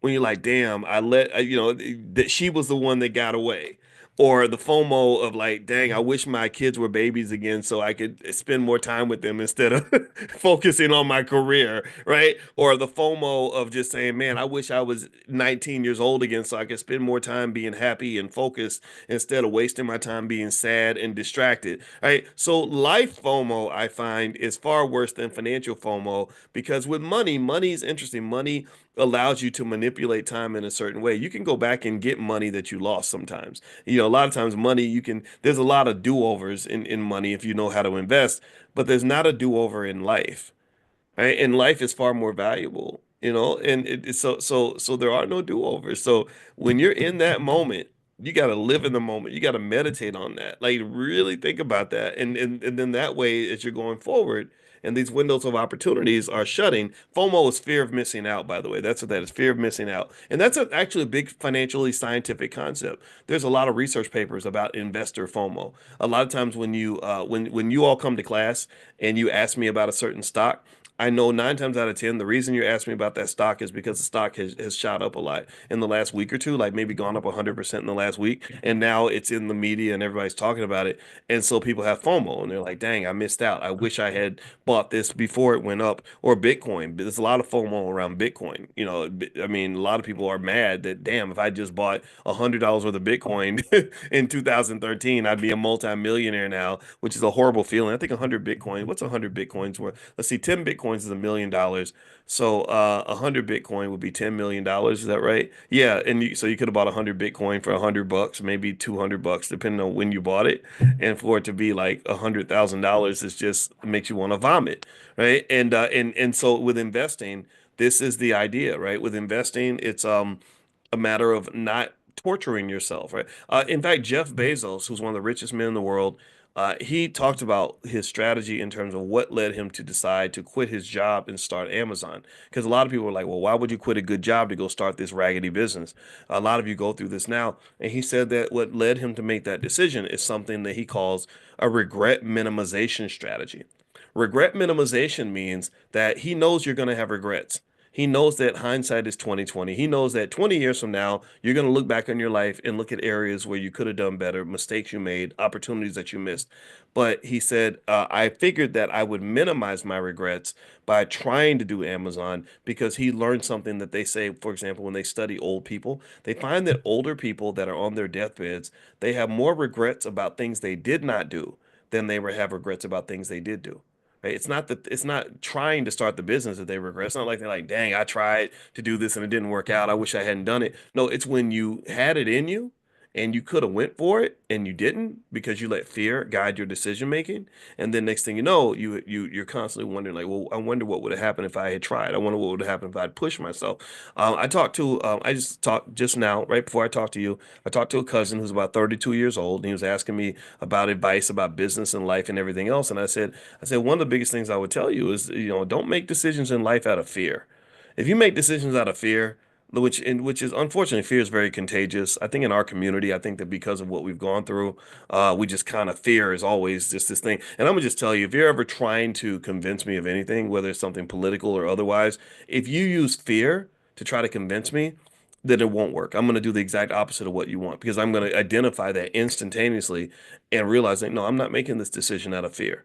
I make my decisions out of desire. You see, risk, which is another very big financial concept, risk is something that can be good or it can be something that's bad. Risk has a double-edged sword. Risk has the benefit of taking a chance and going to the highest heights. It also has the scary side of that things may not work out and you'll go south. And how many of you notice this? How many of you notice that in a lot of our families, when you talk about trying to do something different, you talk about trying to really go for it, you get a lot of fear. You get a lot of people warning you about how this isn't a good decision. It may not work out. And what if this and what if that and this, and it's very depressing. It's very demoralizing. It makes you more afraid. You start to fixate on this. Your consciousness becomes collapsed and trapped because all you're focused on, all you're seeing is the downside. You're walking on this tightrope. It's already hard. It's already dangerous. And then you start looking down and saying, oh my God, what if I fall? Well, guess what you just did? You guaranteed that you're probably going to fall. You've increased the likelihood that you're going to fall.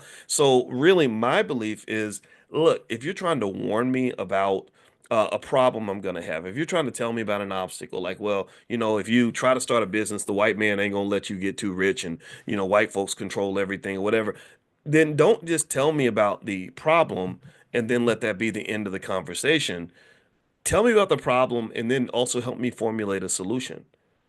Like if I tell you, look, I'm determined to climb Mount Everest, I'm going to go climb Mount Everest. I don't want you telling me all day about how many people that have died on Mount Everest. I don't want you sending me, Instagram reels about people that tried to climb Everest and froze to death. I don't want to hear that crap. I don't want you like, well, the odds of dying are 20%.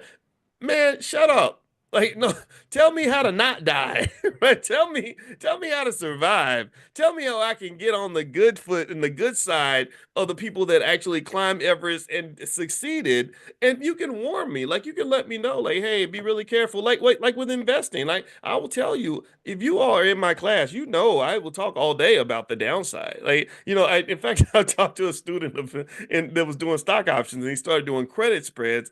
And he said, yeah, it kind of went bad. I said, yeah, that's the thing about credit spreads. They're very deceptive. It's like this beautiful, gorgeous, really attractive woman who might stab you in your sleep while while you're knocked out, right? Or beat you up over the head and take your money, right, and drug your drink. So basically, I will talk all day about risk, but you shouldn't talk about risk without also talking about reward.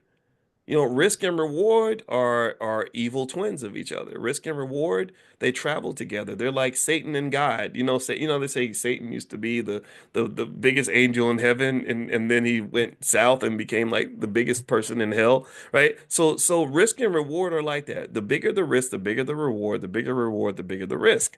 And it's very, very difficult to embrace one without understanding the existence of the other. It's hard to talk about God without talking about the devil. It's hard to talk about the devil without talking about God, right? So ultimately, if you talk about risk, you got to talk about reward. Anybody who only talks about risk is, in my view, that's like a financial version of worshiping the devil. Like that's all you're fixated on the negative. You're fixated on what can go wrong. You're fixated on limitations. You're fixated on fear. You're fixated on a limited lifestyle, limited outcome, limited mentality. And anybody who trains you to only acknowledge limitations without acknowledging possibilities is unfortunately passing a disease onto you, a disease of the mind that affects too many people where their dreams are this big, but they're living in this tiny little box because the box feels safe. They're so afraid they haven't. And again, this goes back to healing from trauma. I've told you the number one challenge for Black wealth, the biggest challenge that we have is undiagnosed, untreated trauma. That's what destroys your relationships. That's what destroys your finances. And traumatized people have a very hard time processing risk. They have a hard time processing failure. Failure happens. It's like, oh my God, I was supposed to fail. I knew this wasn't gonna work. My cousin and my mama and my brother all told me that it wasn't gonna work out. And here I was being stupid. I shouldn't have done it. What's wrong with me? Right? You process it. If you process it the wrong way, then yeah, failure is gonna suck. But there's also a way to, as Aisha Verzi is saying in the chat, that there's a way to fail forward. There's a way to fail and say, gosh, either sometimes you win, sometimes you learn.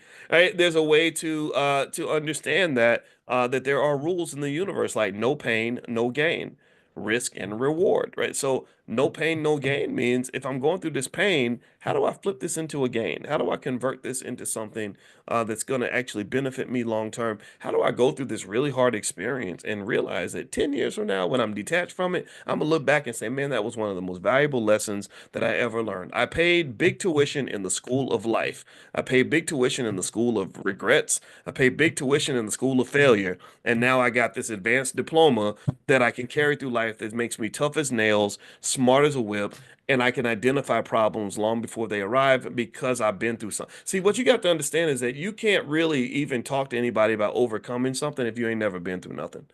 If you ain't never been through nothing, then you're not going to be a good coach for anybody else. And when you go through tough experiences, you're not going to know what to do. The smartest, most capable people in the world that I find are the people that have failed so badly that they literally, the lesson was literally embedded in their skin. Like they literally had it tattooed on their brain. It was branded and everything else. So ultimately what I would say to you is you have to know how to process risk. You have to know how to process failure. If you know how to process risk and failure in a healthy way, then all these things are going to propel you forward. That's what's going to make you great. That's what's going to make you powerful. But if you don't process it properly, what it's going to do is it's going to make you quit. If you don't process it properly, it's going to make you afraid. If you don't process it properly, it's going to make you limit yourself. If you don't process it properly, you'll never go for anything other than what is handed to you. And then you're going to sort of look back one day and say, damn, I could have had it all, but I was too scared to go for anything. And that's why I got what the world gave me. And I just do believe this too. I believe that when you're black, the world don't give you much. Like I just believe that, like in right now, we're dealing with the new president and everything else. And DEI is gone, and so all these other things are gone, and it's just like, I'm sorry, I kind of feel like, um, I don't feel like white folks give us much of anything, and then when they give us things, they decide later they're going to take them away. So my feeling is I'd rather do the hard work now so that maybe I can give myself something that they can't take away. Um, they can't take away my PhD. It would be harder, much harder for them. It would be easy for them to take away my job. It's much harder for them to take away my business. They can't take away my experience. They can't take away my grit, my guts, my work ethic. They can't take. I mean, they could theoretically they could take away my family, but it would be very hard for them to do. So the things that I have in life that I value the most are not things that are given to me by massa. The oppressor they will give you things, and unfortunately, in many cases, when they give you something, I feel like it usually comes with a trick attached. Like I think it comes with like a strings attached. Like, okay, we'll give you money, Negro, but you better do what we say, and you better, like Diddy, we'll make you the most famous person in the world. But if you get out of line, we're gonna tell everybody what we let you get away with. I don't think living in that world is very safe. I think that or we'll give you this DEI position, but the minute we decide DEI is not interested anymore, we're gonna let you go. We are your friends until we just don't need you anymore, and I think that's what you're dealing with. So what I believe from an economic circling this back to economics and investing is I think that I think one thing that we have to kind of accept and understand is that sometimes life tricks us into believing that there are shortcuts. Right? Sometimes life tricks us into believing that you can have it all very quickly and you can look fly the entire time and it could be easy and a piece of cake. Like I know a lot of people, I know people that have made over $1 million doing DEI related stuff. Maybe they go to college campuses and tell white people why they're racist and explain, like cultural sensitivity, and I respect that. There's nothing wrong with that as a career, but I always felt like I said, gosh, what if they just decide that they don't want to be nice to you anymore? Like, what if they decide they want to just get rid of all this, and then suddenly, you had a certification in DEI, and now that certification is worthless. That was the risk I always thought about. Because there's the history where people have not ever really been all that nice to black people. And I personally think that things like owning a business and learning to build wealth in a very solid, consistent way, kind of the Booker T. Washington way, I think that we ignore the lessons that were given to us by our ancestors. We ignore them because we traded in integration, for example, in the civil rights movement, we traded our land and our businesses for student loans and corporate jobs. That's what we did. We thought that doing the dirty work of building a nice carpentry business or building a company that can do plumbing for people, that's beneath us. You know, I'm going to Brown University. I'm going to get a nice job with a nice fancy office where I don't got to get dirty every day. And the sad reality is that those jobs did not build wealth, and many of those jobs could be taken away at the drop of a hat. But if I have a skill, like if I have the kind of skill that a black man in 1945 could make money doing, because there were black people that were actually doing okay at that time. There were black people who were prospering, you know, and a lot of it started off with having that solid foundation, saying, look, I just want to own me some land, you know, maybe I'm gonna raise me some pigs, you know, what I mean? I'm gonna grow me some crops, I'm gonna learn how to fix stuff, right? Like I think that that sort of solid sturdiness was kind of lost because I think that we got very comfortable when we had things like affirmative action that opened doors and possibilities and opportunities. And even in my own family, you know, my career path was very different from my father and my grandfather. My father and my grandfather are the types of men who could fix anything in the house, anytime. Me, I became a college professor. I hire people to fix things in my house. You know, I'm not that guy. I'm not the guy who's going to go and figure out how to make the air conditioner work. It's just not my thing. And so, but what is my thing? What did give me that sturdiness was when I said, wait a minute, I got to go and start my own business. If I don't start my own business and invest and own something, then he will always own me.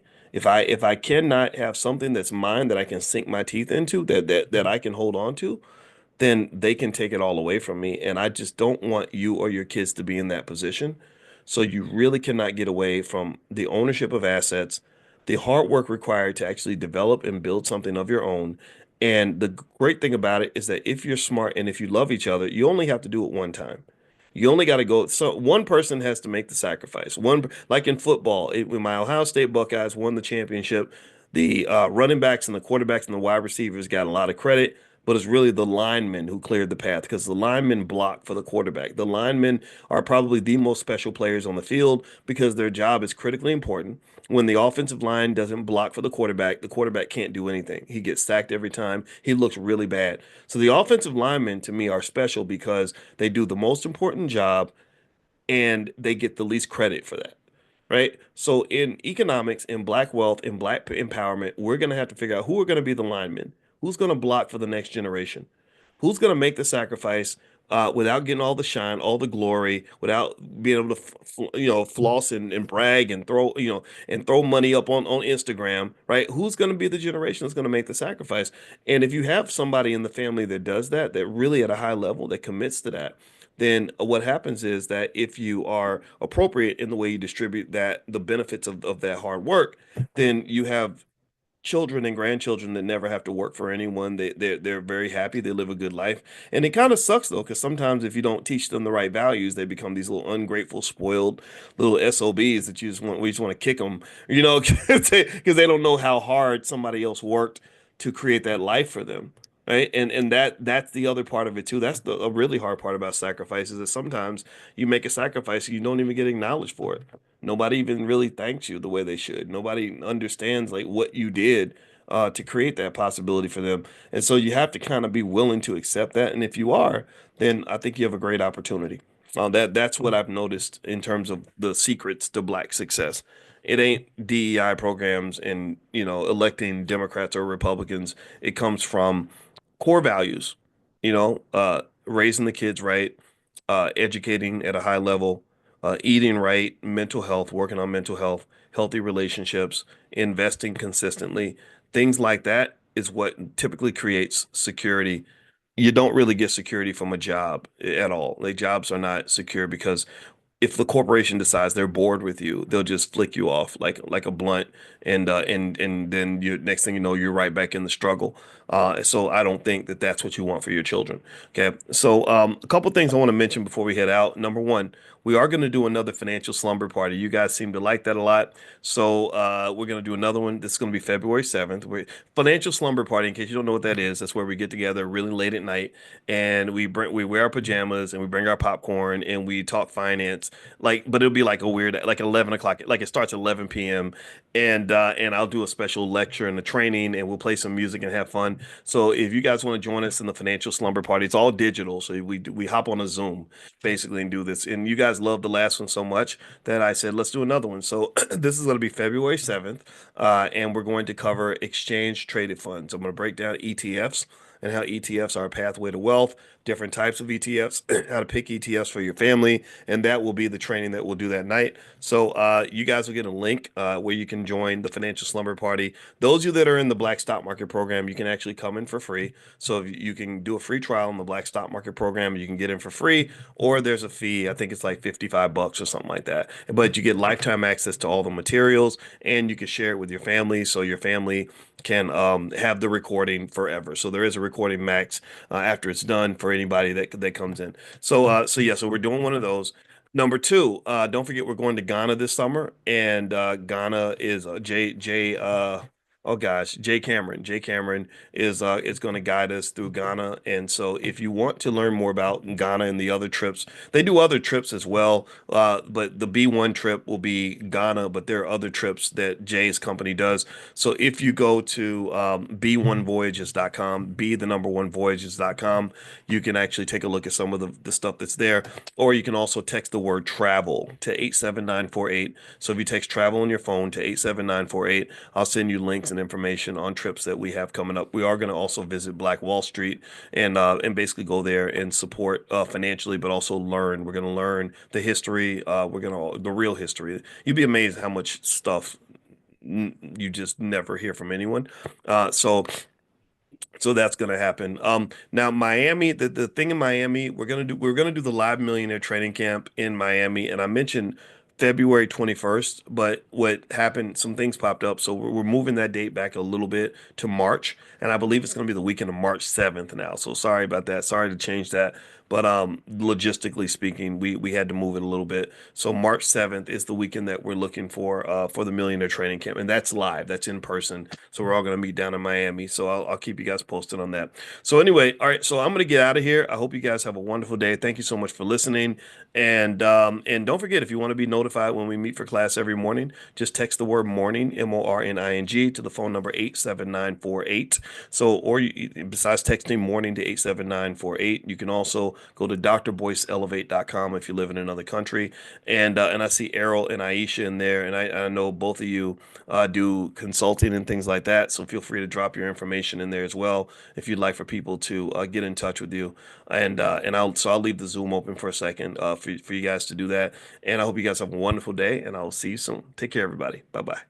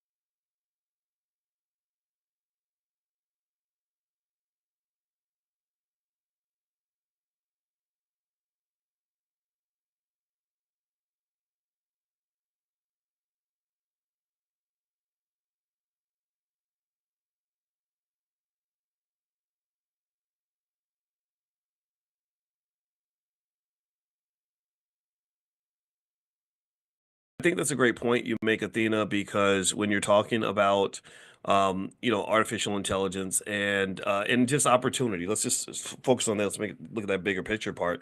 I think that there's a perception that as Black people, we're supposed to sort of be left on the sidelines while everyone else is enjoying the fruits of America. That we're kind of always sort of left out of everything, like almost like wealth is a highway and we can't get on the highway. We're down on the ground looking up at people driving by, and that's just not true, right? There are ways onto that highway if you have the right attitude. You have on ramps, right? On ramps might be, for example, participating in the stock market. So I actually had made a list of stocks that I sent out to all the students in this class and said, look, if you buy these stocks, you will benefit as AI emerges, because AI is not going away. And your other point that you made that I thought was really great was, you were talking about the Stargate project with President Trump, and he has Sam Altman, Larry Ellison from Oracle, and they were all announcing this alleged. It's Mayoshi Son, can't forget him because he runs the Vision Fund, which they've got just, I think, over $100 billion that they're deploying and investing. And the thing is that, um, it is interesting, like you said, that we will allow people to tell us why they can't afford reparations, but then we will sort of sit back and be okay when Democrats or Republicans make these $100 billion announcements. Like, well, we don't have 10 billion for you black people who got us into office, but we got 100 billion for these people over here who didn't do anything. These are, in fact, they live in a whole nother country, but because we expect y'all people to do what we tell you to do, you're gonna support us as we go do this. You're gonna carry water for us. We'll never carry water for you because after all, we're not Negroes. We don't work for you, right? And I find that to be kind of weird and offensive, rather whether it's Democrat or Republican. It's kind of crazy. Exactly. So, Dr. Boyce, I want to touch on something, right? You were talking about the highway. Immediately, I thought about Miami traffic and Miami highway, right? It is ghetto. It is horrible. I hate having to drive to Miami. But guess what they did? They opened up the express lane, but you got to pay a toll. You got to pay an investment to use that lane. The last time I was in that lane, traffic was backed up all the way, and I was on this freeway, listening to my music. I love Lil Ratch. Listening to my music, flying by, going down the highway. And that is what AI is for us. If you want to be in the bumper-to-bumper traffic, stressed out, then you can stay over there. But if you want to make an investment in yourself as a person and your abilities into your future, it is not going anywhere. It is not going anywhere. Then you do that. And you need to be the type of person who is forward thinking, who's willing to act on things, who's willing to read the tea leaves and see where the wind is blowing, where things are going in this direction. This country, also known as Scamerica, all right, I'm a trademark that, Scamerica, is not invested in helping Black people in particular, but also not invested in helping a certain group of people, right? If you look at how things are structured, especially from an immigrant perspective, I can talk about this because I am an immigrant to this country.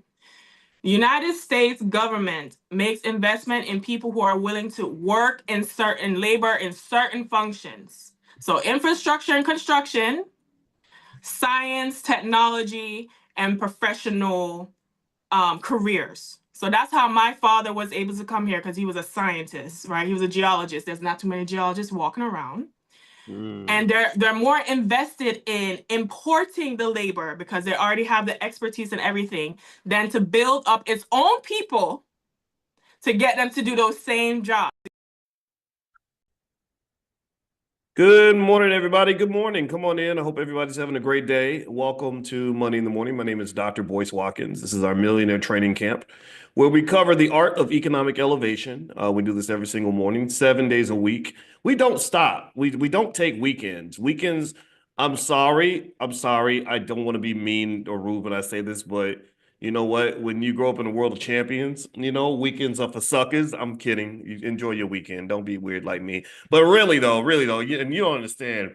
See, I'm also super inspired because I grew up in Louisville, Kentucky, which is the home of the great Muhammad Ali. So I grew up kind of seeing that as the standard of greatness. I mean, I just watched a big long documentary by Ken Burns about Ali and his life and every great thing that he did.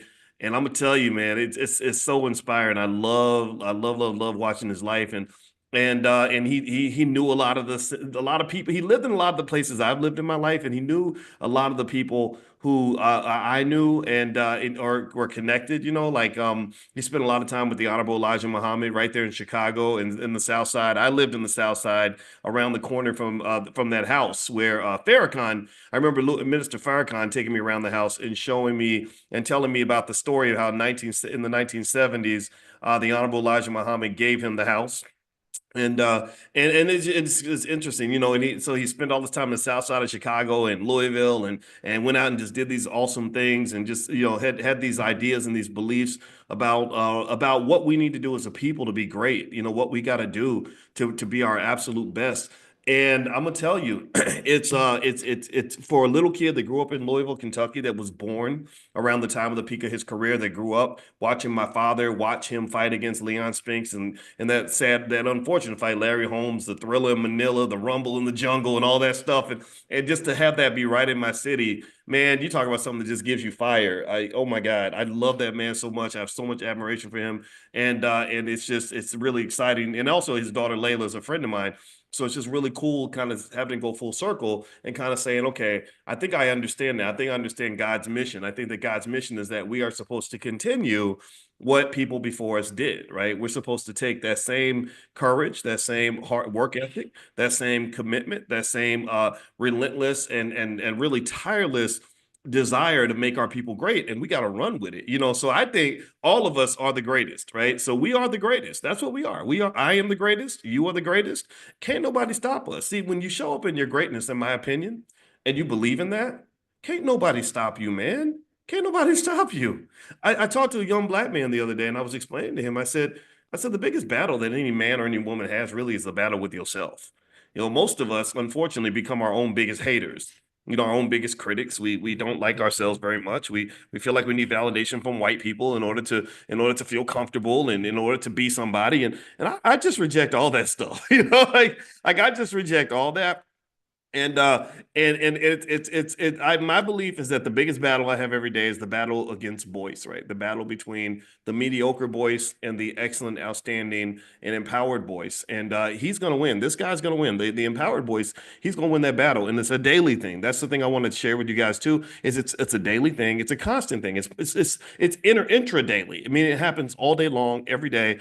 In the next hour, are you going to be excellent, or are you going to be average? Right? Are you going to be your best, or are you going to be your worst? Are you going to stand up, or are you going to sit down? Are you going to give up, or are you going to keep going?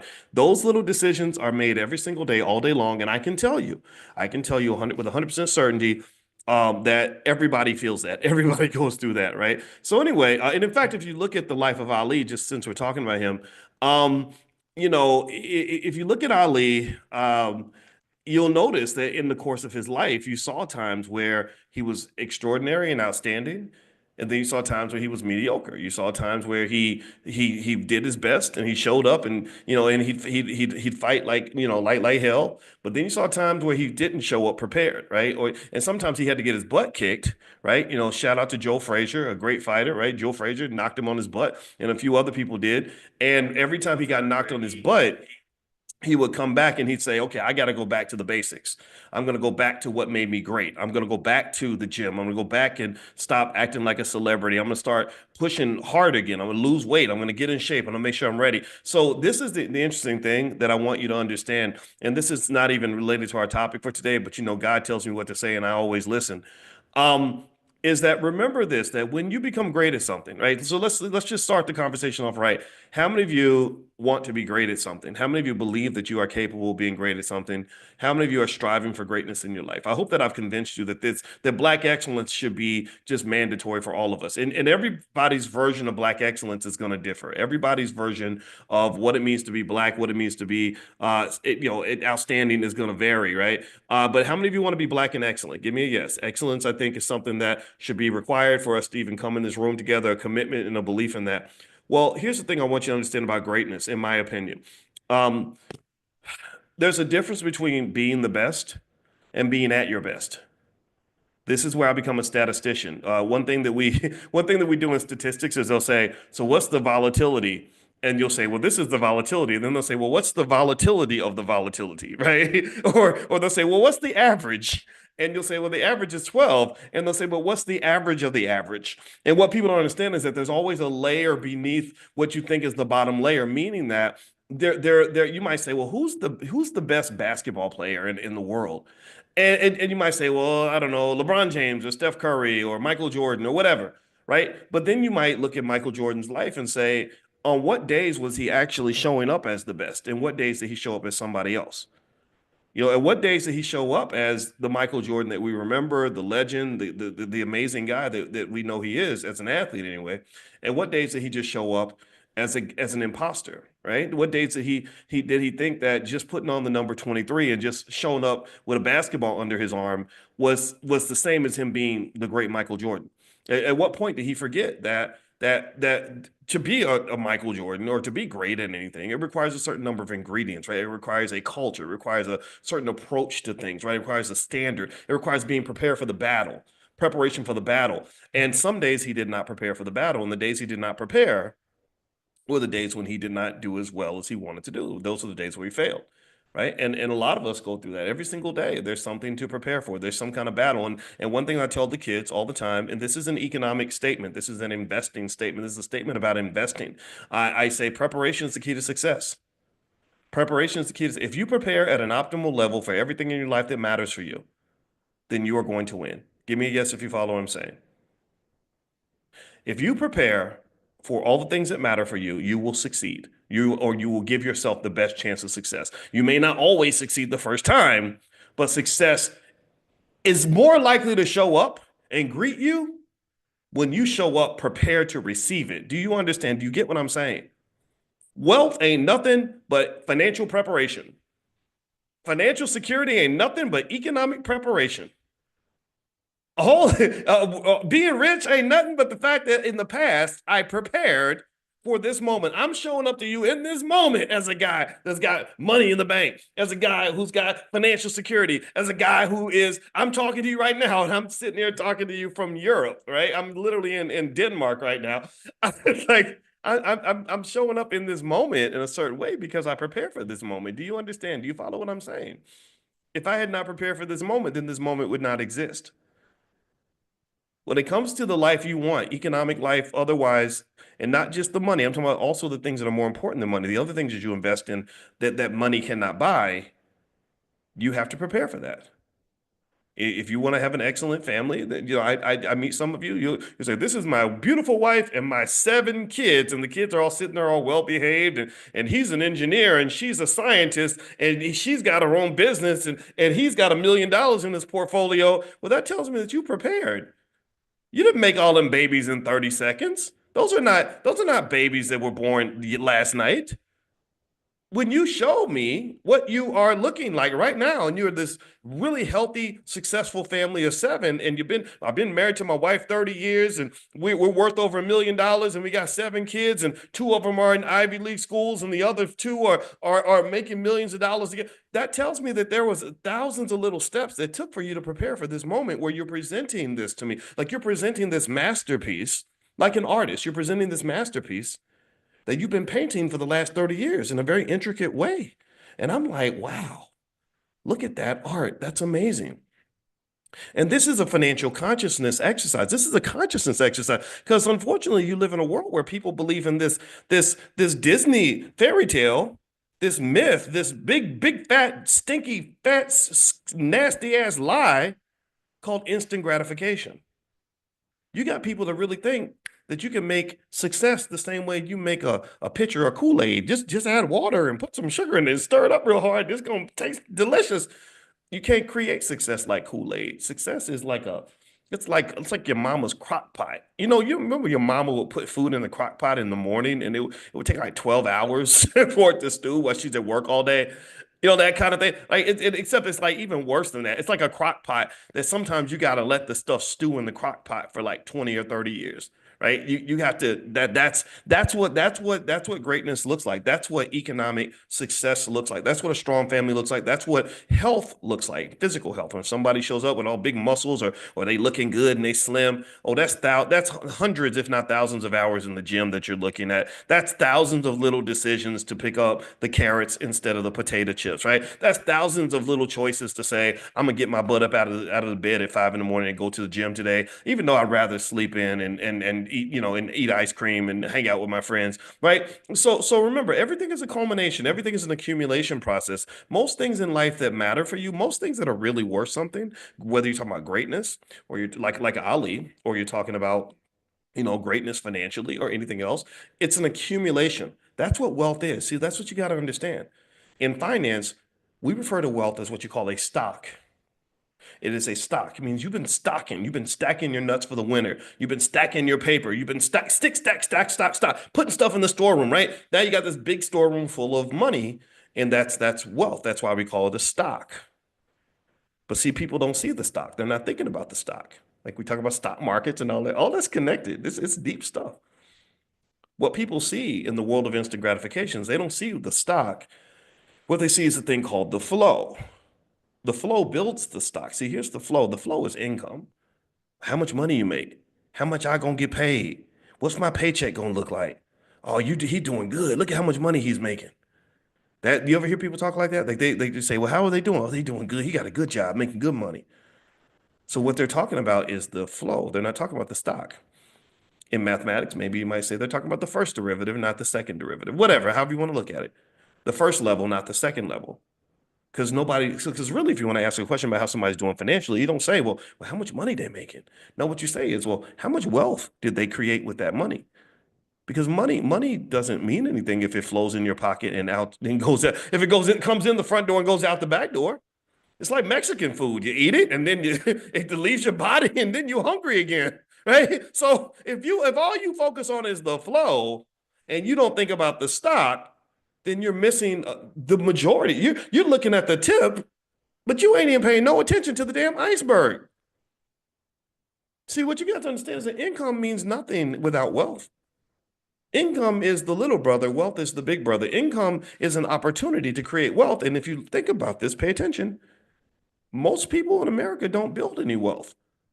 They work 50 straight years, make millions of dollars, thousands of hours at the job, and they got nothing to show for it. Their income, and I'm not making fun of anybody if you're in this category, because they trick you into this. They trick you. Remember, you're in a world of instant gratification. So don't think I'm shaming you for being tricked. It tricks a lot of us, right? So because we're focused on the flow and not on the stock, we make the money and then the money's gone, and then you have to go make more money because now you're out of money because you spent the money that you made and right? And so when we talk about the word poor, what does the word poor stand for in this class? We talk about poor all the time.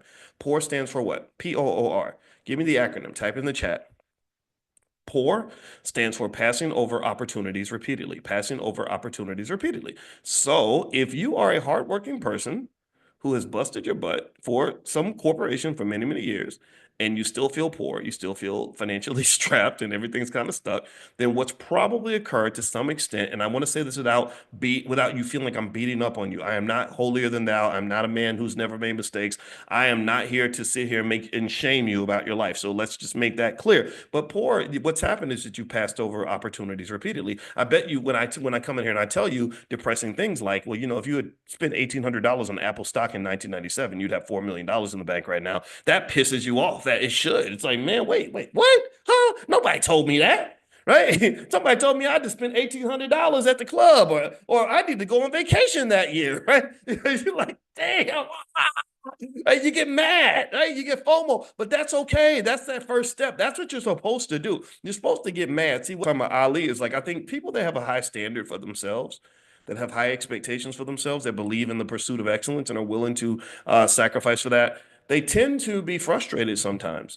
I'm frustrated with Boyce every single day.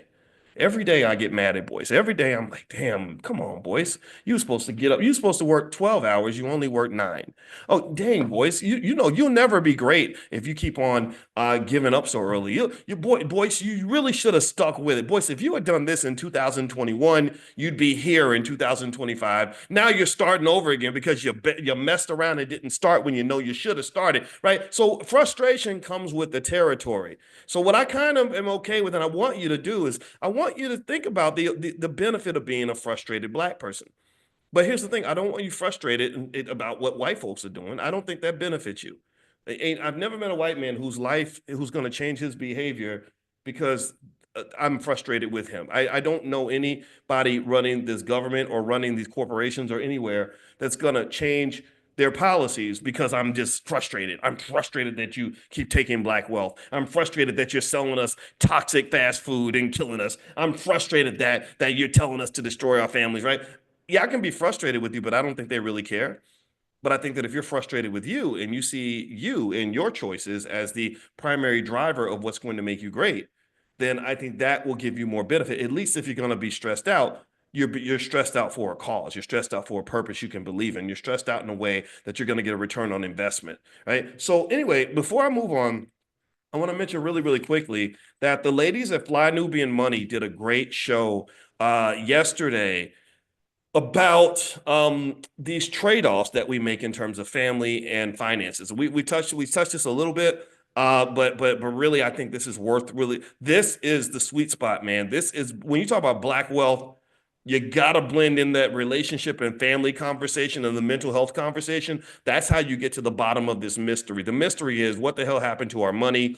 Why is it not growing? Who took it? How do we lose it? What's happening? They did a great conversation. They had five intelligent Black women. There's Lala, Constance Carter. She ran the largest Black real estate firm in California. Dr. Lene Javette. Who else was there? Nomalanga Mushali Moses, who's out of Botswana. So you got an African family-oriented perspective from that. And there was someone else there, and I don't remember the name. But anyway, I'm going to text that out to you guys because I think you should watch this episode because it was really, really good. They did this yesterday. And by the way, if you want to get notified when they go live every day, 5 days a week. You can just pull out your phone, text the word Queens to the number 87948. Text Queens to 87948, and they will and they can send you a link when they go live and all that good stuff. Okay, so in fact, their conversation was so interesting that I wanted to drill into this just a little bit more, so we can kind of understand a framework. I think that, white people are not the only ones who can come up with their own theories and frameworks and of how to approach things. I think we need our own, right? And this is something that we do as scholars. When I was on the faculty of Syracuse, that's what you do as a scholar. You develop theories and you do research and you come up with models, right? So I want to talk about the model of the Black family as it pertains to wealth building. We've touched on this before, but I really want to touch on it in a slightly different way so we can really understand this. So I'm going to start with a basic question. Start with a simple question. Give me a yes or no in the chat. Or answer. Don't give me a yes or no. Just answer. Children. Very expensive. In America, it costs $300,000 to raise a child. Childcare, all that stuff, stress. So are children an asset or are children an expense? An asset or an expense? Some of you that have been in this class for a long time are going to jump in with an answer because you've heard me talk about this before. Are children an asset or an expense? I will sip my coffee as about 90% of you are going to give the wrong answer. The smartest, the ones who are really on it are giving the right answer. I see a few of you are. A lot of you are saying asset. Not many are saying expense. That's good. That's good. That means we're making progress. Okay, they're both. Yeah, they're both. Basically, if I give you an asset, let's think about an asset like a car. A car is an asset, and people talk about it as a depreciating asset, but that's just the capital gains part of a car. Like a car's value is not going to go up. So yeah, if you buy a car and say I'm going to hold it for 10 years and then resell it for a higher price, you're probably not going to be able to do that with 95% of most cars. So that is correct.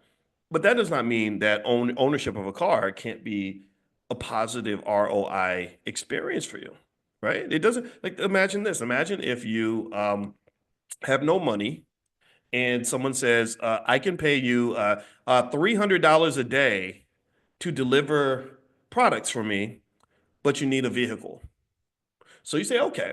So you go buy a car, and now you're making $300 a day. Let's say you're working every day of the month because you're a hustler. So now you're making $9,000 a month because you went out and you spent X amount of dollars to buy you a car. Is that a good move for you financially?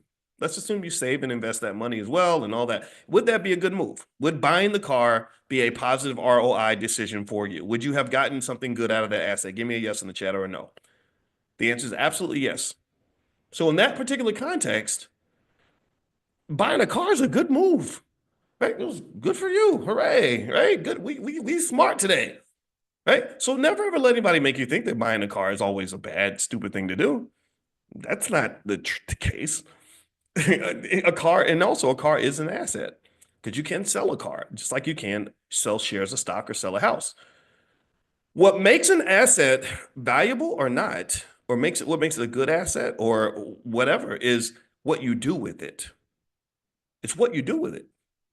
So if I get a car and I'm using the car to make money, then the car is a positive financial asset for me. If I get the car and I just use it for nothing, I sit in my driveway or I just drive it around and don't make any money from it, then it becomes a negative net worth kind of thing. Then I have to be really careful, because if I overspend on the car, if I do what a lot of people do and invest everything in my car and don't invest it in stocks, bonds, real estate, none of that stuff, then I'm going to end up in a negative net worth position where I'm looking fly driving my Cadillac Escalade, but my net worth is negative because this Escalade took $100,000 off of my net worth, right? So when you think about what an asset is, I want you to really think about it carefully, because a lot of whether an asset generates value comes down to how you use it.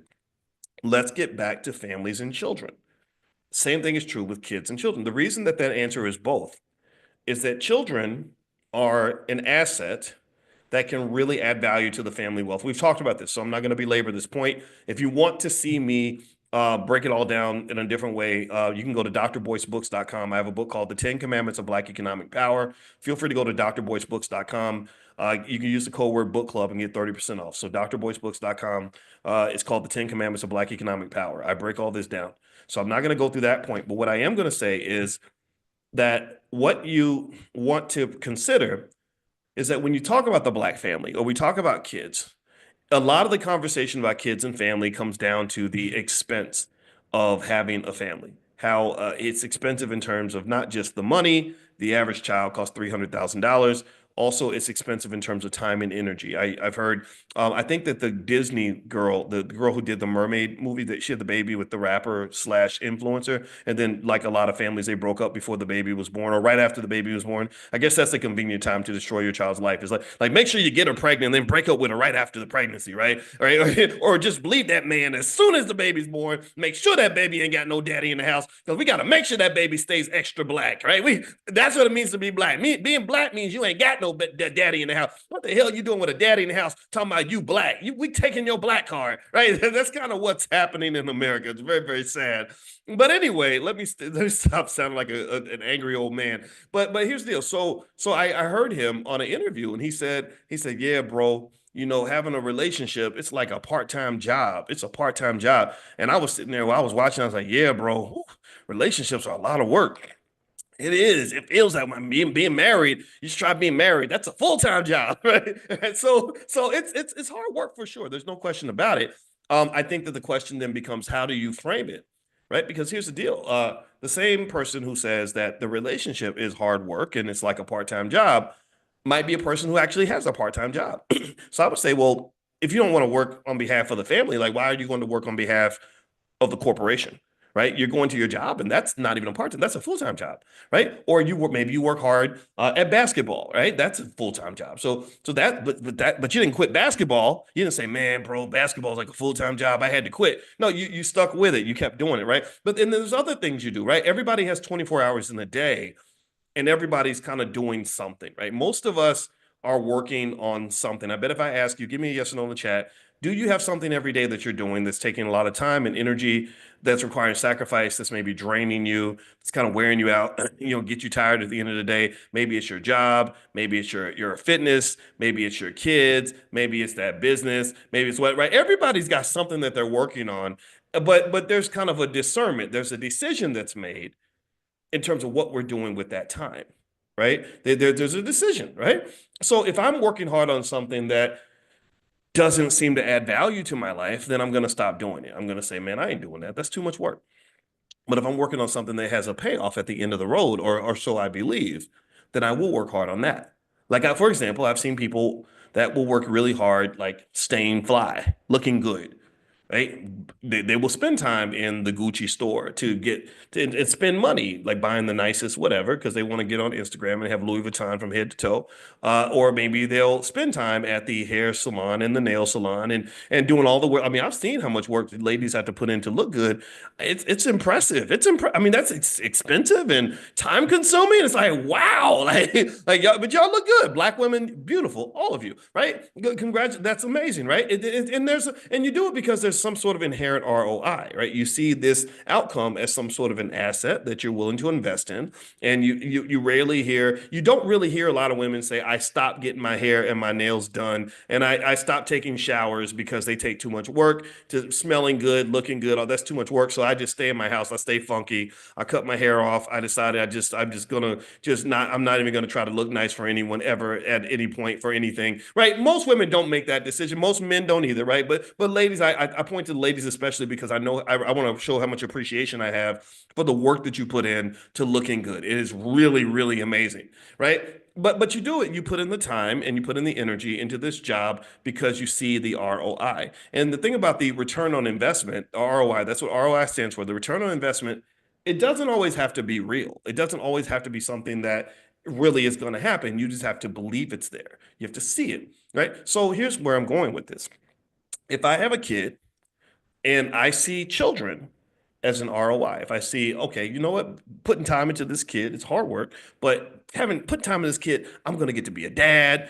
My kid's gonna grow up and love me. They're gonna maybe the kids are, my kids are gonna, when I get older, I'll have some people that are there for me. So I got these 7 kids and I'm investing in all of them. They're not all gonna be the same, but I'm gonna really do my best to be a good parent and stay with their mom so that they can have stability and have a structured household so they don't grow up half crazy and mad at the world and they actually come back to the family. The home's gonna be loving. I'm gonna put work into making a loving home so that even when they're gone and they don't have to come back, they're gonna still want to come back. And then when they're in their 40s and I'm in my 70s, they're going to want to come back and check on dad, and they're going to bring all the grandkids, and I'm going to have this big family around me at Thanksgiving dinner. And this is my return on investment. This is my vision that I have for the world. This is my vision I have for my life.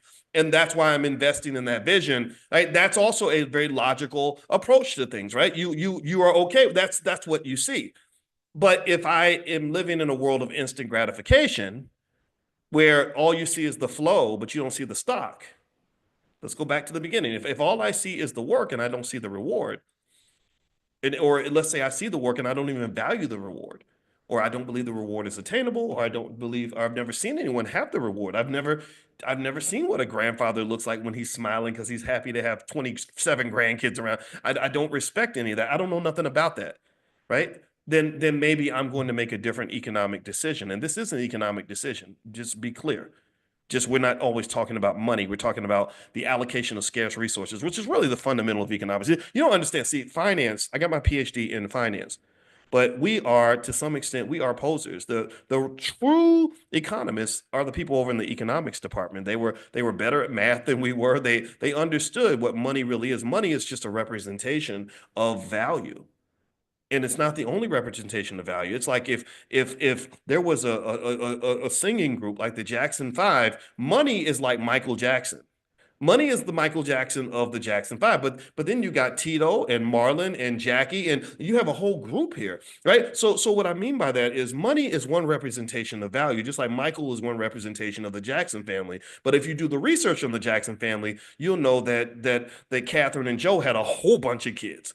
And some of them were really talented. Some of them were super famous. Janet was super famous. Jermaine was pretty famous, right? We even know about Tito and Marlon and all that. And then there's like an underlying sort of infrastructure that led to the manifestation of the Jackson family, that there's a whole legacy and a story to this, such that if all you know is Michael, then you're probably missing about 95% of the Jackson story. Do you understand what I'm saying? So here's what I'm saying to you. Here's what the point I want to make. If all you know about is money, then you're missing about 95% of the economic story. If all you know is cash flow and investing and money and all that, then you're missing the whole damn point. You don't you just seeing the bright shiny object that's out front. And Michael was amazing. Don't get me wrong, money's nice. But there was a whole lot going on in the background to even make all this happen. Like without the Jackson 5 and without Joe and Catherine getting together and going on a first date and all these other things and building a certain kind of a family structure, there is no Michael Jackson. Do you understand? Do you follow what I'm saying? I hope you get this analogy here. So if your goal is to get money and I want to understand money, I want to learn about money, then you must also, it helps to really understand economics as a construct that's far bigger than money. And then if you really want to understand economics, then you should understand the underlying infrastructure that determines how your economic shows up, how economic decision making is made. And then you start getting off into these other areas that seem to be almost disconnected. Well, what kind of women were you picking when you were 25 years old? Well, Dr. Boyce, why would you ask me that question? Well, because the types of women that you pick is going to determine a lot of your outcomes economically and financially. Or if I ask, well, what do you like to eat fried chicken or do you eat vegetables? Which one is more likely to end up on your plate? The fried chicken or the well, why would you ask me that question? You're supposed to be a financial. No, I'm asking you an economic question because if you understand economics and finances at a deep level, you'll know how much money, how many people go bankrupt because of the healthcare system because their bodies are not in good shape and they go to the doctor and the doctor gives them a surgery that costs $300,000, which wipes out their entire lifetime of net worth. So you'll understand. Do you understand? Do you follow? Do you get what I'm saying? Really, if you want to fix an issue, you got to go to the root of that damn thing. You got to go to the root. People don't go to the root. They don't go to you go to the doctor, you're like, I got cancer, so my arm hurts. And they put a band-aid on your arm and they say, okay, you're healthy now, you're healed. And then you don't understand why the cancer keeps spreading while you're dying. Because the doctor all he did was he looked at the cut on your arm and put a band-aid on it. And nobody did whatever the ultrasounds and the CT scans and the blood tests. Nobody did any of that. They just saw the cut and put a band-aid on it. It's okay, you're good now, go home. And that's what we do when it comes to the economics. We think that we can fix Black economics without really fixing Black culture. We think we can build Black wealth without building Black family. We think we can build Black wealth without working on the mental health. We think we can build Black wealth without talking about the physical health. And if you know economics the way I do, again, I taught my first finance class when I was 22 years old at the University of Kentucky. I've been doing it that long.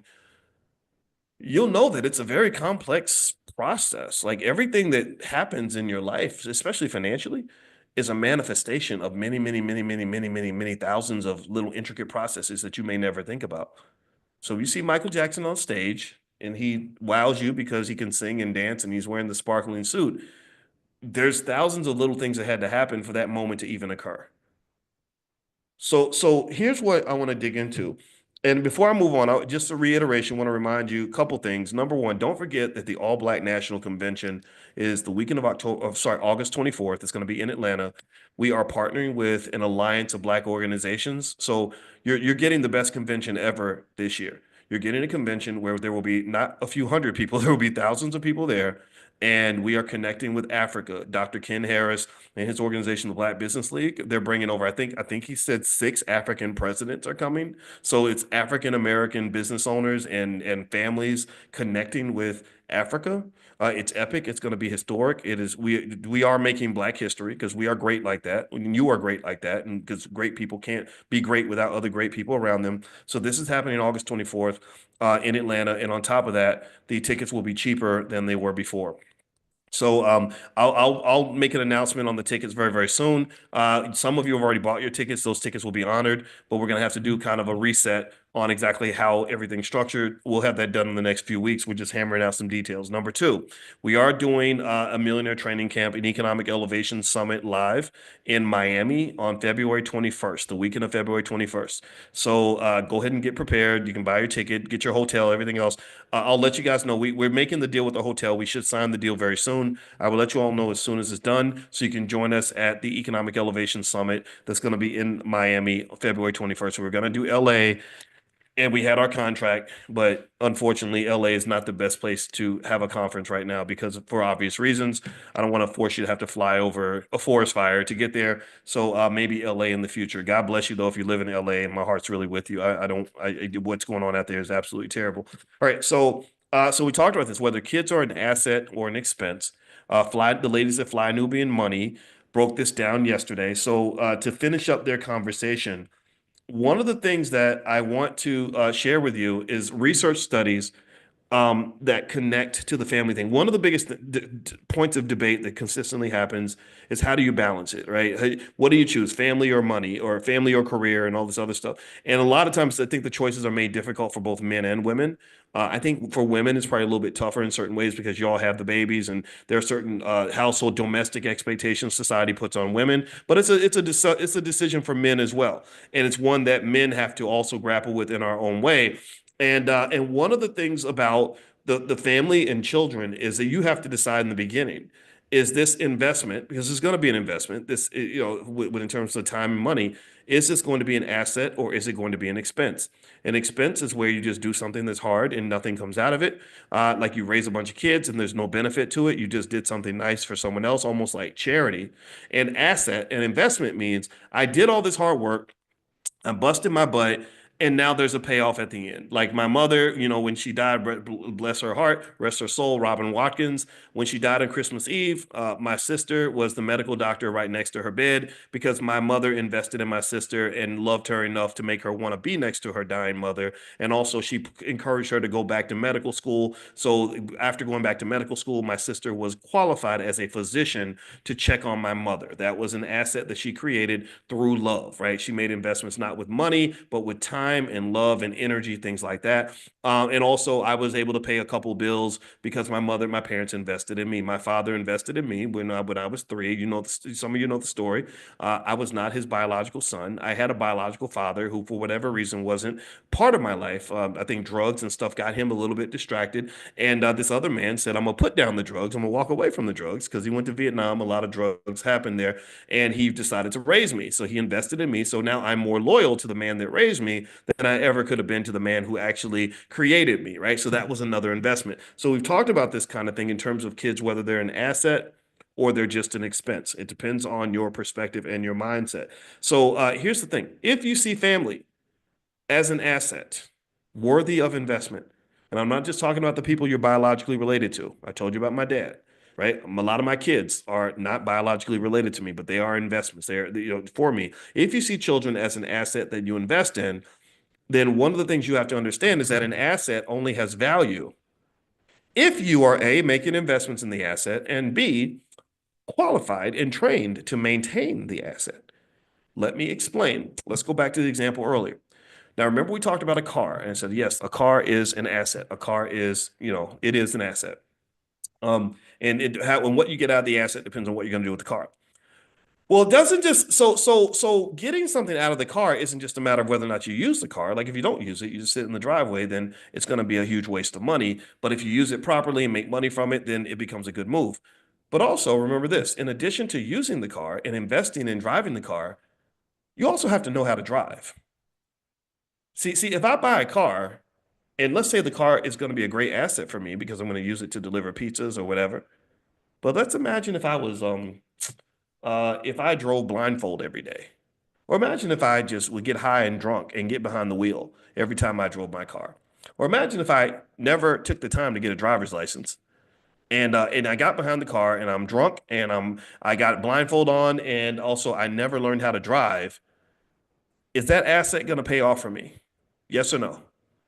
What's going to happen with this asset if I take control of this asset and I just don't know what to do with it? I totally mess it up. I drive 120 miles an hour in a 35-mile-an-hour zone. I make sure that I'm high on weed and liquor every time I get behind the wheel, and I'm also looking at my cell phone and wearing a blindfold at the same time. Then that asset is going to be the worst thing that ever happened to me. That's going to be a liability. It's going to be a huge expense, and it's not going to help improve my life on any level. Right? Well, it's the same way when you talk about having kids. Well, it's the same way when you talk about things like marriage and family. See, the marriage and the family and the children, that's an asset that, like a car, it can drive you anywhere you need to go. It can help you to elevate in a multitude of ways. It can make your life so much better than it would have been otherwise. But the ability to maximize that asset comes down to your training level as it pertains to knowing how to use the asset. See, one of the people that we sponsor in the Black Business School, I love to brag about this because I love this kid, is LeVar Scott. LeVar Scott is a 21-year-old NASCAR driver. He was Rookie of the Year this year, and he wears a Black Business School suit when he gets in his races. I have so much admiration for LeVar. He's 100% Black, and he's a badass, and this year, we're going to win some NASCAR races. We bought him a simulator so he could. I told him, I said, man, I send him like Michael Jordan quotes and Muhammad Ali quotes in the morning, and I'll send him like motivational videos, and I'm like, you can do it, man. Come on, bro. We're going to get this win because he got second place by like a half a second. This year, we're going to get a win. And when he gets a win, I'm going to brag about him. But here's the thing about LeVar. LeVar knows his way around a car. LeVar knows race cars extremely well. He knows that you can give him a big old, $1 million car with this revving engine with all these complex systems, and LeVar knows exactly what to do with it. So LeVar can get in that car and he can smoke your butt. He can go 250 miles an hour around that track and be good with that. Now, imagine if you gave that same car to me. And let's say that I'm also, not only am I unqualified, but I'm also sleepy and I'm on drugs. That would be an absolute tragedy. Somebody's going to die that day. Somebody's going to die that day, right? So LeVar's ability to drive the car is critical for his ability to get the most out of that vehicle, right? He understands how these things work. So your family is like that car. If you know what to do, it can be a tremendous asset for you. If you know how to manage problems when they come up, then great things can still happen. If you know how to pick the right woman or the right man, if you know how to raise the kids, if you are trained on how to negotiate issues in your relationship, if you know how to set up the right situation and maximize that, then that's like LeVar's race car. It will take you 250 miles an hour down the road. You'll be far ahead of your friends. You'll be kicking butt, taking names, and kicking ass. But what I want you to understand, I want you to think about our society, though. And I want you to ask yourself, how much time does the Black community spend teaching young people how to manage a family? Or I want you to think about how many people out here are really good at making babies, men and women, but they don't know a damn thing about raising one. Seriously. I mean, the same way you need a driver's license to drive a car. I'm sorry, I offend people, but I almost feel like maybe we need a license for you to start having kids. Right? You need to get a baby license. Like, are you qualified to drive that vehicle, right? Did you go through the necessary requirements to take control of this asset that's in front of you? Because if you did not, you gonna kill somebody. Someone will get hurt because you got 4 kids and don't know a damn thing about raising them because you didn't even fix your own trauma. You're still screwed up from the fact that your parents also didn't have a license and they messed you up so bad that now you're messing up the babies. So to some extent, you're kind of passing the psychological STD to the kids. Right? You're giving them this generation, a big dose of generational trauma. You're supposed to give them generational wealth. Instead, you've taken the generational wealth and replaced it with generational trauma. So instead of our kids being rich with assets and stocks and real estate, they're rich with pain and agony and addiction and stress and anxiety and all these things, and they got it from their mama. They got it from the daddy.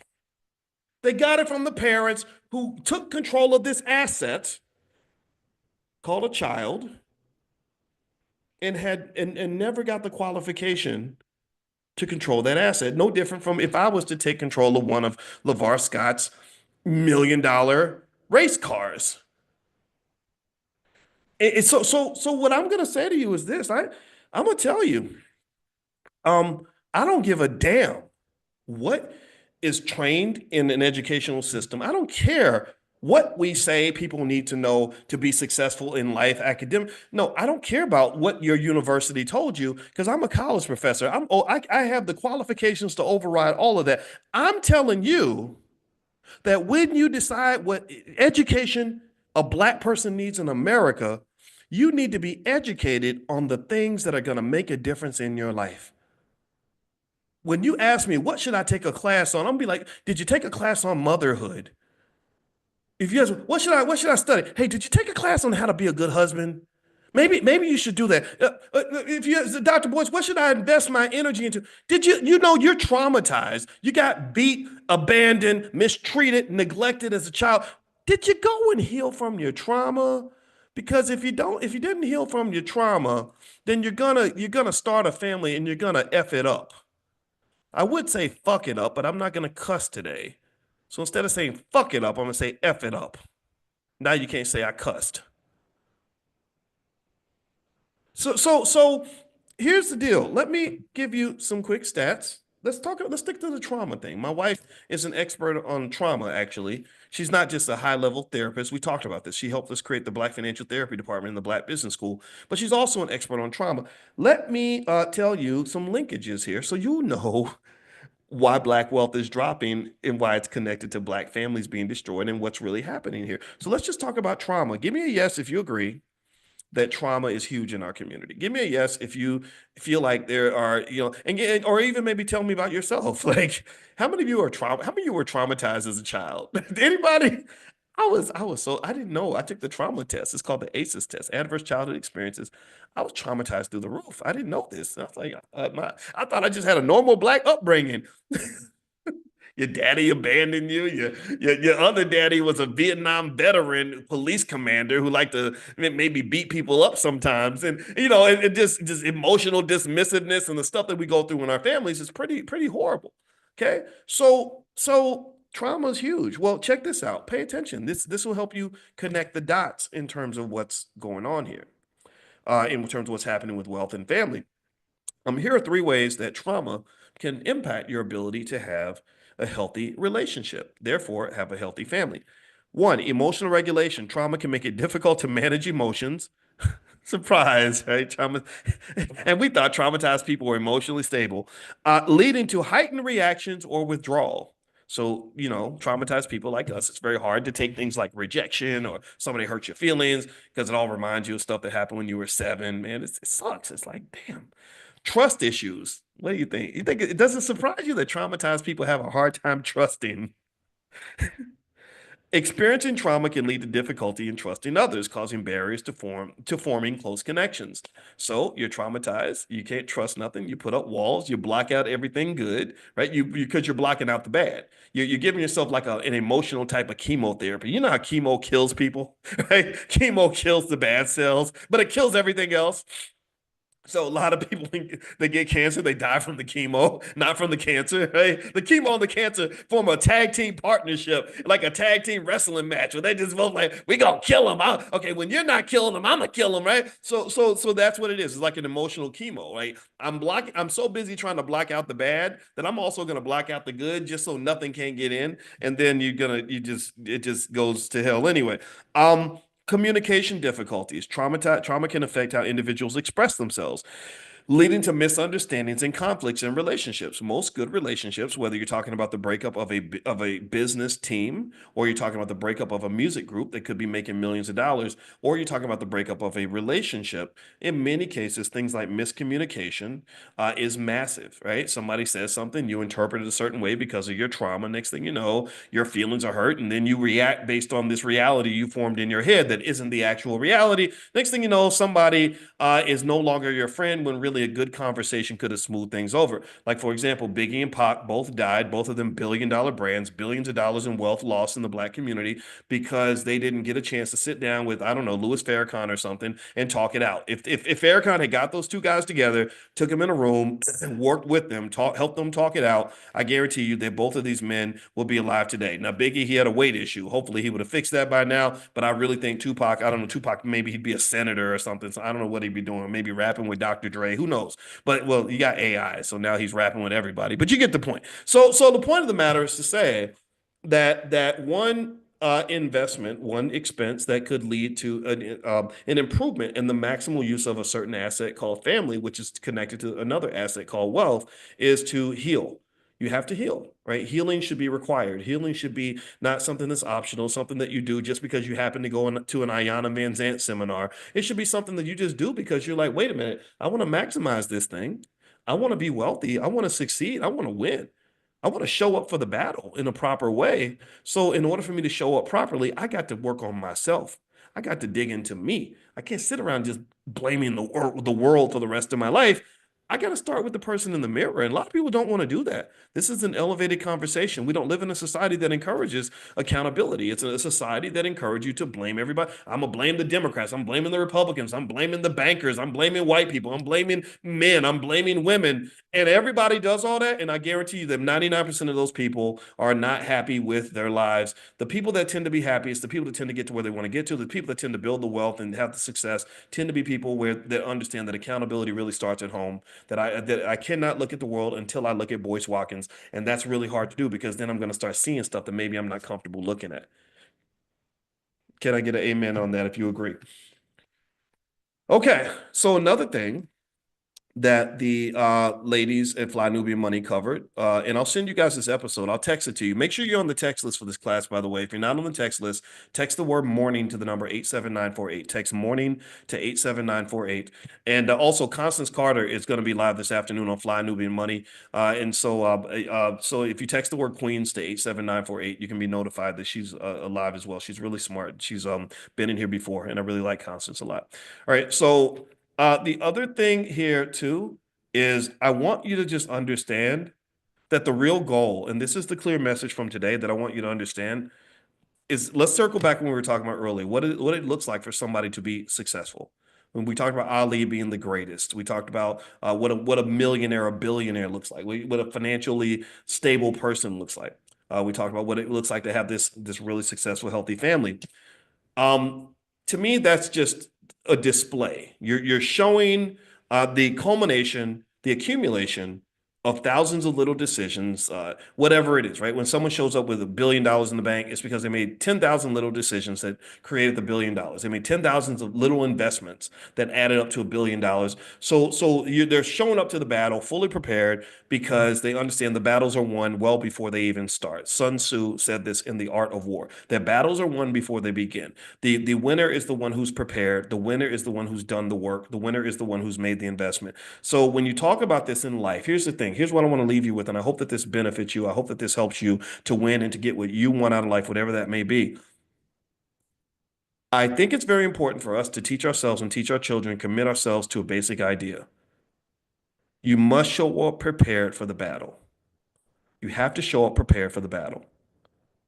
So if you think about things like family and the connection to wealth and relationships and wealth and all that, you have to show up for the battle. You have to be trained for the battle. You have to be prepared for the battle. You have to make decisions that are going to lead to the stock and not just focus on the flow. You can't just focus on the now. You must focus on the long term. You must focus on the big picture. You can't see just the little picture. You must see the big one. So that means that if I'm talking about family in particular as a direct vehicle to wealth, it's one of the greatest drivers of wealth in America, then I'm talking to a young person. I'm training them. I make sure they get training on how to choose the right partner that's going to help me build this institution called a family. I'm going to talk about how to heal properly from your trauma so that you can learn how to lead and drive this asset called a family. An asset has no value if the person controlling the asset has no skill. A business could be the most valuable business in the world, but if the CEO is not trained to run that business, they will run that business into the ground. Intel used to be one of the biggest chip makers in the entire planet. They were one of the biggest chip manufacturers anywhere. They used to have this commercial. Anybody remember that commercial? Intel Inside. They got Intel Inside, right? Because everything had an Intel chip in it. But they got bad leadership that didn't know what the hell they were doing. Now Intel is struggling. Intel is the big, gigantic Titanic that is just crashing into icebergs right now. Intel is losing. Death Row Records. I saw some of y'all mention Death Row Records. You had this $1 billion asset that wasn't properly managed. That's why it sank. That's why Death Row Records didn't become a fraction of what it could have been. So a lot of families are similar to that asset. A lot of families sink as an asset because the people running the asset were not trained. They did not show up prepared for the battle. They showed up with this big race car and didn't know how to drive. They didn't take the time to make sure that they were pure and healed and clean and ready and focused and understanding the gravity of the decision that's before them. I had a conversation with a young black man in the airport the other day. We talked for a minute. He came up and he said, "Hey, Dr. Boyce, and how you doing, man?" He wanted to talk to me. And I said, "Hey, how you doing, brother?" We took a picture together and he was really curious. He wanted to talk. And he said, "I don't understand why my coworkers, they don't know who you are." And I was like, "This is Boyce Watkins." And I said, "It's okay. It's okay." I said, "I'm not the teacher here. You're the teacher." I said, "Maybe you go back and you tell them about the things that we talk about, and then you can be the leader. You're supposed to lead now." And I said, "So how many kids you got?" He said, "I got 2 kids." I said, "Man, I need you to understand this. You're 31 years old. I need you to really meditate on how much power you have as a father. I mean, I really need you to sit back and really, as you're fixing yourself, I need you to understand," in economics, they call this a ripple effect. I said, "I need you to understand the ripple effect, the multiplying effect of what happens when you fix yourself." He said, "Yeah, I made some mistakes. I'm trying to get things together. I'm trying to do something." I said, "I know." I said, "Let's talk about this. I need you to understand how important it is for you to get your stuff together. I need you to understand how many people will benefit from you getting your stuff together. I want you to understand that not only whether you choose to get yourself together, whether you make that investment, that's not just going to have a profound impact on your daughters for the next 80 years, but that's going to impact every single person they interact with. This is going to impact people. This is what the ripple effect is, or the multiplier effect. See, what you don't understand is that you doing your job as their dad and being the best father you can be is going to impact dozens, if not hundreds of people that you will never meet. It's going to impact how they interact with men. It's going to impact how they raise their children. It's going to impact how their grandchildren's lives go. Like, you deciding to heal in 2024 is going to have an effect on how hundreds of people that you don't know are going to live in the year 2105. So I need you to understand that you are important. You matter. You are absolutely essential. You are an essential worker right now. You are the CEO of this thing. Don't look at me like I'm important. No, don't. In this particular game, you're what matters. You're the key chess piece. If you make the decision to be great right now, you will have a massive impact on so many people that you can't even fathom the impact of your decision as a 31-year-old man to get your stuff together. Because if you make the wrong decision, it will have an equally impactful effect, except it's going to be tragic and painful for the people involved. So what I really want you to understand, this is how assets are built. This is how wealth is built. Whether you're talking about family wealth, or family as an economic asset, or you talk about wealth as an economic asset, it's built by these sort of small decisions that don't seem to matter. Like, am I going to buy 100 shares of Apple stock? Or am I going to spend my money at the club? Or am I going to decide to become an investor? Or am I going to just waste my time doing nonsense? These decisions are huge in terms of whether you show up prepared for the battle. And a lot of people show up prepared for the battle, and it's no surprise they're not prepared because they don't even know what preparation looks like. I'm not surprised people aren't prepared because they never had conversations like this. They never had somebody kind of explain how all these things connect to each other, how this works. So when you decide to do the work to heal yourself, when you decide to do the work to better yourself, when you decide to do the work to be a better husband, be a better wife, be a better father, be a better mother, just be a better human being, be smarter, work harder each day, take care of your health and all these things, I want you to really understand the gravity of what you're doing in terms of turning something that's in front of you into an asset, as opposed to making it just this perpetual expense. Because there are so many of our people who are just spent, who are tired, who are exhausted. There are millions of our people who are in pain and they don't know why. They are struggling. They're not ready for retirement. Their physical health is in the garbage. Their mental health is gone. Their financial health is not there. Their relationships are in the toilet. They have a string of 30, 40 boyfriends or girlfriends, and they don't know why. Nothing's ever accumulated into anything. And so that work, to me, should be essential. And I think that this is something that you want to talk to kids about. You can have your kids watch this video. If you don't mind me saying a cuss word earlier, then play it for your kids, because I don't know, but I don't really think I don't see anybody. I'm not saying that there aren't people who couldn't have a conversation like this. Like, I talk to you about people that I really admire, that I listen to and I respect, from whether it's Farrakhan or it's Dr. Claude Anderson and people like that.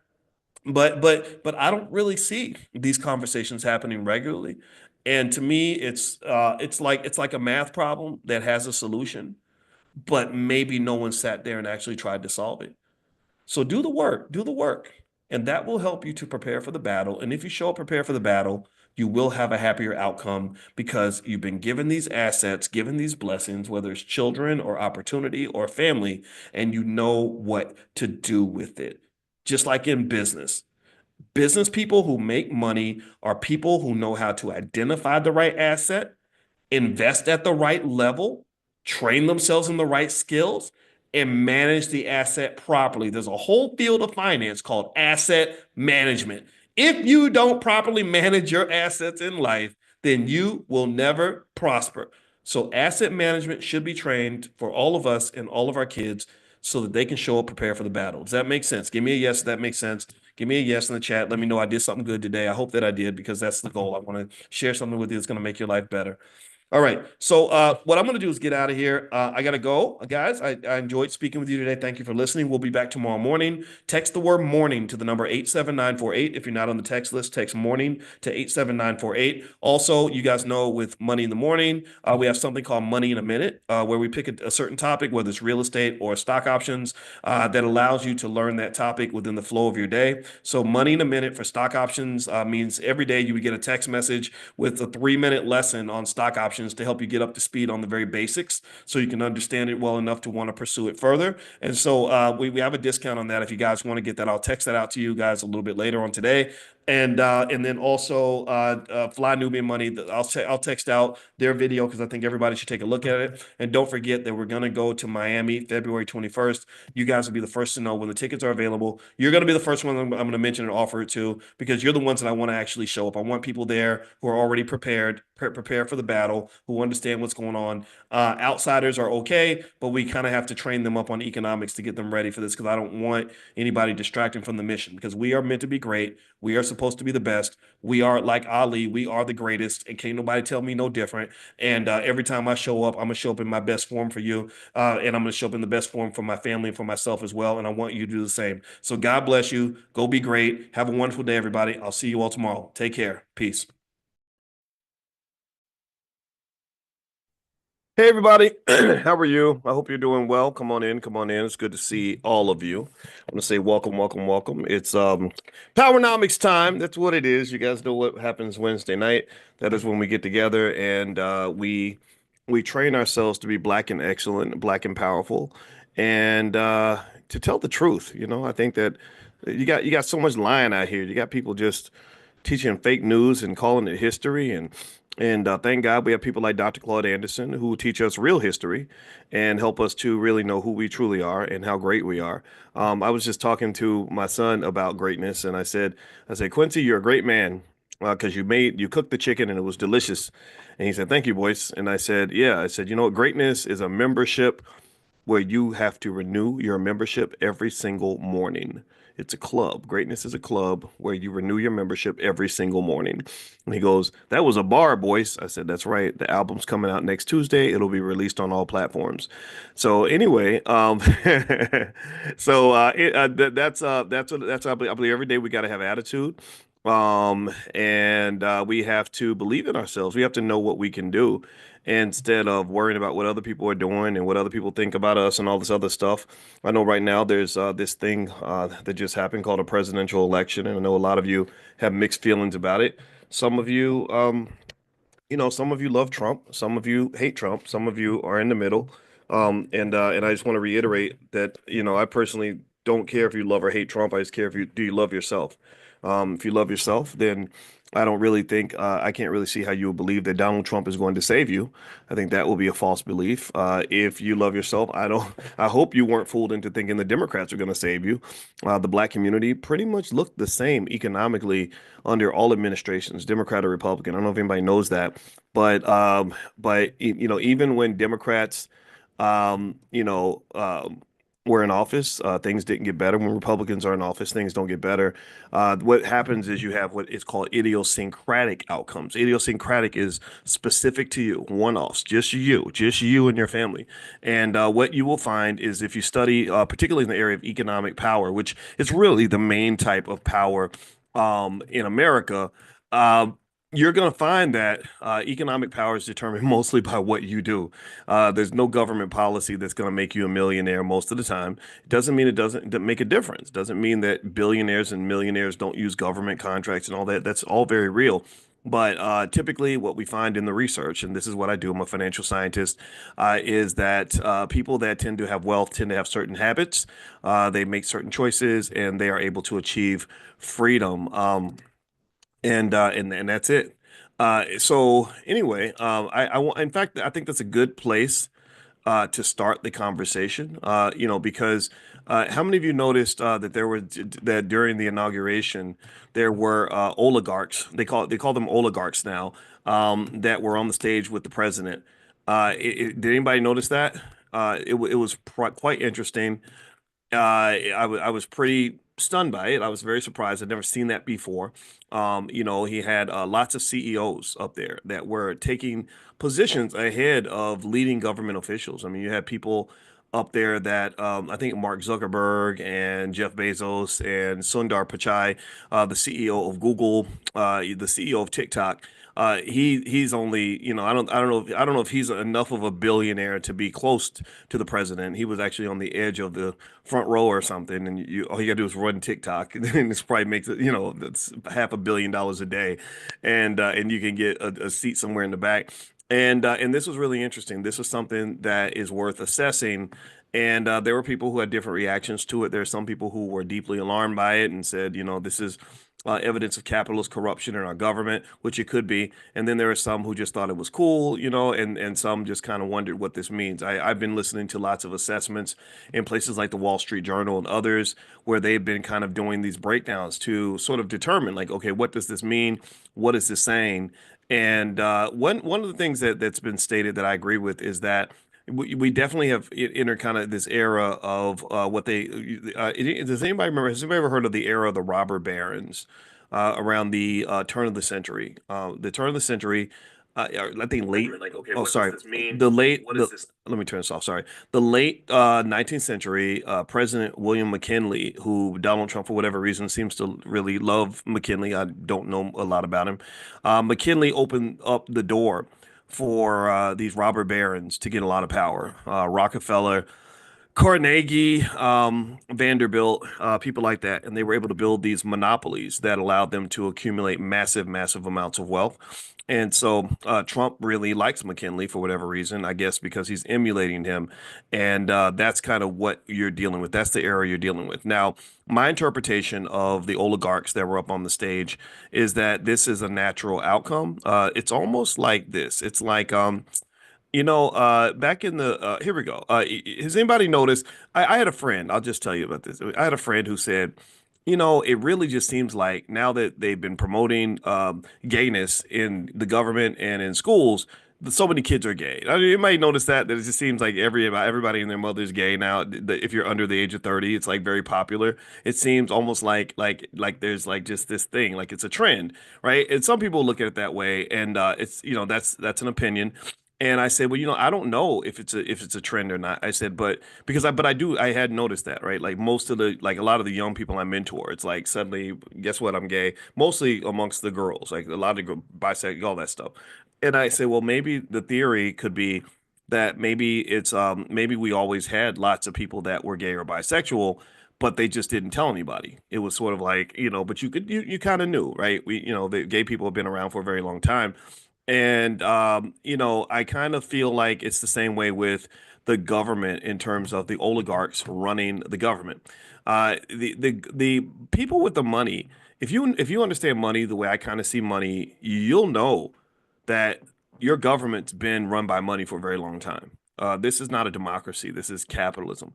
At best, you have a capitalist democracy, but the word capitalist is bigger and broader and more direct than the word democracy. Democracy is like the tiny word, the little brother. Capitalist is the big brother. That's really what it is. And so basically, if you want to know the real reason that Trump had oligarchs on the stage, it's because he's kind of unfortunately doing in broad daylight what's been going on behind the scenes for a very long time. If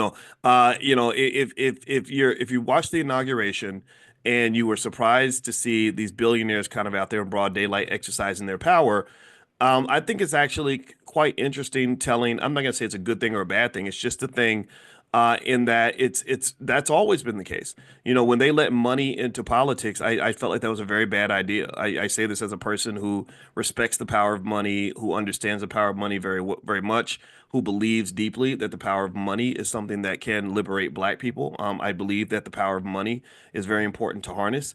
I can tell you with complete certainty that having this much money in your government means that eventually the money's going to kind of drive everything. And that's a good reason to leave the money out, but they chose not to leave the money out. So now the money's in there like swimmer 100%. And as much as some people might want to say that this is purely a Republican thing, if you go back to the pandemic, what you'll notice during the pandemic is that the pharmaceutical companies made insane amounts of money in these public-private partnerships where they were helping the government to protect us against the virus by telling us that you must take this shot or you're going to lose all your friends and all your family and everyone's going to hate you and you're going to die, right? And that is a common tactic that is used in a lot of areas. It's used by defense contractors all the time. It's because the government has they to some extent.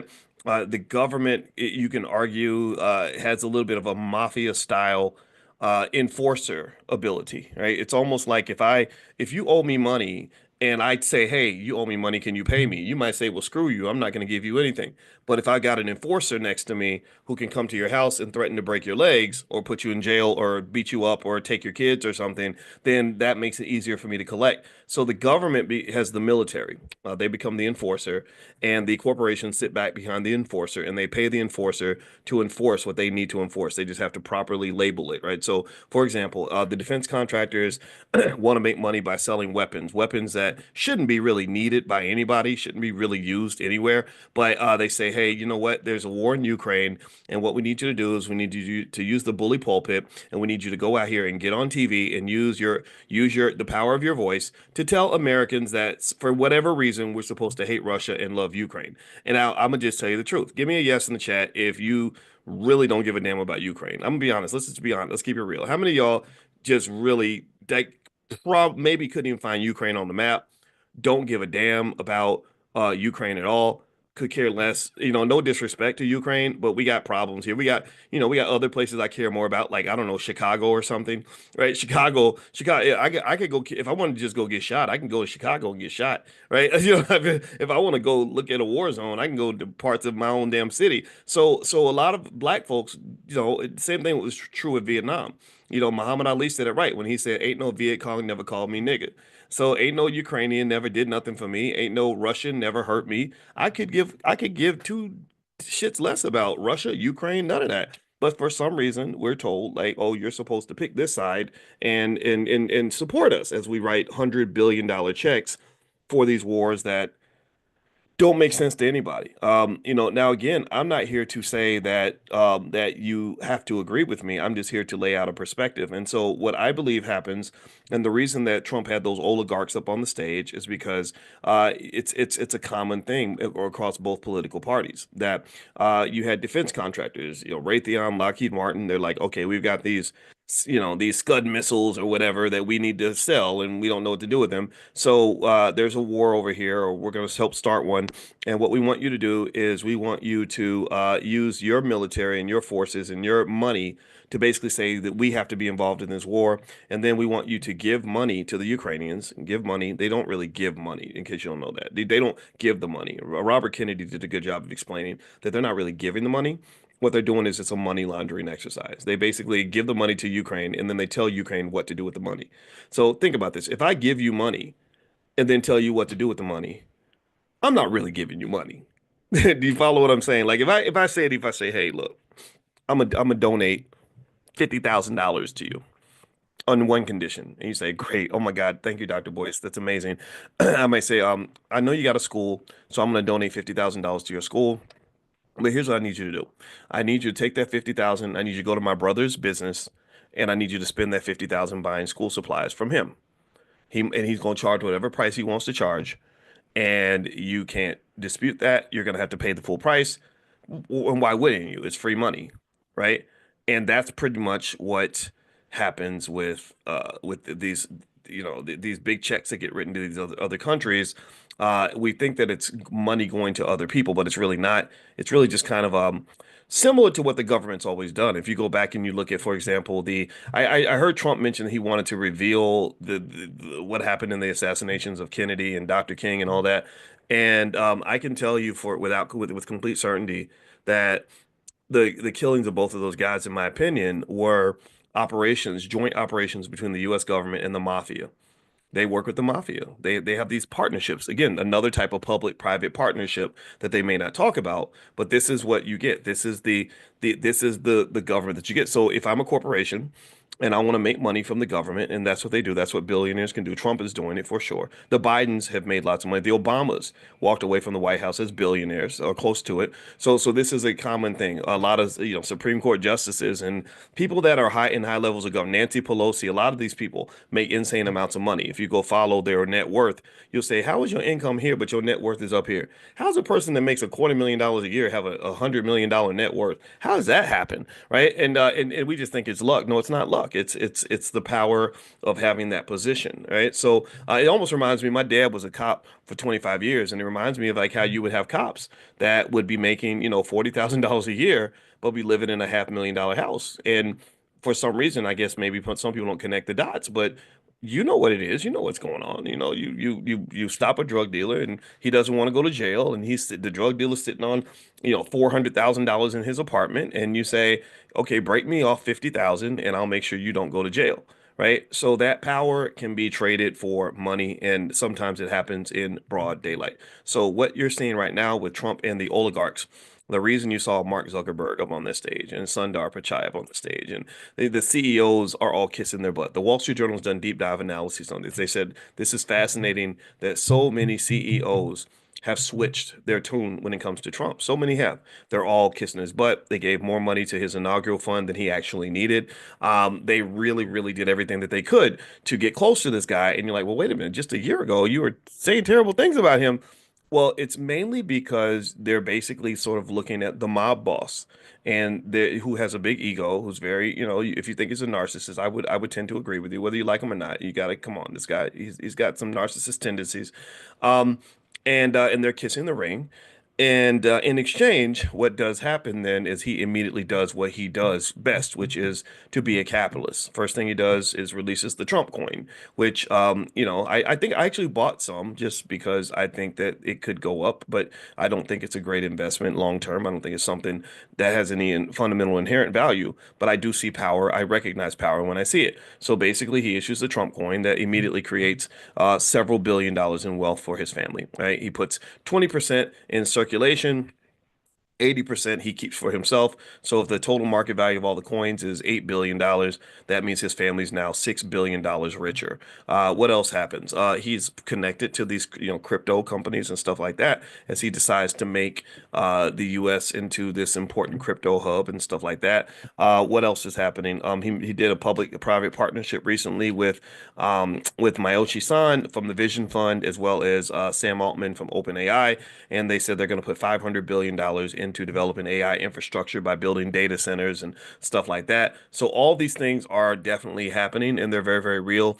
And what I think you should pay attention to once you get over your emotion, either your happiness or your sadness that he's in office, it's just this is how government works in America. This is also a reason why African American people, in my opinion, are never going to get proper relief from the government, reparations and all that. The only way you could get reparations or proper support is if you truly demanded it. And I don't think the black community is strong enough or strong-willed enough to truly demand what we deserve, right? We'll either settle for less with the Democrats, or maybe we just don't know exactly how to negotiate as a collective or whatever it is, or maybe whenever we try to, it becomes disrupted, or maybe at some point there has to be someone that comes along that's powerful enough to really get millions of people in line on the same page to negotiate for the same thing. Because right now it's just kind of frazzled everywhere. You have a civil war. You have black people that hate their own cousins because you're a Democrat, I'm a Republican, or you're a Republican, and that's a sellout. And I personally don't understand that, because what's interesting to me is that it's fascinating to me that we will fight harder for the Democratic Party than we'll fight for ourselves. Like if someone shows up and says, "Yeah, he's a Republican, he's a sellout, I hate these Republicans," it's like everyone gets riled up and going. But if someone says, "Hey, why don't we fight for the black community? Why don't we build to the point where we're strong enough that we don't need to depend on a political party to save us?" You're not going to get the same level of effort, because I don't think that there's confidence. That's what it is. I don't think that we have the self-belief that we can truly get things done by ourselves. I think that's really your issue. I don't understand why white people always have to be invited to the cookout for us to feel like the cookout is legitimate. I don't understand that. I just don't get it. I don't understand. I can tell you, let me just tell you my personal experience.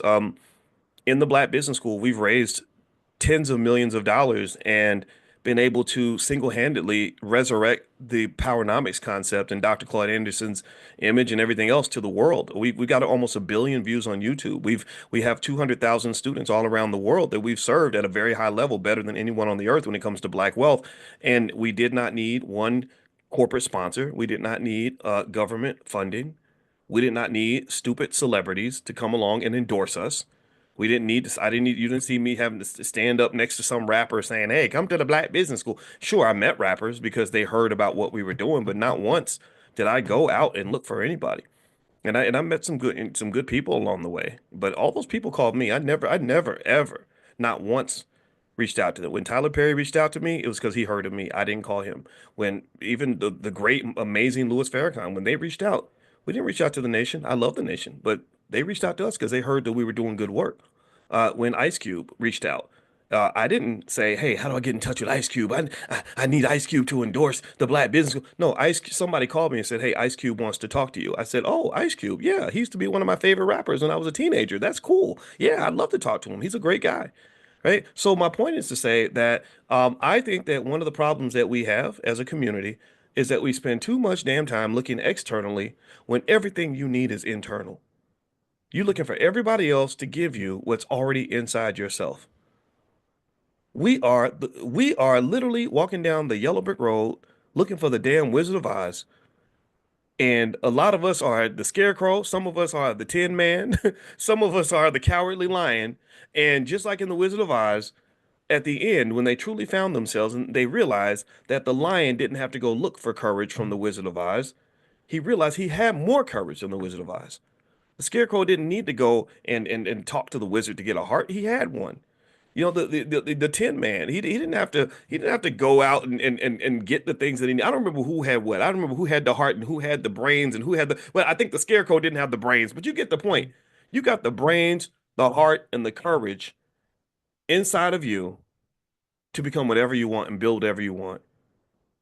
But if you are wasting all your time, if you're wasting all your damn time trying to attach yourself to someone else, hoping that that's going to pull you up the elevator, then I think that that's going to make you feel like a sucker at the end of the day. When I said I want to go out here and change the world, and I can say that now, I'm 53. I've been doing this thing for 20 years, damn near, publicly anyway. Privately, I've been doing it for 30 years. When I decided I wanted to change the world, I truly sat there and said, I can't change the world until I change myself. I can't get nobody else to believe in me if I don't believe in me. And I did not. I promised her. I said, I'm not going to sit on the phone begging and chasing people down and hoping people give me and support that. No. I don't. No, we going to do this. We're going to do it brick by brick, piece by piece. So that way, when it's done, we're not going to have to ask for anybody's permission for us to move forward. We don't have to ask anybody's permission for us to make a move. We are true Black power. We truly can do what we want, and we truly don't have to ask anyone's permission. In fact, it's so unbelievable to some people that people swear there were whole conspiracy theories where Dr. Boyce is secretly getting supported by the Jews, or there's an Asian man that's running his. No, these people all work for me if they ever came in my space. I was the boss. My team was the boss. I got a solid ass, down ass, hardcore, gangsta ass group of Black men and Black women who believe in Black people. That's what allowed us to reach the world. That's what allowed us to get it done. And the same thing is true for you. When it comes to you building that wealth, you have so much in your power, in your control, that sometimes we fail to acknowledge. You got those kids, you got that spouse, you got your friends, you got yourself, you got your intellect, you're picking up skill every day, you got free time, you've got work ethic. If you're putting all these things in motion and you're making it work and you're focused and determined, I guarantee you that when you really focus on you and yours and what y'all got going on, you really won't have time to worry about what somebody else is doing up the street. So sometimes, sometimes my friends that are really super committed to the Democrat Republican thing, they get frustrated with me. And I get frustrated sometimes. I'm like, I don't care about integration. I don't really care if they're inviting us in. I don't care about whether or not they give us a seat at the table. Haven't you learned by now that there are no seats that you can keep permanently at someone else's table? Have you not learned by now that no one else is going to invite you into their home and make you into a home owner? The best you can ever be is a tenant. The best you can ever be is an employee. The best you can ever be is a temporary member of the club until they kick your black ass out. And right now, what's happening? Right, what's happening right now in DC? Trump literally came in and with the swipe of a pen, if I'm not mistaken, wiped out every single DEI position in the entire United States government. Holy crap. Holy crap. That's horrible. That's horrible. I'm not gloating about that. I'm not here to say I told you so. What I'm here to say is, do you think that there could have been a better strategy? Did you assess the extraordinary risk that you're taking when most of your self-esteem, most of your success, most of your financial security is dependent upon people who don't even like you that much? People who don't love you, they don't really want you around, they tolerate you. And the minute they get sick of you, they put you out on the street. So wake-up calls, sometimes God sends us a wake-up call. And the best thing that ever happened to me in my life was that I got some of my wake-up calls early. I grew up believing the diversity stuff. I grew up believing in integration. I grew up believing that we had all these opportunities, but I had enough experiences where that white man kicked me upside my head, and I said, "You ain't gonna keep kicking me, damn it. That ain't. I'm not gonna live like that. I'm not gonna be that man for the rest of my life. You did that to me when I'm 19, but that ain't never happened again." And and maybe that's my trauma coming in. Maybe that's my trauma trigger. I have no idea. I know I always tell y'all that I've never dated a white girl. I only did with I, when I even before I got married, I always said I'm only gonna marry a black woman. I'm here for a black woman. I'm here to serve a black woman and a black family, period. Because I do believe that who you marry says something about you. It doesn't mean you're a bad person. But it says something. It says something. And I never get to talk. I don't talk much about why I felt that way. Well, two things that happened. One is my mother, my beloved mother, who just left us. She just went to heaven Christmas Eve. I remember her saying when she was about probably 32 years old, and I was like 16 because my mother was very young. And I heard her say that a lot of her friends had a hard time finding a good husband. And I remember thinking, because I love my mother and I want to please my mother, I said, well, I'm going to be a good husband. I want to marry a black woman and be a good husband. And I did. I felt that way because I wanted my mother and people like her to be happy. But then the other piece of that was when I was 15, there was a girl, I forgot her name, but she was on the track team and she was a white girl. And I was 15 and we liked each other and she liked me, I liked her. She gave me a little kiss behind the bleachers and all that. And I know she liked me. And then one day, and then we would pass notes in class every day. I'd go to class, and I'd be going to my class. She'd go to hers, and she'd pass me a note. And then the next class, I'd pass her a note. And then one day, she just stopped passing the notes, and I didn't know what was going on. It was very sad. My heart was broken, and I was like, why isn't she talking to me anymore? And I called her house, and every time I called her house after that, she wasn't able to answer the phone. She never was available, right? And then one day I think I put two and two together and I asked her, I said, is it because your dad doesn't want you to date a black guy? And she said, yeah. And I remember just being so hurt by that. I told my dad. My dad was pissed off. He was a little George Jefferson type. He said, "See, that's why you reject them before they reject you." He was mad. He was heated. He was mad. And I think for me, I just felt like, okay, I don't understand why somebody would hate me and they don't even know me. But at that point, I just said, you know what? I'm done. No more. No, never doing this again. And I don't even know if that's a healthy response to that. I'm sure there are lots of white girls who would have dated me. I'm sure there have been white girls that have hit on me in time. I just never noticed it. I never noticed. It's almost like when I go to Atlanta and some dude is hitting on me. I'm always surprised, but I forget that there are guys that hit on dudes. But if you are a dude that hits on dudes, just hit on whoever you want. Just don't hit on me, or I might get mad at you. But at the same time. It was yeah, it was just kind of one of those things where I was like, I'm not interested in that anyway, and I never went back in that direction because I think that it's patently unfair. I think that we have to really just process how unfair that is, that somebody assumes that they are better than you to the point where they can just dislike you and you ain't never did nothing to them. I mean, if you think about how inherently hurtful and evil it is for people to treat you that way. Like, think about how terrible that is. You're a good person. You're trying to help people. You're trying to be friends with everybody.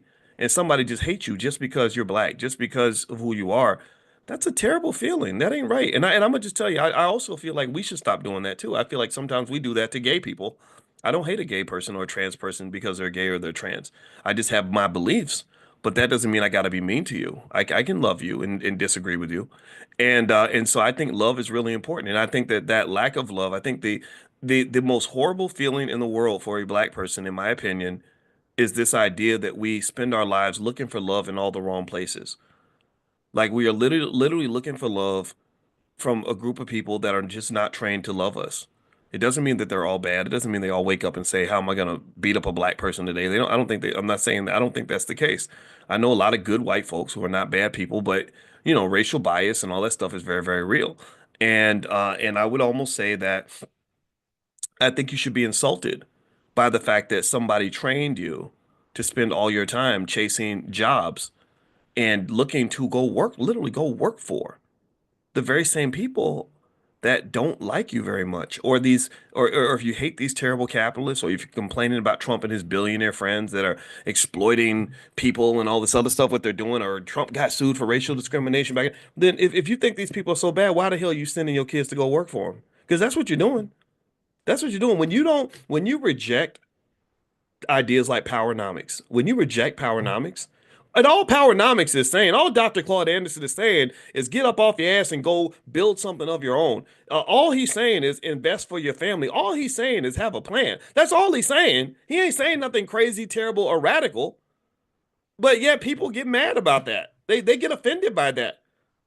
Do you know how many HBCUs there are that have never, ever even invited this man to come and give a speech? Howard University is right down the street from this man.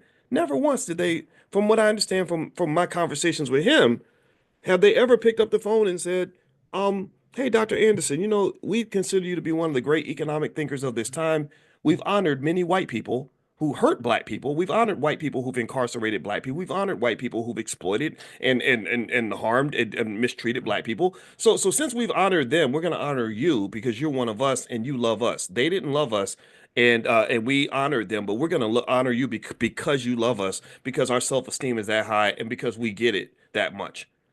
They'd never done that. They say, no, he's dangerous. He's doing this pro-black thing, and we can't have too much of that. Too much of that. It's very bad.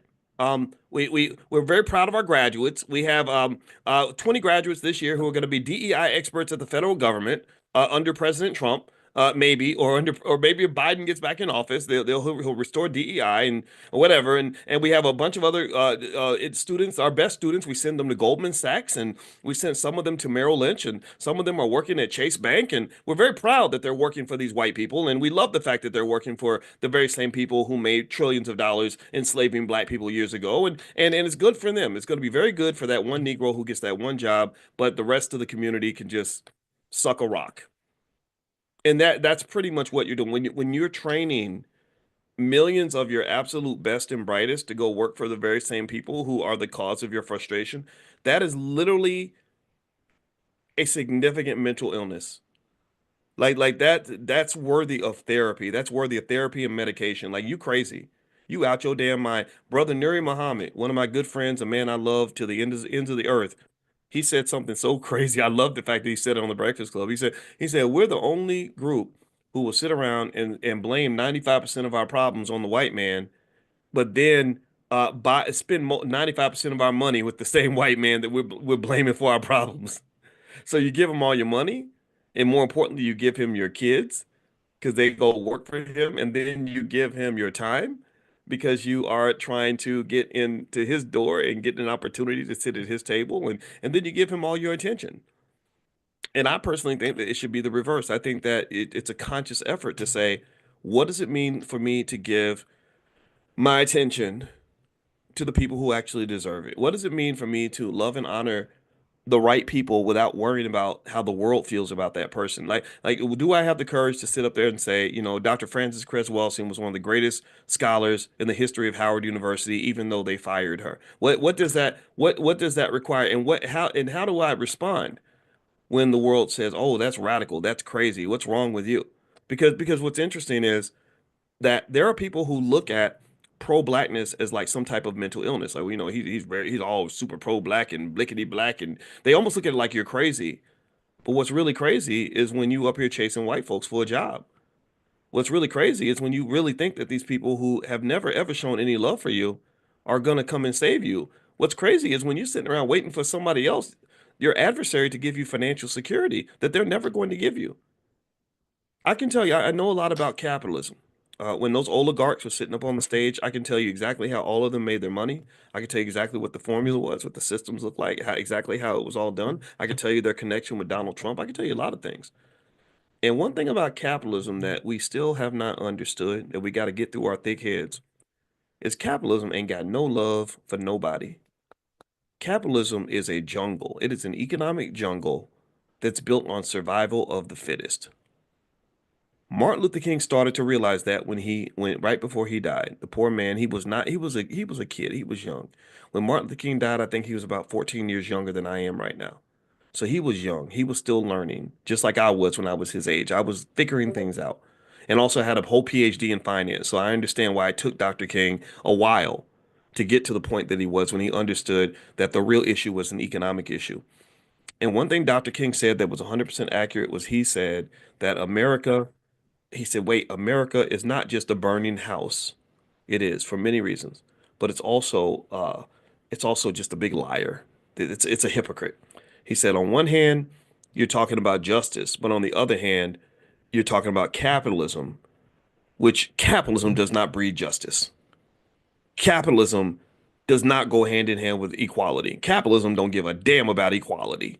Capitalism's like, okay, if you're the smartest and you're the hardest working and you got the most connections and you do the best with your resources, you're going to get ahead and other people are not. And that's fundamentally problematic and unfair, because there's some people who just don't have the same level of work ethic or intelligence to do what some people did. Some of y'all came out of the mud. Some of y'all, like me, some of you were born in the projects like I was, who were able to find a way to get to the top. Everybody ain't got that. Everybody doesn't have that level of focus and skill, right? So, and I think it's unfair to expect everyone to have that. So there should be spaces for equality. There should be spaces for justice and fairness and everything else.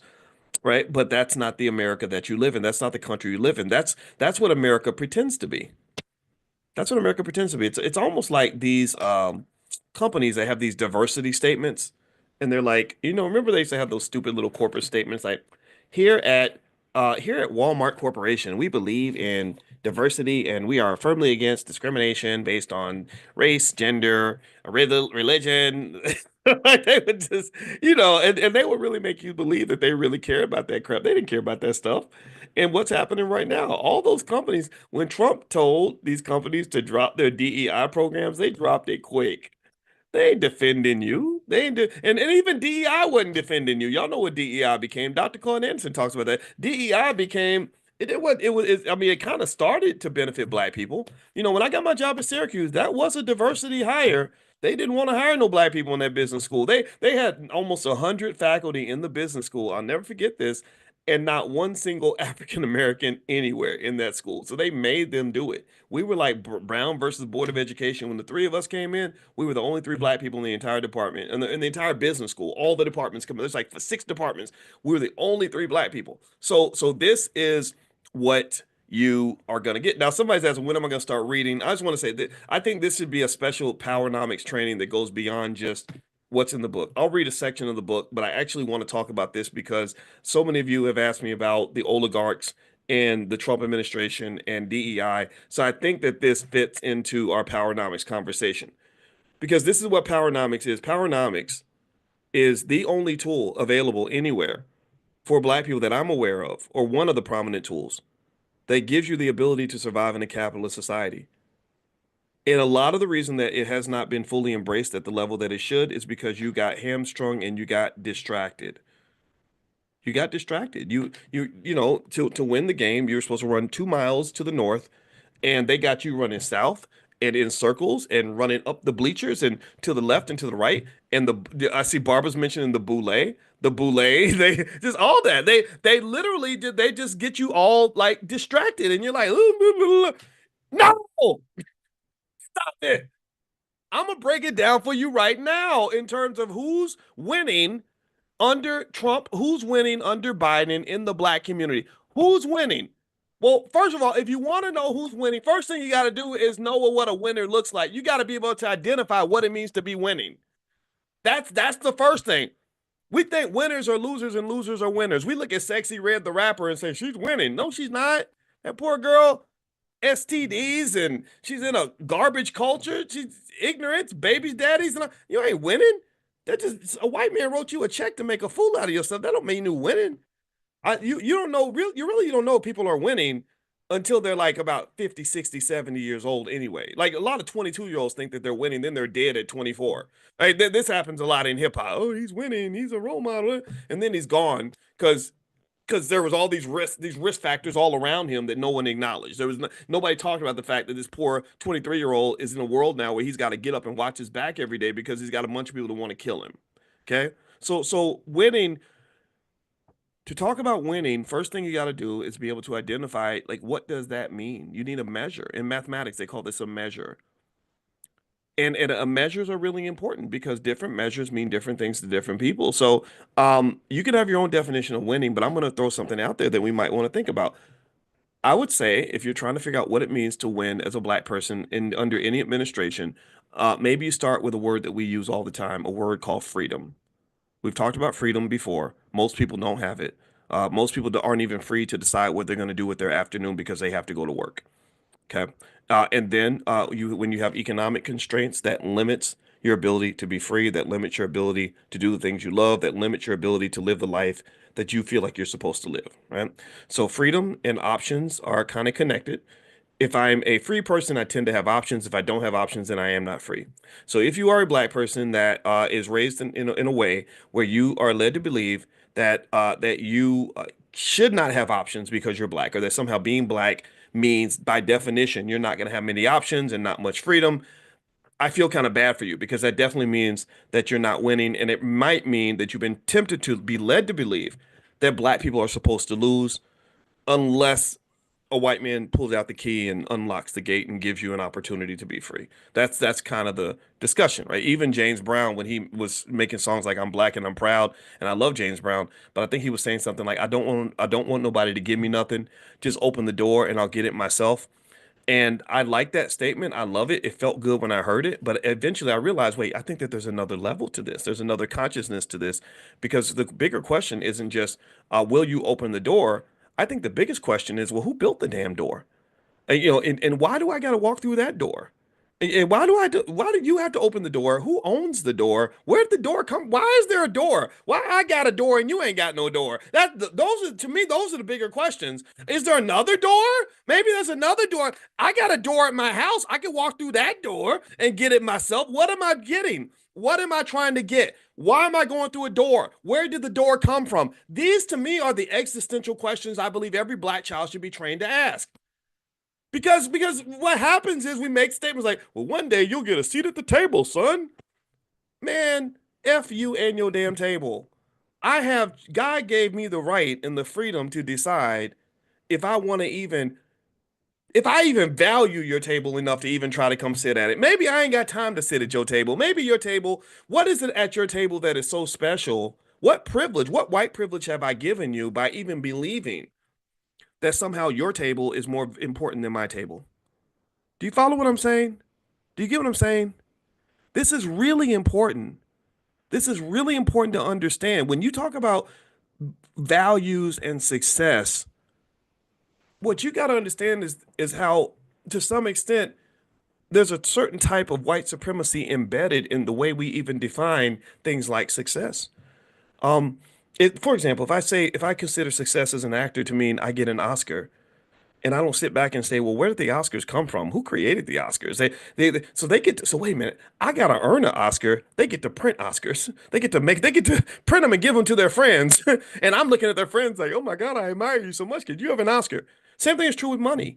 Do you understand? You read books. You need to read books like I think it's called Lessons from an Economic Hitman or something.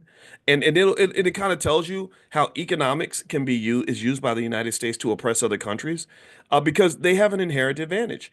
If I get some small African country to be really deep in debt to me with dollars, they're automatically going to be at an inherent disadvantage to me. Why? Well, because for them to get a dollar, they got to go earn it. They have to do something to earn it. I don't have to earn it. I can go back in the back and print dollars. So how in the hell are you gonna? How are you ever going to be greater than your God? I am your economic God. I can go print the money. You got to work for it, and you got to hope that I'll give you some. But I got it in the back. I can go get whatever. So what's happened is that to some extent, sometimes what we call white privilege and white supremacy is really built on somebody convincing us to play a game that's rigged for us to fail. And I can tell you that if you are smart enough, you will learn to decide what games you are going to play and not going to play. I don't want to be in a game that's designed for me to fail. I want to be, how about this? How about we get in games that are designed for us to win? So ultimately, what I would say to you is that when you're talking about success and winning under Trump, winning under Biden, winning in a capitalist society, I would start with that word freedom. And then I would go into like, well, what does it look like? What does a winning black person even look like? Well, they're probably free. They're probably doing well in three key areas, one of three, two of three, or three of three. Health, wealth, and relationships, right? Physically and mentally healthy, uh, good relationships with people that they love and trust, like a strong family, all that, and some money in their pocket, financial security and income. All three of these things, there's nothing that I mentioned in this list that you need a white man to produce for you. Now he's all up in the Kool-Aid though. He got systems designed to literally ruin you and enslave you in every one of those areas. He's got food that if you eat the food, you're going to die. You're going to get all the Negro diseases, diabetes, heart disease, cancer, kidney failure, all that, right? That's all this is being revealed, thank goodness, right? And so if you don't think about it, then yeah, he can ruin your health, your physical health, mental health. That is a matter of consciousness and shaping your mind in a certain way, where so many of us are distracted by things like media and entertainment and whatever, right? So your mental health can be disrupted. Relationships, black relationships struggle sometimes because we're not trained in how to have those proper relationships, right? But I can tell you that when you talk about mental health, physical health, and relationships, and then you get to money, my specialty, but relationships and all that kind of ties into that. That's why I talk about that. You can't talk about one without the other. Literally, the people that I see that are winning the most are not the ones who've been able to figure out how to get into someone else's space and navigate that space, like climb the corporate ladder or get white folks to love them or win an Oscar or a Grammy or whatever. The people that I find that are winning the most are the ones who simply say, there's certain games I'm not even going to play. I'm gonna win the game by making sure that I control as much of the game as I possibly can. So that might mean being thoughtful about what I eat and put in my body, what I put inside my mind, being careful about the spaces that I spend time in. Maybe I don't want to get up every day and go to some job and be surrounded by a bunch of people who are going to be toxic toward me, who are going to mistreat me and treat me badly. Maybe from a fundamental level, I find that to be unacceptable because one of the things about white supremacy to me is that it works better when you accept it. I mean, it's more effective when you allow it, when you walk right into it. So if you walk right into systems and situations where you're going to be mistreated and then you get mistreated, then you say, well, look at here, they go treating us bad again. There's not a point where people say, well, why did you even walk in there in the first place if you knew you were going to get treated that badly? And then what will happen is we'll say, well, because I had no other choice. Well, that is where our job might come in. That's where maybe someone like me can help, and I can say, well, your kids really don't actually have to go and work for white people their whole life. Like you're not really stuck. It's just, but the problem is though that eventually it requires you to look in the mirror and you have to sort of question some of your habits. You have to say, okay, if my 28-year-old child is going to a job that he hates and being mistreated every day, why isn't it in our family culture to just do little things like invest for him so that he can have plenty of money by the time he's in his 20s? We've talked about this. Blackwealthmasterplan.com. That's the URL, blackwealthmasterplan.com. It's free. That's the $5 a day plan. And I show you literally if you got a kid and you never want your child to work for anyone, all you got to do is just follow that simple formula and they'll be in a position where they'll be financially secure as long as they don't do something stupid and throw away all the money. But ultimately, money drives everything in America for the most part. Money is important in America. Is it right? No, it's not right. There are so many things that money has infiltrated that money should not be able to buy. The reason the healthcare CEO got killed is because you shouldn't be weighing someone's life, the value of human life, against a dollar bill. Right? That's crazy. That's absolutely crazy. But that's what we do. That's what the healthcare companies do because their job is to make a profit for their shareholders. Welcome to capitalism. If you want to ask me, where do I see aspects of true democracy? Well, one area that I see democracy is in things like the existence of the stock market. I am an expert on the stock market. I've told you all this. And I am a firm believer that one of your best opportunities to be able to succeed in this capitalist society is to take some portion of your money and allocate it towards stock market investments. I really believe that. Yes, I believe in building black-owned businesses and all that stuff. That's very important, of course, but also there's nothing wrong with you owning a piece of somebody else's business. They own businesses where you're doing all the work. It's okay for you to own businesses where they're doing all the work. If I own shares of a Walmart or a Costco, then I'm right in there. That to me is the best form of integration I've ever seen because Costco treats its shareholders all the same. And so many of those shareholders are regular working people who have allocated a percentage of their wealth to investing in a company that they want to be a part of. They say, when you make money, I want to make money because I know money is the key to freedom. And typically, those who are financially secure have better access to the other important areas of life. People that are financially secure tend to have better relationships, better marriages. They tend to have better mental health. They tend to have better physical health because they're not stressed out. They don't have to go and do things they don't want to do in order to make money. So getting that financial piece together, I think, is really important. And I'm going to tell you, it's going to work whether you're under Trump or you're under Biden. Most of the people I know that are doing well economically in America, black people, they do well under any administration. They're fine regardless. The bigger picture stuff is interesting. It's fun to watch. It's easy. It's fine to be excited about it or be offended by it. But I would encourage you to also focus on what's happening right there at home. I think that's what's going to get you through almost any storm, any situation. So one thing, and in fact, if there was a benefit to when Republicans get in office and we get all mad and disgruntled, is that we then suddenly realize it's right in our face that we don't have any friends, and then we start saying, well, what are we going to do now? Let's get together, let's rally around each other and help each other, and that actually creates more opportunities. I can tell you that if white folks had been nice to me my whole life and hadn't been mean to me, I don't know if I'd be the person I am now. Sometimes your struggle calls you to greatness. Sometimes you got to go through some hell to be able to create a heaven for yourself. They say that necessity is the mother of invention. And I had the necessity of inventing something that would allow me to sustain myself because the path that I thought I was going to take wasn't the path that God wanted me to take. It wasn't the path that was allowed and afforded to me, or maybe my extreme commitment to marrying a black woman. Maybe that wouldn't have been quite what it was if that first white girl had been much nicer to me and I never knew any better, right? Again, I don't know. I don't know if I should be ashamed to share that story or not, but when I was 15 years old, I was still a kid. I was a little boy, and I just thought people were people.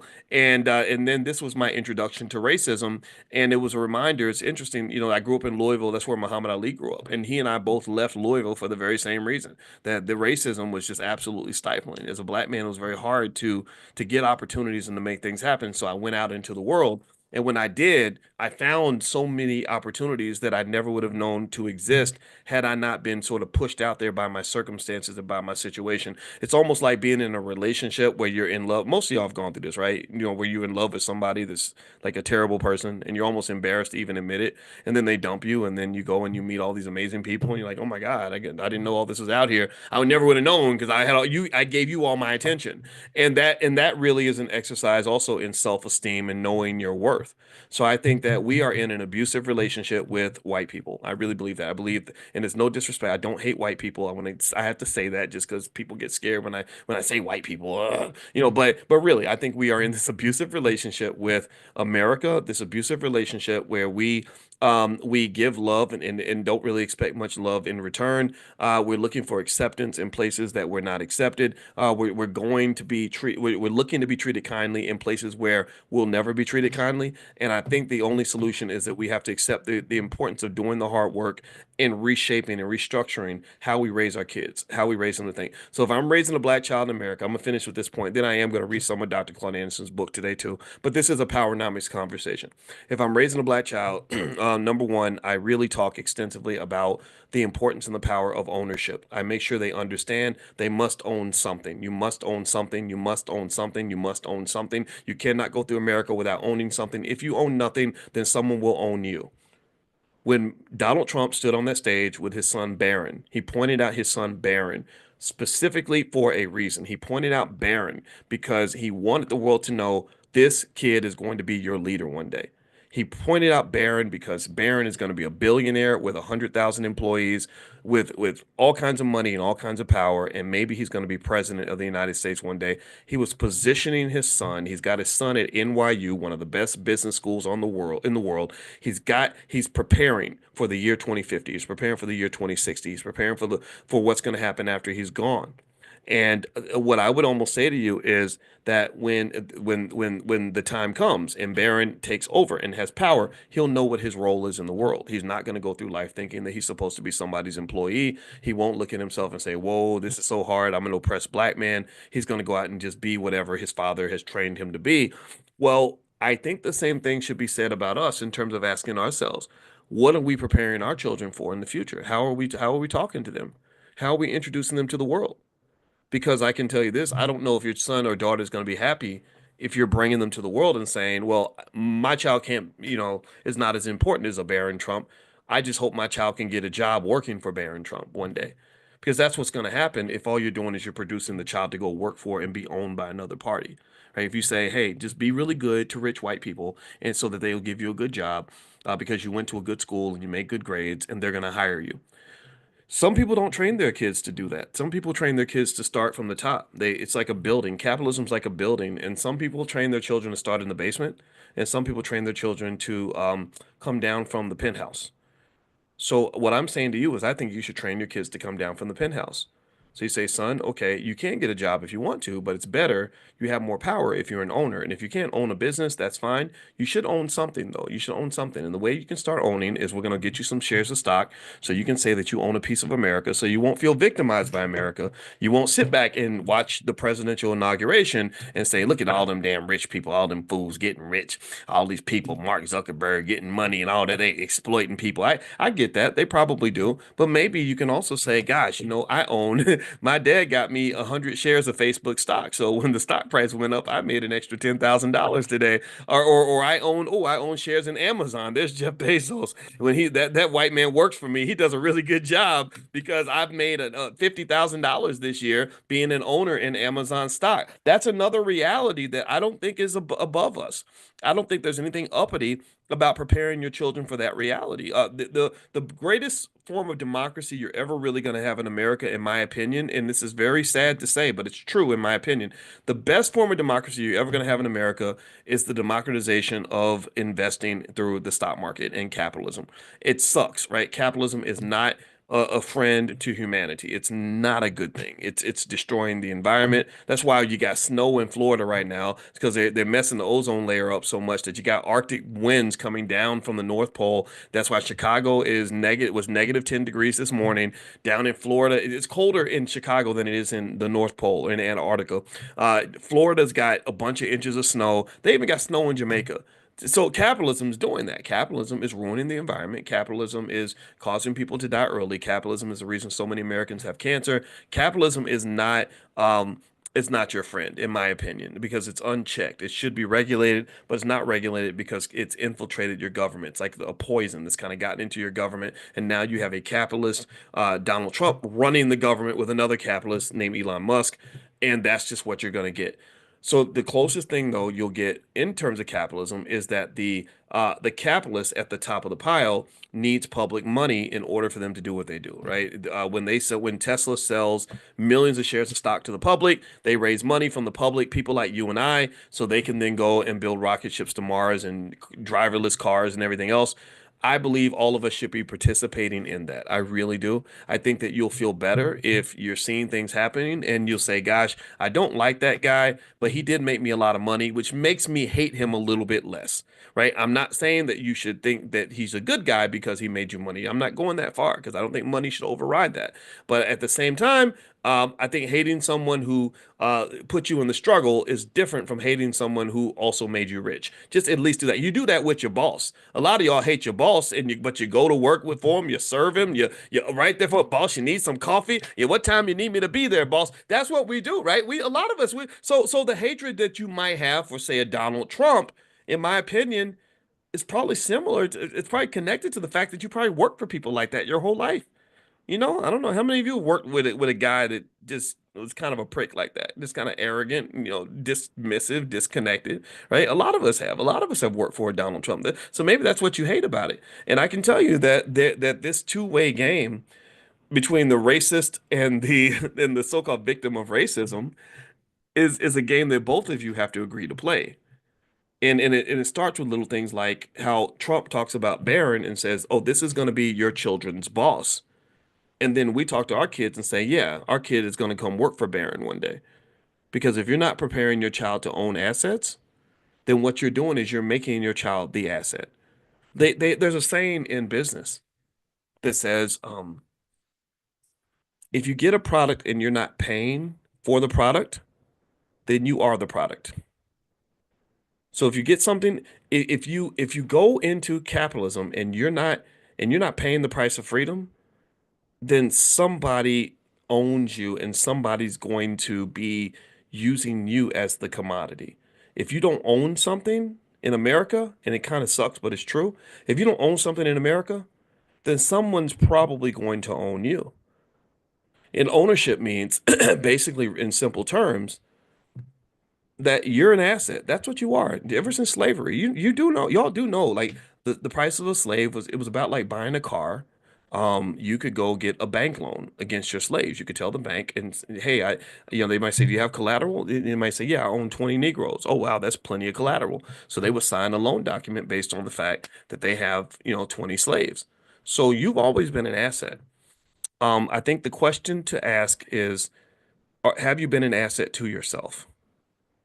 Right? Because given that capitalism is a very competitive sport, or economics is a competitive sport, you're competing for resources. You're competing to acquire and control things. Just like when they realized how much wealth is in Africa, you had European countries all vying for jockeying for position and carving up Africa, negotiating for pieces of Africa, right? Because there was like a rush, like a gold rush. We're gonna go to Ghana and get this, and we're gonna go to Mali and get that. We're gonna go to Nigeria and get this, right? So there was like this rush to acquire assets to use for their own benefit.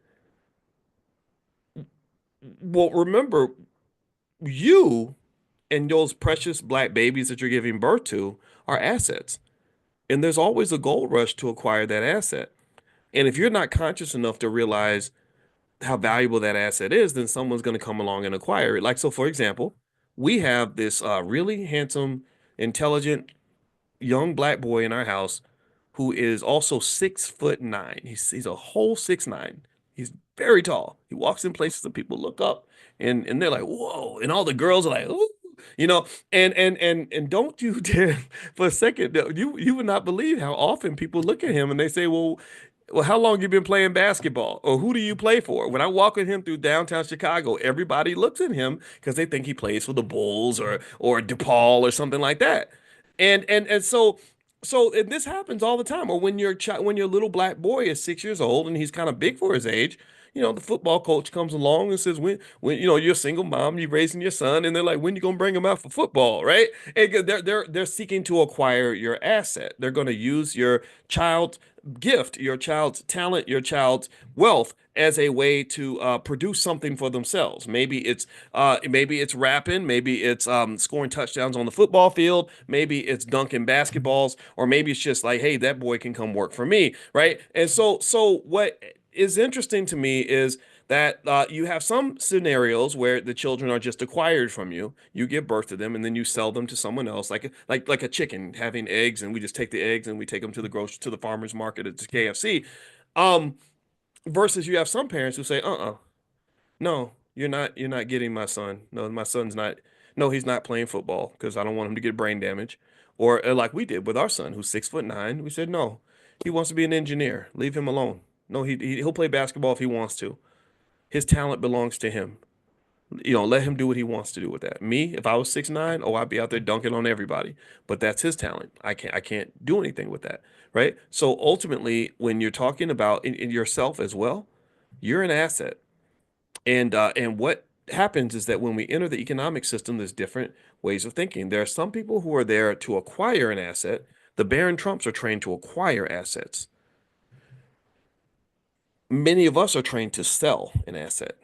We're looking to sell ourselves.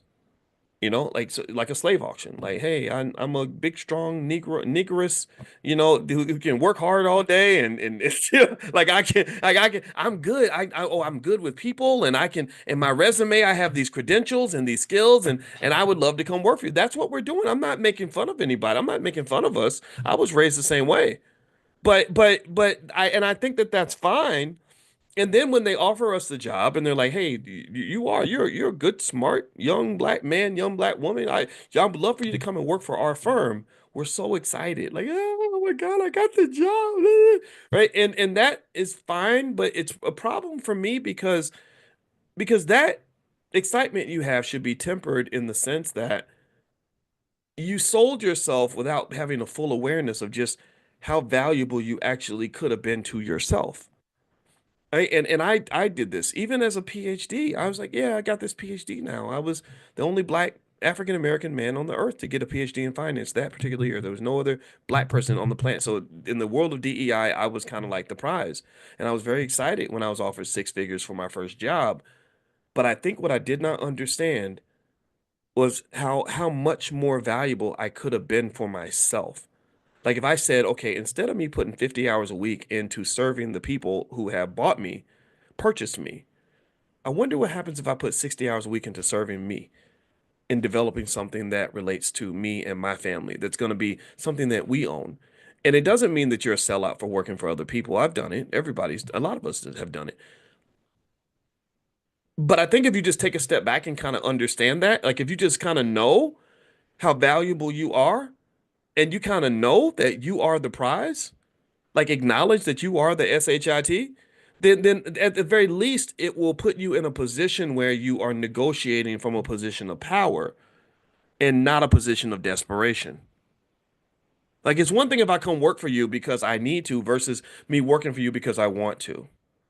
If I'm working for you because I want to, then I'm going to have expectations of you. I might negotiate a higher salary.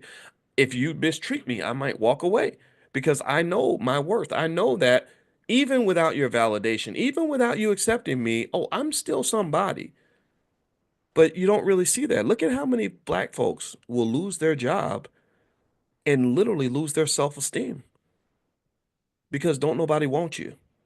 Or a young black man who plays in the NFL and he's been trained and bred to be an NFL athlete, almost like that lady in Coming to America. And the prince is like, "So what do you like?" She's like, "Whatever you like." Hey, so what do you? So tell me about yourself. Like tell me about your life. And she's like, "I've been trained to serve you," and that's what happens. Get a lot of young black athletes. They're trained to serve the NFL. So when the coaches are like, "What do you like to do, boy?" Whatever y'all want me to like. Like, well, so what kind of man are you? Well, I'm a team player and I'm committed. I can make tackles and I'm determined. And I get all that, but then what happens when they run into somebody like Dr. Myron Roll? Dr. Roll was like, yeah, I could be a great defensive back for you because I was an All-American and I'd run the 40-yard dash in 4.3 seconds. But I also think I might want to be a medical doctor because I'm very, very smart. I'm as smart as I am athletic. And in fact, actually, I appreciate your offer, but I'm going to go become a Rhodes Scholar because even though I still want to do the football thing, like I really like it, I got other stuff. I got other plans for me because I'm a hell of an asset. I'm kind of the prize, and I want to make sure I get max value from this thing as opposed to me selling to the highest bidder or just jumping up and down just because you let me know you want me. Join the club. Everybody wants me. Like, I really think that kind of self-esteem really goes a long way because if you know your worth and you know your value, you will never let anybody intimidate you into feeling bad about yourself just because they don't want you no more. Just like in dating, if you know you got options. If you know that you are a good person, if you know what you got going on, if you know that you've been taking care of yourself, if you know how much other women or other men would be interested in you, you're not going to be begging an abusive person to keep you on board.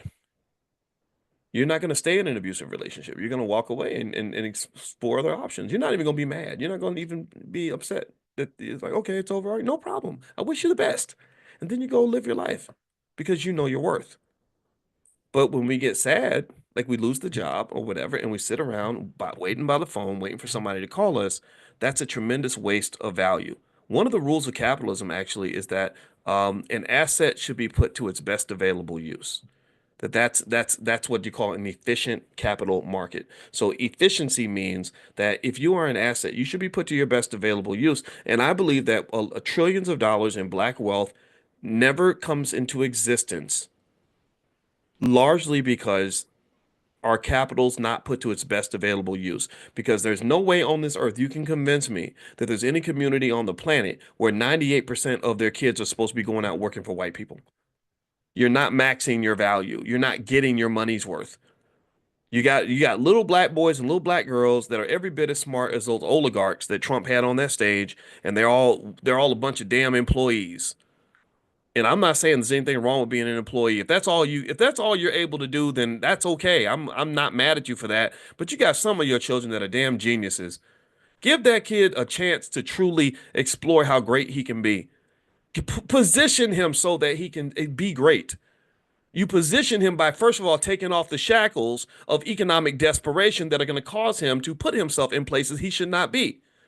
That's where your job as a parent, grandparent, or whatever, niece, uncle, aunt, whatever you are, that's when your job to invest for that child, it really comes into play.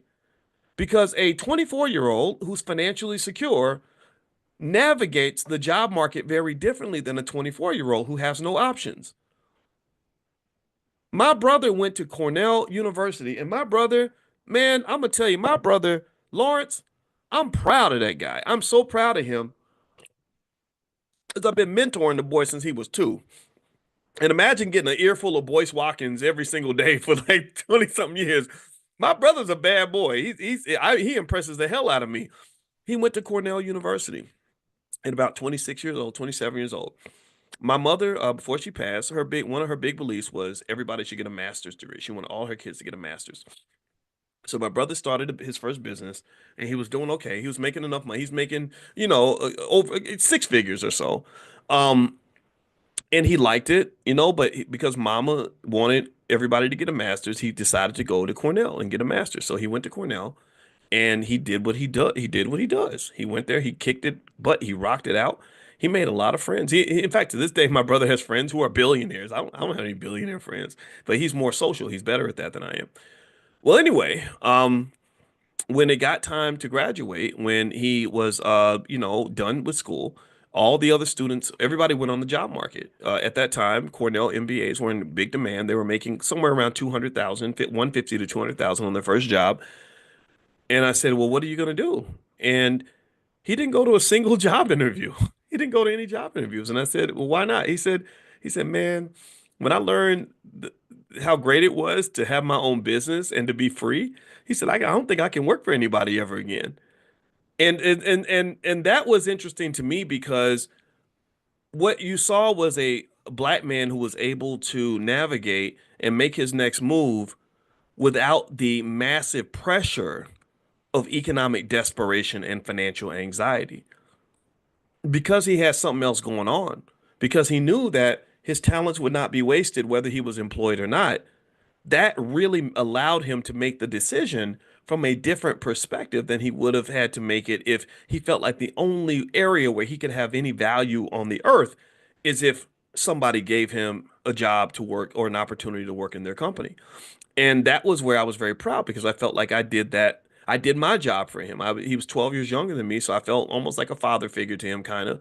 And I wanted to clear a path for him. I don't want my kids to be desperate. I want them to choose and not be forced into a choice. I want them to have options. That's it. So this is what I would recommend for anybody, all y'all who love your kids. If you don't love your kids, then this is not for you. But if you love your kids, love your grandkids, the best thing you can do for them is position them to where they have options. Options start in the mind. Very beginning. There's 1,000 ways to make money. Giving 100,000 hours of your life to the corporate plantation is not the only way that you can make money. There's a million ways you can make money. Let's go through at least 12 of them or something. That's the first thing. So it starts in the mind, but then it starts with giving them something real. You got a newborn baby, you got 20 years, 25 years really to get them ready. 25 damn years. Do you know how much money a person can have in 25? Do you know if you went back in time 25 years and just bought like a couple $1,000s worth of Apple stock, you would have over $1 million right now? You know what 25 years, and if you bought shares in Amazon 25 years ago, it would be worth $2 or $3 million right now. Like, do you understand that? 25 years is a remarkable amount of time.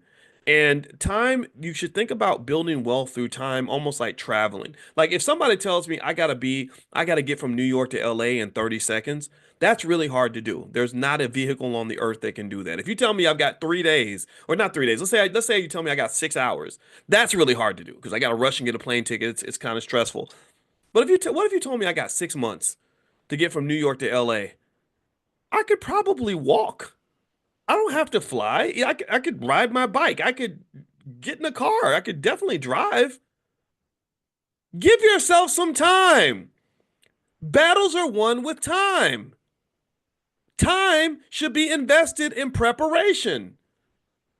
The moment is a culmination of what you've done over time. So if you're broke in the moment, that means that a lot of time got wasted that could have been spent building some wealth so that you could have some money right now. Time, and your kids have lots of time. They're babies now. They're not even gonna think about money till about the year 2046. I guarantee you, based on the history of the stock market, you invest consistently small amounts right now, even tiny amounts of money on a regular basis until 2046, you will have a substantial amount of money. Enough money where you ain't got to go sell yourself to nobody. The kids will be fine. So all I'm begging you to do, all I'm saying to you is please don't waste time. That's what I hope that point got across. And I know I hope I don't sound redundant. This is on my mind. This came to I think I'm gonna tell you when I watch stuff like I watched that inauguration and I have mixed feelings about Trump. I've been following him for a long time, so I don't hate him as much as some people do. I don't love him like some people. I just see him. I just observe. I just analyze. And when you just see what America looks like, I think that a lot of our people just live in kind of this delusion. I think that we feel that if we just, I think my wife, God bless her, she's a social worker and she she has an opinion that's very different from mine and, on a lot of things. But, she says, we got to speak truth to power. And I'm sorry, I'm a little more practical in the sense that I'm like, I could speak about it all day, and I do. I speak truth to power. I believe I do. What do y'all think? Do y'all think I speak truth to power? Give me a yes if you agree that I speak truth to power. Do you think that I do that? I do that. I've been talking a lot. I have almost 1 billion views on YouTube now. Did y'all know that? Like I've been doing this for a long time. So I speak truth to power a lot. But there's also a part of me that knows that talking only does so much. I mean, when you talk the talk, you got to walk the walk. So what are you going to do that's going to allow you to shape the world into what you need it to be? Not change the whole world. I'm not talking about changing the whole world. The oligarchs are going to change the world for sure. I just want you to change your world, right? And this comes down to things like economic self-defense. And all economic self-defense basically means is that you have enough economic security that somebody off the street can't come in and buy you, buy your wife, buy your kids like y'all some damn slaves in 1805. Because I guarantee you right now, millions of people are in that spot. Somebody comes along and they can write a big enough check and they're like, okay, I need you to jump and here's how high. And you say, I ain't jumping for nobody. Okay, I'll write you a $20,000 check if you jump for me. And then I need you to jump in that direction. Then I need you to do this. And then I'm gonna meet you at the Diddy party. That's how this economic exploitation occurs. So if you are a person that's financially secure and you've got the freedom that starts in the mind, that's self-esteem and stuff like that, and then you got some freedom in your bank account, so you're not stuck in financial desperation that will keep you on a low vibrational frequency, then you can kind of elevate. And that's why in the beginning of 2024, I figured out, I said, I know what we need. We need a daily class called financial consciousness.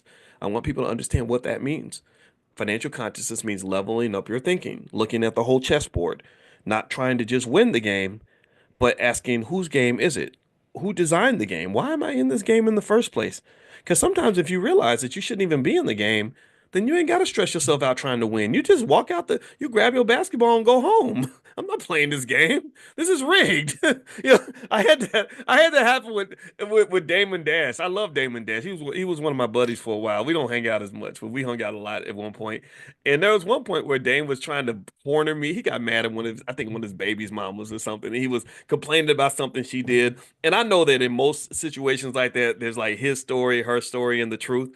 And so he's trying to get me to agree with him, and I just wouldn't do it. And he asked me a question where either answer that I gave was going to agree with him. And he said, "So what do you think? Which one is it? Which one?" He said, I said, I don't have an answer. I'm not answering that question because you cornered me into a spot where whichever answer I answer is going to be the answer that you want. So I'm refusing to even engage in this conversation. I'm just not going to give you an answer at all. And that's kind of just like with politics, right? It's like, well, which one do you want? The Democrat or the Republican, right? And a smart person is like, they both suck. Like, I don't want either one of them. And I think it's okay to say, I do have a choice outside of that. I don't have to play your game. I don't have to submit to whatever rules and parameters you put on the process. And I think that's a really important part of being free. Like, being free means having the courage to explore and go outside of boundaries. But it's hard for a lot of people to do that because most people don't feel comfortable doing things that are outside the norm. Most people don't feel comfortable publicly verbalizing a desire to try something different, to go in a different direction, because there's a lot of fear, and fear leads to people sort of following the crowd because they're like, "Oh, I don't want anybody to talk bad about me," and stuff like that. And I get talked bad about a lot. I mean, all the time. It almost even sounds like even my own wife was talking bad about me. She's like, "Boyce, yeah, I think that you're," and it's like, no, like I'm just telling you what my opinion is, and you're just not gonna. That's my rule. I'm not letting you bully me, anybody, right? So I would almost say to you guys in general, pick your own path. I think when you do that and you give yourself those degrees of freedom, that's a mathematical term, degrees of freedom. The more degrees of freedom you have when you're solving a problem in mathematics, the more optimal of a solution you're going to find. That's a mathematical fact. That when the more constraints you put on a problem, the more rules and the more you control the solution, the worse the solution is going to be. So if you really want to succeed and you really want to win and you really want to elevate, I encourage you to find that pathway to freedom, whatever that looks like for you. It might be freedom from your friends and family. It might be psychological freedom. It might be breaking away from whatever you believe, whatever you were raised with, breaking away from what your parents taught you. And I guarantee you that will just put you in places that allow you greater access to this thing that we talk a lot about, but I don't know if we understand it enough. I think a lot of people don't even understand that freedom requires sacrifice, freedom requires discipline, freedom requires accountability, and freedom, it typically has a cost attached to it. Anybody who thinks they can get freedom and it's going to be easy and fun and someone's just going to hand it to you doesn't understand what freedom is. Freedom can never be something someone really just hands to you most of the time. Sometimes they can be. It can be if someone really is, crazy enough to just give it to you. But in capitalism, no one gives freedom away. They're not going to give you freedom. Why would they give you freedom when it's going to cost them money? So freedom is something you're going to have to fight for. And some of you are strong enough to fight for it. And I applaud you. I commend you. I encourage you. And I want you to keep fighting because I guarantee you that if you keep fighting, you'll obtain it. You will obtain it. So anyway, I'm done talking. All right. Okay.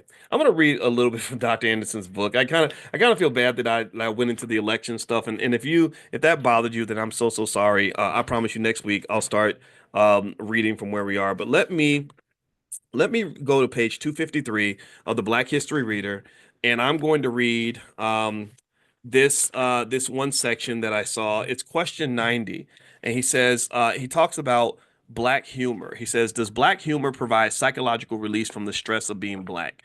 Why do we like comedians so much? I think this is interesting. So the book is called The Black History Reader. The website is powernomics.com. And he says this. He says, humor flows from the life experiences of an individual or a group. Black humor is a distinctive part of Black culture that tracks back to slavery. It is a distinctive expression of Black cultural heritage that expresses joy and the harsh realities of life as a Black person in a society in which Blacks will always be on the bottom. So you laugh a lot because laughing releases dopamine. Dopamine numbs you from the pain that you're experiencing. That's one of the reasons why Black people love comedians so much. During slavery and Jim Crow segregation, Black humor was a way to safely denounce and jab white society and to vent frustration and rage. White entertainers have always mimicked black mannerisms and expressions, but without understanding the rebelliousness expressed in black humor. A white lifestyle cannot possibly provide even a glimpse of what daily life is like to be black. What is funny to blacks is not necessarily funny to whites, and the reverse is equally true. Has anybody ever tried to watch Seinfeld? I've tried to watch Seinfeld and laugh. I didn't laugh once. Like, nothing on Seinfeld ever made me laugh. It was really crazy that people just talked about the show like it's the greatest thing ever. I could not laugh. I was like, this is not funny. This is terrible. But maybe y'all liked it, so maybe it's just me. All right, so let me keep going. Below are 3 examples of black humor during different time periods. Here's one: black outwitting a white person. Pompey, how do I look? The master asked. Oh, massa, mighty, you look mighty. What do you mean, mighty, Pompey? Why, massa, you look noble. What do you mean by noble? Why, sir, you looks just like a lion. Why, Pompey, have you ever seen a lion? I saw one down in yonder in the field the other day, massa. Pompey, you foolish fellow, that was a jackass. Was it, massa? Well, you, sir, you look just like him. You get that? You see, that's funny, right? So here's another example of black humor from, I don't know if it's a different era, but here's this is called a satisfying prayer. Back in the days of steamship liners like the Titanic, only rich white folks could enjoy sailing oceans and seas from one country to another. The Titanic was supposed to be an unsinkable vessel, but on its maiden voyage, it struck an iceberg and started to sink. Knowing there would not be enough lifeboats, terrified Titanic passengers did not know what to do. Then someone suggested that they do what Negroes always do: pray and call on the Lord. Unfortunately, no one knew exactly what to say in the prayer, so they called Sam, the ship's black cook, and asked him to come up on deck and lead the group in a prayer. Sam agreed to go topside. When he arrived on the deck, he removed his cook's hat and began to pray like this: Lord, one day I was hungry. I went to a restaurant to get something to eat, and the sign said for white folks only. Then I went to the water fountain to get some water, and the sign said for white folks only. Then I went to the toilet room, and the sign said for white folks only. So, Lord Almighty, when you decide to let this big old boat sink, let it say for white folks only.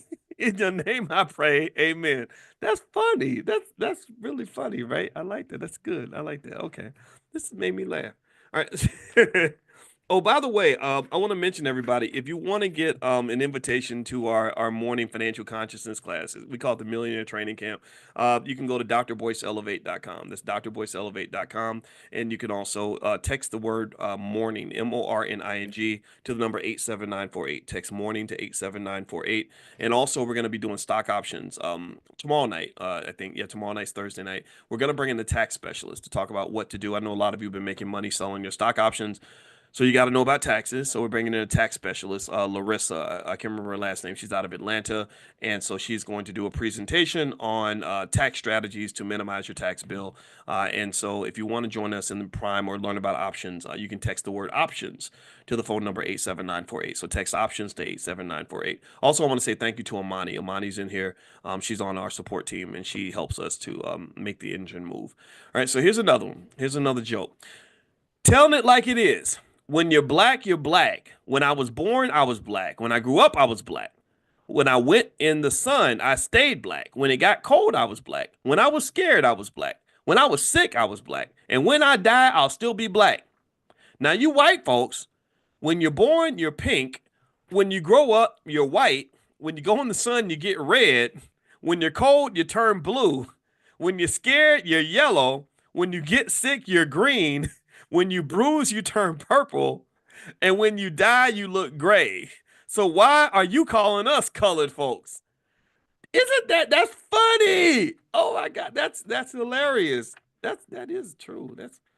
Y'all be changing colors, man. Okay. So he says here that whites have always been attracted to and mimic black humor. Blacks have always used humor as an acceptable vehicle to criticize and make fun of whites. It allows blacks to vent their anxieties, fears, and frustration, and to build self-esteem. Interesting.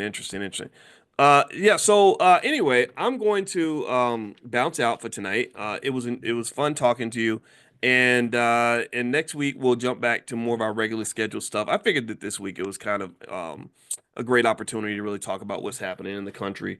And I know you may not agree with everything, but let me know. Give me a yes if it's okay for us to disagree, and still love each other. I hope that that's okay. Sometimes I know I'm gonna say stuff you may not agree with, and you may not agree with me, and that's okay. I think we can just talk, and you can say, "Boys, that was stupid. That was crazy. I don't agree with you," and that's all right. And maybe I think you a little crazy, and we just be crazy together. So, I like diversity of perspective. I don't think every black person has to have the same opinion, and just reiterate that I don't care who you voted for in the election. I love you. If you are black first, then you are my brother. You are my sister. I will not, will not, will not, will not, will not, will not, will not, will not, will not fight with another black person over politicians. I just cannot do it. I'm not interested. I don't think it's beneficial, and I think it's a waste of energy. I think it's a waste of energy. If you don't believe me, I want you to look at scenarios where people sit around and talk about the politics all day, whether it's Democrat or Republican. I want you to go look and see what differences they're making in the black community. They're not making any difference at all. They're not making any difference. Nothing. The wealth isn't going up. Opportunities aren't growing. Our children are not better off. Our communities aren't safer. But if you go into spaces like this, I can tell y'all, I know a bunch of black folks right here in this room right now. Give me a yes in the chat if your wealth is going up as a result of all this these economic conversations we're having every day. Give me a yes if you have a better vision for your family. Give me a yes if you if you can see things better, if you're making different moves, right? A lot of you, seriously, I meet a lot of you, and I've been collecting data from you since I started doing this in 2006. When I meet you in the airport and you talk to me, I met a young brother that was 31 years old, and he was in the airport on my way to Amsterdam, or not Amsterdam, I'm sorry, Copenhagen, Denmark. And I listen. I don't listen to see if you recognize me. I appreciate that. I don't care if you recognize me. I'm not trying to be a celebrity. I want to know, did anything I say get you to shift your behavior on some level? If it got you to change even something small, like you say, "Oh, I bought my first share of stock," or "Oh, I talked to my kids about money," and all this other, that is where I'm in my mind. I'm like, "Ding, ding, ding, touchdown! We did it! We did it! We did it!" Because I'm gonna tell you that this is not just for you. I'm selfish in this to some extent. I told you all my biggest regret that I admitted to was that I didn't have more kids. I was so busy working. I didn't think I had time to have a family and try to build what I was building at the same time. Luckily, I married a woman that had 3 kids, so I've got the whole experience of being a father, but it's not the same as having kids of my own. So I was like, damn, I wish I could go back and fix that one thing, right? So when you tell me that you're influencing your kids with things that I say, or that somehow what you've learned here is impacting your family in a significant way, that allows me to kind of just have a little piece of legacy, just to kind of know I put some energy out there that's gonna live after I'm gone, because I might be dead tomorrow. Nobody knows. My mother just died. I could die tomorrow. Nobody knows. You never know when your last day is, but I'm not scared to die. But what I am scared of is to die for nothing. And I don't want that to happen. So at the end of the day, that's what I'm looking for. Like I really believe. I know. I don't just believe. I know. I know that if you take just 3% of what we've talked about and you apply 3% of this to your family, you will be so much further ahead than everybody else. You would not believe it. Compound interest is powerful. That little pivot is crazy. I have seen that happen. I knew this kid who went to my alma mater, the Ohio State University, national champions, by the way, hell of a football team. And I met this guy, and he was a 30-year-old millionaire, and he ran this business with his girlfriend, and they were making all this money. And I said, well, how did you end up doing so well at such a young age? And he said, well, when I was a little kid, my daddy used to say, any black man who wants to be free should have his own business. And I said, well, did your father have his own business? He said, no, he didn't. He was a truck driver. He worked for somebody, but he used to say that. And just because his daddy said that one thing, that stuck with him. So when he got to college, he was like, well, what do I want to major in? What do I want to do? And he said, well, my daddy used to say that if a black man wants to be free, he should have his own business. So that's what he did. So he lit the match, like he started the spark, and his son became the forest fire, so to speak. Not to use a terrible pun right now, but you get the point. Like his son took it all the way down the road. So a lot of times with the kids, all you got to do is kind of be that spark. And if you're the spark, they'll do all the work. They'll do all the work, but you just got to kind of help them pivot a little bit, help them point in the right direction. And then when they start running, they're going to be running towards something good and not running towards something bad. So long story short, this is the vision. This is the dream. I know it's going to happen. It's already underway. It's already happening. I went to that great event, InvestFest. I'm gonna go again next year because I had so much fun and so many people. I couldn't go 2 inches, and I kept getting stopped by people, and I was so happy to see this because I believe one of my dreams, one of my visions is that I believe that Black people will be and can be the most economically intelligent group of people on the planet. I believe that there will be a time in 30 years or so, maybe 40 years. I was thinking 2070, it might happen before this, where Black people, when they think about Black people, Black men and Black women, they're going to think about business ownership. They're going to think about stock market investing. They're going to think about real estate. And they're going to say, oh my God, these people are obsessed with their economic power as a pathway to freedom. And this has been done before. This is how the Jewish community built Hollywood. They built Hollywood because they got tired of getting beat up on. They got tired of being discriminated against. They got tired of being blocked out of situations. They got tired of not being invited to sit at the table. So they said, we're going to go build a table out in California, and it's going to be our table. And it became one of the most powerful tables in the world. So this is the future for us. This is what I see when I look 50, 60 years ahead. So the future is very bright for the Black community. So just keep on moving, keep on trucking. Don't get distracted by the nonsense. You do you, make it happen. You got this. All right. So I'm out of here, guys. Have a good night. And don't forget, if you want to join us for class tomorrow, you can go to drboyceelevate.com, or you can also just text the word morning, MORNING, to 87948. And I do have a training called How to Make Money Without Working. It's totally free. If you want to learn about stock options and all that, you can do that if you text the word money to 87948, you can grab that. So we got a lot of stuff for you in the Black Business School. Thank you, Amani. Thank you, everybody. Have a good night. I'll see you all tomorrow. Take care. Bye-bye.